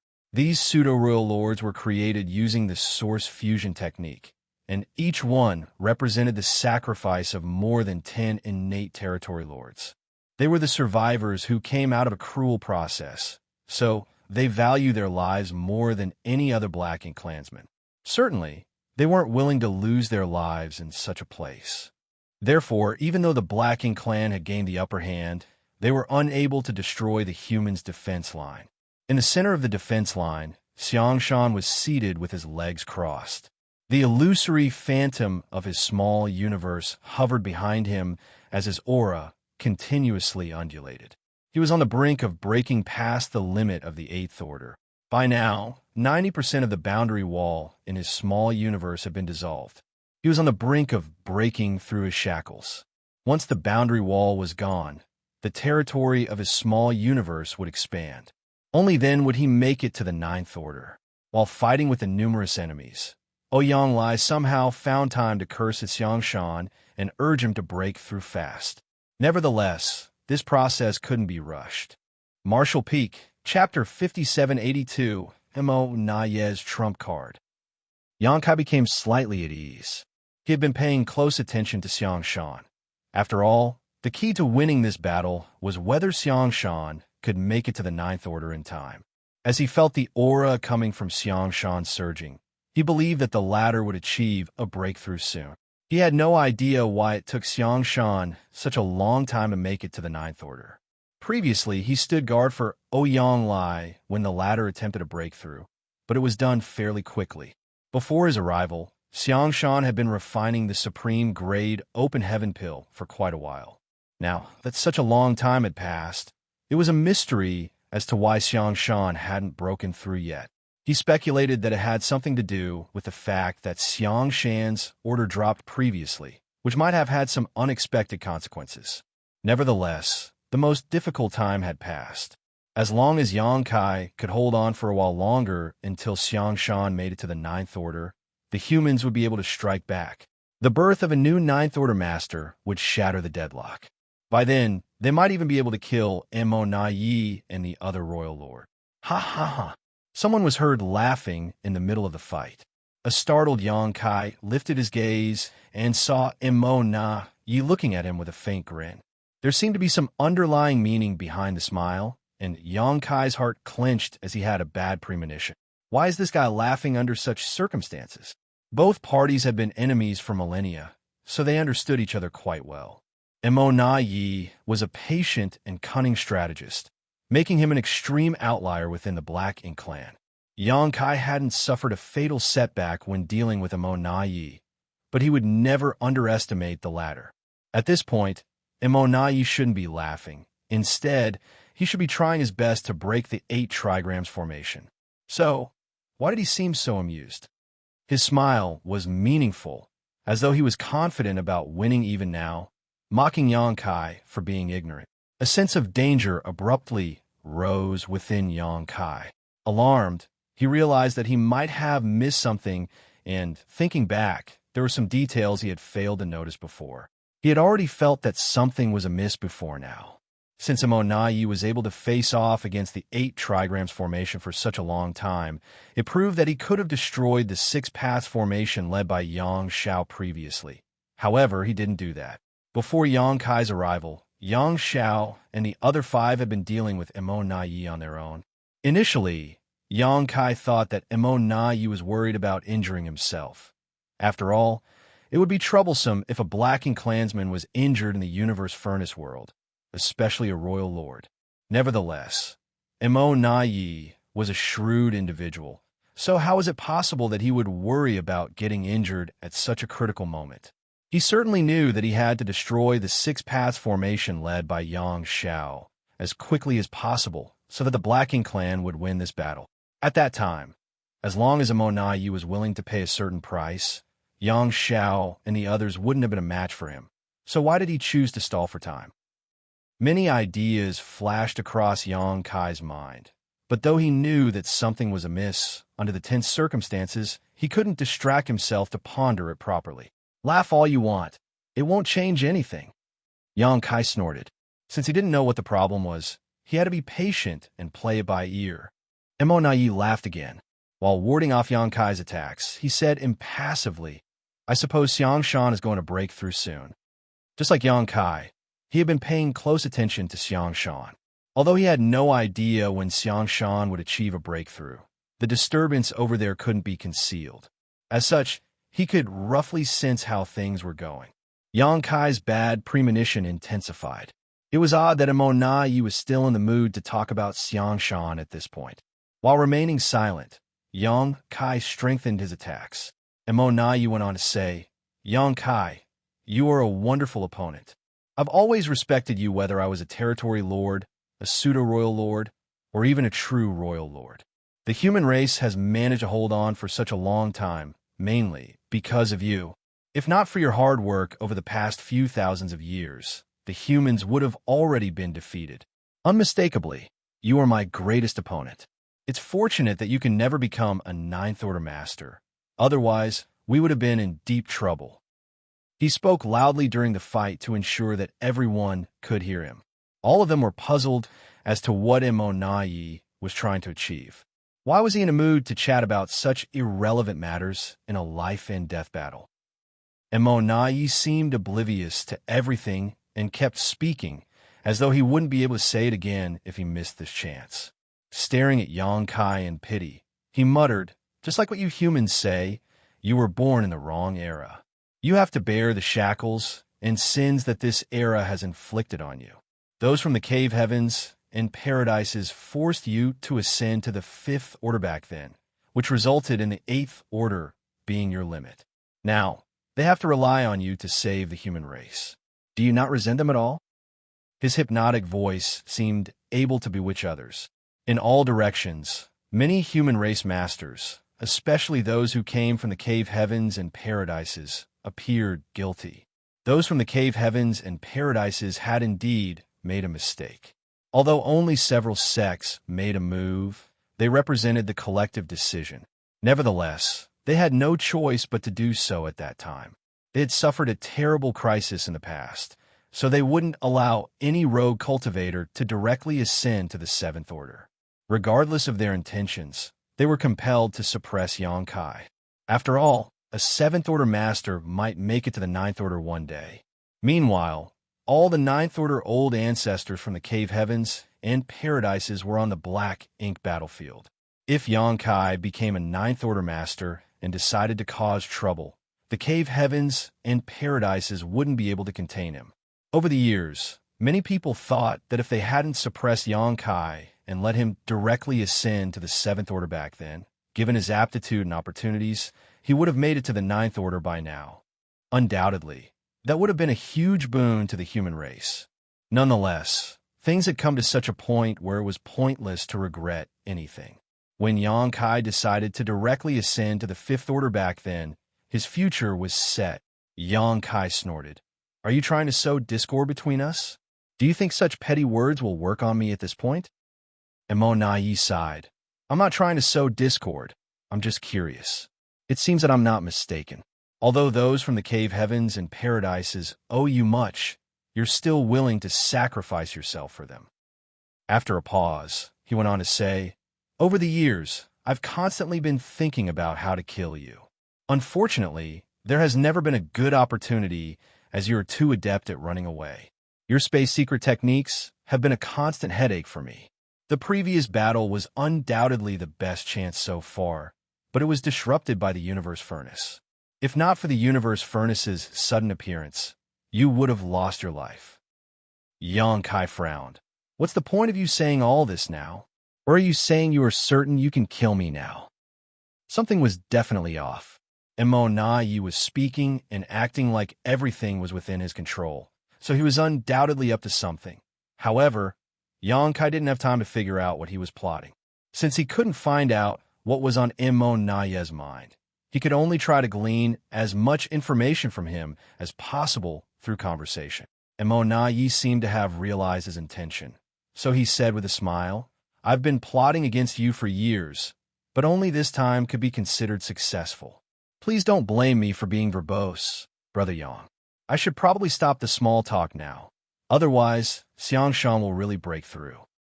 All of a sudden, his expression turned cold as he looked grimly at Yongkai. "Did you know? I was waiting for you to appear all along. I knew that you would show up. You were the one who set off this fight. So how was it possible that you wouldn't come? Fortunately, you arrived just in time." At that moment, a sense of crisis engulfed Yongkai, but he had no idea what Immortality was going to do. Many ideas flashed across his mind like lightning, and he soon thought of something, but it was too late. Immortality stared fixedly at him and shouted dispassionately, "Black ink eternal." Suddenly, Yongkai turned to look at Xianxia and shouted, "Senior Brother Xiang, watch out." At the same time, he saw two Eighth Order Masters leaving their battle formations from two different directions and charging towards Xianxia while casting lethal moves. Yongkai widened his eyes in disbelief. Black Ink Disciples. He finally realized what he had failed to take note of. The Black Ink clan had planted two Black Ink Disciples among the humans. They had been hiding all this time, waiting for a chance to attack Xianxia. Therefore, Immortality wasn't worried about Xianxia becoming a Ninth Order Master, because he knew that the latter would never succeed. He even felt free to chat just now because everything was within his control. Many Black Ink clansmen were startled by the turn of events. Similarly, the humans were caught off guard. No one could have expected that their companions, who had been fighting alongside them all this time, would betray them as they were on the brink of victory. All of them had been negligent. It wasn't a surprise that Black Ink disciples existed. During the fight against the Black Ink clan in the past, many humans would be captured by the Black Ink clan and turned into Black Ink disciples. The situation was especially bad on the Black Ink battlefield. However, after Xianxia brought purifying light with him and then received 10 sets of great sun and great moon marks from the burning light and serene glimmer, the humans no longer had to worry about Black Ink disciples hiding amongst their ranks. There was a purifying Black Ink battleship, which contained a large amount of purifying light in every human camp.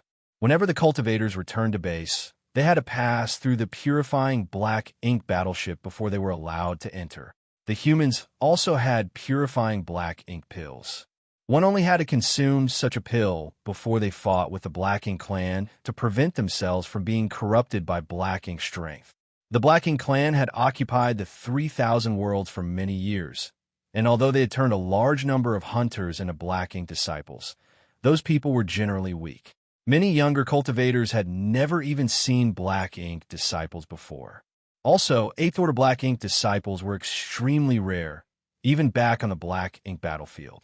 To turn an 8th Order master into a Black Ink disciple, a royal lord had to personally make a move. As such, whenever the 8th Order masters formed battle formations to deal with the enemies, they became less vigilant. No one would think that their companions might be Black Ink disciples. Even Xianxia had not seen this coming. However, everything made sense if these people were not 8th Order masters when they were turned into Black Ink disciples. 8th Order masters were not the only ones who had entered the universe furnace world this time. There were also many 7th Order masters. They were there not here for the supreme grade open heaven pills, but for the ordinary grade ones. Martial Peak, Chapter 5783, Broken Formation, Serious Injuries. These 7th Order masters who had entered the universe furnace world were new generation cultivators that had received the World Tree clone's nourishment. As such, they were all talented elites who increased their cultivation rapidly. Wonderful aptitude and quick increase in cultivation were not always a blessing, though, as compared to the experienced cultivators who had gotten to where they were slowly and steadily. These younger cultivators lacked accumulation and experience. Therefore, when they reached the peak of the 7th Order, they often faced bottlenecks, which made it hard for them to break through to the 8th Order. Given their aptitude, they would shatter the bottleneck sooner or later, but that could still take dozens to hundreds of years. However, in the current situation, time was always short. Fortunately, ordinary grade open heaven pills could solve this problem by helping them break through their bottleneck, saving lots of time. Many 7th Order masters managed to ascend to the 8th Order in the universe furnace world this time, and presently hundreds of them had gathered together, but they were just 7th Order masters when they entered. Everything made sense if they bumped into Black Ink clansmen and were turned into Black Ink disciples before ascending to the 8th Order. The 2 Black Ink disciples that had betrayed them were undoubtedly such cases. Time seemed to have frozen at that moment as all the humans shifted their attention to the 2 Black Ink disciples who were charging towards Xianxia in horror. Presently, Xianxia was at the most critical moment of his breakthrough. If he was interrupted now, his breakthrough would undoubtedly fail, and there would also be a serious risk to his life. All the human race masters surrounded him and formed a defense line to fend off the Black Ink clansmen's attacks. As such, no one stood guard directly by his side. Even though he had set up a kind of spirit array, it couldn't stop 2 8th Order Black Ink disciples from killing him. Undoubtedly, Xianxia was powerless to contend with these 2 8th Order Black Ink disciples. Just then, another turn of events took place somewhere else. It had taken Immortality a long time to devise this plan, and it had all hinged on him being certain that Xianxia would show up. His trump card was meant to kill Xianxia and Xianxia at the same time. After all, if he only wanted to take out the latter, he wouldn't have had to wait until now. Immortality would have ordered the 2 Black Ink disciples to make a move at any point earlier on.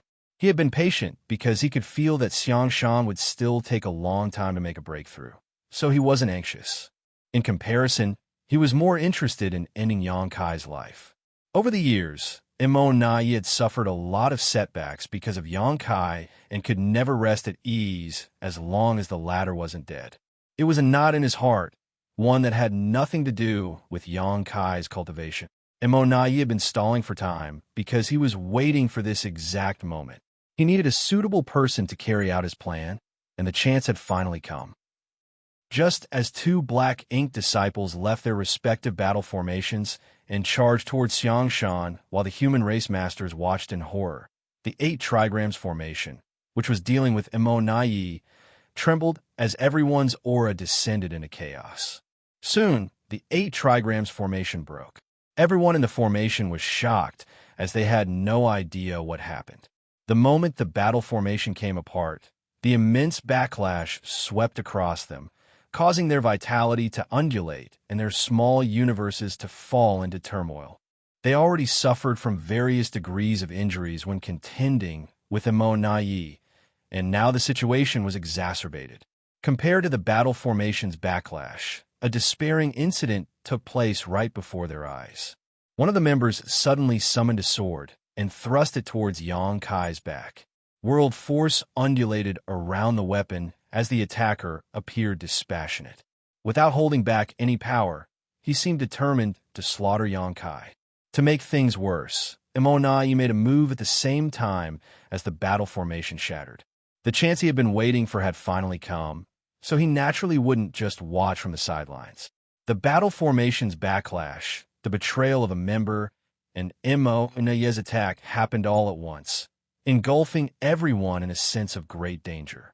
The members of the 8 trigrams formation were flustered, furious, shocked, and despondent. All sorts of emotions broke out from them. Despite that, Xianxia remained calm and collected as things were playing out just as he expected. The moment he realized that there were black ink disciples within their defense line, he knew that there must be a black ink disciple by his side as well. Immortality had been beating around the bush earlier, looking as though everything was within his control. It was apparent that he had made some arrangements to target Xianxia. Otherwise, he wouldn't have been so composed. Xianxia was the core of the 8 trigrams formation, while his human self Feng Tianci, monster self Thunder Shadow, Yang Xiao, Blood Crow, Lin Wu, Zhan Tianhe, and another veteran 8th Order Master assisted him. Of these 7 people, apart from Lin Wu, who had ascended to the 8th Order in the Universe Furnace world, the others were already 8th Order Masters long before entering this place. The others would not be so easily corrupted. As such, it had to be Lin Wu that was the Black Ink disciple. It turned out that Lin Wu was indeed the problem. Xianxia couldn't help recalling the time he came across Lin Wu. At that time, he, Zhan Tianhe, Xiongji, and Lu Fei were wandering around the Universe Furnace world. When he detected the aura of an open heaven realm master attempting a breakthrough, he went over and checked on him. Upon realizing the person was Lin Wu, he invited him to join the team without worrying too much. Then he bumped into Tian Xiuzhu. Following that, he decided to take a huge risk by bringing Thunder Shadow with him to snatch a supreme-grade open heaven pill. As such, he told Tian Xiuzhu to leave with everyone else. Now, it seemed that before he came across Lin Wu, the latter had already been turned into a Black Ink disciple who was allowed to move around on his own and ascend to the 8th Order. Then, Lin Wu joined the human race and waited for a chance to act. It wasn't necessarily planned for Lin Wu to target Xianxia, but Immortality had made good use of a pawn like him.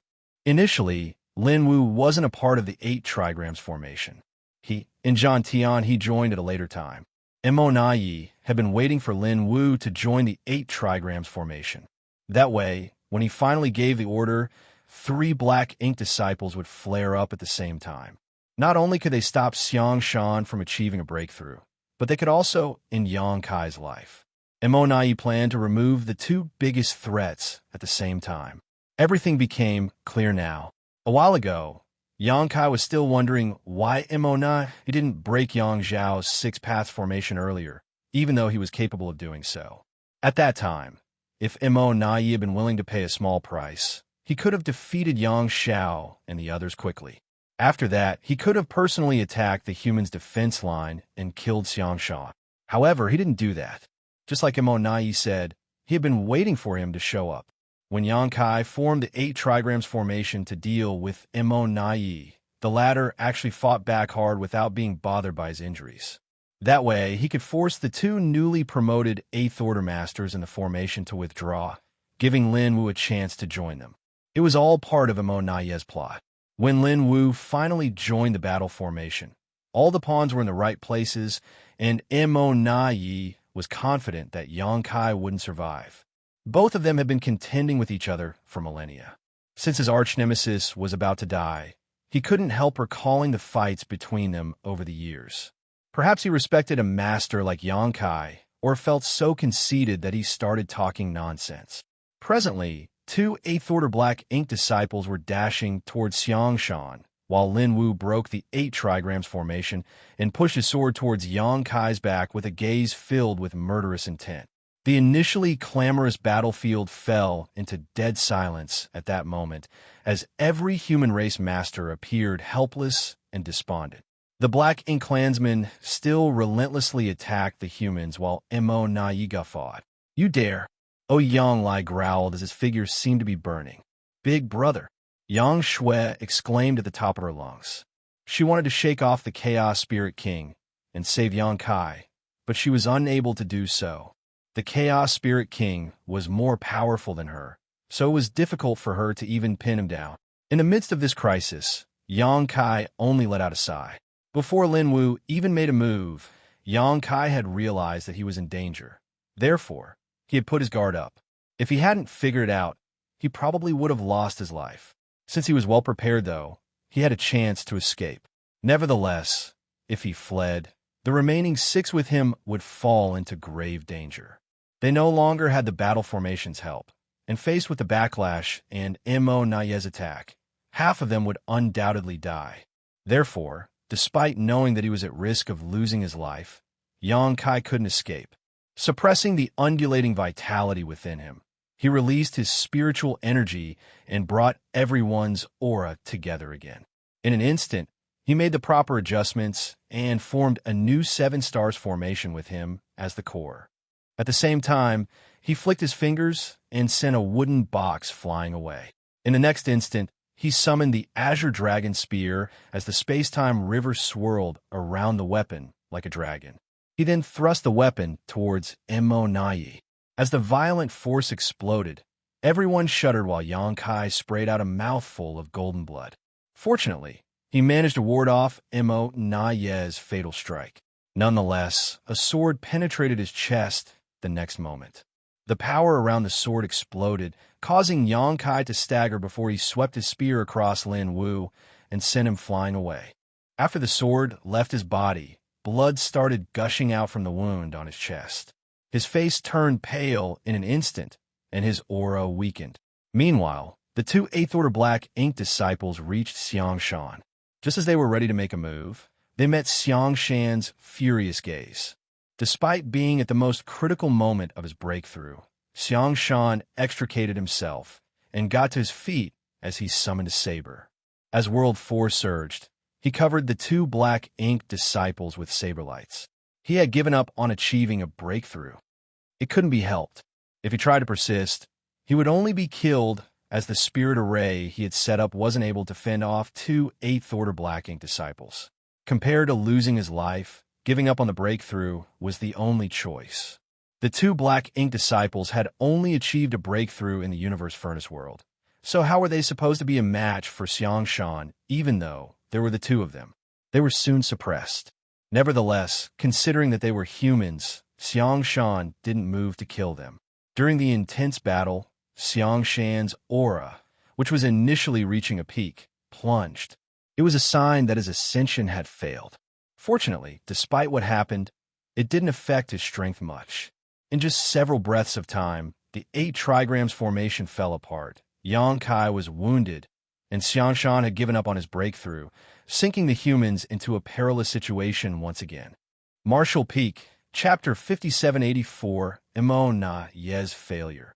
No one knew if there were more hidden Black Ink disciples.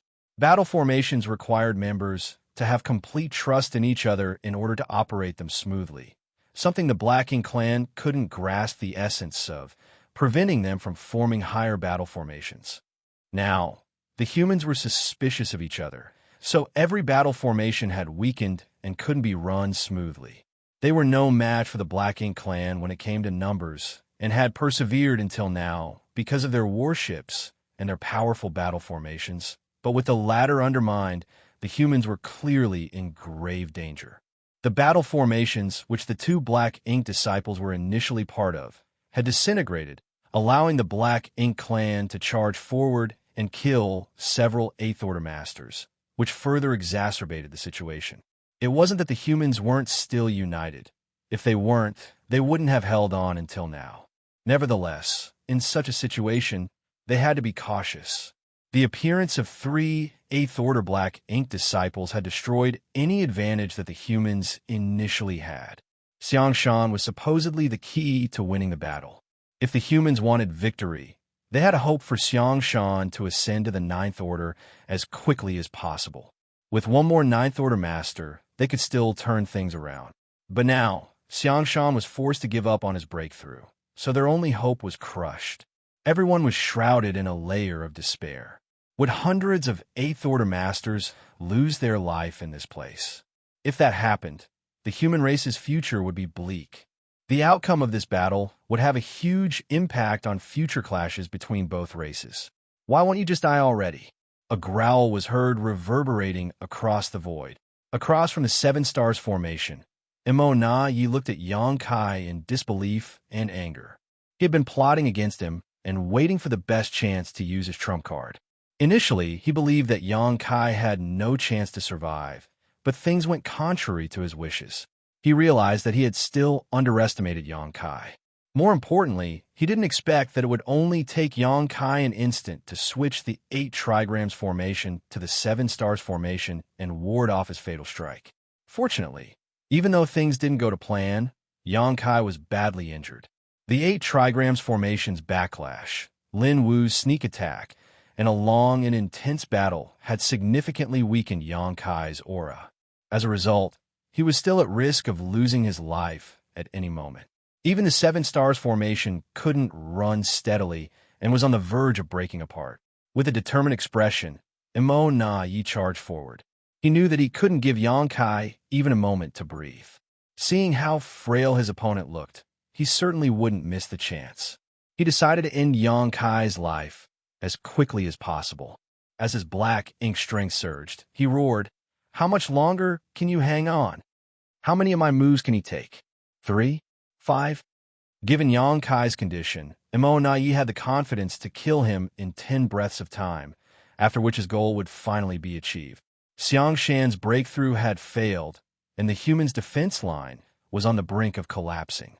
After Immortality killed Xianxia, he could slaughter the other humans freely. I will win. Faced with the bombardment of attacks, Xianxia and his 7 stars formation were unable to counterattack. Furthermore, they found it increasingly difficult to maintain the battle formation. Everyone struggled to hold on, but they couldn't see any hope. They could only take 2 more moves before the battle formation came apart. Just as the 7 stars formation was about to shatter, a stream of fierce aura approached from a distance. Before the person even arrived, a voice was heard yelling, "Immortality, your opponent is me." The next moment, a slender figure joined the battle and slashed her sword out to intercept Immortality's attacks. Immortality looked at the person before his eyes in disbelief, unable to figure out how she could be there. How did she manage to come over? The person was none other than Xianxia. Immortality was naturally aware of this female Ninth Order Master's presence. However, since she didn't seem to be a match for the Chaos Spirit King, he stopped paying attention to her. She couldn't meddle in the battle before she could get rid of the Chaos Spirit King. However, at this moment, she was there to deal with him. Where's the Chaos Spirit King? Immortality was determined to kill Xianxia, so he was filled with fervor and joy. As such, he didn't pay attention to the battle between Xianxia and the Chaos Spirit King. It didn't cross his mind that such a turn of events would take place. Was the Chaos Spirit King defeated? Impossible, this woman is incapable of that. Previously, Xiaoyu suffered a defeat at the hands of the Chaos Spirit King. He was a new royal lord while the woman was a new Ninth Order master. Therefore, both of them were equally matched. How did this woman get rid of the Chaos Spirit King and come over the help then? Soon, Yi realized where the Chaos Spirit King was. He could sense that the Chaos Spirit King was dashing forward in a particular direction for some reason. What did you do?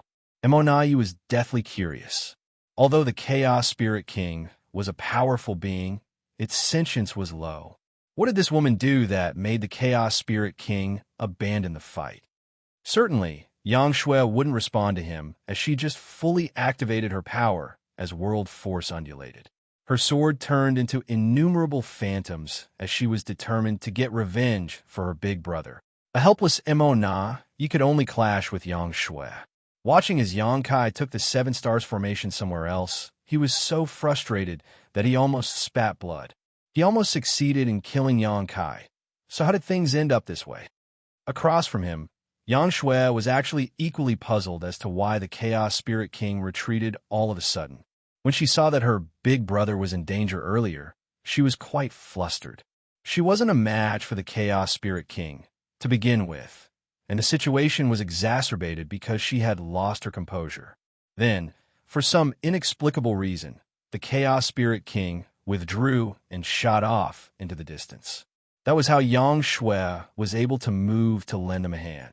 Nevertheless, she didn't have time to ponder on it, for she had to deal with Yi. Suddenly realizing something, Yi turned to glare at Yangkai and explained the open heaven pill. When Lin Wu launched a sneak attack on Yangkai earlier, Yi faintly saw Yangkai throw out a small wooden box.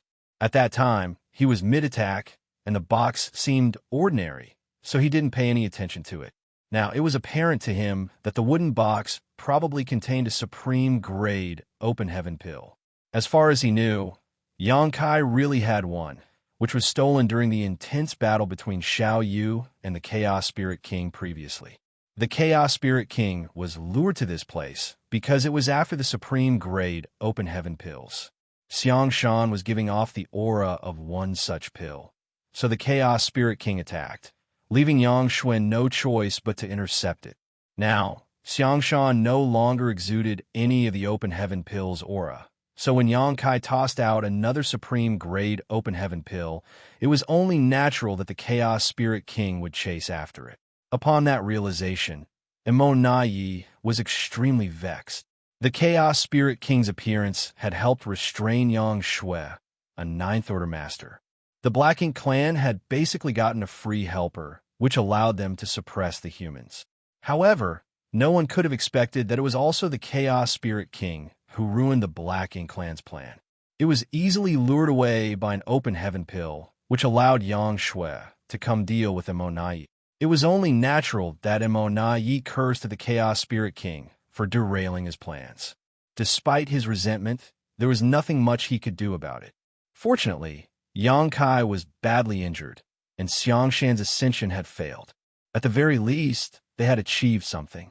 While he was thinking so, he suddenly felt that Yangkai's aura, which was initially frail, rose sharply. As he turned his head in shock, he saw a river swirling around Yangkai like a dragon. Yangkai was recovering as it happened. Even a wound on his chest caused by Lin Wu was healing rapidly. Time seemed to be reversing as the river swirled around him. In just a moment, Yangkai had basically completely recovered.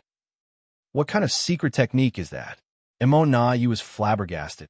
Yangkai had just discovered this wonderful use of a space-time river not long ago, and used it once in the infinite river to restore his wounded body. Naturally, he chose to use it again this time. Lin Wu's sneak attack and the battle formation's backlash had indeed wounded him, but he managed to reverse time for himself and return to the state he had marked some time ago. The price he had to pay was a massive consumption of his Tao strengths. Nevertheless, that was the last of his concerns now. He had already come up with a plan the moment Lin Wu launched his sneak attack. As such, he decided to toss away the precious supreme-grade open heaven pill to attract the Chaos Spirit King's attention. Only when Xianxia was freed from that fight could she deal with immortality, allowing Yang Kai to take a breather. However, at that time, Yang Kai wasn't confident that he would succeed. If the Chaos Spirit King didn't retreat, Xianxia wouldn't have been freed up. All the same, he had to take the risk. Fortunately, the Chaos Spirit King was only concerned about getting the Supreme Grade Open Heaven pill back. Therefore, the moment it detected the pill's aura, it chased after it, allowing Xianxia to deal with other threats. Overall, the humans were still at a disadvantage. Ouyang Lai was doing fine while Xianxia was dealing with immortality and were not at risk of losing their lives. However, the other humans were in a terrible situation. Although Xianxia had joined the battle, it was still hard for them to turn things around. If this dragged on, many more humans would lose their lives. They had to quickly resolve the suspicions the humans had for each other and catch all the hidden Black Ink disciples. Yang Kai soon made a decision. As he continued to recover, he shouted, "Yang Xiao, form a 4 symbols formation and use purifying light." Understanding his intentions, Yang Xiao replied, "Yes." After informing Zhan Tian he and the others about it, Yang Xiao formed a 4 symbols formation with him as the core. Then, they charged towards the center of the battlefield. Before they even arrived, the great sun and moon marks on the back of Yang Xiao's hands appeared. As yellow and blue lights swirled around and combined with each other, they turned into a dazzling white light that illuminated the entire battlefield. "Stop them," a pseudo-royal lord growled. However, the purifying light was their arch-nemesis, so the Black Ink clansmen were terrified to get close. "I dare you to stop me," Yang Xiao roared and continued to condense more purifying light as he led Zhan Tian, he, and the others forward. Wherever they went, the territory lords quickly backed away, and even the pseudo-royal lords shrank from the intense, purifying light. Martial Peak, Chapter 5785, There is Still Hope. From the defense line, Xianxia and several people came over to help. There was no doubt that Xianxia was intelligent as he shared the same sentiment as Yang Kai. They had to quickly resolve the internal problems that the humans faced, so they had to assist Yang Xiao. After all, they needed Yang Xiao's purifying light to catch all the hidden Black Ink disciples. The war intensified at that moment. Xianxia was the core of a 6 paths formation, which was exceptionally powerful. After an exchange of moves, they finally joined Yang Xiao's 4 symbols formation. They then entered the defense line together while the Black Ink clan were unable to stop them. The next moment, Yang Xiao roared as the great sun and moon marks on the back of his hands became increasingly bright. Copious amounts of yellow and blue crystals were consumed in an instant before an eruption of purifying light spread out with him as the center. Wherever the white light went, Black Ink strength dissipated as the light covered all the human race masters and continued to expand. The 2 8th Order Black Ink disciples, who had attacked Xianxia moments ago, had been subdued and were presently unable to move a muscle. As they were shrouded in the purifying light, they started trembling as if struck by lightning. They howled in pain while Black Ink strength left their bodies. On the periphery, the Black Ink clansmen had managed to shrink the human defense line while the latter's battle formations were in turmoil. Some parts of the defense line were about to break, but when the purifying light surged forth like a tidal wave, the Black Ink clansmen had no choice but to retreat. This kind of large-scale purifying light was no different from poison to the Black Ink clan. Although they wouldn't be killed, nobody wanted to see their powers significantly weaken. The human race masters seized the chance to counterattack and stabilize the defense line. By the time the pure white light dissipated, the humans had managed to fortify their defense line and all the battle formations were operating smoothly again. As the purifying light swept out, no human race masters showed signs of corruption. Apparently, the Black Ink clan had only planted 3 Black Ink disciples among them. This wasn't too surprising as it was still quite hard for the Black Ink clan to turn 7th Order and 8th Order masters into Black Ink disciples. As the humans no longer had to worry about being betrayed by their teammates, they naturally focused on dealing with the enemies. The use of the purifying light helped the humans regain their composure as Yang Zhao's eyes brightened as he guffawed. So useful. He decided that if the defense line was falling apart again, he would condense another burst of purifying light and rush up towards the weak point. Although he couldn't kill enemies with it, he could at least ensure that the defense line remained intact. However, this kind of move required a lot of yellow and blue crystals because it had to cover a vast area. His yellow and blue crystals were given to him by Yang Kai back then, and he had consumed quite a number of them over the years. As such, he didn't have many left. If he used this move 2 more times, he would run out of crystals. Once that happened, he would lose the ability to force the Black Ink Clan to retreat, which might result in the defense line collapsing. Therefore, if the humans wanted to gain victory, they had to pin their hopes on Ouyang Lai and Yang Shui. If these 2 Ninth Order Masters could kill their opponents quickly, they could help the other humans out. Nevertheless, their opponents were Royal Lords. They might be able to defeat their enemies, but it would be hard for them to kill the Royal Lords. How were they supposed to help out? Ouyang Lai had apparently realized that as well. So he had been exerting himself even more while ignoring his injury in the hope that he could kill Xiaoyu quickly. Nevertheless, Xiaoyu had 8 territory lords assisting him. Although Ouyang Lai was madly wielding his strength, he couldn't achieve his goal in a short time. To make things worse, he had to spend some energy protecting Tian Xiuzhu and his group as Meng Ke, a pseudo-royal lord, seemed determined to kill them. A while ago, Tian Xiuzhu led his 5 elements formation to leave the defense line and sent 2 Eighth Order Masters to lend Yang Kai a helping hand, which infuriated Meng Quebec. The other pseudo-royal lords were doing fine, while something went wrong in his place, so it was only natural that he was embarrassed. Although he was shocked by Lin Wu's betrayal and realized that it was Imo Naye's arrangement all along, he knew nothing about it before then. If Imo Naye had told him earlier, Meng Ke would have held back to allow Lin Wu out more easily. At the end of the day, it seemed Imo Naye still had no regard for him, so he didn't let him have a hand in such an important plan. At that time, if Meng Ke had managed to stop the 5 elements formation, Imo Naye would have probably given him a heads up. All the same, everything was within Imo Naye's control. Regardless of what happened, he would make sure that Lin Wu could approach Yang Kai and deal a heavy blow. Meng Ke was resentful. Initially, both of them were pseudo-royal lords, but Imo Naye acquired an opportunity in the Universe Furnace world and became a true royal lord, while Meng Ke suffered a setback and became seriously injured. As he was frustrated, he wasn't willing to let Tian Xiuzhu and his 5 elements formation off. He was determined to kill these weakened 8th Order Masters to vent his rage. The humans seemed to be on the losing side as the war intensified.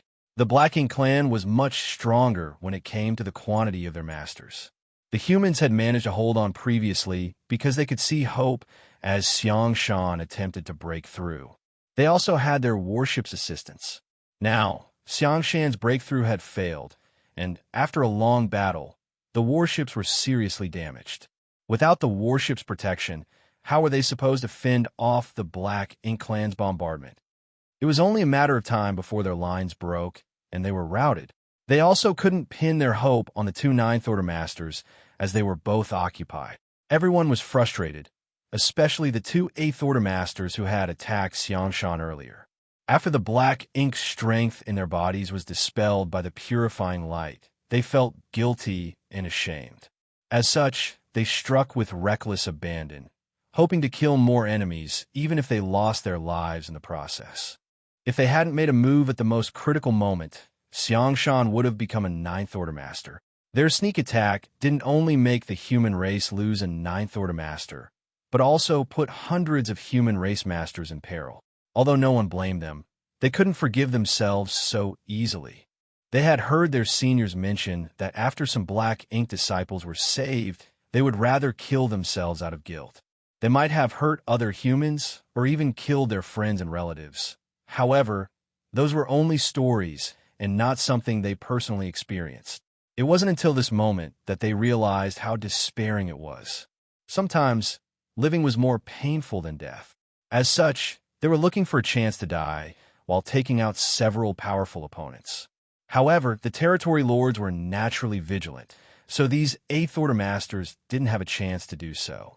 They had almost gone mad because of their fury and self-blame. Calm down. There is still hope for all of us. Don't go throwing your lives away just yet. A voice was suddenly cut through the noise. The person must have realized their intentions, so he decided to persuade them. Both of them were startled. Was there still hope for all of them? But they didn't see it. The person went on to say, "Don't forget that my adoptive father isn't dead yet.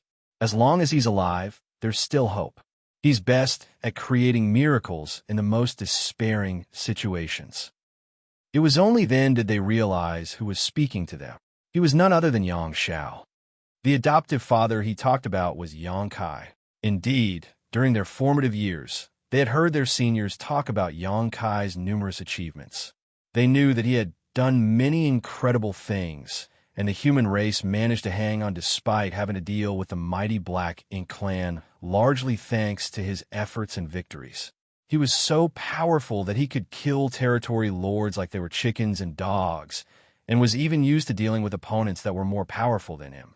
He had even escaped from the pursuit of royal lords. It was also rumored that he had killed a royal lord on his own. Certainly, it was a strange rumor. After all, there was a huge gap in power between an Eighth Order Master and a royal lord. No one would believe it without any verification. He was undoubtedly a legend, and all the younger generation cultivators hoped to be the next Xianxia. One of them was even touted as Little Xianxia. Such a title was enough to make many new cultivators feel envious. Apart from these inconceivable rumors, they had seen how Xianxia managed to form an 8 trigrams formation to push back a true royal lord and even gain the upper hand. A shocking and amazing feat indeed. An 8 trigrams formation of Eighth Order Masters had only appeared once before that, and at that time, it only lasted for 20 breaths. However, the 8 trigrams formation led by Xianxia this time lasted for over an hour. If not for the fact that Lin Wu was a hidden Black Ink disciple, Xianxia could have kept the formation running for much longer. However, was there really hope for all of them? The 8 trigrams formation had shattered, and Xianxia was heavily injured. He was unable to make it to the 9th Order, as the 8th Order was the limit in his lifetime. What else could he do in such a situation? If Xianxia hadn't mentioned Xianxia, they would have forgotten about him. That was because regardless of what he did, he wouldn't be able to turn things around now. Instinctively, they turned to look at Xianxia, after which they were astounded. If they remember correctly, Xianxia was supposed to be badly wounded with a weakened aura. However, even though he wasn't in peak condition at this moment, he wasn't nearly as battered as they believed. They were amazed by his restorative ability. Presently, Xianxia was hovering in the void with Fangtian Ci and Thunder Shadow. With the space-time river's help, Xianxia had mostly recovered. However, everyone seemed to have forgotten about him. Only Lin Wu was looking at him warily at this moment. Xianxia was famous and powerful after all. Although Lin Wu was resolute when launching a sneak attack earlier, he didn't have the guts to fight Xianxia head-on. Nevertheless, he couldn't rashly have a hand in other battles. As such, he decided to stay there and keep an eye on Xianxia. Martial Peak, Chapter 5786, Going for Broke. Noticing Lin Wu's stare, Xianxia turned to look at him and put on a faint smile, one without resentment or anger. After all, after getting corrupted, a Black Ink disciple would place Mo and the Black Ink clan before all else. As a Black Ink disciple, everything Lin Wu did was against his will. Xianxia had encountered countless Black Ink disciples over the years. He would save them if he could. Otherwise, he would not hesitate to kill them, as that was a kind of extrication as well. As such, he wouldn't blame Lin Wu for anything. However, it seemed that he now had no choice but to use his trump card. Undoubtedly, he was unresigned.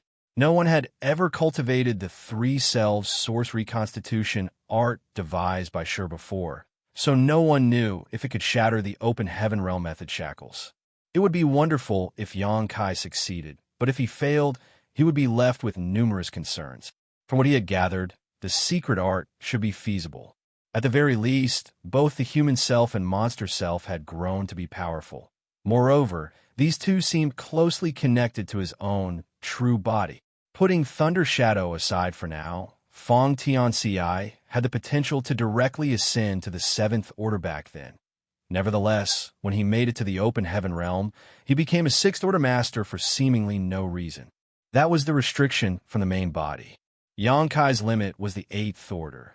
Therefore, as the human self, regardless of how good Fong Tianxi's aptitude was or how solid his foundation had been, he was unable to directly ascend to the 7th Order. It was the same case for Thunder Shadow. He had come to a point where his cultivation was impossible to improve further.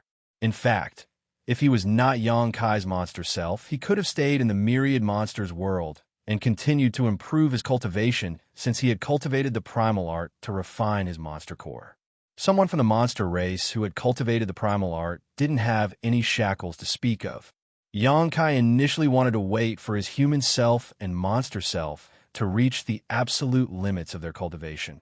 Then he would look for a safe place and use the 3-cell source reconstitution art to attempt a breakthrough. If possible, he could also ask some friends and relatives to stand guard for him to avoid any accidents. He didn't know the kind of problems he would face after he used the 3-cell source reconstitution art, so he had to make some preparations. Nevertheless, things went contrary to his wishes. Now, Xiangshan's breakthrough failed while Ouyang Lai and Yang Shui had their respective opponents. If this dragged on, the humans' defense line would break. Faced with more than 10 pseudo-royal lords and countless territory lords, Yang Kai, an 8th Order Master, wouldn't be able to achieve anything even if he joined the battle. Therefore, he had to take the risk despite being in less than ideal circumstances. After giving it some thought, though, Yang Kai realized that if he managed to successfully achieve a breakthrough, he could immediately kill many masters from the Blacking clan to celebrate his breakthrough, which sounded like an excellent idea. At that moment, he became high-spirited. Yang Kai was a resolute person, and since he had made a decision, he wouldn't hesitate. The only problem was that his human self, monster self, and himself were not in the best of conditions. With the Space-Time River's help, he had managed to heal 80% of his injuries. However, Fong Tianxia and Thunder Shadow didn't have such incredible restorative power and were still heavily injured from the prolonged battle. Resolving himself, Yang Kai muttered, "Are you ready?" Fong Tianxia replied with a faint smile, "I've always been ready." Thunder Shadow nodded, "We're all brothers. As long as we're united, we can achieve anything." Fong Tianxia couldn't help but refute, "We're merely part of his soul." Thunder Shadow cut him off by saying, "So what if we're part of his soul? Can't we be brothers? Moreover, we're not soul clones in the traditional sense. What do you say, big brother?" Yang Kai nodded, "You're right. This time, the 3 of us will be going for broke."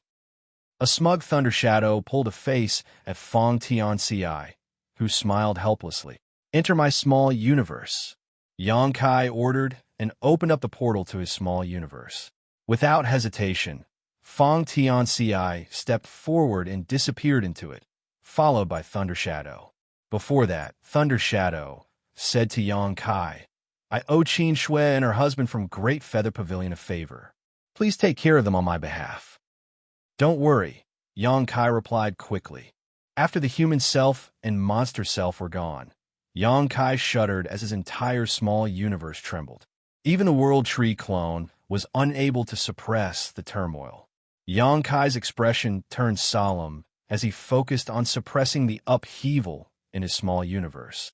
The moment Fong Tianxia and Thunder Shadow entered Yang Kai's small universe, Yang Xiao was flabbergasted.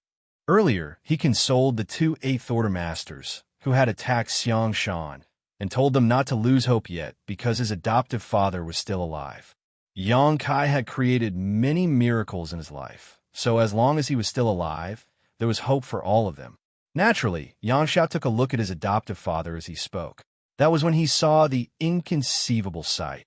Old Fong and that monster race, Great Emperor, entered adoptive father's small universe. What the hell is going on? Yang Xiao felt dizzy all of a sudden. He even suspected that he was seeing things because of his injuries. Both Yang Kai and Fong Tianxia were 8th Order Masters, so how did the latter enter Yang Kai's small universe? Since time immemorial, only open heaven realm master in a higher order could allow one in a lower order enter their small universe. It couldn't be achieved when both of them were in the same order. That was because the small universes of two open heaven realm masters in the same order had similar capacities. As such, one couldn't keep the other person inside their small universe. If they forcibly did so, their small universe would explode. Moreover, as far as Xianxia knew, the monster race Great Emperor was equivalent to an 8th Order Master. How did he enter Yang Kai's small universe? Xianxia found everything inconceivable, so he couldn't help but look around, after which he saw that Blood Crow appeared equally shocked. "Did you see that?" Xianxia asked. Blood Crow glanced at him and nodded faintly. Xianxia was stunned. It wasn't a hallucination. Was what he saw real? Blood Crow snorted. "Why are you so surprised? Didn't you say he's the best at creating miracles in the most despairing situations?" Xianxia was startled for a moment before coming to his senses. If anyone else had done such a thing, that would have been shocking. However, that person was his adoptive father, so everything made sense. Although he had no idea how Yang Kai managed to take Feng Tianxia into his small universe, there wouldn't be a problem, as it was his adoptive father doing that.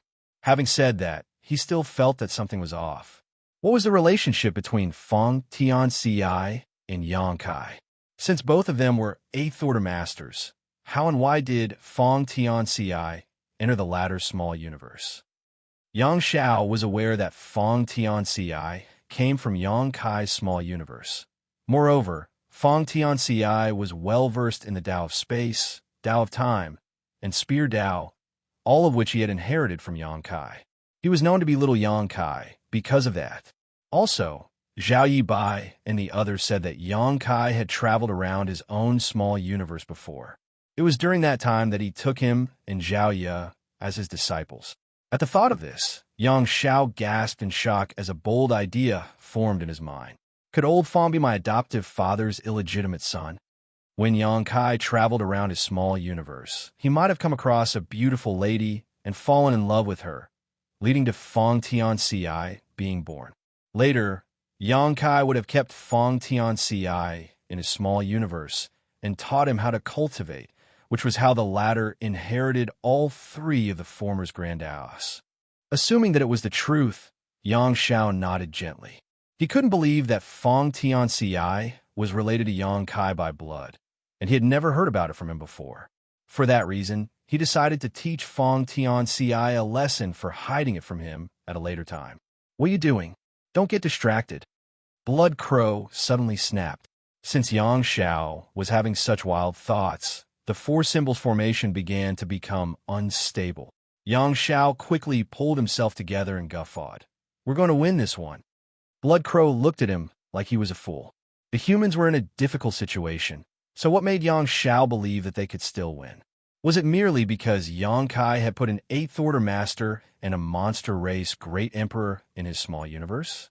Was he supposed to break through to the 9th Order by doing that? While they were secretly shocked, two more people were equally astonished when they saw what Yang Kai did. Lin would have been looking at Yang Kai warily. Therefore, he could clearly see what Feng Tianxia and Thunder Shadow did. At that moment, he was puzzled as to how Yang Kai managed to put two cultivators in the same equivalent realm in his small universe. On the other hand, Immortality became agitated. Although he couldn't shake off Yang Shui, he had still been paying close attention to Yang Kai. This couldn't be helped as he had suffered too many setbacks because of Yang Kai, leading to a kind of paranoid trauma when it came to the latter. Before Yang Kai was dead and buried, Immortality could never relax. When he saw Feng Tianxia and Thunder Shadow dashing into Yang Kai's small universe, he felt his chest tightening as a bad premonition came over him. Although he had no idea what Yang Kai was up to, he had to be cautious whenever the latter did something unusual, which was usually a sign that Yang Kai was about to achieve something shocking. Immortality immediately made a decision and sent a divine sense transmission. The next moment, three pseudo-royal lords, who had been trying to break the humans' defense line along with the territory lords, suddenly left their positions and charged towards Yang Kai from different directions. It was a difficult decision to make for Mo Nai to send 3 pseudo-royal lords to deal with Yangkai at such a critical moment. Without these 3 pseudo-royal lords, a great deal of pressure had been lifted off the human race's defense line, especially now that Xianxia was free to contend against the Black Ink clan. Presently, he was charging around while leading a 7 stars formation, and after those 3 pseudo-royal lords left the battle, the advantage that the Black Ink clan had would probably be wiped out. However, Emonai had no choice but to make such a decision to kill Yangkai as quickly as possible. Despite that, they might not be able to end Yangkai's life. If it was so easy to kill Yangkai, he wouldn't have remained alive until now. Nevertheless, if they could kill Yangkai, Emonai wouldn't mind letting the rest of the human race masters here escape. Faced with the approaching imposing auras, Yangkai sported a cold expression and snorted, "It seems you all still consider me a huge threat, huh?" Yangkai knew that when he got started, the Black Ink clan would definitely notice and attempt to stop him. As such, he was well prepared. Seeing that 3 pseudo-royal lords were about to reach him, he certainly wouldn't stay there and wait for death. Space principles undulated and his figure blurred. By the time the pseudo-royal lords arrived, Yangkai had disappeared. In a different direction, his aura slowly reappeared. Martial Peak, Chapter 5787, 3 Selves Unite. Yangkai was certainly no match for 3 pseudo-royal lords. In fact, given his condition, he couldn't even deal with 1 pseudo-royal lord. He had been contending with the Black Ink clan for many years, and he frequently came across opponents he couldn't defeat, but he managed to survive until now because he firmly believed that even if he couldn't defeat the other party, he would be able to run away.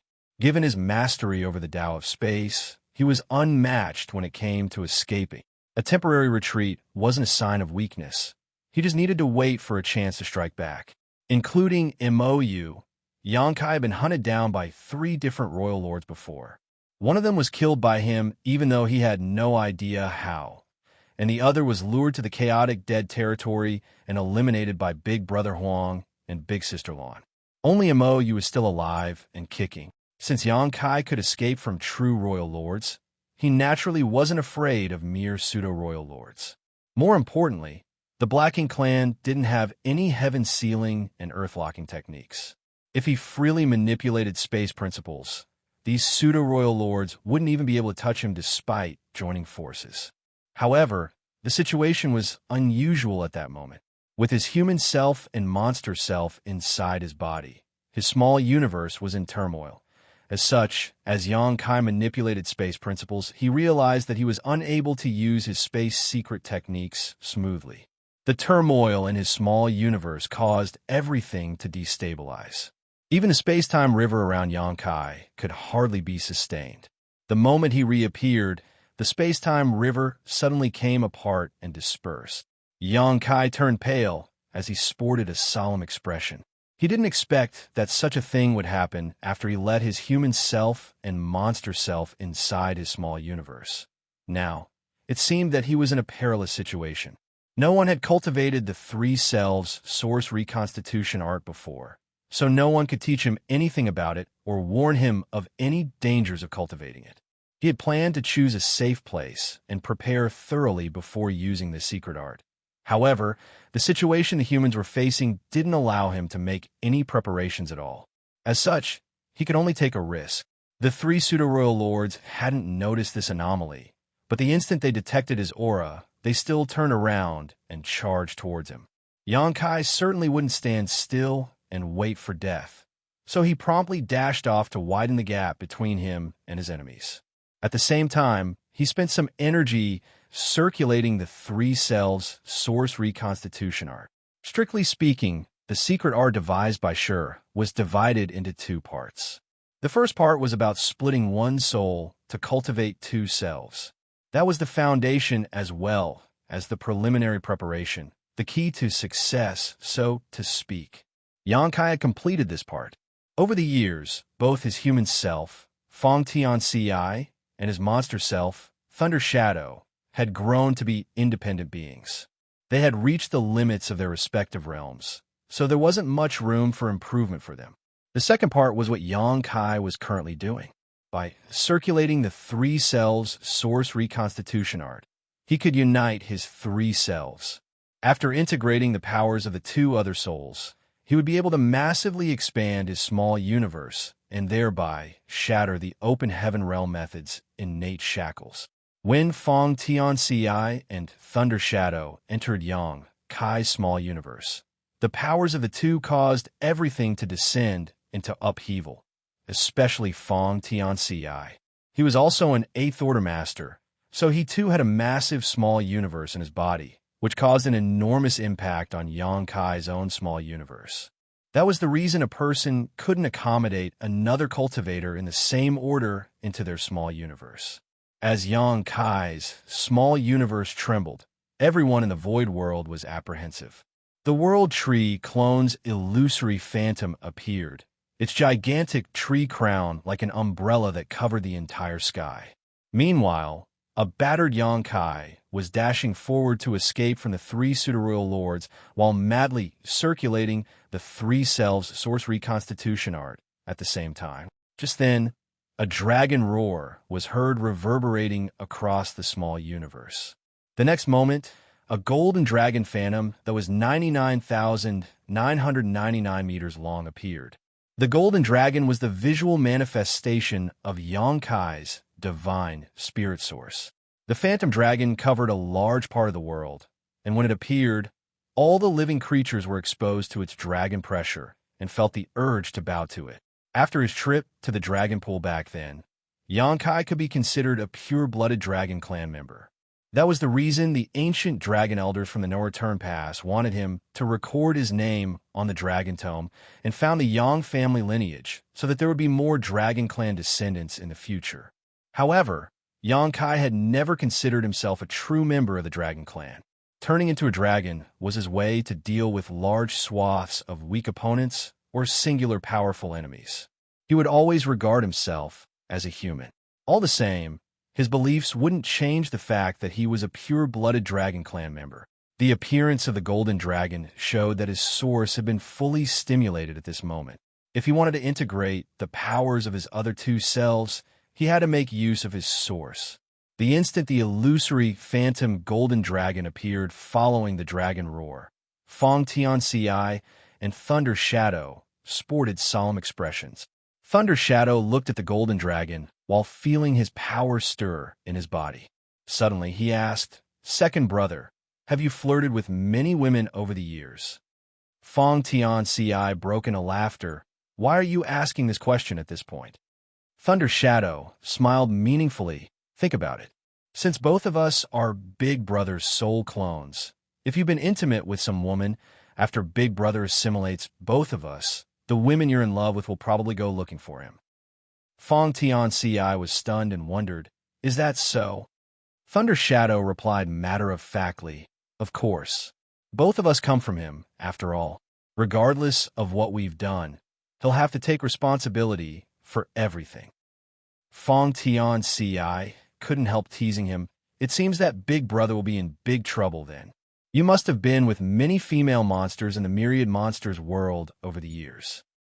Thunder Shadow refuted seriously, "Nonsense. I focused on cultivating while in the Myriad Monsters world and have never done anything I would feel ashamed of." Then he winked at the other man. "So, have you really flirted with some women?" "No." Fong Tianxia shook his head. "I've always been honest and righteous, so why would I flirt with random women?" Then he sighed. "However, when a man is brilliant, he'll always attract many women's attention. I've been feeling troubled because of that." Hearing that, Thunder Shadow pursed his lips and muttered, "It seems that Big Brother isn't such a good thing compared to us." Both of them were Yang Kai's soul clones, so strictly speaking, they had inherited Yang Kai's temperament. As such, they were the reflection of Yang Kai's disposition. The two of them exchanged glances and guffawed. "If you two are done chit-chatting, hurry up and help. Otherwise, I'll be killed soon." Yang Kai shouted. As even his use of Dao strengths was in turmoil, Yang Kai found it hard to use his space secret techniques. Since three pseudo-royal lords were hunting him down, he was in a perilous situation. He could still run away for a while as he had put some distance between him and them, but as time passed, that distance would surely shrink. Moreover, he could feel that Immortality had been paying attention to him and trying to shake off Xianxia, but to no avail. Faced with the Chaos Spirit King, Xianxia wasn't a match for it, but it wasn't hard for her to keep Immortality pinned down. After all, Immortality was her equal in cultivation and wasn't in peak condition. He was injured even before the current battle broke out, and then he had spent some effort fighting the 8 trigrams formation, leaving him both wounded and weakened. Since Xianxia could tell that Immortality wanted to harm Yang Kai, she naturally wouldn't let him go. Inside Yang Kai's small universe, Fang Xianxia and Thunder Shadow sported serious expressions. Although they had no idea what was going to happen next, they were aware of their fates after the memories in their souls were fully unsealed. They had been cultivating for many years for this moment. At the very least, they had lived their lives to the fullest, traveling around and experiencing many wonders of the universe. Without resistance, they emptied their minds and let their soul turn into nothingness. The golden dragon continued to roar, and as its source strength shook, Fang Xianxia and Thunder Shadow resonated with it. Gradually, their figures became blurred and were engulfed in a layer of golden light. A moment later, 2 gigantic golden figures shot into the sky. Everyone in the void world was paying respects to the golden dragon when they saw such a shocking sight. Presently, a gigantic golden leopard surrounded by lightning and an equally majestic human figure were flying up towards the golden dragon. No one had any idea what was going on. However, they had experienced several fantastical phenomena in the void world over the years, and these incidents always subsided quickly. As such, they were already somewhat used to it. 7 Stars Sect was the dominant great force in the void world without any question. No one had yet managed to challenge their status over the past 100,000 years. This couldn't be helped, though, as the Tao Lord used to be a supreme elder in 7 Stars Sect. They still kept his position in the sect, and everyone from the lowest disciple to the sect master himself would frequently pay homage to his statue. With such a natural advantage, it was only expected that they had an edge over other sects. As the most powerful great force on the continent, 7 Stars Sect had many satellite cities around it. The area could be considered the center of the world. About 20 kilometers away from one such city was the Fang family village. It used to be an ordinary village, but they had an ancestor who grew to be a powerful cultivator and became part of the Void Tao Temple many millennia ago. The village had been thriving since then. Presently, there were many descendants and cultivators in the Fang family village, including some Emperor Realm Masters. Their inheritance was just as great as some of the sects with equally long histories. When such an anomaly took place in the Void World, the Patriarch led the Fang family members to salute the Golden Dragon and pray for their safety. Nonetheless, when the Patriarch looked up and saw the face of the golden human figure, he was thoroughly startled because he found the face familiar. The commotion behind him made him realize that he wasn't mistaken. The golden human figure looked just like their famous ancestor that used to live in their village over 10,000 years ago. Fang Xianxia was a legendary figure within the Fang family, and it was because of his identity as a Void Tao Temple disciple that the Fang family was able to thrive all these years. It could be said that this ancestor was the reason the Fang family rose to power. Before him, the Fang family was just one of many ordinary families in the Void World. Is that honored ancestor? The Patriarch could not be certain. After the ancestor joined the Void Tao Temple, he gave the Fang family some benefits before he left the Void World. There had never been any news about him since. Martial Peak, Chapter 5788, Divine Dragon. While the Fang family's Patriarch was doubtful, the colossal golden figure seemed to have sensed something and looked in their direction. Despite the distance, Fang Xianxia could clearly see what was going on in the Fang family village. Then, he flicked his fingers and shot out a white light, which soon landed in front of the Patriarch with a faint thrum. As the Patriarch looked on intently, he realized there was a sword in front of him. Despite the modest appearance, the sword was actually an extremely high-grade artifact. The patriarch hurriedly straightened up and grasped the hilt. To his surprise, he was able to pull out the sword easily. When he saw the character Fong on the hilt, he realized something and shouted, "It is Ancestor Xianxia? Heavens bless Ancestor Xianxia." Behind him, countless Fong family's descendants called out, "Heavens bless Ancestor Xianxia." The golden figure that Fong Xianxia had turned into nodded gently and shot towards the golden dragon along with Thunder Shadow. Before they even arrived, their figures started dissipating into millions of points of light before assimilating into the golden dragon. Although Fong Xianxia was only a soul clone, he was born and raised in this world. In the end, he still had sentiments for the Fong family. That was the reason he left behind his sword before leaving. As long as the sword was still around, the Fong family would continue to thrive. The entire void world was the true body's small universe. So why would the soul clone's sword be lost? It could be said that as long as the true body was still alive and the small universe remained intact, the Fong family would continue to prosper. Despite being a soul clone, Fong Xianxia wanted to do something for his family at the end of his life. Following the integration of the two soul clones, the color of the golden phantom dragon thickened. Its figure trembled and expanded in length. The phantom dragon was already 99,999 meters long, which was only a step away from 100,000 meters. Now that Xianxia had merged with the two, he had finally shattered the bottleneck. At that, he was surprised. Back then, when his dragon vein was stuck and couldn't be improved any further, Xianxia figured that he would have to ascend to the ninth order before he could break this bottleneck and become a divine dragon. It never crossed his mind that he would become a divine dragon first. After giving it some thought, though, he realized it wasn't so surprising. Both his human self and monster self were split and had to combine with his source. Now that the two had integrated with him, his source would naturally be strengthened. It naturally allowed him to become a divine dragon first. Xianxia couldn't help feeling ecstatic, for he managed to become a divine dragon at the perfect time. Presently, he was no longer able to escape from the three pseudo-royal lords. Although he had repeatedly used his space secret technique, his Tao strength was in turmoil, which made it impossible for him to use instantaneous movement smoothly. As such, he was unable to shake off these powerful opponents.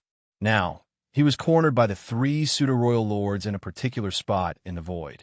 They were madly activating their aura to strike at Xianxia and the void around him.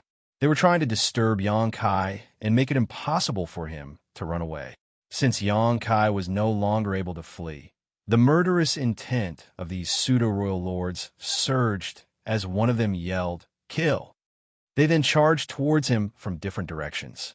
As their black ink strength surged, they cast powerful secret techniques at Xianxia, who staggered while appearing battered. If Xianxia had not just become a divine dragon, he wouldn't have persevered for long when faced with the bombardment of attacks from three pseudo-royal lords.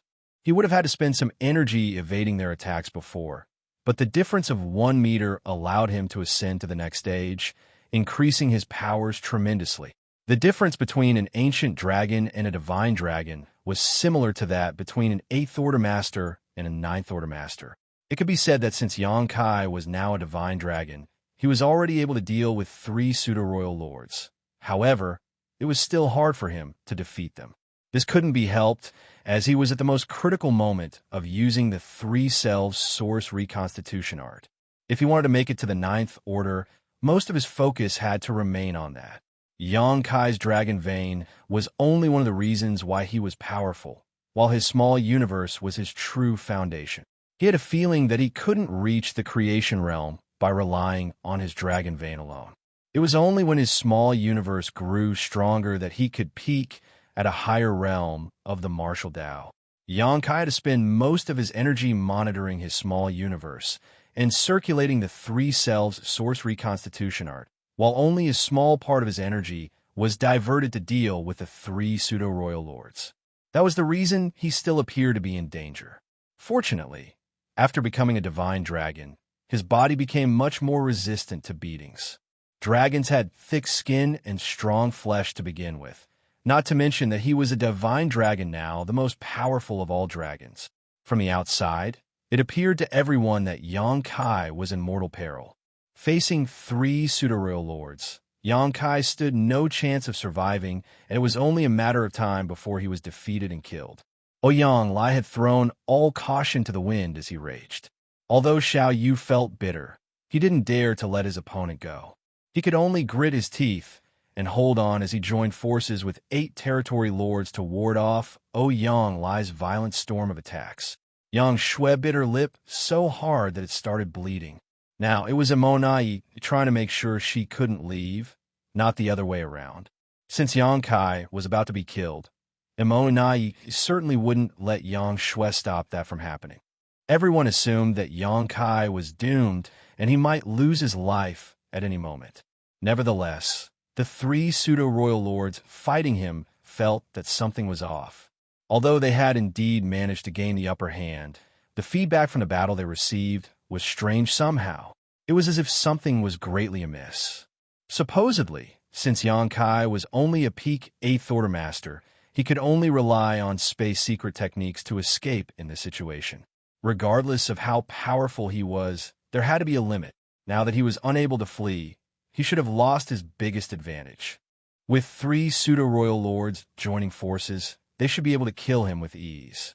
However, despite how battered Xianxia appeared and how frequently he spat blood, they were unable to kill him. In fact, he still seemed full of life. What's more, when their attacks landed on him, they couldn't cause any serious impact. It was as though a mysterious force was undermining their powers, making it impossible for them to deal a fatal blow. Xianxia even counterattacked from time to time, and the power he exhibited didn't seem to belong to an 8th Order Master. Feeling uneasy, the 3 pseudo-royal lords intensified their attacks. Faced with this kind of barrage, Xianxia could only clench his teeth and persist. He was at the most critical moment of uniting his 3 selves. He had been waiting for this moment for thousands of years, so he wasn't willing to just give up because once he failed, he probably wouldn't get a second chance. The final war between the Black Ink clan and the human race had begun, so he didn't have time to nurture another human self and monster self. Therefore, he was determined to succeed. Although he was now a divine dragon, Xianxia couldn't hold on for long while dealing with 3 pseudo-royal lords. He had to make it to the 9th Order before he lost all strength. Otherwise, he could only give up. When Fang Tianci and Thunder Shadow merged with his source, he managed to become a divine dragon, but on top of that, he could feel that there was something else added to his small universe. It was something Xianxia couldn't describe or identify. He tried to calm himself down and investigate, but it was to no avail. Nonetheless, he could feel that this indescribable thing had filled his entire small universe. The golden dragon phantom roared. As dragon pressure spread across the world, the robust boundary walls around his small universe started wavering. Xianxia was elated, thinking that the 3 selves source reconstitution art was working. When he reached the limit of his cultivation, Xianxia could feel the boundary wall's presence in his small universe. It could be said that every peak 8th Order Master unable to ascend to the 9th Order could feel this boundary wall in their small universe. That was the shortcoming of the open heaven realm method. The shackles within a cultivator couldn't be broken by using ordinary means. It had been quite some time since Xianxia reached the peak of the 8th Order. However, regardless of how hard he tried, he was unable to expand or break the boundary wall at all. Although the boundary wall was invisible, it was extremely robust as it engulfed his entire small universe. Nevertheless, at this moment, the boundary wall was shaken. This was undoubtedly a good start. As long as the boundary wall was broken, his small universe would continue to expand, which would then allow him to make it to the 9th Order. The phantom dragon continued to roar and smash into the boundary wall. Every time it did that, the boundary wall would shake, and as time passed, the intensity of the boundary wall's trembling increased. As such, Xianxia spent even more energy to circulate the 3 selves source reconstitution art. Gradually, small cracks formed on the boundary wall. As long as he spent enough time and effort, he would be able to shatter the boundary wall. To his chagrin, though, after he made some calculations, Xianxia helplessly realized that he didn't have enough time. Presently, he didn't only have to attempt breaking through to the Ninth Order, but also deal with 3 pseudo-royal lords. They were pseudo-royal lords, not territory lords, so while they weren't on par with true royal lords, it did not mean they were weak. Despite being a divine dragon, Xianxia was unable to hold on for long while remaining passive against such foes. At this rate, he was worried that he would be killed before he managed to break the barrier around his small universe. As such, he had to hurry up. However, he was circulating the 3 selves source reconstitution art at its supposed maximum, so there was nothing else he could do to enhance the process. Should I just give up? If he gave up at this point, he certainly could contend with the 3 pseudo-royal lords since he was a divine dragon. Nonetheless, his dream of becoming a Ninth Order master would be crushed, and the integration of his human self and monster self would be rendered meaningless. If he refused to give up, his injuries would only worsen until he was no longer able to hang on. Even if he gave up at that point, he would be too battered to fight 3 pseudo-royal lords. At that moment, Xianxia fell into a dilemma. It was because of all these risks that he had wanted to look for the right time and place to unite his 3 selves. However, things had come to a point where he had no choice but to take a chance. To his dismay, things went contrary to his wishes. The sudden appearance of the universe furnace, the start of the war in this place, and the disadvantage that the human race was facing made Xianxia fall in such an awkward situation. He secretly let out a sigh. If he couldn't achieve his goal, he would have no choice but to give up. Even though he couldn't make it to the Ninth Order, he had become a divine dragon at the very least, so he was glad that he had achieved something. After making up his mind, Xianxia scanned the entire small universe and felt sorrowful as he figured he would never make it to the Ninth Order in his lifetime. Martial Peak, Chapter 5789, Will of the People. Just as Xianxia was sweeping his gaze over his small universe, an anomaly in a particular place caught his attention. The source of the anomaly was the Fong family village. At that moment, in the small Fong family village, everyone was saluting and calling out to ancestor Xianxia in a sincere manner with the patriarch in the lead. Before Fong Xianxia merged with Xianxia's source, he had left behind his sword to the Fong family. He wanted to do something for his family, and Xianxia had seen it. Although the Fong family members didn't know what their ancestor was going through or doing, it wouldn't affect their admiration for him. That was because it was thanks to this ancestor that the Fong family had been thriving. The ancestor brought about the Fong family's rise to power.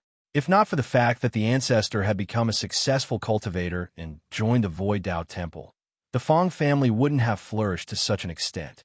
Over the years, countless families appeared and then disappeared in the Void World, unable to pass down their inheritance as they didn't have sufficient heritage. The Fong family members were sincerely paying respects to their ancestor because they were grateful for his contributions to the family. They were doing so for their descendants. There seemed to be a mysterious power that gathered in the Fong family village before it integrated with the Golden Dragon Phantom. Xianxia fell into his thoughts when he witnessed this.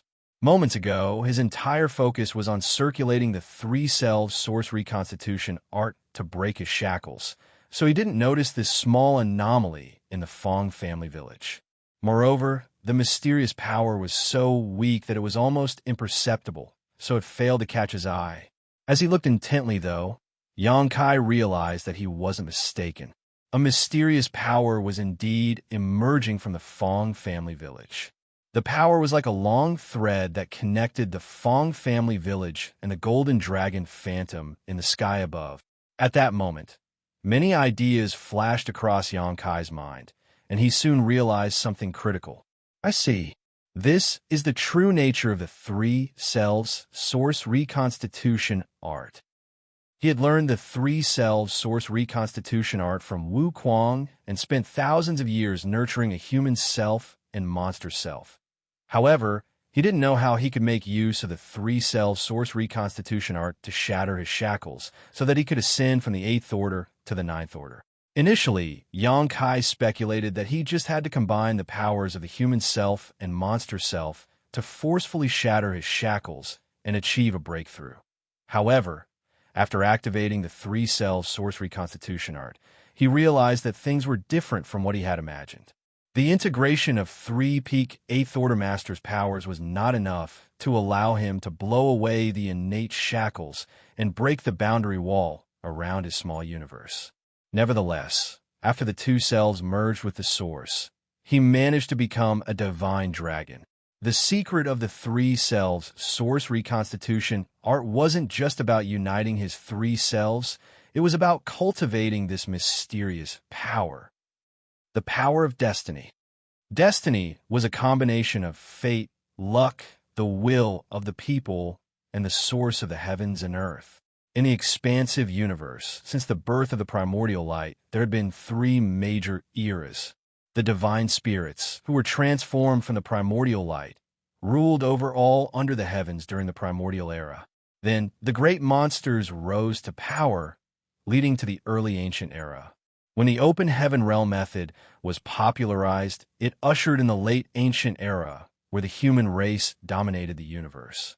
In every era, the race that ruled over everyone else was the favorite of the time, and fortune was on their side. The divine spirits, monster race, and the human race. Each represented three different eras.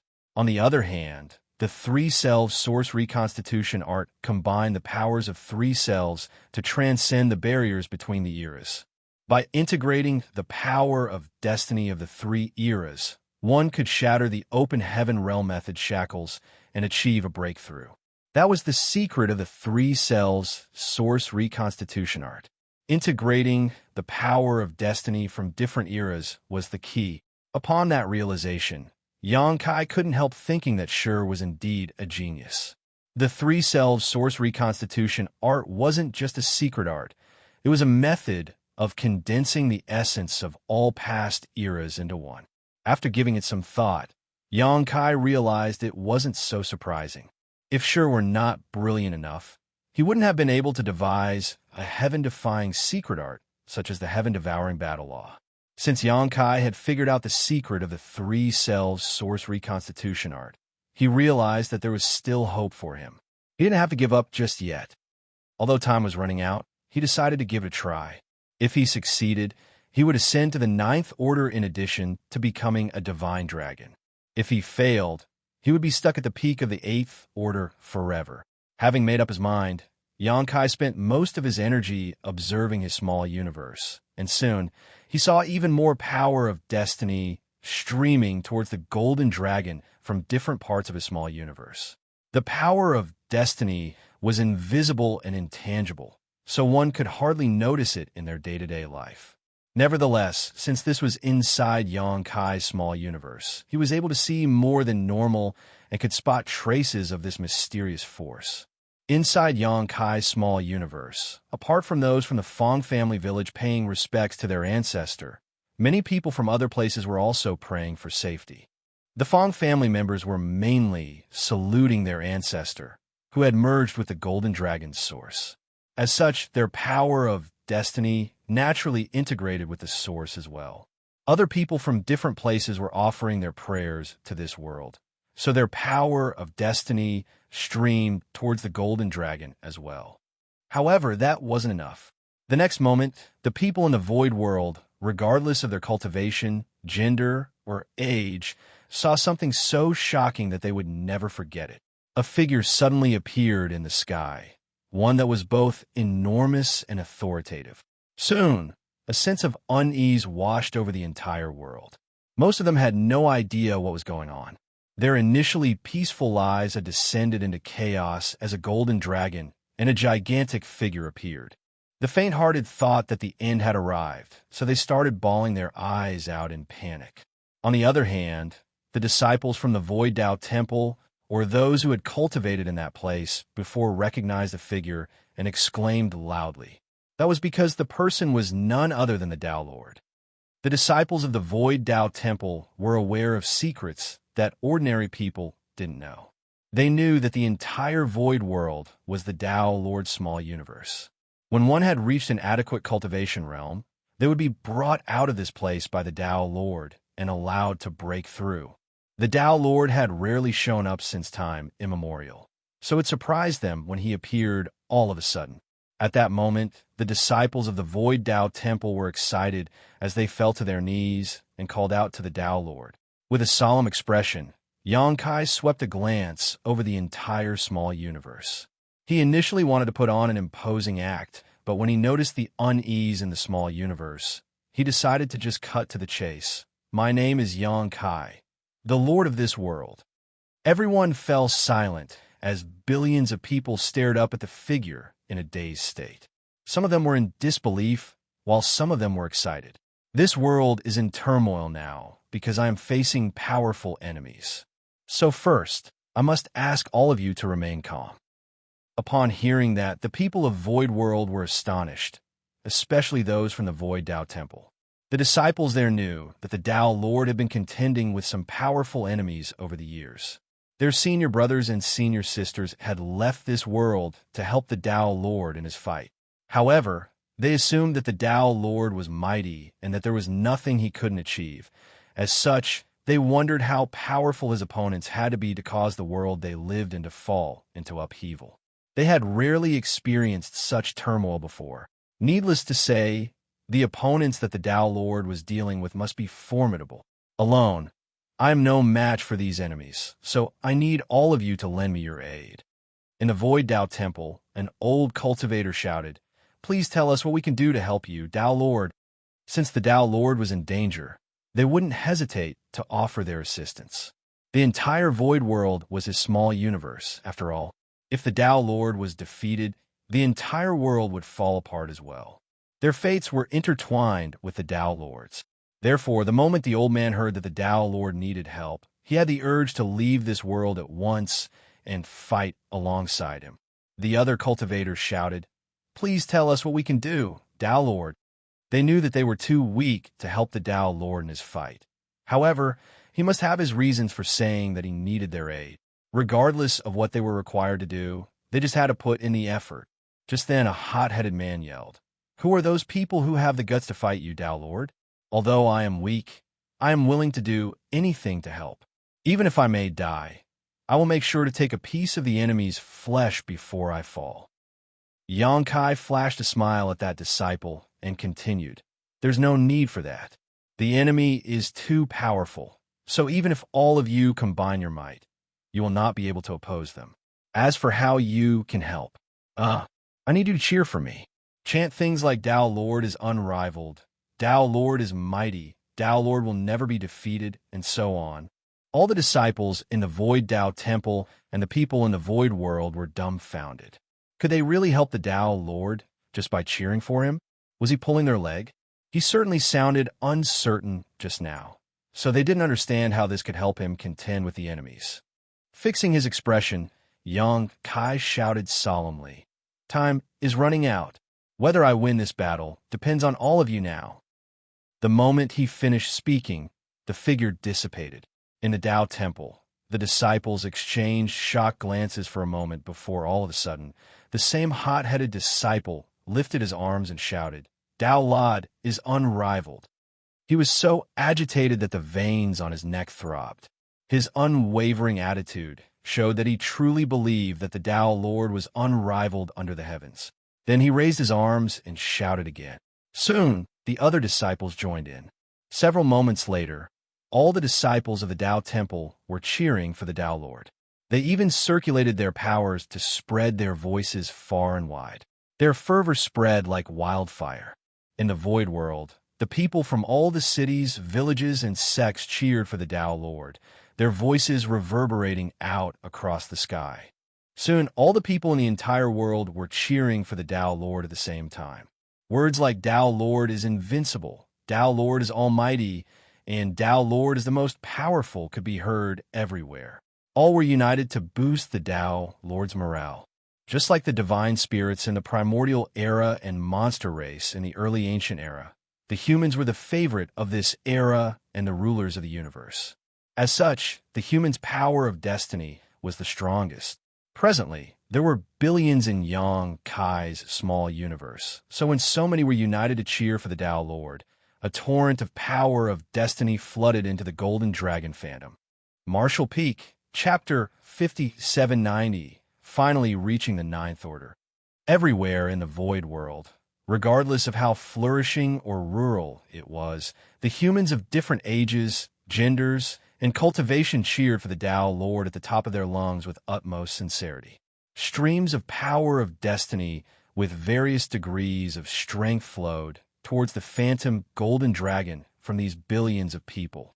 As Xianxia looked internally, he could see countless threads of destiny connecting the golden dragon and the citizens of his small universe, forming a gigantic and dense web.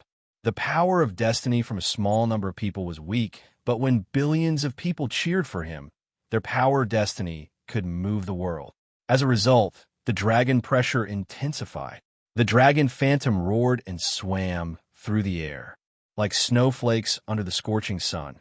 The boundary wall that engulfed Xianxia's small universe started melting away. The three selves source reconstitution art was fully activated. The power of destiny from three different eras integrated with each other, with the human's era being the most prominent. The shackles were shattered, and the small universe expanded. At the same time, Xianxia's aura rose rapidly. The three pseudo-royal lords, who were contending with him, realized that something was off. Since they had joined forces, Xianxia, a peak 8th Order Master, was supposedly not a match for them. Considering the fact that he was unable to flee, it should have been a simple matter to kill him. However, the fact that he had persevered until now puzzled the three pseudo-royal lords. What was more, his aura was now rising sharply, as though he was about to achieve a breakthrough, an inconceivable occurrence. No one knew what Xianxia had done that allowed him to be so resilient and unwavering. They speculated that it might have something to do with the fact that he had opened up his small universe and put an 8th Order Master and a monster race Great Emperor, but they had no idea how that was possible. His already magnificent aura was still strengthening. A pseudo-royal lord exclaimed, "Kill him now." Something was definitely amiss. If they allowed Xianxia's aura to continue to strengthen, he would probably break through and reach the Ninth Order, which would be a disaster. As far as the Black Inclansman knew, Xianxia could never ascend to the Ninth Order in his lifetime, but he now showed signs of doing just that. The other two pseudo-royal lords needed no reminder as they used their most powerful moves. They madly channeled their strength in an attempt to end Xianxia's life in that instant. Nevertheless, regardless of how hard they tried and how battered Xianxia appeared, they were unable to end him. A divine dragon was already stronger than an average Ninth Order Master or Royal Lord. So while Xianxia focused on his small universe and only spent a bit of his energy fending off the enemies, it still wasn't easy to kill him. On the other side, Immortality was growing apprehensive as well. He knew that something must have gone terribly wrong. It seemed that Xianxia was indeed about to make it to the Ninth Order, so he was anxious to race over and kill him once and for all. However, before getting rid of Xianxia, he could never have a hand in the fight over there. Just as the Blacking clan was growing anxious, Xianxia's aura seemed to have broken through a limit and exploded. The imposing aura coming from him suggested that he was no longer an 8th Order Master. In fact, it seemed that he was now even more powerful than an ordinary 9th Order Master. At that moment, Xianxia, who was seemingly no match for the three pseudo-royal lords, suddenly opened his eyes, which shone as brightly as a pair of great suns. Although his entire figure was covered in blood, he was full of vigor and vitality. He swept a glance over the three pseudo-royal lords and growled, "Had fun beating me up? It's my turn now." The moment he finished speaking, he clenched the Azure Dragon Spear and surged his Tao strengths. A splashing sound was heard all of a sudden, and the space-time river, which disappeared previously when his Tao strengths fell into turmoil, reappeared and swirled around the spear like a water dragon. He then thrust his spear out and stabbed it into the pseudo-royal lord nearest to him. The pseudo-royal lord was dumbstruck and hurriedly tried to retreat. However, the instant he made a move, the spear broke past the barriers of time and space and penetrated his figure. He fell into a dazed state as he felt a sharp pain in his chest and looked down, realizing he had been hit. His eyes were filled with disbelief as he looked up with difficulty and stared at Xianxia. How? He was a pseudo-royal lord, after all. Although he had just become one before entering the universe furnace, he was still a pseudo-royal lord. He had the power of a royal lord, and though he couldn't use all of it, he shouldn't be that different from a Ninth Order master. Any other Ninth Order master wouldn't have been able to kill him with such ease. They would have exchanged over 100 moves at the very least. However, he was gravely injured by Yang Kai with just one attack. The attack didn't look like anything special, but he had somehow fallen into a dazed state and failed to dodge it. Before his death, the pseudo-royal lord suddenly realized something. He couldn't help recalling the moment Yang Kai extended his spear earlier. Despite how ordinary the attack looked, the spear seemingly thrust out from a vague point in the past before piercing into him at a particular moment in the future. As such, he stood no chance of dodging it. The Tao of space-time. He finally figured out what happened. Too weak, Yang Kai snorted. Despite how battered he appeared, he still appeared extremely aggressive. As he wielded his spear, the pseudo-royal lord exploded into a blood mist, after which his ample black ink strength dissipated. Everyone suddenly fell silent in shock. Yang Kai managed to kill a pseudo-royal lord with only one attack. So how were the others in the Black Ink clan supposed to be a match for him? Although it had clearly something to do with the fact that the pseudo-royal lord was caught off guard, that did not diminish how powerful Yang Kai was. This kind of strength was beyond their comprehension. Immortal Ballad, who was contending with Xianxia, turned pale and felt a crawling sensation on his scalp. There was no doubt that Yang Kai was now a Ninth Order master. He broke through to the Ninth Order. How? How did this happen? How is it possible for him to even have the chance to make it to the Ninth Order? Immortal Ballad heard that Yang Kai had snatched a supreme-grade open heaven pill, so he was worried that the latter would refine it and reach the Ninth Order. As such, even though the Black Ink clan had gained the upper hand, and he had also prepared a trump card, he still waited patiently for that opportunity to take Yang Kai down. There was no denying that Xianxia was a formidable opponent, but in comparison, Yang Kai posed a bigger threat. Therefore, Immortal Ballad had to wait for Yang Kai to show up before taking action. Yang Kai indeed appeared at a later time, and he was still an Eighth Order master, which made Immortal Ballad breathe a sigh of relief. At the most critical moment, Yang Kai threw away the supreme-grade open heaven pill to divert the Chaos Spirit King's attention. But without that pill, how did he manage to reach the Ninth Order? Did it have something to do with him taking an Eighth Order master and monster race Great Emperor into his small universe? Immortal Ballad was unable to figure out the answer. All the same, it was an irrefutable fact that Yang Kai was now a Ninth Order master. Otherwise, he couldn't have killed a pseudo-royal lord with one thrust of a spear. When Yang Kai was still an Eighth Order master, he was already able to easily kill innate territory lords by using his soul secret technique, though he would also hurt himself during the process. Immortal Ballad was worried that things would only get worse if Yang Kai managed to make it to the Ninth Order, and now it seemed that his greatest fear had become reality. At that moment, he intended to flee, but how was he supposed to do that when he was engaged in a fight with Xianxia? Ha ha! I told you we were going to win. Xianxia, who was part of the humans' defense line, guffawed while Bloodcrow, who was fighting alongside him, was speechless. Earlier, Yang Kai opened up his small universe and put Fong Tian Ci and Thunder Shadow. Xianxia had already made such a bold claim. At that time, Bloodcrow dismissed it. The humans were in a perilous situation as the two Ninth Order masters were tangled up in fights, and the defense line was on the brink of coming apart. The humans were bound to collapse at any moment. No one could have expected that barely an hour later, things would take such a drastic turn. Since Yang Kai was now a Ninth Order master, the Black Ink clan had lost their advantage. Presently, the humans had gained the upper hand instead. Just like Immortal Ballad, Bloodcrow was puzzled as to how Yang Kai ascended to the Ninth Order. Even if he had refined a supreme-grade open heaven pill, he couldn't have achieved an ascension so quickly. Moreover, he had already lost that spirit pill. However, it was just like what Xianxia had said. His adoptive father could always create miracles in the most despairing situations and turn the tides of fortune around. Perhaps that was why the people who had fought alongside him before had blind trust and admiration for him. In fact, Blood Crow was one of those people. Back then, he was a terrible fellow. He still couldn't be considered a good one now. Nevertheless, after going through bloody battles and witnessing how much the humans were willing to sacrifice for the greater good, Blood Crow, who was also a human, sincerely hoped that the Black Ink clan would be destroyed once and for all one day. Good.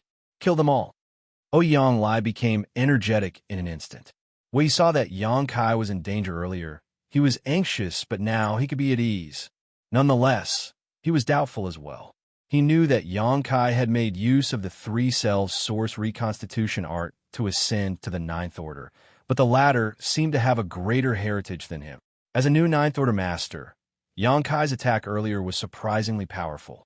After giving it some thought, Xianxia realized it wasn't so shocking. Yangkai had said that after he used the 3 Selves Source Reconstitution art, his 3 selves would unite. In that case, Feng Tianxi's small universe would merge with Yankai's. In other words, Yankai's small universe didn't only have his own heritage, but also Feng Tianxi's heritage, which helped save him a lot of cultivation time.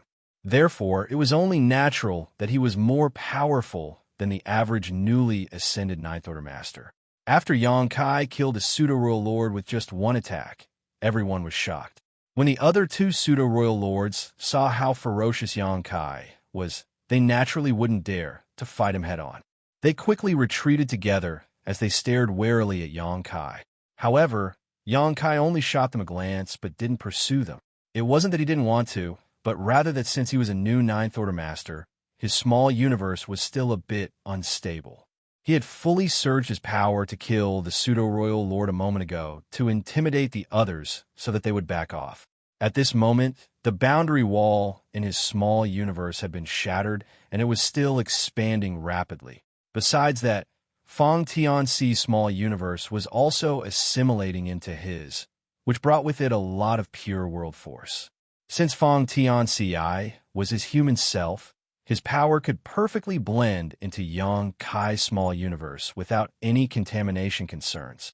Even Thunder Shadow's monster core, which he had nurtured all his life, was melting and turning into a very pure power, which was then assimilated into Yangkai's small universe and helped strengthen his heritage.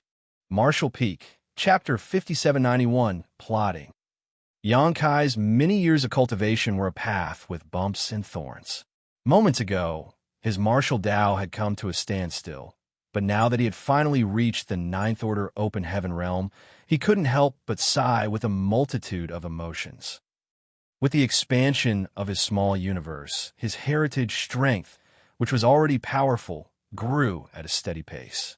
Nevertheless, there was still a limit to this kind of growth, and soon after, his small universe calmed down and stabilized at a new peak. Taking advantage of Yangkai's momentary distraction, the 2 Pseudo-Royal Lords had already fled back to the Black Ink clan. The sudden death of their companion had left them terrified, so how could they have the courage to remain behind to face Yangkai? At this moment, it was only natural for them to run to a place with more allies to seek a sense of security. The Black Ink clan side had some 10 Pseudo-Royal Lords and a large number of territory lords, so even if Yangkai had reached the Ninth Order Open Heaven realm and decided to pursue them, they might still be able to put up a fight. In any case, Yangkai did not seem to have any intention of killing his way over.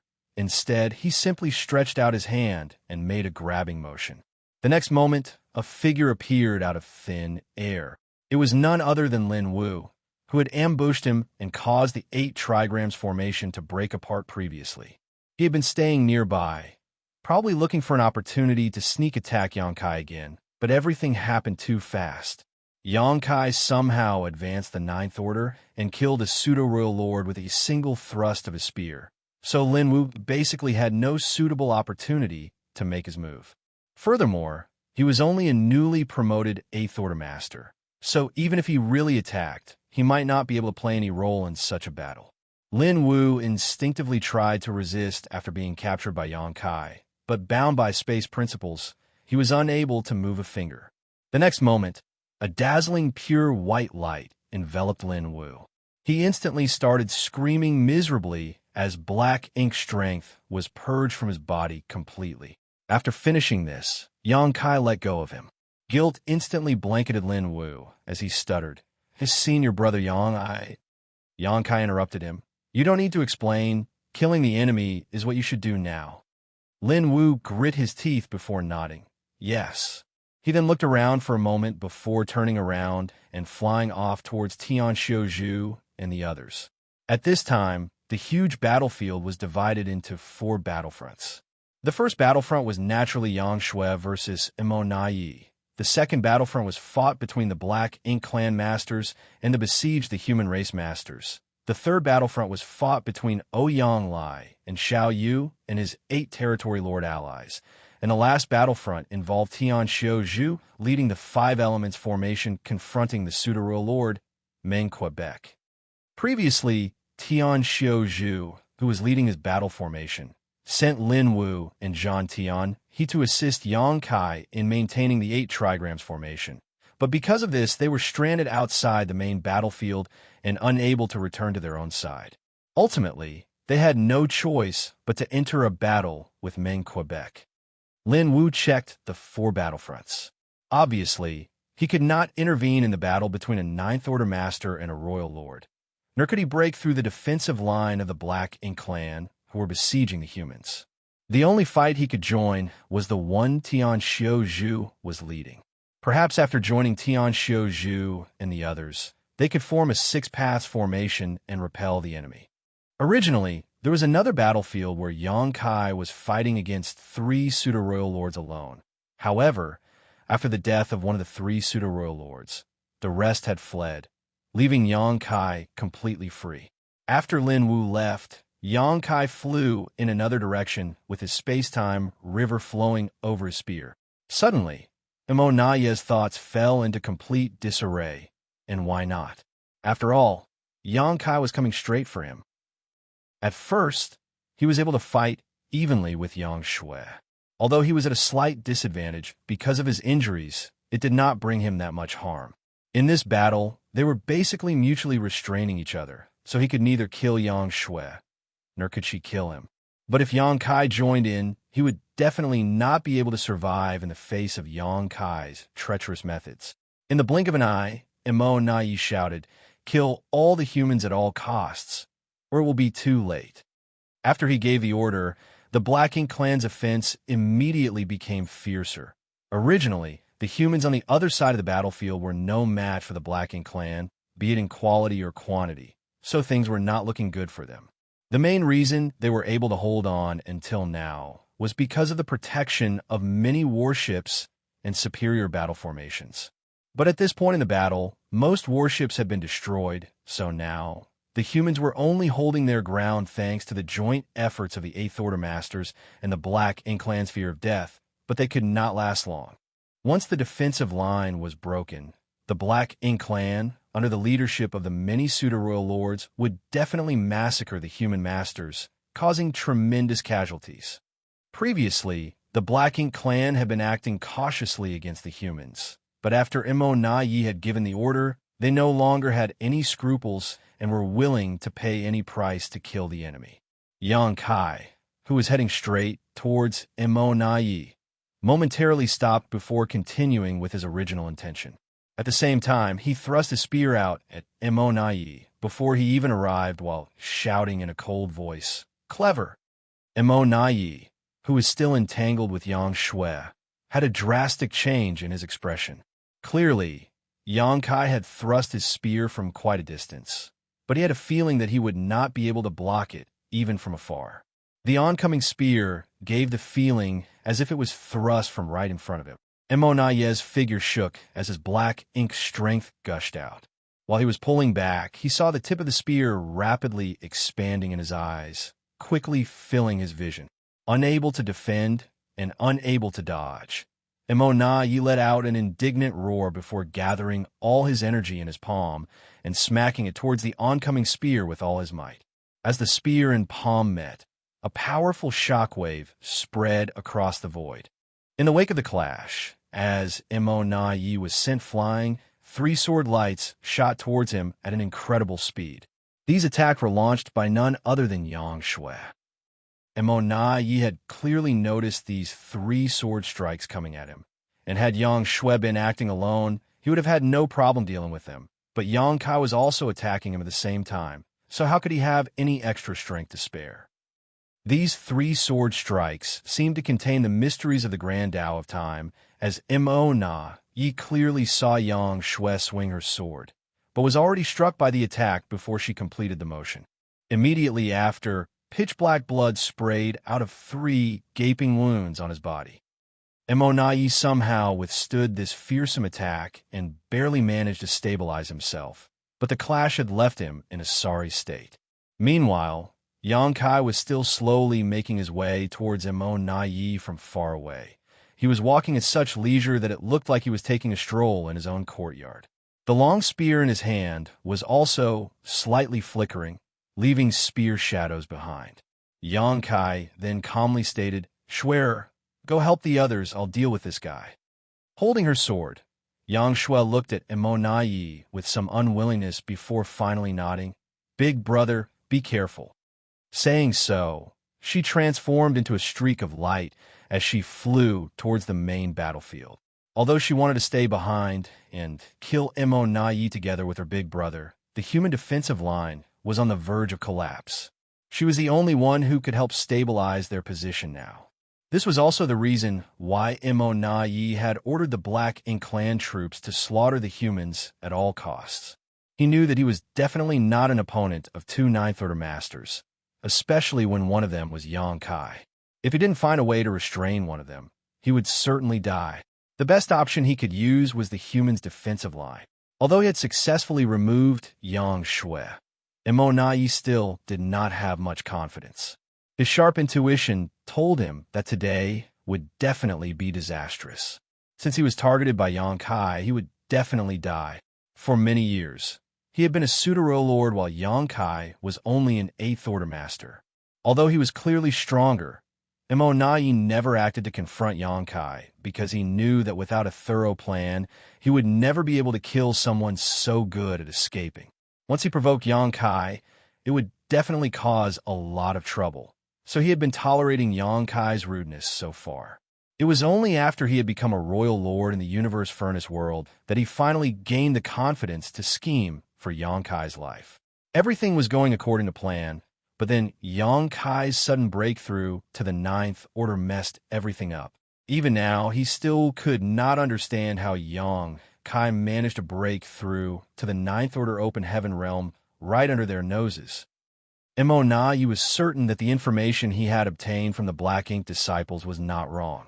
Yang Kai should have had no chance of reaching the 9th Order Open Heaven realm in his life.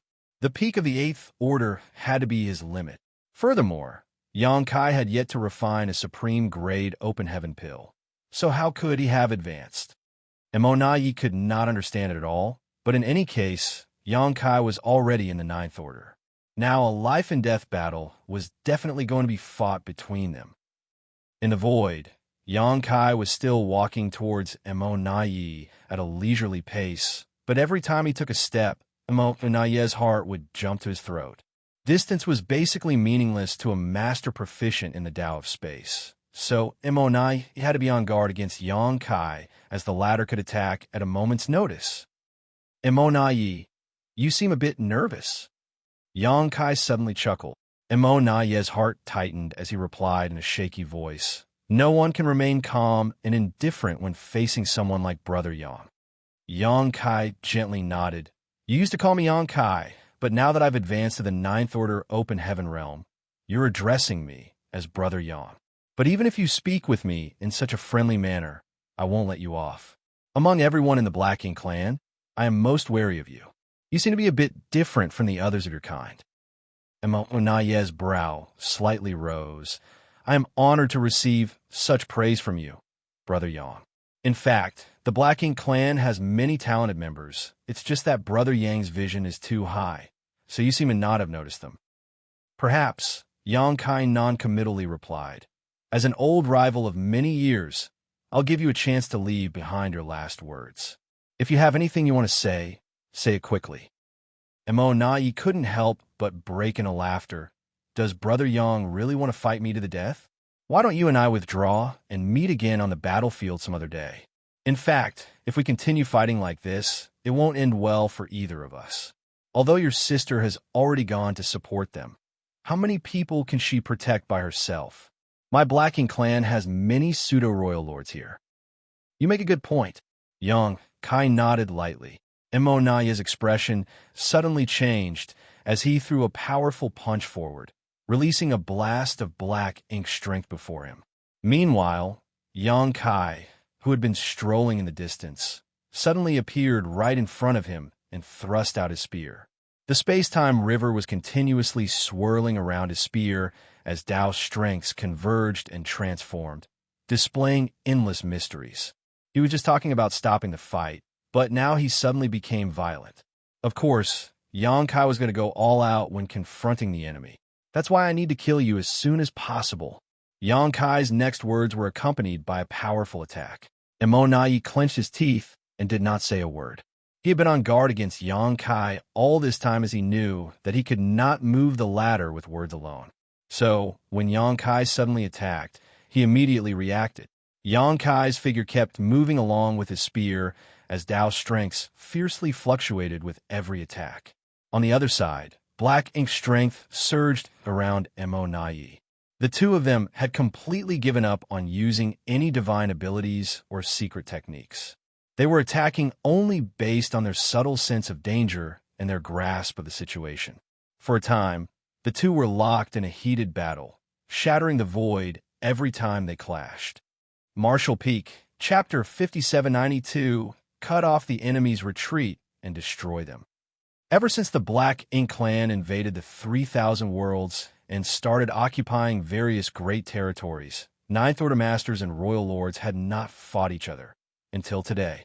The devastating battle in the Barren Territory robbed both sides of almost all of their top masters. The Black Ink clan was left with only one Royal Lord, Yu, who was guarding the no-return pass, while the human race's situation was slightly better, having a total of 2 Ninth Order Masters, Xianxia and Wuxia. But, as they needed to contain the Black Ink giant spirit god, these 2 Ninth Order Masters were unable to participate in other matters. So, naturally the top powerhouses of both sides never met, much less fought. The older generation's cultivators were slightly better off, as they had witnessed battles of that level before. But how could the younger generation of humans have had the opportunity to witness such a sight? Throughout their growth, the Ninth Order Masters were akin to legendary figures.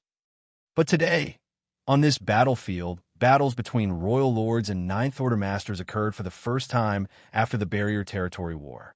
First, a battle between Ouyang Lai and Xiaoyu broke out, then between Yang Shui and Nayi, and now, Yang Kai took Yang Shui's place and fought with Nayi. The fallout of their battle seemed to shake the entire world. Only now did the younger humans finally get to witness and experience the true might of a Ninth Order Master. Furthermore, the strength displayed by Yang Kai was obviously much more devastating than Yang Shui's.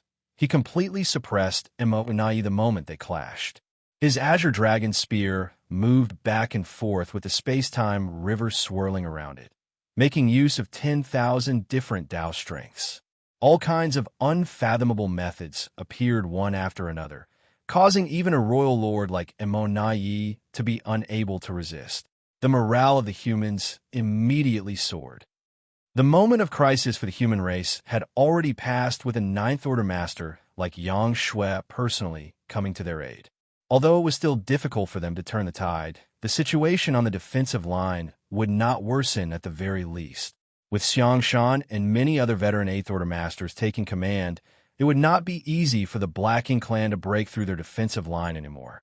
After seeing this, Ouyang Lai quickly calmed down and stabilized his state of mind. He was fighting Xiaoyu and 8 territory lords all this while. He had not suffered any major losses, but neither had he occupied any significant advantages. This was mainly because he was having a real hard time focusing on his battle with the dire state of the humans around him and all kinds of unforeseen events popping up. Now that it calmed down, Ouyang Lai saw a way to defeat his enemy. He kept only as much focus on dealing with Xiaoyu as necessary while he diverted most of his strength attacking the 8 territory lords who were arranged into 2 battle formations. So long as he could take out these territory lords, killing them one by one, Xiaoyu alone would not be his opponent. After all, Xiaoyu had suffered serious injuries at the hands of Xianxia before, which made it difficult for him to display his full strength. The battle on various battlefronts instantly grew even more heated than ever. Suddenly, a laugh originated from somewhere in the void, carrying a hint of surprise and relief. It was Immortality. No one knew why he laughed, as he was clearly in a tight spot. He could lose his life at any moment under Xianxia's relentless and powerful attacks, but he was still able to laugh. Across from him, Xianxia, who was relentlessly attacking, coldly rebuked. "What's so funny? Be careful, or you might lose your teeth." Immortality, while defending himself, slowly shook his head. "Brother Yang, you're very strong, but you're weaker than I expected." These words sounded somewhat contradictory, but they were indeed true. When Xianxia had broken past the 8th Order Open Heaven Realm shackles, advancing to the 9th Order, Immortality thought he was dead for sure. If he was facing any other 9th Order Master, Immortality was confident that even if he could not defeat them, he could at least escape, but against someone like Xianxia who was proficient in the Tao of Space, he thought that only death awaited him if he could not win outright in battle. So, when he saw Xianxia advance to the 9th Order Open Heaven Realm and kill a pseudo-royal lord with a single thrust of his spear, Immortality resigned himself to death already. But after a brief exchange with Xianxia, he was surprised to discover that Xianxia was not as powerful as he had imagined. It had to be known that when Xianxia was an 8th Order Open Heaven Realm Master, he could kill territory lords and innate territory lords like he was slaughtering chickens and dogs. Up against him, the acquired territory lords and innate territory lords could not put up a fight and were often slaughtered before they even saw his face. When he was in the 7th Order, Xianxia was rumored to be capable of butchering feudal lords in just the same way. So, in Immortality's estimations, once Xianxia advanced to the 9th Order Open Heaven Realm, no royal lord would be able to survive against him. He had always regarded Xianxia as the greatest threat to the Black Ink clan. If he had to choose between killing Xianxia or Xianxia, he would pick Xianxia without hesitation. He had devised many arrangements and had been waiting for Xianxia to appear all this time just for that purpose. But all his schemes had come to naught as Xianxia still broke through to the 9th Order Open Heaven Realm. During this exchange, Xianxia's momentum was still unstoppable and his attacks were devastating to the point that Immortality was unable to even lift his head, but this kind of Xianxia was still within the realm of what seemed normal. He was not strong to the point of absurdity. It had to be known that Immortality's current state was quite bad. He was already injured even before arriving here, and then he still fought Xianxia in an 8 trigrams battle formation for a long time, which added more wounds to his body. After that, he even fought with Xianxia. The current Immortality was nowhere near his peak. Yet, Xianxia was unable to quickly finish him off, which painted a clear picture. That was why Immortality laughed, not because he thought that he could escape from this crisis, but because even if Xianxia had advanced to the 9th Order Open Heaven Realm, there were still members in the Black Ink clan who could go against him. At the very least, a veteran royal lord like Immortality was definitely not inferior to the current Xianxia. If the two fought right here and now, it would probably end in a draw.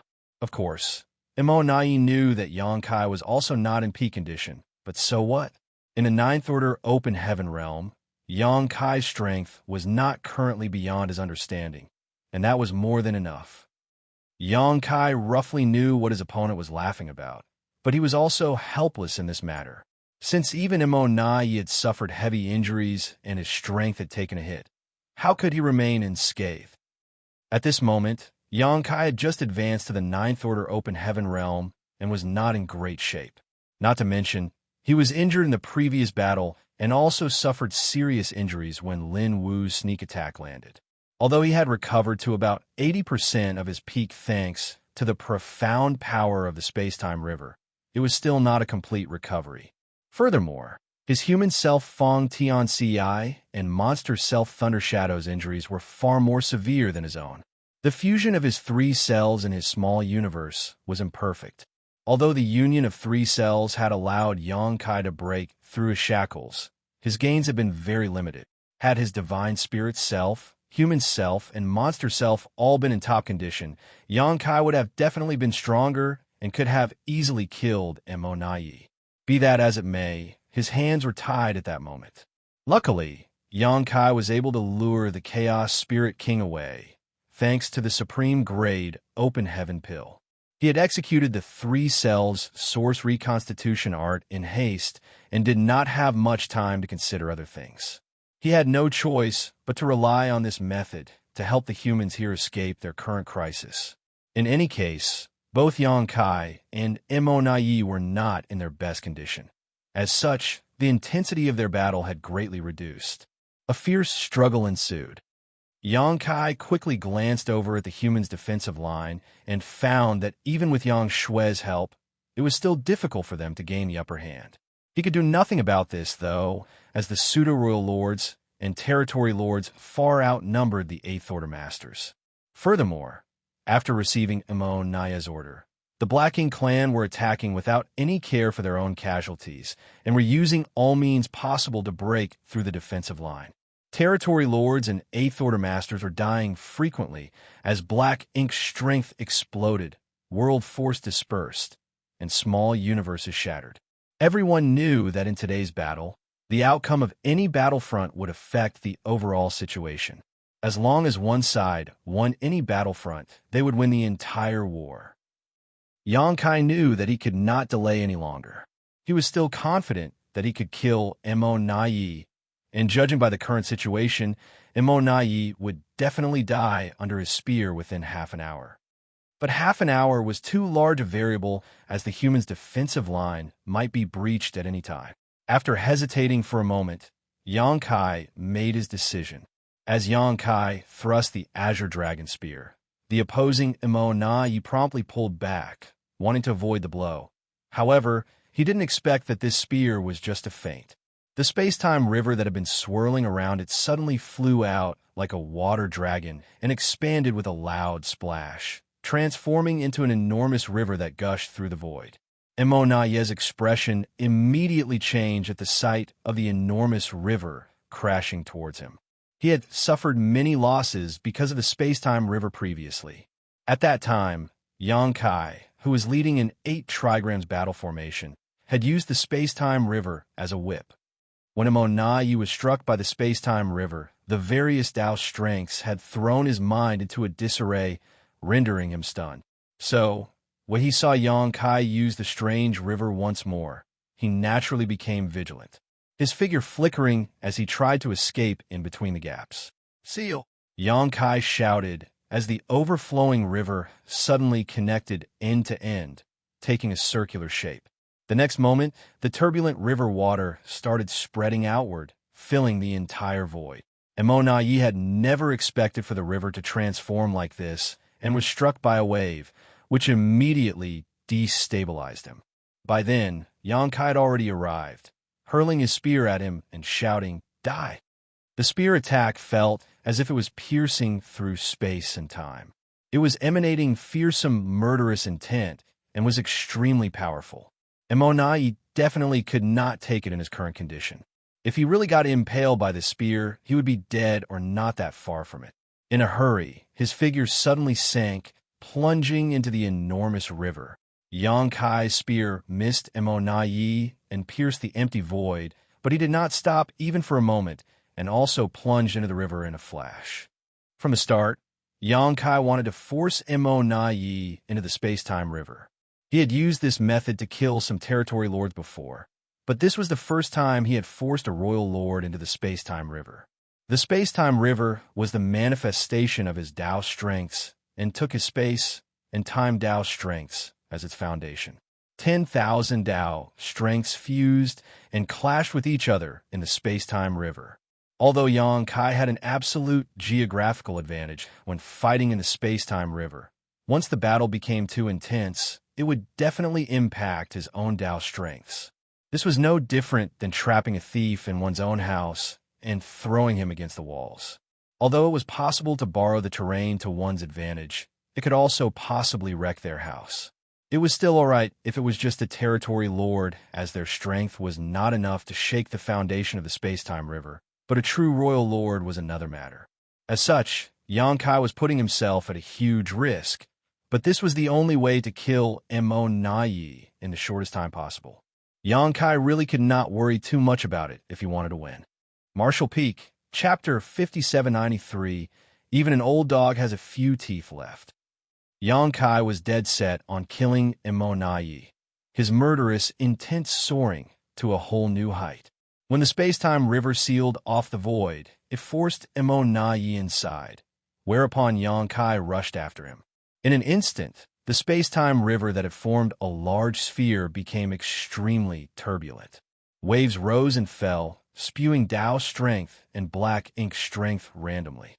With the space-time river isolating everything, no one could see the battle, but they could clearly tell how dangerous it was from the upheaval in the space-time river.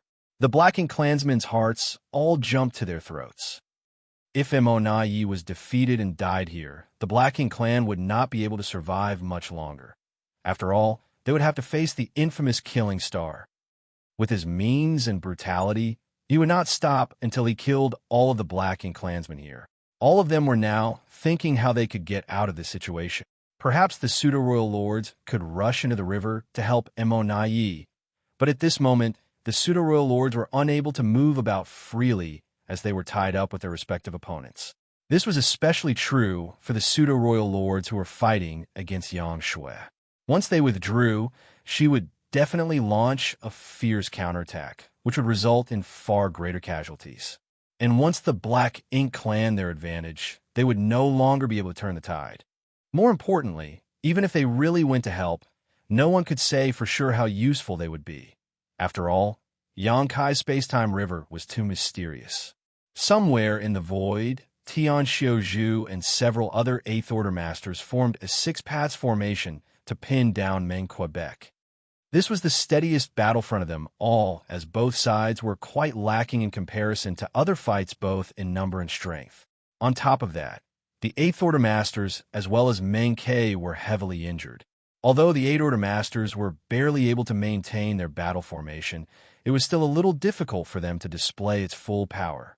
It could not be helped as two of the Eighth Order Masters in it had originally withdrawn from the 8 trigrams formation because they could not withstand the pressure due to their wounds. They had been fighting immortality with Xianxia and were completely exhausted already. The only reason they were still able to fight was because they refused to back down. It was a shocking display of pure grit and willpower. After this battle, these two Eighth Order Masters' foundations would definitely be severely damaged regardless of whether they won or lost. Thus, Xianxia and the others only managed to gain a slight upper hand against a heavily injured pseudo-royal lord like Meng Ke, and were unable to kill him. Amidst the heated battle, Meng Ke angrily shouted, "Old dog, I've had it with you." He was furious. Usually, even if a group of old, weak, and injured people like them assumed a six-path formation, they would not be able to do anything to him, but he too was not in a good condition, allowing him to be suppressed by the enemy. If this continued, he would quite likely die. 2 pseudo-royal lords had already perished in this battle, both of them at Xianxia's hands. One of them was killed by Xianxia's sneak attack, while the other was killed after Xianxia broke through to the Ninth Order Open Heaven realm. Be that as it may, if a pseudo-royal lord like him was really to die at the hands of ordinary Eighth Order Masters, it would be too embarrassing. He was the 3rd pseudo-royal lord born in the Black Ink clan. If not for the unlucky timing, he would have become famous throughout the 3,000 worlds, standing on equal footing with immortality. For someone like Meng Ke, even if he died, he wanted to die at the hands of famous figures like Xianxia or Xianxia. He would never allow himself to die at the hands of these nameless ants. Meng Ke's attacks became fiercer, fueled by his anger. He knew that his end was nigh. As such, he did not care about his own safety. Old dog, right across from him, Xianxia, who was covered in blood, had his expression become fierce as he roared. "Today, I'll let you know that this old dog still has a few teeth left. Facing Meng Kei's powerful counterattack, not only did he not retreat, he instead charged straight at him, leading the battle formation, seemingly intent on perishing together with his enemy. The other Eighth Order Masters, including Lin Wu, who had joined last, followed after him without any hesitation. Under the violent collision, the already unstable Six Paths formation nearly collapsed. Fortunately, Xianxia Zhu quickly adjusted everyone's aura, ensuring its continuous operation.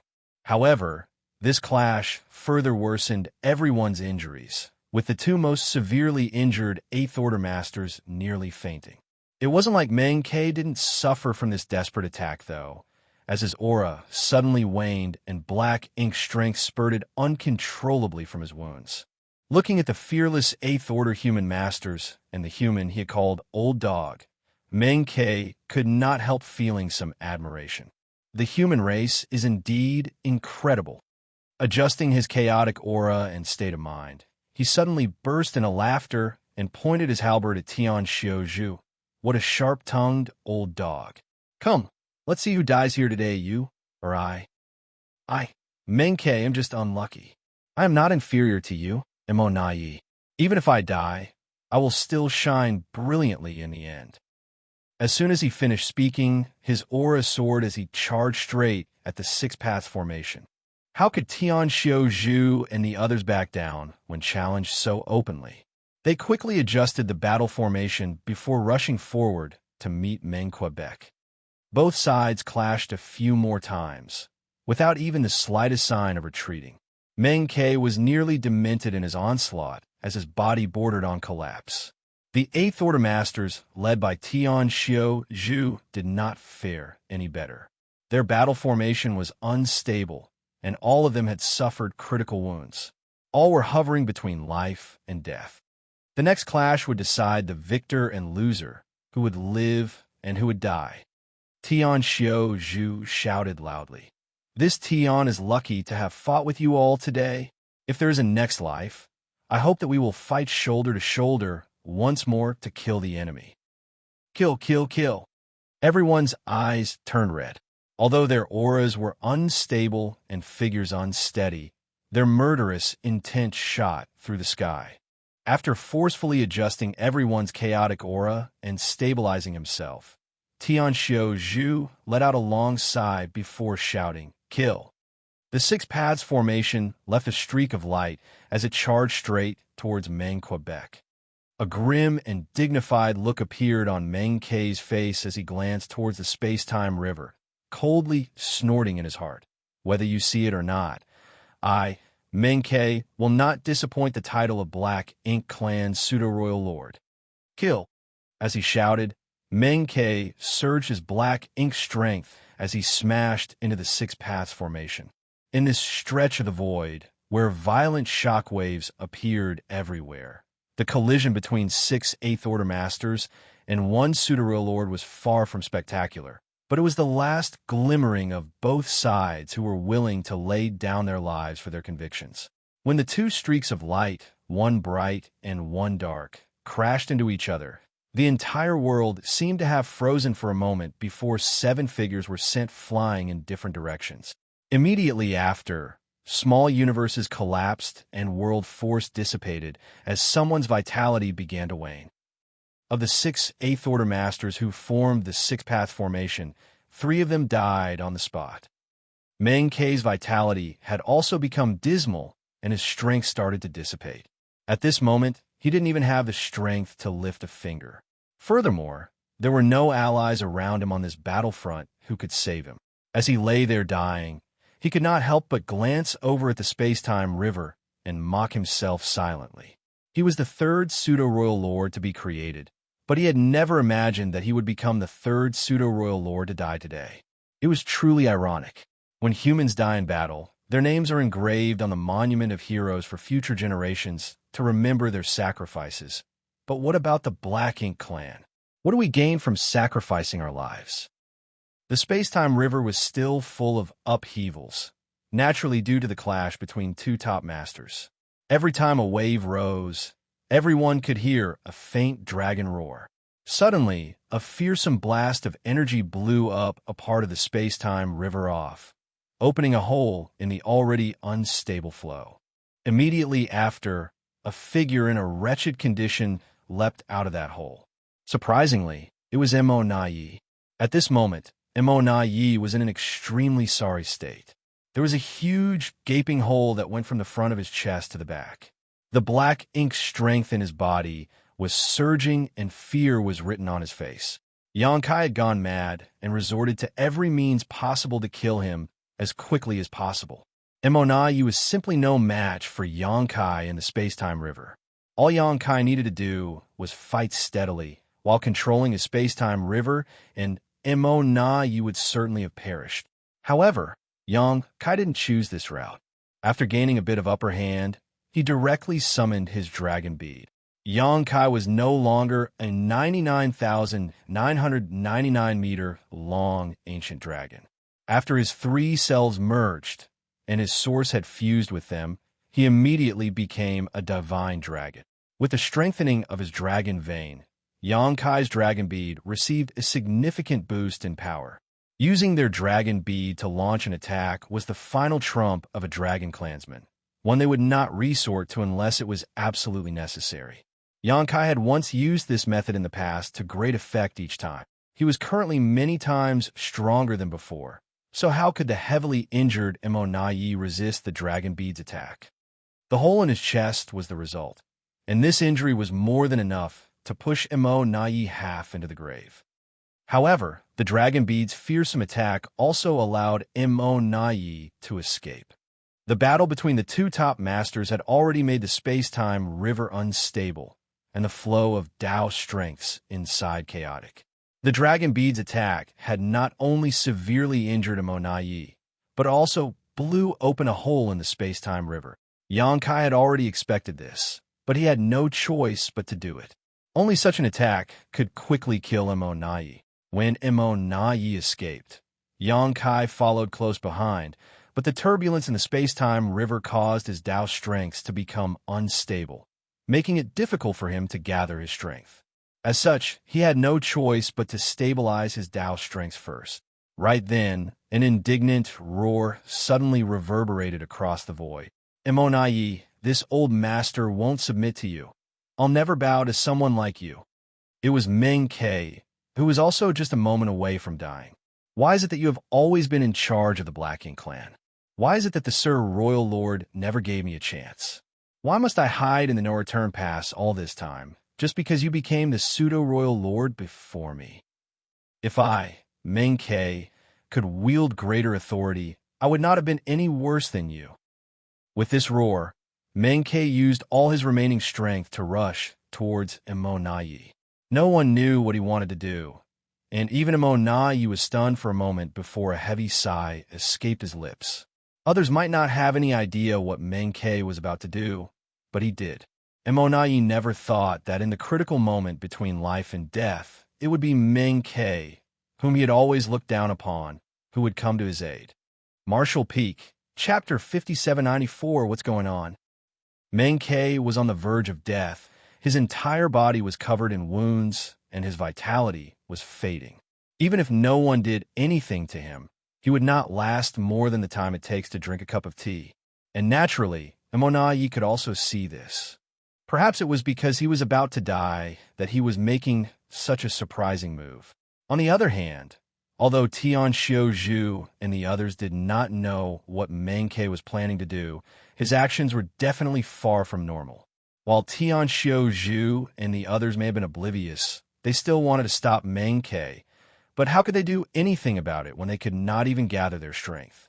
3 of their members had perished in the last exchange, and the 3 who were still alive were hanging by a breath.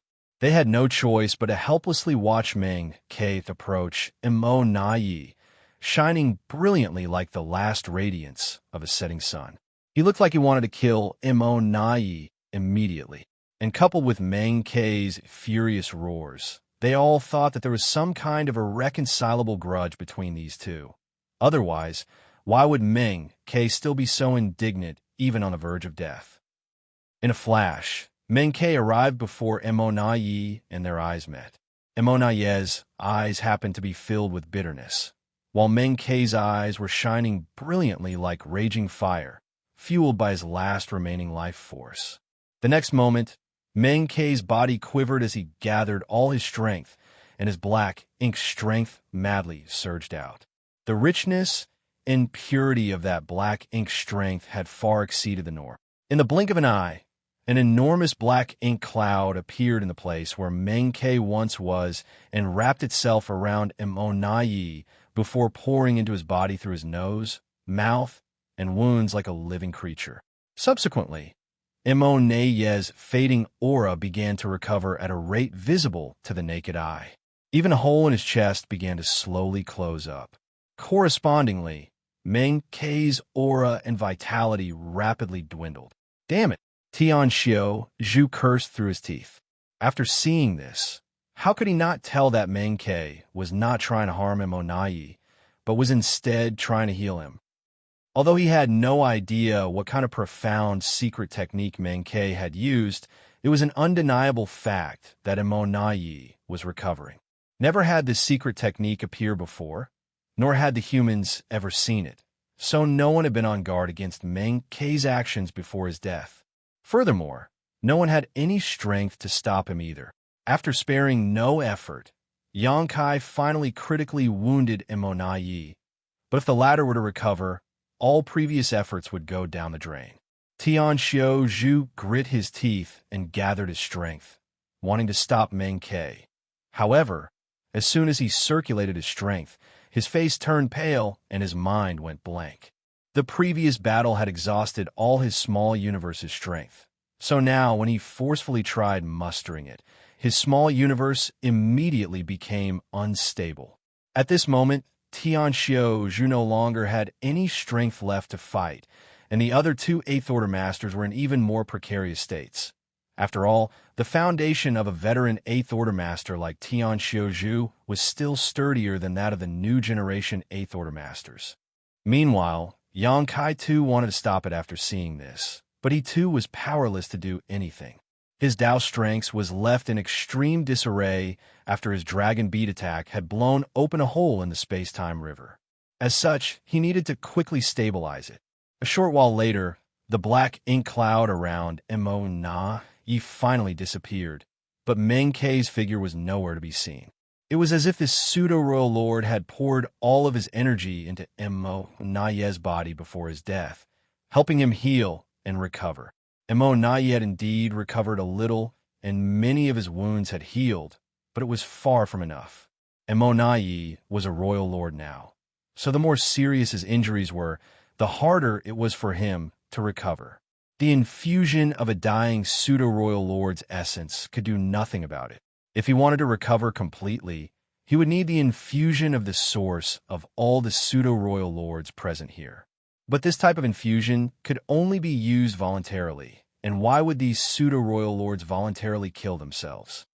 Meng Ke's act of coming to his aid at the last moment already came as a surprise to Imo Yi. After all, they had never been on good terms. For that reason, Meng Ke's last words seemed to echo so loudly in his ears. "Live, you must live on. The Black Ink clan is too stupid and ignorant. Only by living can you finally help the Supreme One complete its grand plan." Imo Yi suddenly realized that he had been underestimating Meng Ke all along.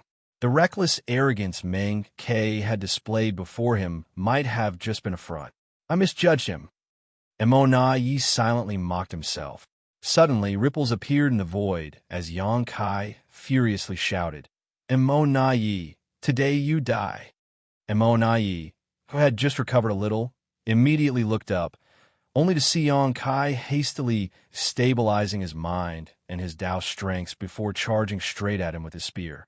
Imo Yi's heart was filled with bitterness, knowing that he had failed to live up to Meng Ke's expectations. Against someone like Xianxia, if he couldn't defeat him, the only thing that awaited him next was death. As for escaping, it was naturally impossible to do so against a master of the Tao of Space. Xianxia escaped from the pursuit of the Black Ink clan many times. The reverse had never happened. Since there was no way out, Immortality had no choice but to fight. If Menkei was willing to sacrifice himself, so why could he not?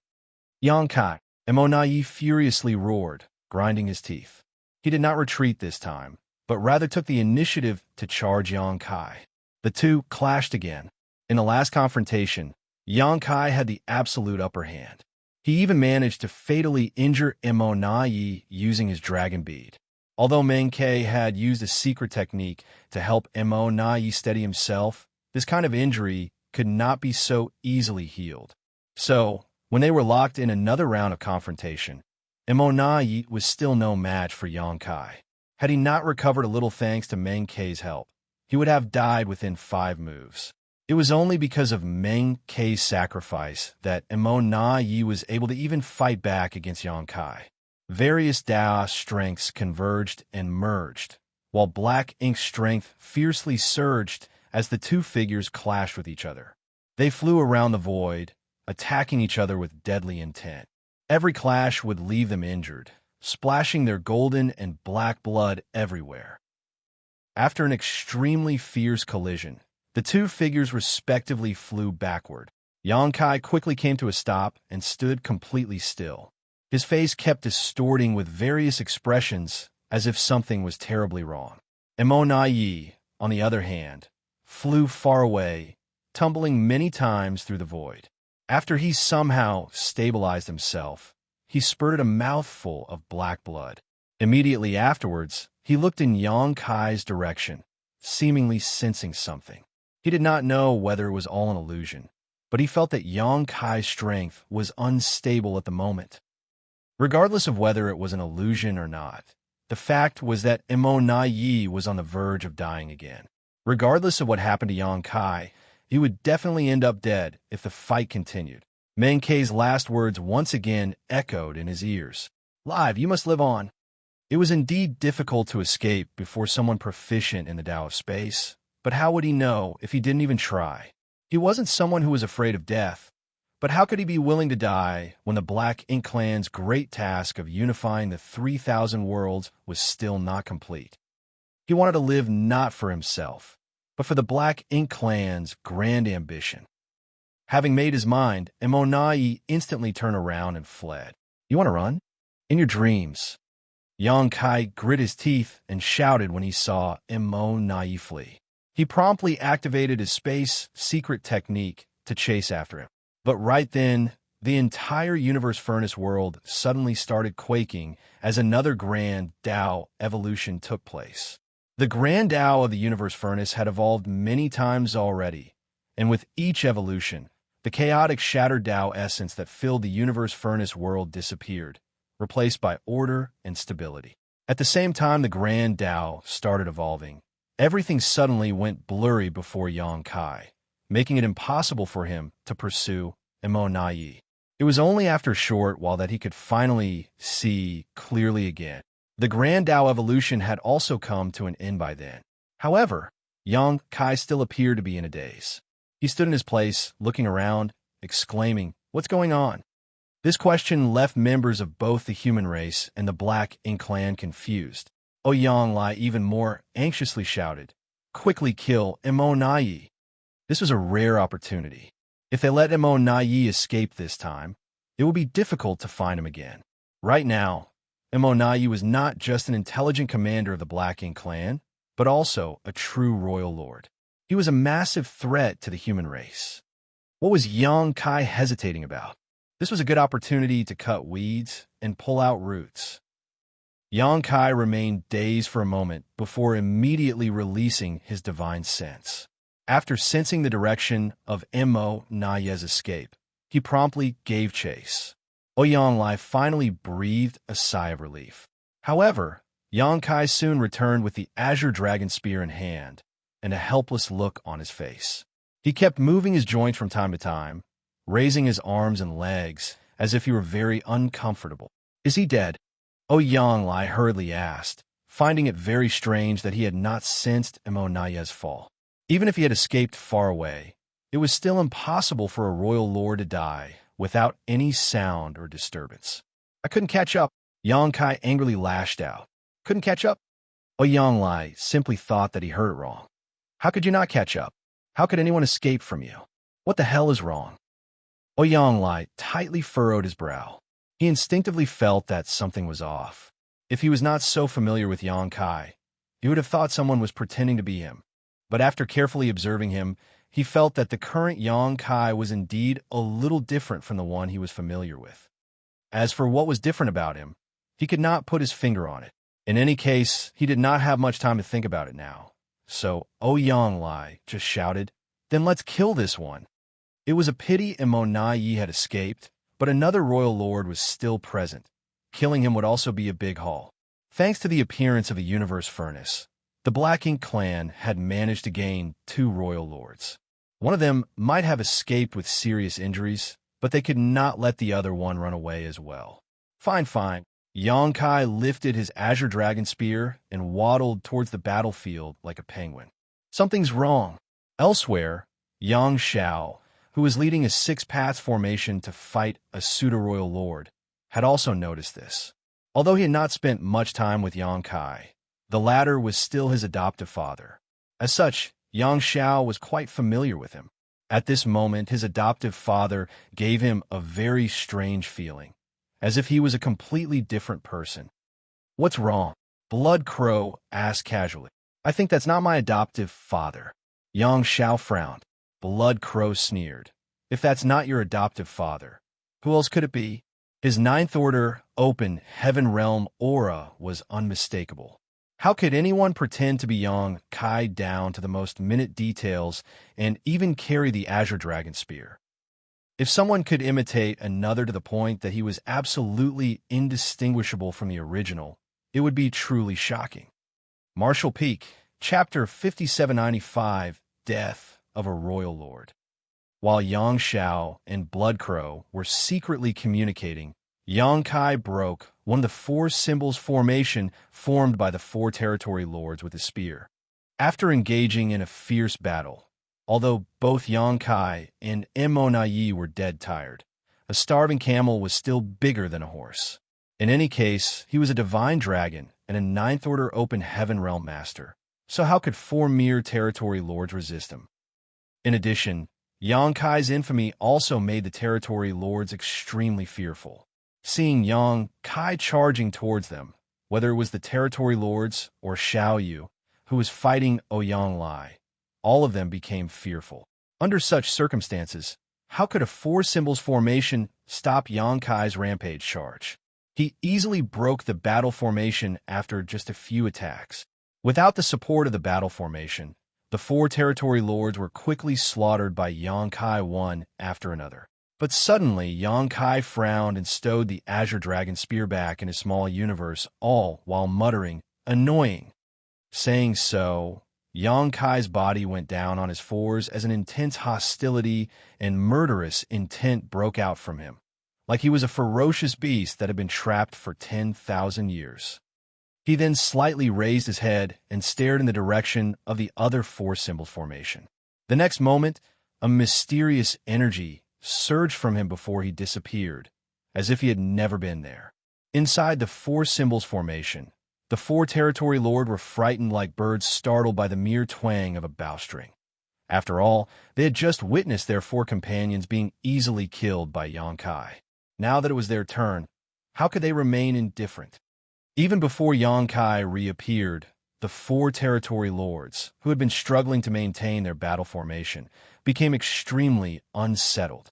Suddenly, a flash of lightning appeared before Yang Kai's figure emerged behind a territory lord out of thin air, his hand suddenly thrusting towards the territory lord like a beast's claw. Furthermore, lightning was crackling around his palm. By the time Yang Kai pulled his hand back, a huge gaping hole had appeared in that territory lord's body, while lightning crackled around the wound. The violent lightning energy made the territory lord shake uncontrollably. Immediately after, Yang Kai burst into laughter. Better. Oyanglai's eyes shrank upon seeing this. He had immediately realized something. On another side, Yang Zhao's eyes involuntarily widened as he blurted out, "Thunder Shadow, Great Emperor." That strange, offensive stance, the brutal way of killing his enemies, Even the concealing divine ability and those violent thunder principles were exactly the same as Thunder Shadow Great Emperor, whom Yongkai had taken into his small universe. Blood Crow was also shocked beyond words. The other human race masters who saw this were also puzzled. What's going on? How did Yongkai suddenly become Thunder Shadow Great Emperor? Was he possessed? At the same time, they also finally understood why Yongkai had failed to kill Imo. Indeed, it was meaningless to flee before someone proficient in the Tao of Space. But what if Thunder Shadow Great Emperor had occupied Yonkai's body? He was not proficient in the Tao of Space, so if Imo wanted to escape, he could be helpless. While everyone was still in shock, Thunder Shadow had already killed all 4 remaining territory lords, cutting them down like vegetables. After that, he had concealed himself once more, and thanks to Yonkai's Ninth Order Foundation, Thunder Shadow's concealment became even more mysterious and unpredictable. Even Ouyang Lai could not find any trace of him. As for Xiaoyu, he was incomparably depressed. Originally, he was seriously injured by Yang Shui's sneak attack and was already having a hard time fighting Ouyang Lai. The only reason he had been able to hold on until now was thanks to the 8 territory lords who were assisting him. But now that they had been killed by Yongkai, he would definitely not be able to hold on anymore. The only reason he was still alive was because Ouyang Lai was somewhat dazed and confused. However, with a powerful enemy like Yongkai lurking nearby, ready to attack at any moment, Xiaoyu's heart was firmly lodged in his throat. He didn't feel safe at all even when he was on full alert. Thunder Shadow, what happened to Yongkai? Ouyang Lai grit his teeth and shouted, not letting down his guard just because the Thunder Shadow had killed the 8 territory lords. He knew about the 3 Selves source reconstitution art, and that the union of 3 Selves was the key to Yongkai's breakthrough to the Ninth Order Open Heaven realm. But by the looks of it, something had gone wrong with the 3 Selves source reconstitution art, which resulted in Thunder Shadow occupying Yonkai's body. Of course, Thunder Shadow was also part of Yongkai, but he was not Yongkai, so Ouyang Lai had no choice but to ask.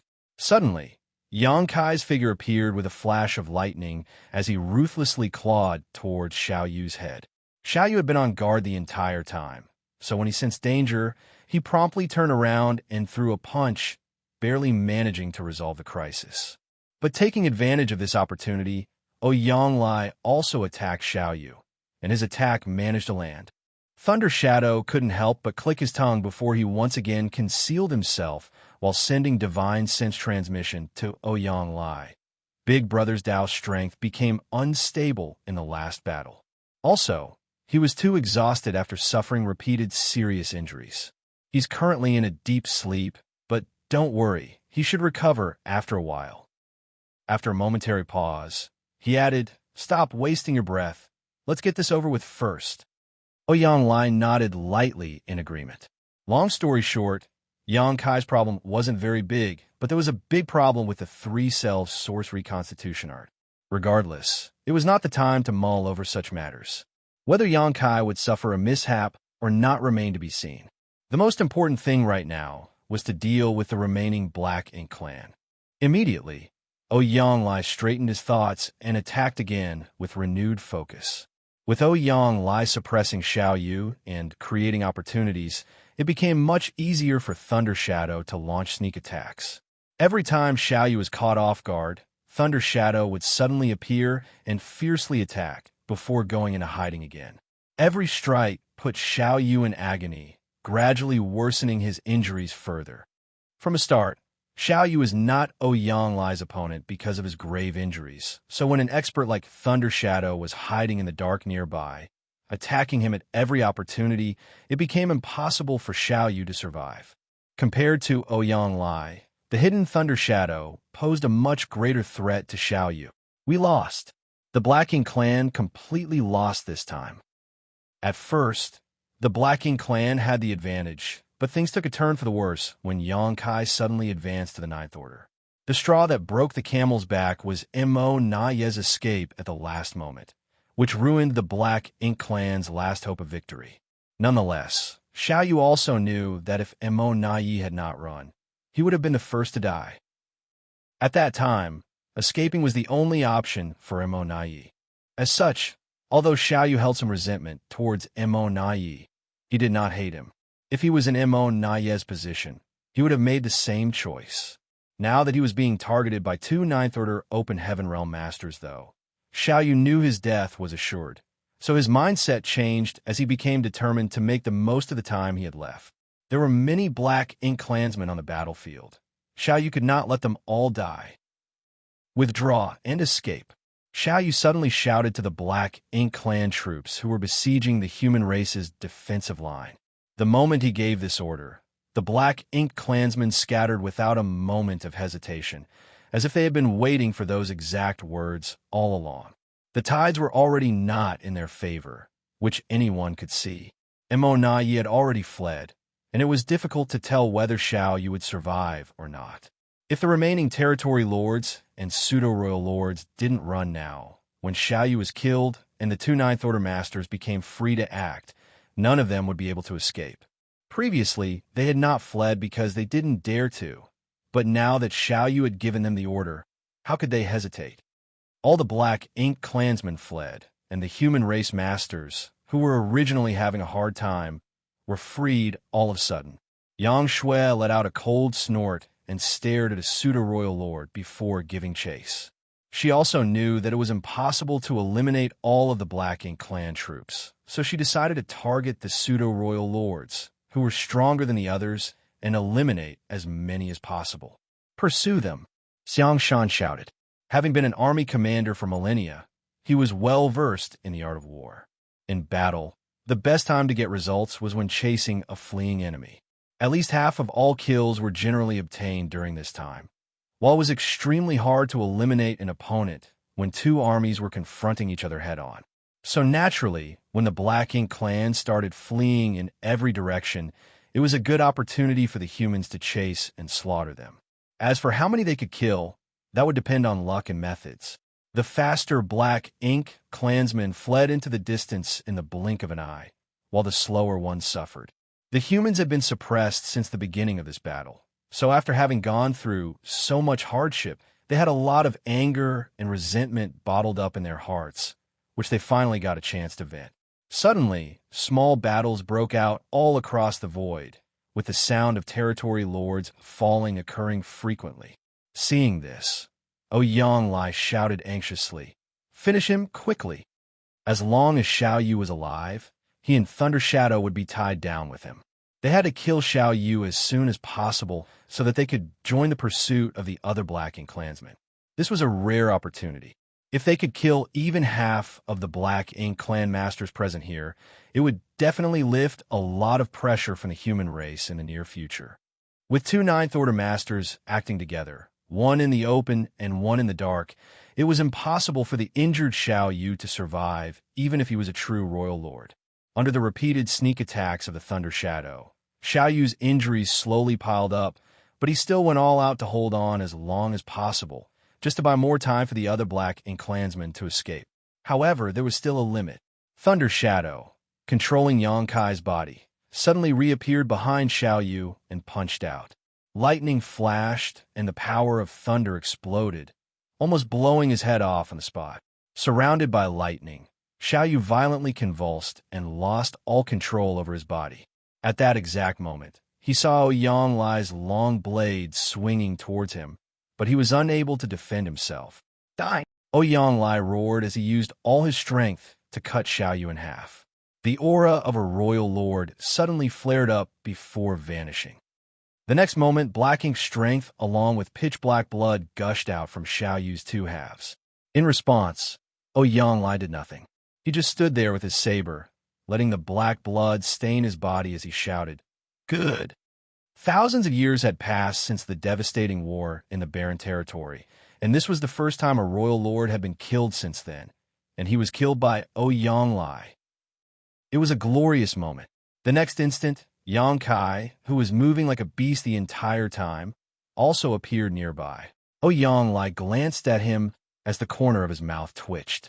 He could not help but wonder what kind of expression Xianxia would make when he recalled this scene after regaining consciousness. However, Thunder Shadow could not be blamed for this either.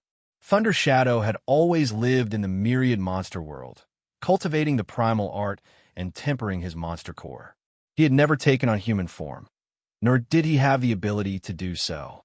He had always maintained his beast-like appearance, so suddenly asking him to smoothly control Xianxia's body and act like a human was impossible.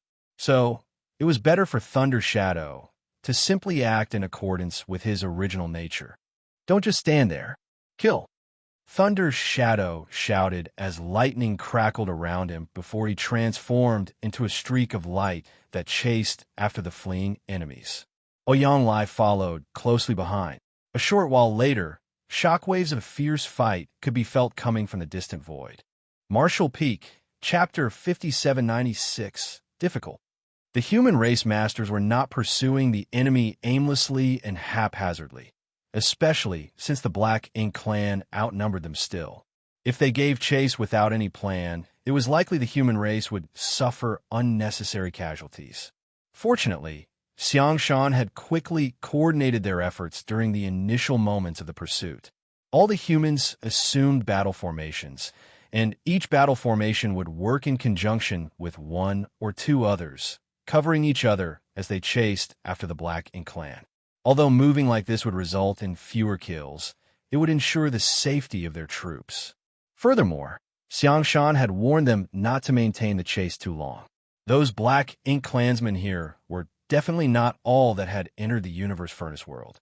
There were definitely many more of them hiding in the shadows, so it was imperative to act cautiously lest they fall into the enemy's trap. In short, the order was to kill all it was safe to kill before retreating. Nothing could be done about this, as after having fought continuously for days, every single human, whether weak or strong, whether newly promoted or veteran, had suffered some degree of injury, making it difficult for them to fight another prolonged battle.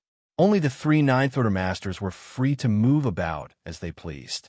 Whether it was Xianxia, Ouyang, or Thunder Shadow who had taken over Xianxia's body temporarily, no Black Ink clansman in this universe furnace world could stop them. Thunder Shadow was on a rampage, as all the Black Ink clansmen he encountered were killed without exception. Even the pseudo-royal lords did not escape. The chase lasted for several days before everyone started returning one after another. When Thunder Shadow returned from the distant void, he saw a large group of humans gathered at the original battlefield. Upon sensing an aura approaching, many divine senses swept over him, one after another. The corner of Thunder Shadow's mouth twitched as he muttered, "Second brother, you explain, I'm not good with words." Saying so, his eyes suddenly became dim and dull, but turned bright and lustrous once more the next moment. A bitter smile appeared on Xianxia's lips as he slowly shook his head. The one that took over couldn't help but rebuke in his heart. He did not show any restraint when killing the enemy, but now he ditched explaining himself to our allies. Shameless. Nonetheless, some things were unavoidable, and one had to see them through whether they wanted to or not. He then straightened his clothes and surged space principles as he took a step forward. By the time he appeared next, he was already standing before the human race masters. Big brother, Xianxia, who had been on tenterhooks all this time, had her eyes light up as she suddenly called out in surprise. She too had noticed that change in Xianxia's behavior, but at that time, she was not that clear about the situation, nor did she have the time to inquire about it. Only after listening to Ouyang explanation did she learn that her big brother had cultivated a special technique that allowed him to tear his soul apart and form two soul clones.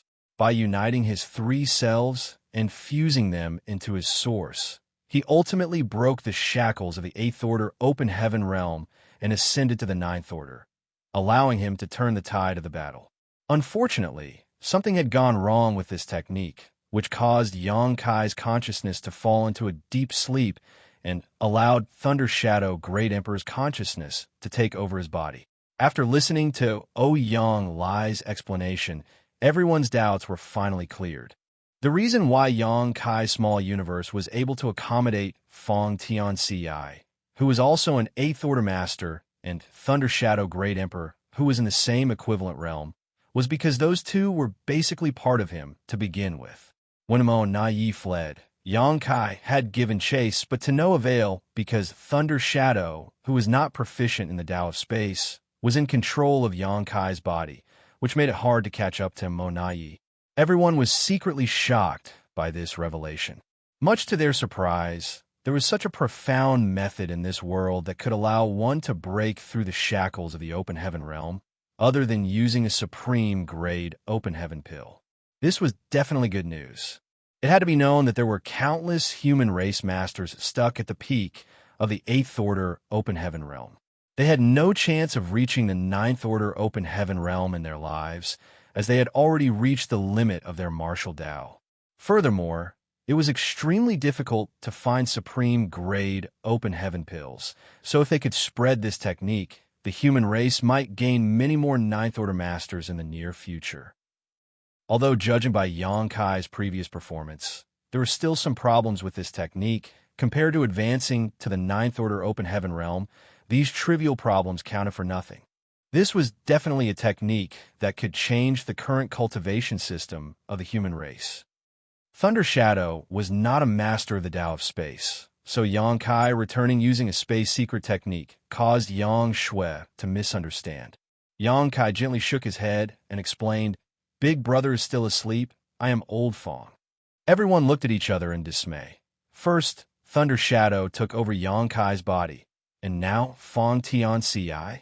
It looks like this 3 cells source reconstitution art is quite problematic. A trace of disappointment flashed across Yang Shui's eyes, but since she was well acquainted with Fong Xianxia, she pursed her lips and worriedly asked, "Can he wake up?" Fong Xianxia replied, "Probably." "Probably." Yang Lai furrowed his brow. This uncertain answer made him a little worried. Fong Xianxia explained, "In order to kill Mo Na Yi as quickly as possible, Big Brother used his dragon bead to attack, which blew a hole in the space-time river, causing his Tao strengths to become unstable. Furthermore, the prolonged high-intensity battle further aggravated his injuries, which sent his consciousness into a kind of defensive deep slumber. However, it still hasn't reached the point of no return, so there's a good chance he will wake up. As for when, it's hard to say." Having finished explaining, a light chuckle escaped his lips before adding, "Everyone, there is no need to worry. Whether it's me or Thunder Shadow, both of us originate from him. In the end, we are basically only his soul clones. We might have our own thoughts, but we will not harm ourselves."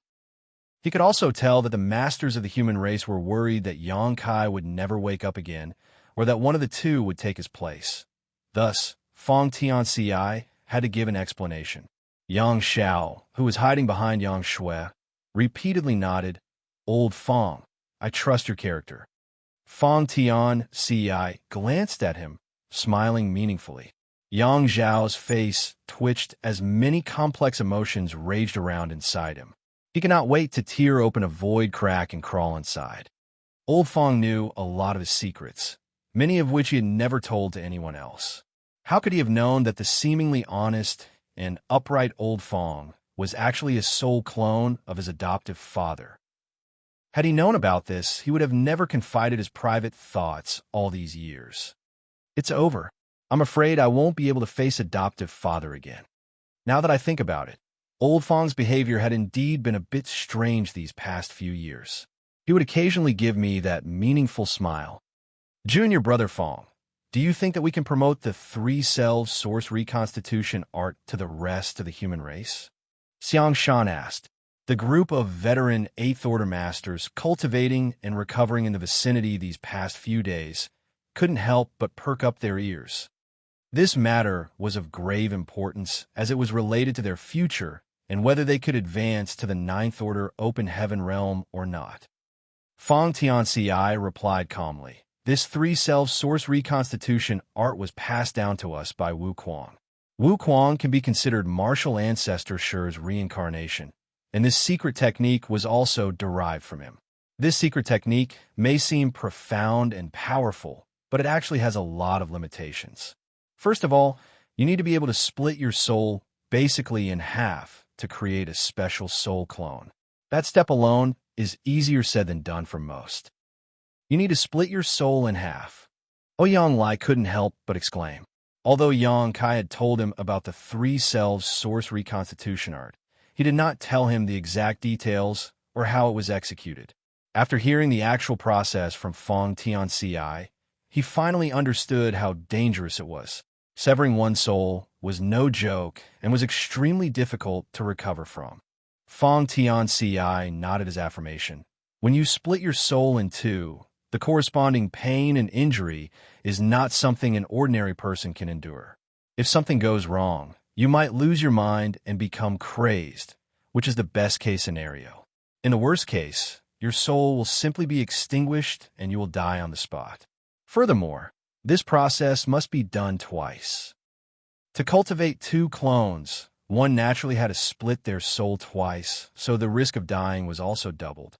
The reason why Big Brother was able to bear this pain is because he has often used soul-rending thorns over the years to fight the Black Ink clan, so he is somewhat used to the pain of his soul being torn apart. Moreover, he also has the soul-warming lotus that can nourish and protect his soul, so even if his soul is split into two, he can recover. Of course, the soul-warming lotus can be lent out, so if someone is willing to try it, I think Big Brother won't mind. Realization immediately dawned upon Ouyang Lai. No wonder Yang Kai had to enter retreat for many years every once in a while. It turns out that he was recuperating. That's also why there was such a large gap between your and Thunder Shadow's first appearance. Fong Tianci nodded. First, Big Brother nurtured me in his small universe. Then after repairing his soul, he nurtured Thunder Shadow.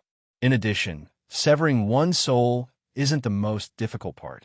Comparatively speaking, there's another problem that the current humans cannot solve. What's that? Xianxia asked. Fong Tianci explained. The three selves source reconstitution art requires one to have a divine spirit self, monster self, and human self. Only by combining these three selves can one break through the shackles of the open heaven realm. As a human, the human self is naturally available, and it's not difficult to obtain a monster self either. There are many monster beasts in the myriad monster world now, so it's easy to find a newborn monster beast cub that would otherwise die if left alone. But where can one find a divine spirit to create a divine spirit self? The current era was not the primordial era when the divine spirits ruled the universe and could be found anywhere. As the universe changed and evolved, the divine spirits' population dwindled. Many divine spirits and their respective bloodlines vanished in the river of time. Although there were still a few divine spirits remaining, most had already reached the point where it was difficult to pass down their bloodline, leading them to the brink of extinction. The divine spirits that had the greatest number was the Dragon Clan, but even they had 200 members at most. A monster self could be cultivated by going to the myriad monster world and nurturing a monster beast cub. But what about a divine spirit self? Could they ask a divine spirit for their descendants? Who would dare to do that? Who could even be successful?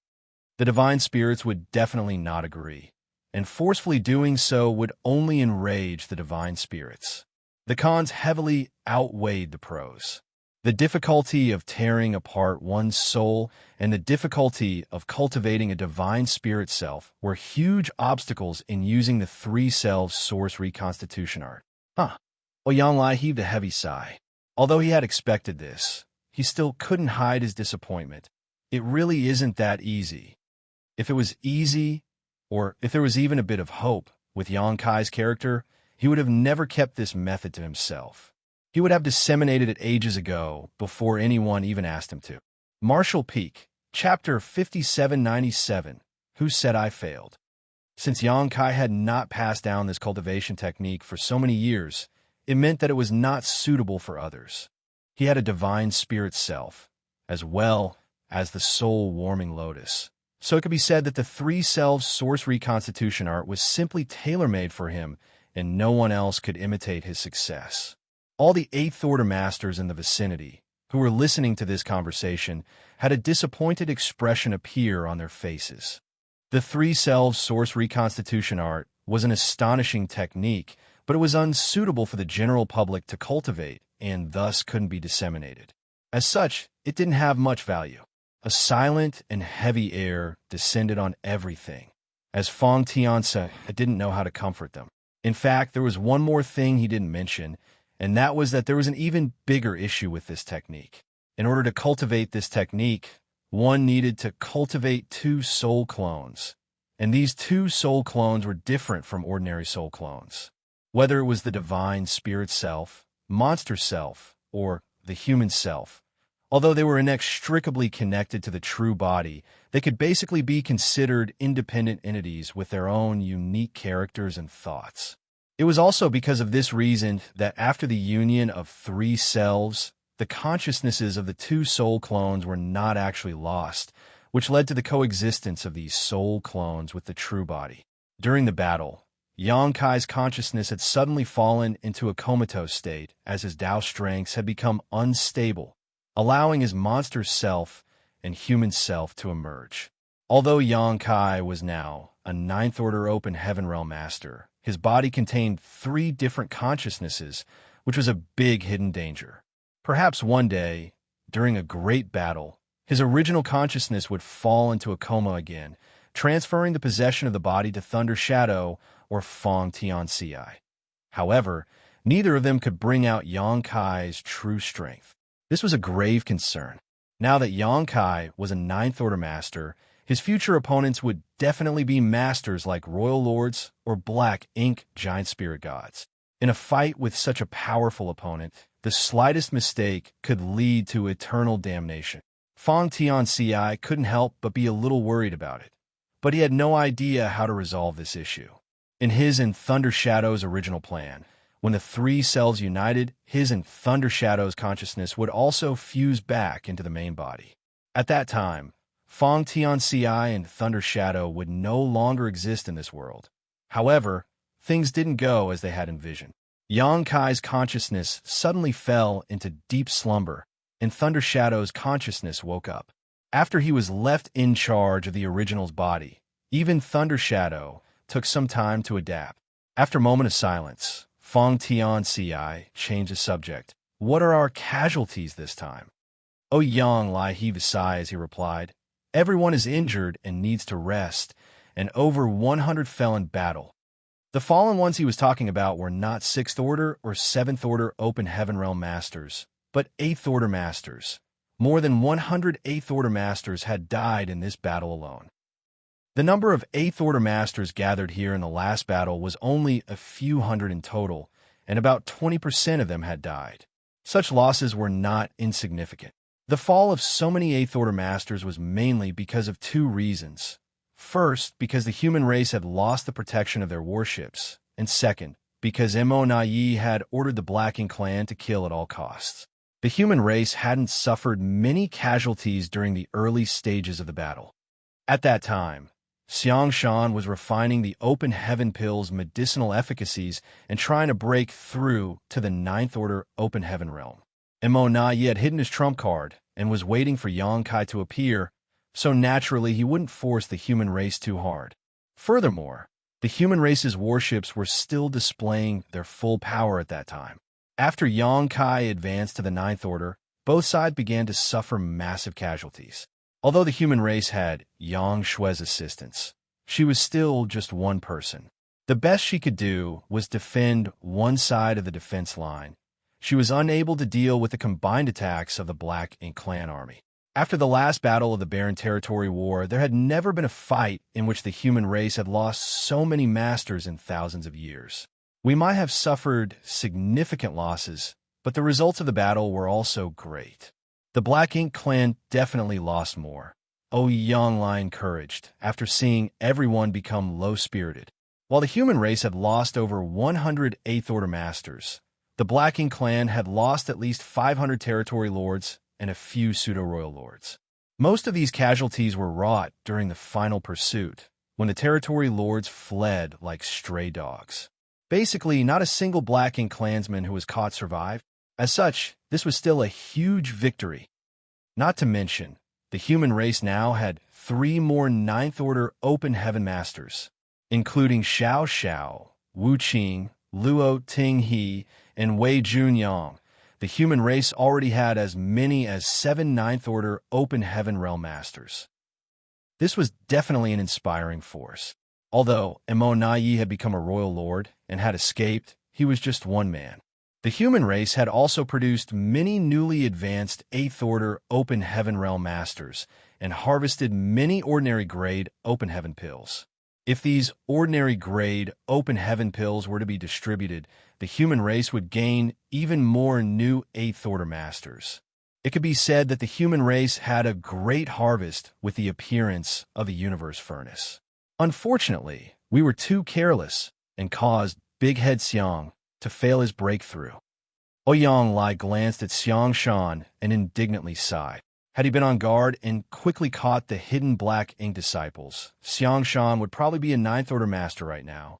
But during that kind of battle, who would have expected for a black ink disciple to be hiding amongst the 8th Order Masters? When the 3 8th Order black ink disciples started rampaging at 2 battlefronts, not only did they cause Xianxia to fail in his breakthrough, but they also broke Yang Kai's 8 trigrams battle formation, severely injuring him in the process. Everyone was befuddled and had really fallen into despair. Fortunately, they managed to turn things around and turn defeat into victory.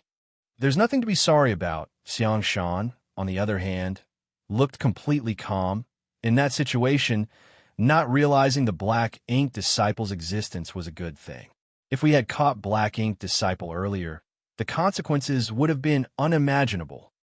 The Black Ink clan actually had the absolute upper hand before Yang Kai's appearance. But Immortality had been holding back and hadn't displayed his true strength as he wanted to engage in a long-drawn battle with the 6 Paths formation led by Yang Xiao.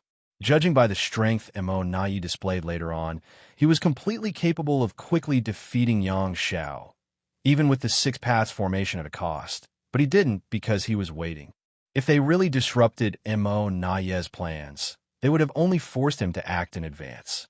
At that time, Xianxia was fully occupied with the Chaos Spirit King, so there was only one 9th Order Master on the human race side, Ouyang Lai, who was preoccupied with Xiao Yu and the territory lords led by him. So who could stop Immortality? Breaking Immortality's arrangements would only force him to go on a killing spree, which would definitely have ended tragically. Hearing Xianxia's words, Ouyang Lai pondered for a moment before agreeing with him. You're right. This was the perfect example of the popular adage, man proposes, but heaven disposes. Immortality thought he had everything under control, but unforeseen events kept throwing his plans off. For instance, had the Chaos Spirit King not suddenly appeared, eyeing Xianxia's supreme grade open heaven pill, Immortality's plan would have failed from the start. The appearance of the Chaos Spirit King was equivalent to the Black Ink clan finding a helper for free. This was also the main reason why the human race was in such a difficult situation. Not to mention, Xianxia suddenly smiled. Who said I failed my breakthrough? Everyone was taken aback for a moment, and Ouyang couldn't help but size up Xianxia a few times, his divine sense constantly scanning him as he muttered curiously, "You're not a 9th Order Master." It was an irrefutable fact that Xianxia was still an 8th Order Master and had yet to break through. Moreover, everyone had witnessed him failing in his breakthrough. At that time, when the 2 Black Ink Disciples were rampaging, Xianxia had no choice but to stop his advancement. It was already pretty good that he did not suffer any backlash, so how could he possibly break through? After that incident, everyone believed that Xianxia's path to reaching the 9th Order Open Heaven Realm was cut off, and he would remain at the peak of the 8th Order Open Heaven Realm for the rest of his life.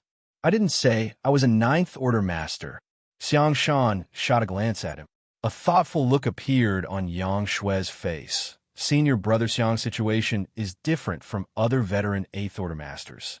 In that case, does that mean the Supreme Grade Open Heaven Pill was useful to you?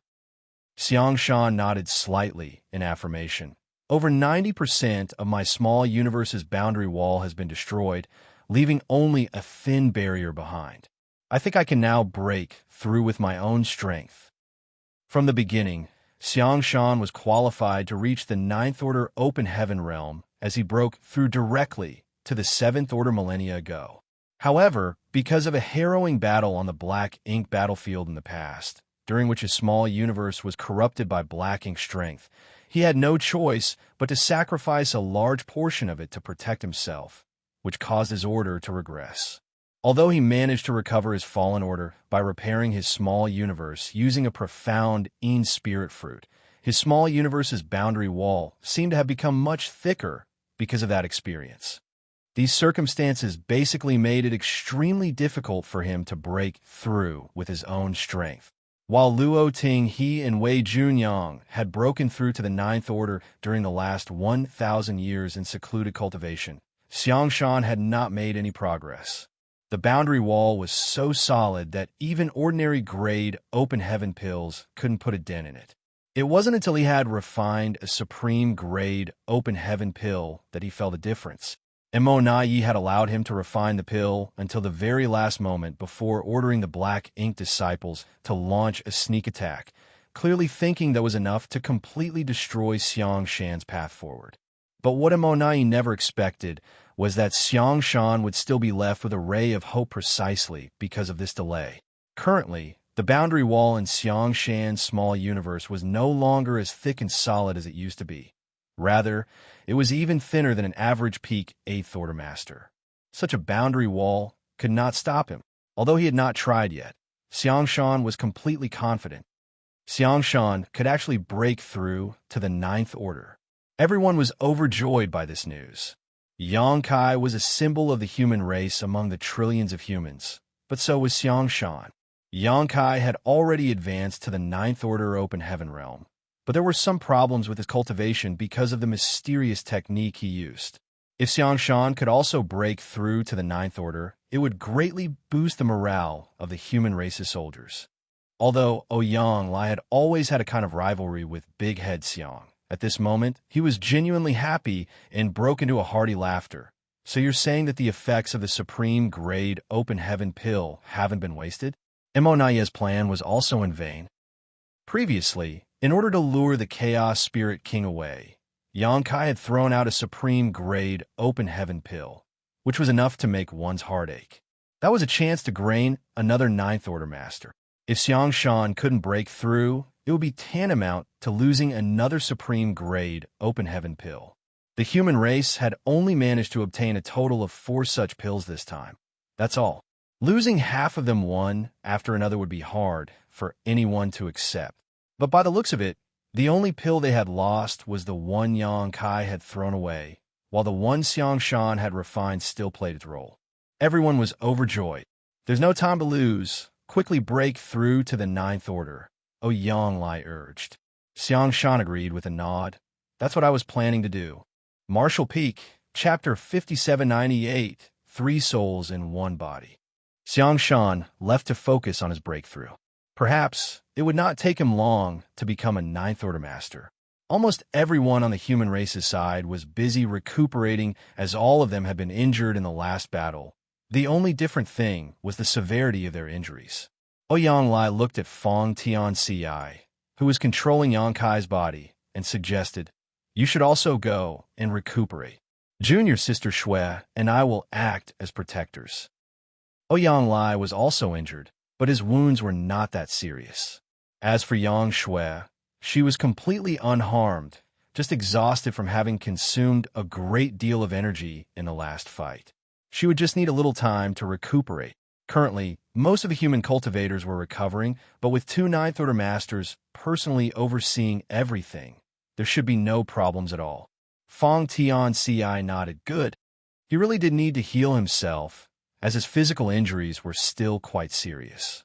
Yang Kai might have become a divine dragon and had astonishing healing abilities, but his consciousness was still in a coma. Fong Tianci had to find a way to awaken Yang Kai's consciousness. He immediately found a secluded spot and sat down cross-legged before stuffing a handful of pills into his mouth. The cacophonous battlefield suddenly sunk into silence. All the Black Ink clansmen had either died or fled, leaving behind traces of a horrific battle in the void. Most of the corpses of the human race masters had been collected, but as most of them had died without an intact corpse, it was impossible to gather everyone's remains. As the number as well as quality of the masters participating in this battle were both extremely high, The loss of so many at once was extremely tragic and heart-wrenching. How many times has the Grand Tao evolved? Ouyang suddenly asked. When Yangkai attacked and almost killed Immortality, the Grand Tao of the Universe Furnace World had undergone another evolution, but as the battle was quite intense at that time, no one had paid any attention to it.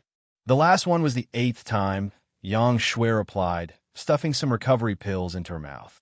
Ouyang Lai slowly nodded. The Universe Furnace is about to close.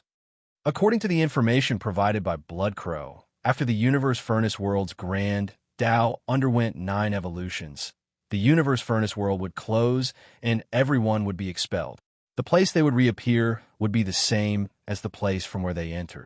In other words, the humans and Black Ink Clansmen would appear in the same location they entered the Universe Furnace after they were expelled from the Universe Furnace World. This information was extremely important and could be used by the human race. If things went well, they could deliver a huge blow to the Black Ink Clan. After all, the Black Ink Clan outside did not know this matter. They knew that Black Ink disciples couldn't keep any secrets, but even if the Black Ink Clansmen inside the Universe Furnace World now knew, so what? The appearance of a Universe Furnace had suddenly triggered wars across various great territory battlefields. Many Black Ink Clansmen forced their way through the human race's defensive lines and entered the Universe Furnace World through the projections. At that time, their entire focus was on destroying the human race's opportunity, but it would have never occurred to them that when the Universe Furnace closed, everyone would return to their original location. Currently, all the locations where the Universe Furnace's projection space had appeared should be heavily guarded by the human race army, waiting for the Black Ink Clansmen to appear to destroy them. Of course, the human race had no way of interfering in places like the Barren Territory and Black Ink Battlefield. After all, they were completely under the Black Ink Clan's control. The Black Ink Clan would be able to return safely from these 2 locations, but it would be difficult for them to safely return from the other entrances. It was foreseeable that the day this Universe Furnace closed would be the day the humans slaughtered many of them. The human race would definitely bag another glorious victory. As time passed, everyone separated to recover. Inside Yangkai's body, Fang Tianxia immersed his consciousness and tried to awaken Yangkai's consciousness with Thunder Shadow's help. He had thought that it would be difficult, but much to their surprise, Yangkai's consciousness woke up after a casual attempt. "Big brother, you're finally awake." Thunder Shadow's surprised voice rang out in his mind. Yangkai couldn't help but be stunned for a moment, thinking that he was hearing things. However, when he realized that something was wrong with his body, he finally reacted. Fang Tianxia and Thunder Shadow's consciousnesses are now sharing my body. What the hell is going on? Yangkai's thoughts were still stuck at the moment he had injured Immortality and was preparing to pursue him, so he had no idea what had happened after that. "Is Immortality dead?" Yangkai asked. "He escaped," Fang Tianxia replied. "At that time, your consciousness suddenly sank into a coma, and Third Brother's consciousness awakened a step ahead of me, putting him in control of your body.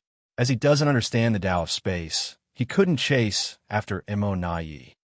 Thunder Shadow unhappily explained himself. "There's nothing I can do about it. After Big Brother's consciousness fell asleep, I just suddenly woke up. I also chased after him, but he was too fast. It's all Second Brother's fault. If he had woken up earlier than me, perhaps Immortality would be dead now." Fang Tianxia was also proficient in the Tao of space, and although his mastery wasn't as high as Yangkai's, had he been in control of Yangkai's body at that time, Immortality would have been unable to escape. It was just that at that time, Thunder Shadow had indeed awoken a step sooner, and by the time Fang Tianxi's consciousness had awakened, Immortality had already fled out of their sight. At that time, it was already meaningless for him to take control of Yangkai's body. Listening to their explanations, Yangkai roughly understood what had happened. Although he found it a bit regretful, he still stated, "As expected, a scourge will live for 1,000 years. Who would have thought that his consciousness would suddenly go haywire at such a critical moment? Just like how all of Immortality's schemes had come to nothing, Yongkai never expected that one of his schemes would lead to so many variables. Then what about us? What's our situation now? Yongkai felt a headache coming on. Originally, he had thought that after combining the three selves, all of his soul clones would merge into one. But after waking up, he discovered that there were two other egos in his body. He couldn't help but recall what befell bustling world Great Emperor all those years ago. During the battle in the Shattered Star Sea, bustling world Great Emperor had fallen to Wu Kuang's scheme and had almost had his body seized by the latter. Although Wu Kuang had ultimately failed, he had still managed to fuse with bustling world Great Emperor and share his body. As a result, the souls of these two great emperors had to reside in one body for many years, fighting openly and covertly. Wu Kuang had also used bustling world Great Emperor's body to accomplish many things. Ultimately, after killing great demon god Mo Sheng in the Star Boundary, Wu Kuang left the bustling world Great Emperor's body and seized Mo Sheng's body. Duan Hongchun and Wu Kuang only had two souls in one body, but Yongkai now had a total of three. The only silver lining he had over Duan Hongchun's situation was that the two others would not oppose him. After all, these two originated from him and shared the same ideals as him. Be that as it may, it was not good news either. If Yongkai remained in this state for a long time, problems would inevitably appear. The current situation is probably a hidden danger brought about by the three-self source reconstitution art. Although Third Brother and I originated from you, we are still independent individuals. Perhaps because the differences are too great, the fusion of three selves is incomplete, Fong Xianxia postulated. Everything from their strength, source, and their own destiny had all fused into the main body, but their egos remained untouched, and this was the root cause of Yongkai's current situation. Yongkai lightly nodded in acknowledgement, thinking that there should be a reason. He couldn't help but curse in his heart. That bastard Wu Kuang, he really harmed me. At that time, if he hadn't cultivated the three-cell source reconstitution art, he could have used a supreme-grade open heaven pill to advance to the Ninth Order and would not be in this awkward situation. But he had no other choice at that time either. Yongkai could not place his hopes on the ethereal universe furnace. He had to try to find some definite way to break through to the Ninth Order. Wu Kuang's three-cell source reconstitution art happened to give him that hope. Actually, this problem shouldn't be difficult to overcome, Fong Xianxia suddenly stated. Third Brother and I are basically complete entities, so as long as you cut off a portion of your soul that contains our essence, Third Brother and I will just need to find suitable physical bodies. The best option would be an infant who has just been born or is about to be born. This was equivalent to cultivating from the start again, but the goal this time was not the fusion of three cells. Yongkai had done this before, so it shouldn't be difficult for him to do it again. Wu Kuang could have used this method to separate himself from Duan Hongchun back then, but he wasn't willing to do so mainly because he would definitely enter a period of weakness after separating.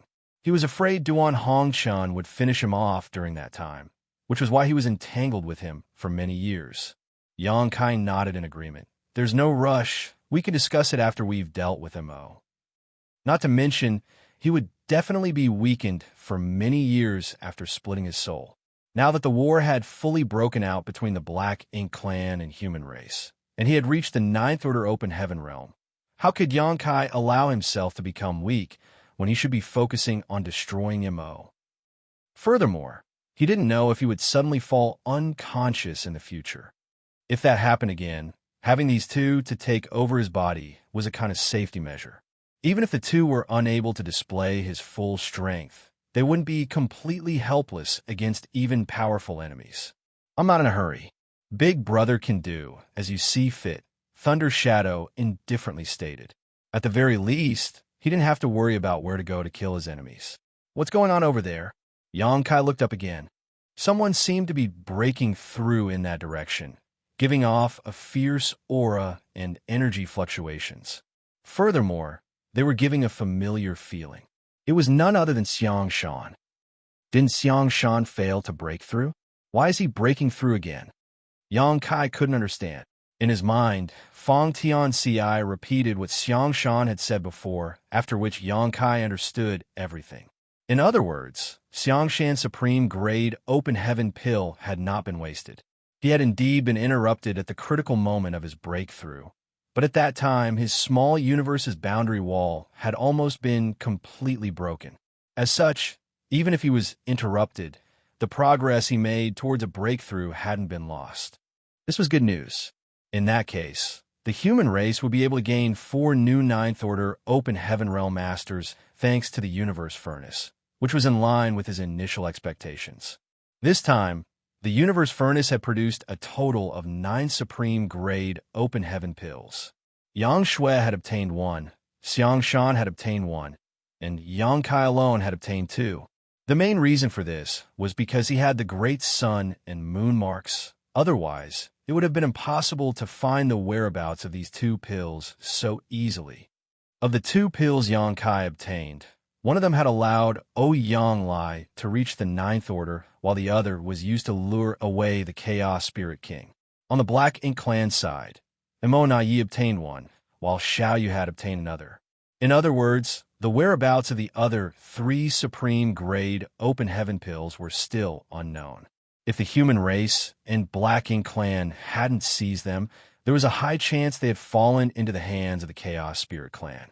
The Chaos Spirit Clan were natives to the Universe Furnace world and had a massive population, which gave them a natural advantage in this place. Marshall Peak, Chapter 5799 Plan.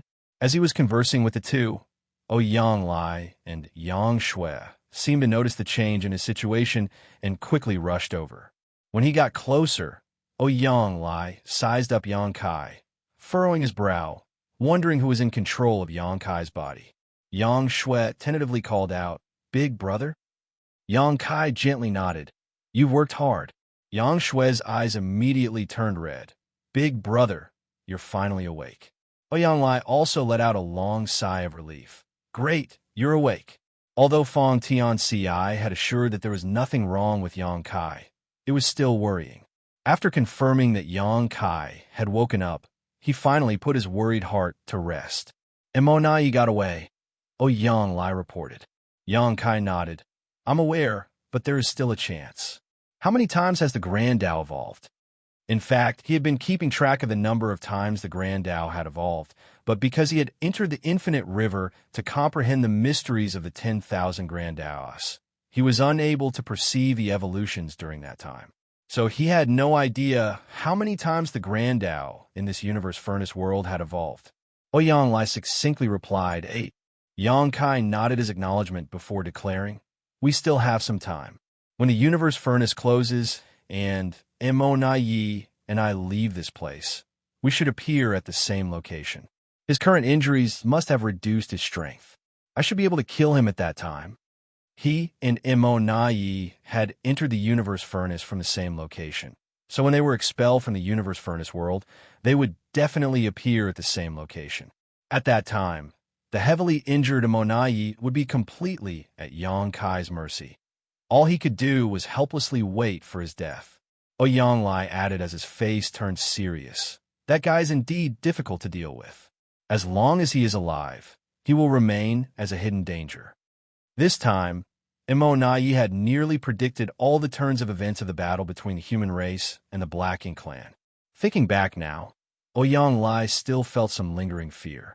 Had Yang Shui not timely rushed over to support him, severely injuring Xiaoyu and restricting the Chaos Spirit King, and had Yang Kai not turned the tide after breaking through, it would have been hard to say how many of the hundreds of 8th Order human masters would have survived.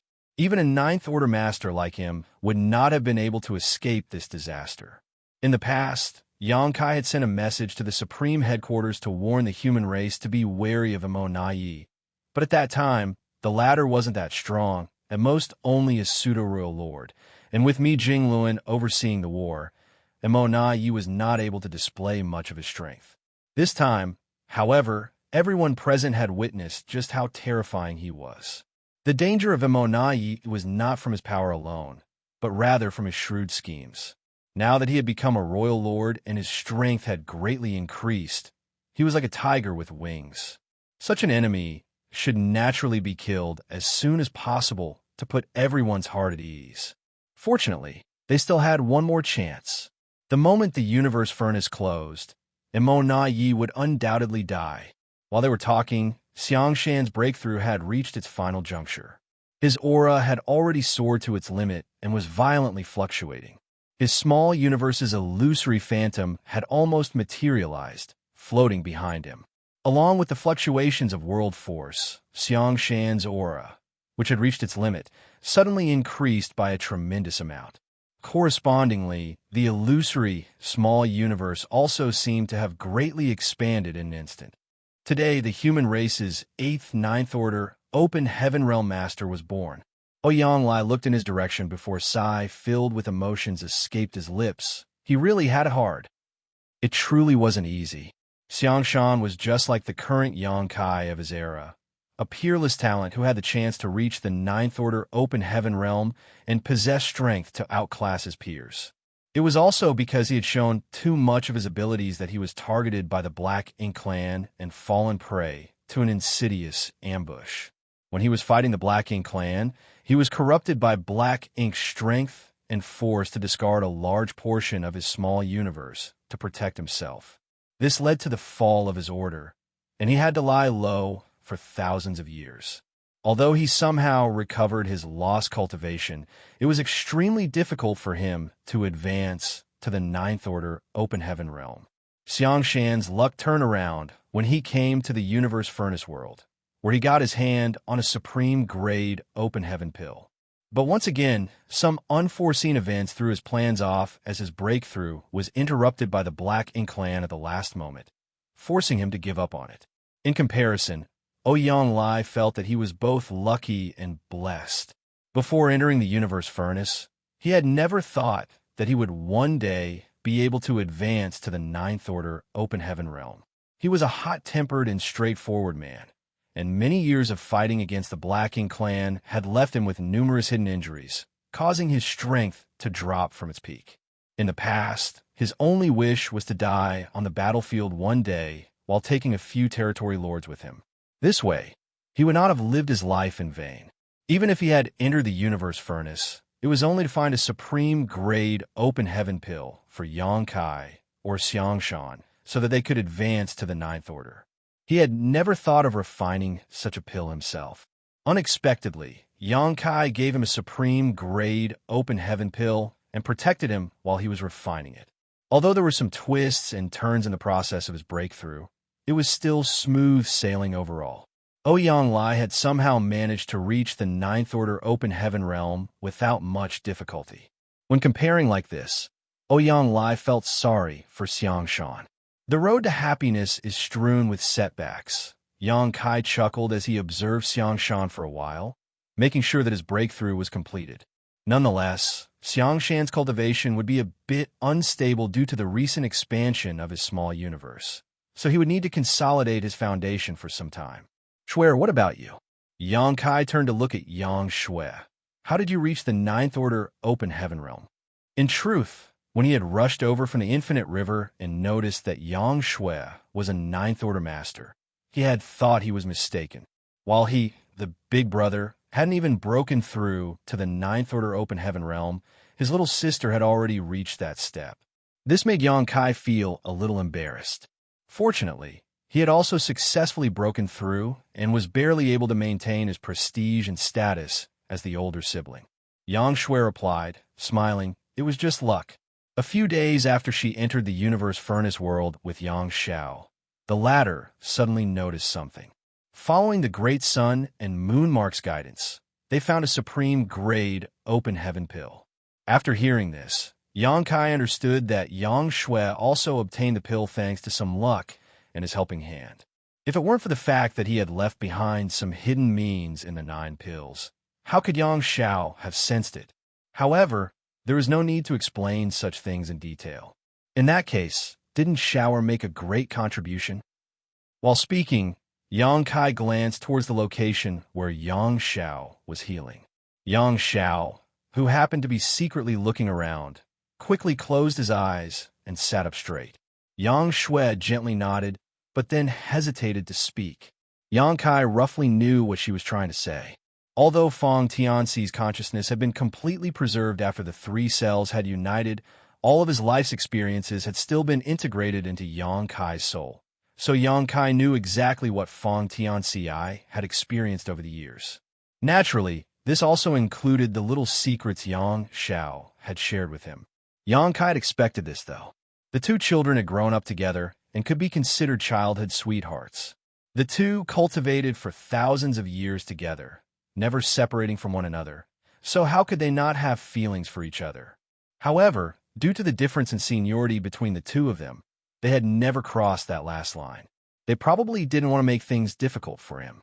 If it weren't for this, Xianxia would have never told Feng Tianxi about these things either. It was mainly because he had been suppressing the bitter feelings in his heart. It was rare to have a friend who shared the same ideals as him, so he often came to talk to him. However, not even in Yang Zhao's wildest dreams did he expect the secrets he had been hiding for so many years would be exposed in such an outrageous manner. In the past, Yang Xiao and Yang Kai were extremely close. Whenever Yang Kai appeared, Yang Xiao would always fly around him. But now, Yang Xiao couldn't wait to be as far away from his adoptive father as possible, hiding from him and quietly healing his injuries. He was obviously feeling guilty. Yang Kai withdrew his gaze as a smile appeared on his lips. His dragon vein is already quite pure, so let him quickly break through to become a divine dragon. If he has any doubts, he can ask Senior Fu Guang. Since both of them belong to the same clan, he won't refuse to help if he can. Yang Xuan nodded faintly in agreement. Yang Kai then turned to her and advised, "If nothing happens after the universe furnace closes, you should return to the primordial heavens source grand restriction. Now that you're ninth order master, you must assist Senior Fu Guang in guarding the grand restriction. Also, tell Wu Kuang that the Black Ink clan inside the great restriction may show some unusual movements. He needs to be extra vigilant." Yang Shui nodded more firmly. Yes. Yang Lai solemnly asked, "What may happen at the primordial heavens source grand restriction?" Yang Kai shook his head. "I'm just preparing for any contingency. The war between the human race and Black Ink clan has entered a new phase. Comparing our current strength, the human race is far inferior to the Black Ink clan in terms of numbers, but we have a slight advantage in terms of top masters. This war will be the final one. If we win, the human race won't have to worry for the rest of their lives, but if we lose, the Black Ink clan will rule the universe, and no human will be left alive. With such stakes, the Black Ink clan and the primordial heavens source grand restriction will definitely take action, so we must be on guard against their internal and external forces coordinating with each other. It will be extremely difficult for us to win this battle, but no matter how difficult it is, we must persevere. To win, the human race would not only have to eradicate the Black Ink clan that had invaded 3,000 worlds, but they would also have to find a way to deal with the ones inside the primordial heavens source grand restriction, as well as MO. This was especially true for MO, which was suspected to have reached the creation realm. Yang Kai still hadn't found a way to deal with it. In the past, Tsang and the others had chosen to seal it within the primordial heavens source grand restriction, but unless MO was eliminated, it would still remain a hidden danger. Perhaps after 100,000 years or 200,000 years, another Black Ink clan disaster would engulf the entire world, and this cycle would continue on endlessly. Yang Kai then turned to Yang Lai, "Senior brother Yang, you'll be in charge of the 3,000 worlds after the universe furnace closes. I will rush back to join you as soon as possible." Yang Lai nodded his acknowledgement. "As a human, I am duty-bound." Pausing for a moment, he asked, "Junior brother, what are you planning to do next?" "I'll go take a look around." Yang Kai slowly stood up. "There's still some time before the universe furnace closes. I don't know where the Chaos Spirit King, who took my pill, went, but I want to see if I can get it back. Also, I have some doubts and want to find an answer." Previously, Yang Kai had no choice but to throw away the supreme grade open heaven pill to lure the Chaos Spirit King away. Now that the crisis had been resolved, Yang Kai naturally wanted to get it back. Furthermore, there were still 3 pills in this universe furnace world whose locations remained unknown. He could still try to find them. Of course, if he ran into Immortality, that would be even better. He could kill him along the way. However, Immortality wasn't a fool and would surely be hiding somewhere, silently licking his wounds at this moment. It would not be that easy to find him. Martial Peak, Chapter 5800, ran, Junior brother can move freely. Junior sister Shui and I will take care of things here, Xianxia stated. Many human race masters happened to be recovering from their injuries and needed someone to look after them. Even so, not everyone had to remain. Since Xianxia had some plans, it was naturally better for him to set off immediately. If he could recover the pill taken away by the Chaos Spirit King, that would be a good thing. Xianxia nodded. I'll be going then. Bidding goodbye, Xianxia took a step forward, and in the next moment, space principles undulated as his figure disappeared. As a matter of fact, he still had not recovered from his injuries, but as he didn't have much time on his hands, Xianxia didn't want to waste any on healing. Not to mention, his injuries didn't impede his movements. Furthermore, now that he was a Ninth Order Open Heaven Realm Master, even if he were to encounter a Chaos Spirit King, he could still put up a fight. Just after he left, a figure suddenly appeared beside Xianxia. Impressively, it was none other than Xianxia, who had been pretending to be healing. Xiao's face was slightly pale. He had consumed a great deal of energy in the previous battle and had suffered some heavy injuries. Be that as it may, he was still a member of Dragon Clan. He had a powerful physique and possessed outstanding recovery abilities, so he could heal several times faster than an ordinary 8th Order Master. Staring in the direction Xianxia had left, Xianxia nervously asked, "Little Aunt, what did adoptive father say just now?" Xianxia slowly shook her head as she replied, "He did not say anything." "Nothing?" Xiao's eyes widened in shock. "He didn't ask anything about me? How was that possible? Why did he not say anything?" This made Xianxia feel even more uneasy. Xianxia thought for a moment before replying, "Big brother wants you to become a divine dragon as soon as possible." Xianxia paused for a moment, but when he saw that Xianxia had nothing else to add, he asked in a huge surprise, "That's it?" Xianxia couldn't help but glare at him. "What else do you want to hear?" Well, Xianxia couldn't help but frown. Could it be that he doesn't know anything? Impossible. Old Fong was his soul clone, and now that his selves have united, he should know everything by now, shouldn't he? Xianxia wore a distressed expression and thought for a moment before his eyes suddenly lit up and he broke into a loud laugh. "I understand." Xianxia tilted her head and looked at him with a dumbfounded look. "What do you understand?" Xianxia then shouted towards the direction Xianxia had left. "Don't worry, adoptive father. The day I become the divine dragon will be the day I go to the Yang family to ask for Xiangshui's hand in marriage." Xiangshui's face turned red as she stomped her foot. "What the hell are you spouting?" Xianglai also couldn't help but turn his head and look at Xiao in surprise before looking at Xiangshui. Suddenly, he seemed to have realized something. Yangshui's face became even redder as she shot an angry glare at Xiao. Immediately after, she turned around and left. Xiao looked at Yanglai innocently. "Did I say something wrong? Did adoptive father not mean that?" Yanglai heartily laughed. "No, you're right. That's what Yangkai meant. You brat, you're really astute. Women get easily embarrassed, though. Are you not going to chase after her?" And Xiao suddenly came to a realization. He bowed to Yanglai before chasing after Yangshui. Gazing over, Yanglai couldn't help but nod his acknowledgement. Young and vigorous, hot-blooded and unyielding. Good, very good. He couldn't help but think back to when he was young. At that time, he too was bold and daring. He would do whatever he wanted and couldn't care less what others thought about him. Turning his head, Yanglai saw a figure slowly approaching from the distant void. When he got close, Yanglai sized him up before asking, "You just broke through? Don't you need to stabilize your foundation?" Xianxia replied, shaking his head, "We don't have that kind of time. The universe furnace will close before I can consolidate my realm." He then turned his head to look in the direction Xiao and Yangshui had left and asked, confused, "What happened?" Ouyang immediately became spirited and explained what he had seen and heard. Xianxia nodded in understanding. Since they have feelings for each other, let them do whatever they want. It's not like they're related by blood. They're just related because of their relationship with Yang Kai. It doesn't count. I'm sure junior brother Yang won't mind. Ouyang nodded in agreement. That's right, we cultivators don't have so many worldly customs, and that brat Yang Kai doesn't seem to care about this matter either.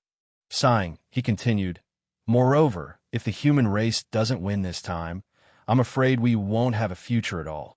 If we stop them now, they'll only be left with regrets. Xianxia nodded and dropped this matter before changing the subject.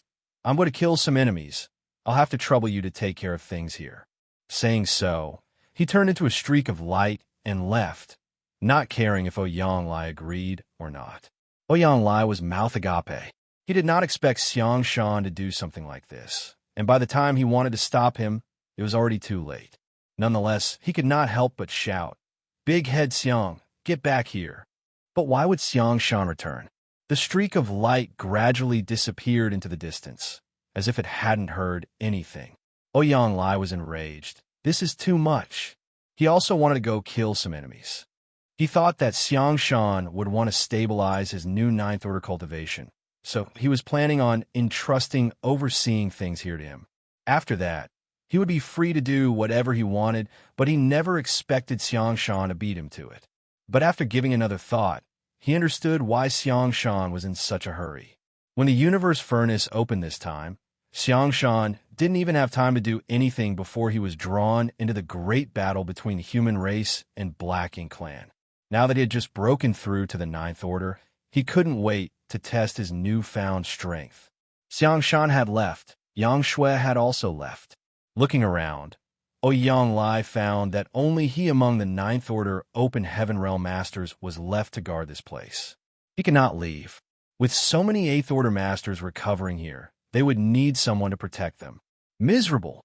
Ouyang cursed in his heart. When a universe furnace closes, I will definitely make Big Head Xiang pay for this. Although the battle between the human race and the Black Ink Clan here ended with the human race's victory this time, the war was far from over. Not to mention that the number of Black Ink Clansmen who had entered the universe furnace was not limited to the ones who had appeared before, and many even managed to escape at the last moment.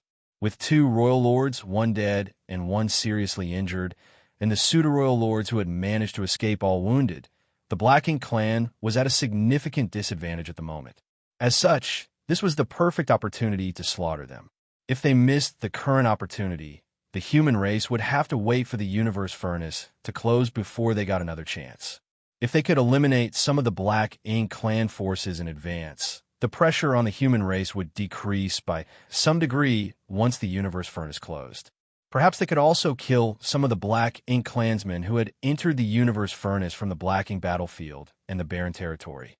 As time passed, the human masters began recovering one by one, but they didn't remain in place for long. Ouyang ordered them to form battle formations and spread out to search for the Black Ink Clan survivors. By the time the last batch of human race cultivators had recovered, a lot of time had already passed, but finally Ouyang, who had been guarding this place, was able to move again. Naturally, he showered Xianxia with curses in his heart. Somewhere in the void, a battle had just ended and Yang Kai happened to be standing there alone, surrounded by the corpses of several Black Ink Clansmen. Calling it a battle could not be farther from the truth, though, as it was really just a one-sided massacre. Even if the territory lords assumed battle formations, they were unable to do anything in front of the current Yang Kai. He was a Ninth Order Master with the body of a divine dragon. Even if he hadn't fully recovered, killing a few territory lords was still as easy as chopping vegetables now. The advancement of one order had brought about an earth-shattering change in his strength. His small universe's size had expanded by several times.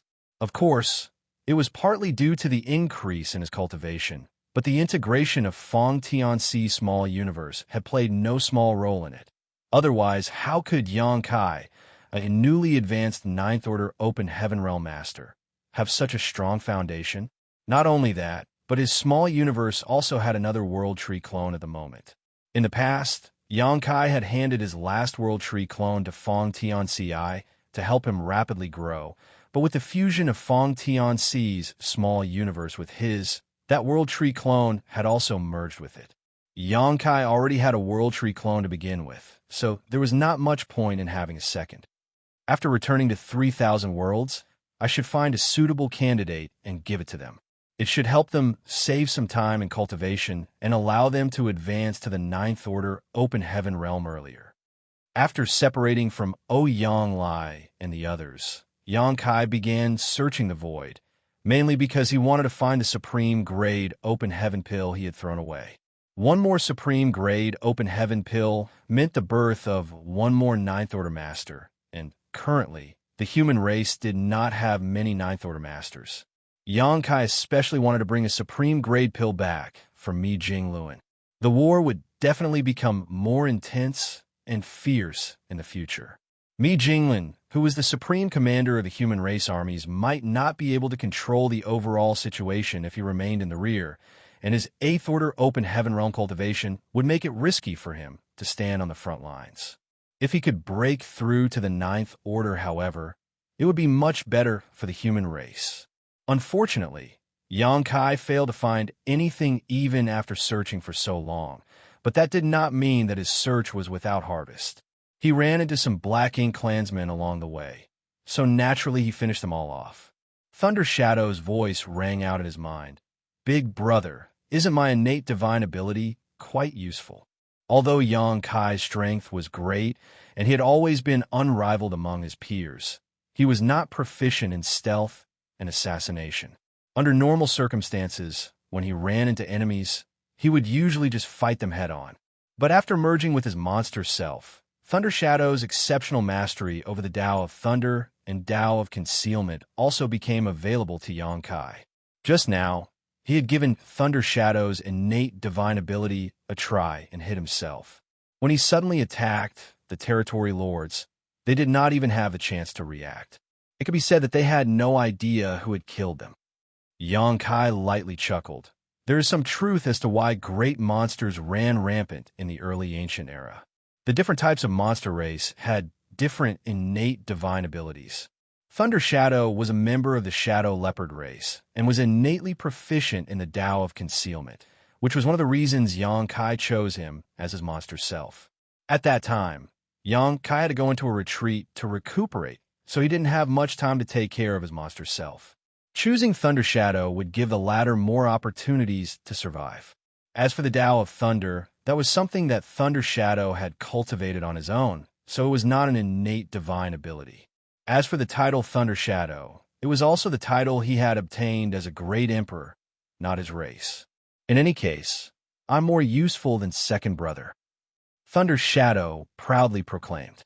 Feng Tianxi was the human self Xianxia had cultivated in his small universe, and the grand Daos he cultivated were basically inherited from Xianxia. It could be said that everything he was proficient at was the same as Xianxia, while the one he wasn't proficient at, Xianxia was proficient at. So, naturally, there was nothing Xianxia could take advantage of. Thus, from this fact alone, Thunder Shadow felt a sense of superiority. Martial Peak, Chapter 5801, Snatching Again. Feng Tianxi's indifferent voice rang out. If one day Big Brother's consciousness falls asleep once again, who do you think should take control of Big Brother's body? You or I? Thunder Shadow immediately fell silent. Inheriting Xianxia's mastery of Grand Daos was also beneficial. If one day Xianxia's consciousness was disturbed once again, it would naturally be better for Feng Tianxi to take over his physical body, because he would be able to bring out more of Xianxia's strength. Back then, Thunder Shadow took over Xianxia's body first only because of an accident. At that time, Xianxia had suddenly fallen into a coma and Thunder Shadow was the first to awaken, so taking over Xianxia's body was only natural. Feng Tianxi's consciousness only woke up after Thunder Shadow had lost Immortality. If Feng Tianxi had woken up first, Immortality might not have had a chance to escape. That was why Xianxia felt that Immortality was a scourge who could last for thousands of years and was not fated to die at that time. Second brother, don't jinx it. After remaining silent for a moment, Thunder Shadow finally squeezed out a sentence. Be careful in the future. It may not happen again. There is always a chance for anything to happen. This has already happened before. We have to be on guard against it. How could there be so many chances? As the two kept quibbling in his mind, Xianxia couldn't help but burst into laughter as he listened. He didn't feel frustrated or anything. Rather, he had a sense of novelty. Over these years, whether he was facing powerful enemies or exploring foreign lands, Xianxia had often been alone, without anyone to rely on. Now that he had a human self and a monster self by his side, he would not feel too lonely. Leaving them to their own devices, Xianxia calmly observed his surroundings. When he first stepped into the Universe Furnace world, he found that this place was extremely rich in Shattered Tao essence. The amalgamation of Shattered Tao essence gave birth to all kinds of terrains and even condensed into the Infinite River. It also gave birth to extremely unique native creatures like the Chaos Spirit Clan. However, after the Grand Tao had undergone several evolutions, the omnipresent Shattered Tao essence had become extremely thin and was replaced by order and stability. At this moment, the environment of the Universe Furnace world was only slightly different from the 3,000 worlds. Why does the Grand Tao evolve inside the Universe Furnace? What does the evolution of the Grand Tao mean? When he first received information from the human race cultivators about this phenomenon, Xianxia began to ponder the issue. Every time the Grand Tao evolved, he would carefully perceive the changes in his surroundings, hoping to find some kind of rule behind it. But unfortunately, he had not been able to gain anything. It wasn't until he went deep into the Infinite River and comprehended the mysteries of the evolution from chaos to the 10,000 Grand Taos that he finally had some guesses, but it was extremely hard to verify them. The Universe Furnace lived up to its name as the most supreme treasure. Just the supreme grade open heaven pills it produced were a fantastic opportunity. The Universe Furnace world was a world of its own, and the Chaos Spirit Clan bred inside. It was an extremely large and diverse group, while the Chaos Spirit King's strengths were not inferior to that of a Ninth Order Master or Royal Lord. However, Xianxia had a faint feeling that the Supreme Grade Open Heaven Pill was not the greatest opportunity inside the Universe Furnace. The Universe Furnace itself was the real opportunity, and if he could find its true location, that would really be the biggest harvest. But since ancient times, no one had ever seen the true body of the Universe Furnace, let alone reached it. Xianxia wanted to find the true body of the Universe Furnace. If he could accomplish this feat, it would definitely be of great help to the human race. At the very least, there would be no need for them to compete for supreme grade open heaven pills in the future. Of course, he knew that this was a daunting task, and he too might not be able to accomplish what many great experts had failed to do throughout the ages. Regardless, he could only do his best and leave the rest to the heavens. According to the information Xianxia had gathered so far, the Infinite River was the biggest hint. The Infinite River stretched across the entire Universe Furnace world, so it must have some kind of connection to the Universe Furnace itself. As for the evolution of the Universe Furnace's Grand Tao, it was nothing more than the process of the chaos evolving into the 10,000 Grand Taos. It was just that the profound process was divided into 9 steps by the Universe Furnace, allowing one to feel it more clearly and intuitively. Xianxia had a vague feeling that the intrinsic quality of the Universe Furnace was perhaps the profound mystery of chaos evolving into 10,000 Grand Taos. As for the Supreme Grade, Open Heaven Pill, and the Chaos Spirit Clan it gave birth to, they were just side effects of the process. Big Brother, Second Brother has ulterior motives. He wants to take over your body. Thunder Shadow didn't bother to haggle with Xianxia and simply pleaded his case to the higher-ups. Xianxia couldn't help but laugh, but just as he was about to speak, a look of surprise appeared on his face as he looked in a certain direction. Found it. Saying so, he activated Thunder Shadow's innate divine ability and flew in that direction. In his mind, the two were still engaged in a verbal spat, but after a moment, Xianxia, who had noticed the strangeness, shouted, "Shut up and focus."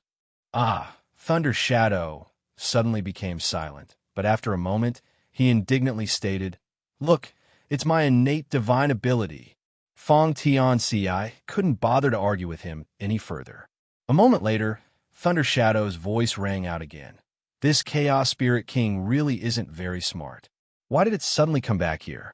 It's as if it's afraid that others won't be able to find it." Thunder Shadow had a sense of familiarity when it laid eyes on the scenery before him. It was the exact same location where the Black Ink Clan had fought with the Chaos Spirit King over the Supreme Grade Open Heaven Pill previously, where the colony of the Chaos Spirit Clan was. At that time, Xiaoyu had pinned down the Chaos Spirit King while he tasked the Pseudo-Royal Lord to snatch the pill, but Yang Kai and Thunder Shadow beat them to it, leading to a chase. As Yang Kai was seriously injured after, he had no choice but to escape into the Infinite River with Thunder Shadow. When Yang Kai re-emerged, he used the Open Heaven Pill to lure away the Chaos Spirit King in order to alleviate the human race's crisis. Afterwards, the human race and Black Ink Clan engaged in a horrific battle, and no one paid any attention to the whereabouts of the Chaos Spirit King. In the end, Yang Kai found the Chaos Spirit King back here. "Big brother, did you know this guy would return here?" Thunder Shadow asked. As Yang Kai quietly approached like a shadow, he casually replied, "As you said, it's not very smart, so it was worth a shot." As they were communicating inside Yang Kai's head, leaving no traces, no one outside could hear and detect them. Although he had said so, Yang Kai was actually quite confident in his hypothesis. Otherwise, he wouldn't have come straight here. The intelligence of the Chaos Spirit Clan was truly dismaying. Even the strongest Chaos Spirit Kings were no exception. At this moment, a large number of Chaos entities were gathered as the colony of the Chaos Spirit Clan spread as far as the eye could see. There was also a smaller number of Chaos Spirit Clan members who had already taken on physical forms. These Chaos Spirit Clan members happened to be gathered around in a large sphere with a certain Chaos entity at their center.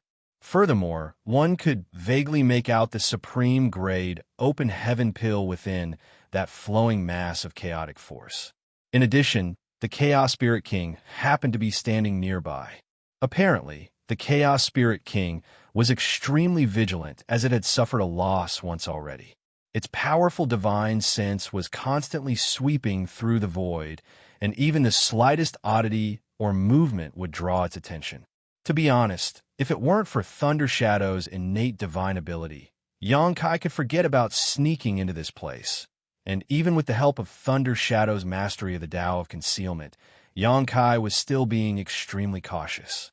Bit by bit, Yang Kai slowly approached, try his best not to leak even a hint of his aura. Having reached the Ninth Order Open Heaven realm, Yang Kai naturally didn't fear this Chaos Spirit King, but he also had no intention of fighting it. The opposite party wasn't a part of the Black Ink Clan, and he would not gain anything by defeating it. It would be even worse if he lost, which was entirely possible. It could even be said that Yang Kai would be on the losing end if they fought, no matter the outcome. Therefore, Yang Kai had already made up his mind to simply snatch the pill and flee. The Chaos Spirit King's thoughts were simple. "If you eat my pill, you must spit it out. I found it first, so it's mine." Stealthily approaching, Yang Kai pushed Thunder Shadow's innate divine ability to its utmost limit. At some point, the Chaos Spirit King who was observing the surroundings suddenly turned its head, looking in the direction Yang Kai was hiding. In front of someone as strong as this Chaos Spirit King, and a vigilant one at that, there was no such thing as a perfect concealment technique. When the distance between them reached a certain limit, Yang Kai's existence was ultimately discovered. Yang Kai was already prepared for this, though. The moment the Chaos Spirit King noticed that something was wrong, Yang Kai surged his space principles and stepped forward, instantly arriving at the place where the Chaos Spirit Clan members were gathered. The next moment, loud splashing sounds rang out as he summoned the space-time river. Just like last time, the enormous river carried away everything, engulfing the Chaos entity, refining the pill and the several nearby Chaos Spirit Clan members into it. Immediately after, a violent roar mixed with a fearsome chaotic blast rushed into Yang Kai's mind. The soul-warming lotus promptly responded, radiating colorful light and blocking the soul attack. "Damn it," Thunder Shadow cried out in alarm, but he didn't make another move. Obviously, he had been dazed by this roar. Fang Tianxia also found it extremely unbearable. The Chaos Spirit King hadn't even made a move yet, but his voice was already so powerful. It just showed how strong it was. Suppressing his discomfort, Fang Tianxia grabbed Thunder Shadow's soul and rushed into the soul-warming lotus. While the two were protecting themselves, the Chaos Spirit King's attack was already upon Xianxia, while Xianxia had just finished sweeping the Chaos Spirit clan members into the space-time river and was about to escape. An earth-shattering chaotic force suddenly blasted Xianxia, shattering the void around him. A muffled grunt escaped Xianxia's lips before he promptly summoned his Azure Dragon Spear and thrust it towards the Chaos Spirit King. In this brief confrontation, Xianxia's figure was sent flying while the Chaos Spirit King had to take a few steps back. The next moment, Xianxia grabbed the space-time river and instantly surged his space principle again. As he took a step forward, he disappeared and reappeared in the distance. An enraged roar came from behind him as a powerful aura rushed over at extreme speed. Obviously, the Chaos Spirit King was already chasing after him. Xianxia finally experienced how helpless Xiaoyu felt. Being chased by such a strong existence was not a good experience. But what made him feel even more helpless was that he couldn't really fight back against the Chaos Spirit King. While he was fleeing, he shook the space-time river, and under the impact of the various Dao strengths, the Chaos Entity and Chaos Spirit clan members that were caught up in the river quickly dissolved. After a short while, Xianxia plucked out a pill, stored it away, and fled. Inside the soul-warming lotus, the two passengers felt sluggish. A look of lingering fear could be found on Thunder Shadow's face as he muttered, "That Chaos Spirit King is strong, but it is quite unlucky to have encountered you, big brother." Twice, the supreme grade open heaven pill had been snatched away by Xianxia. The universe furnace had appeared so many times, but it was unlikely that such a thing had ever happened before. From this point alone, this Chaos Spirit King was truly unlucky.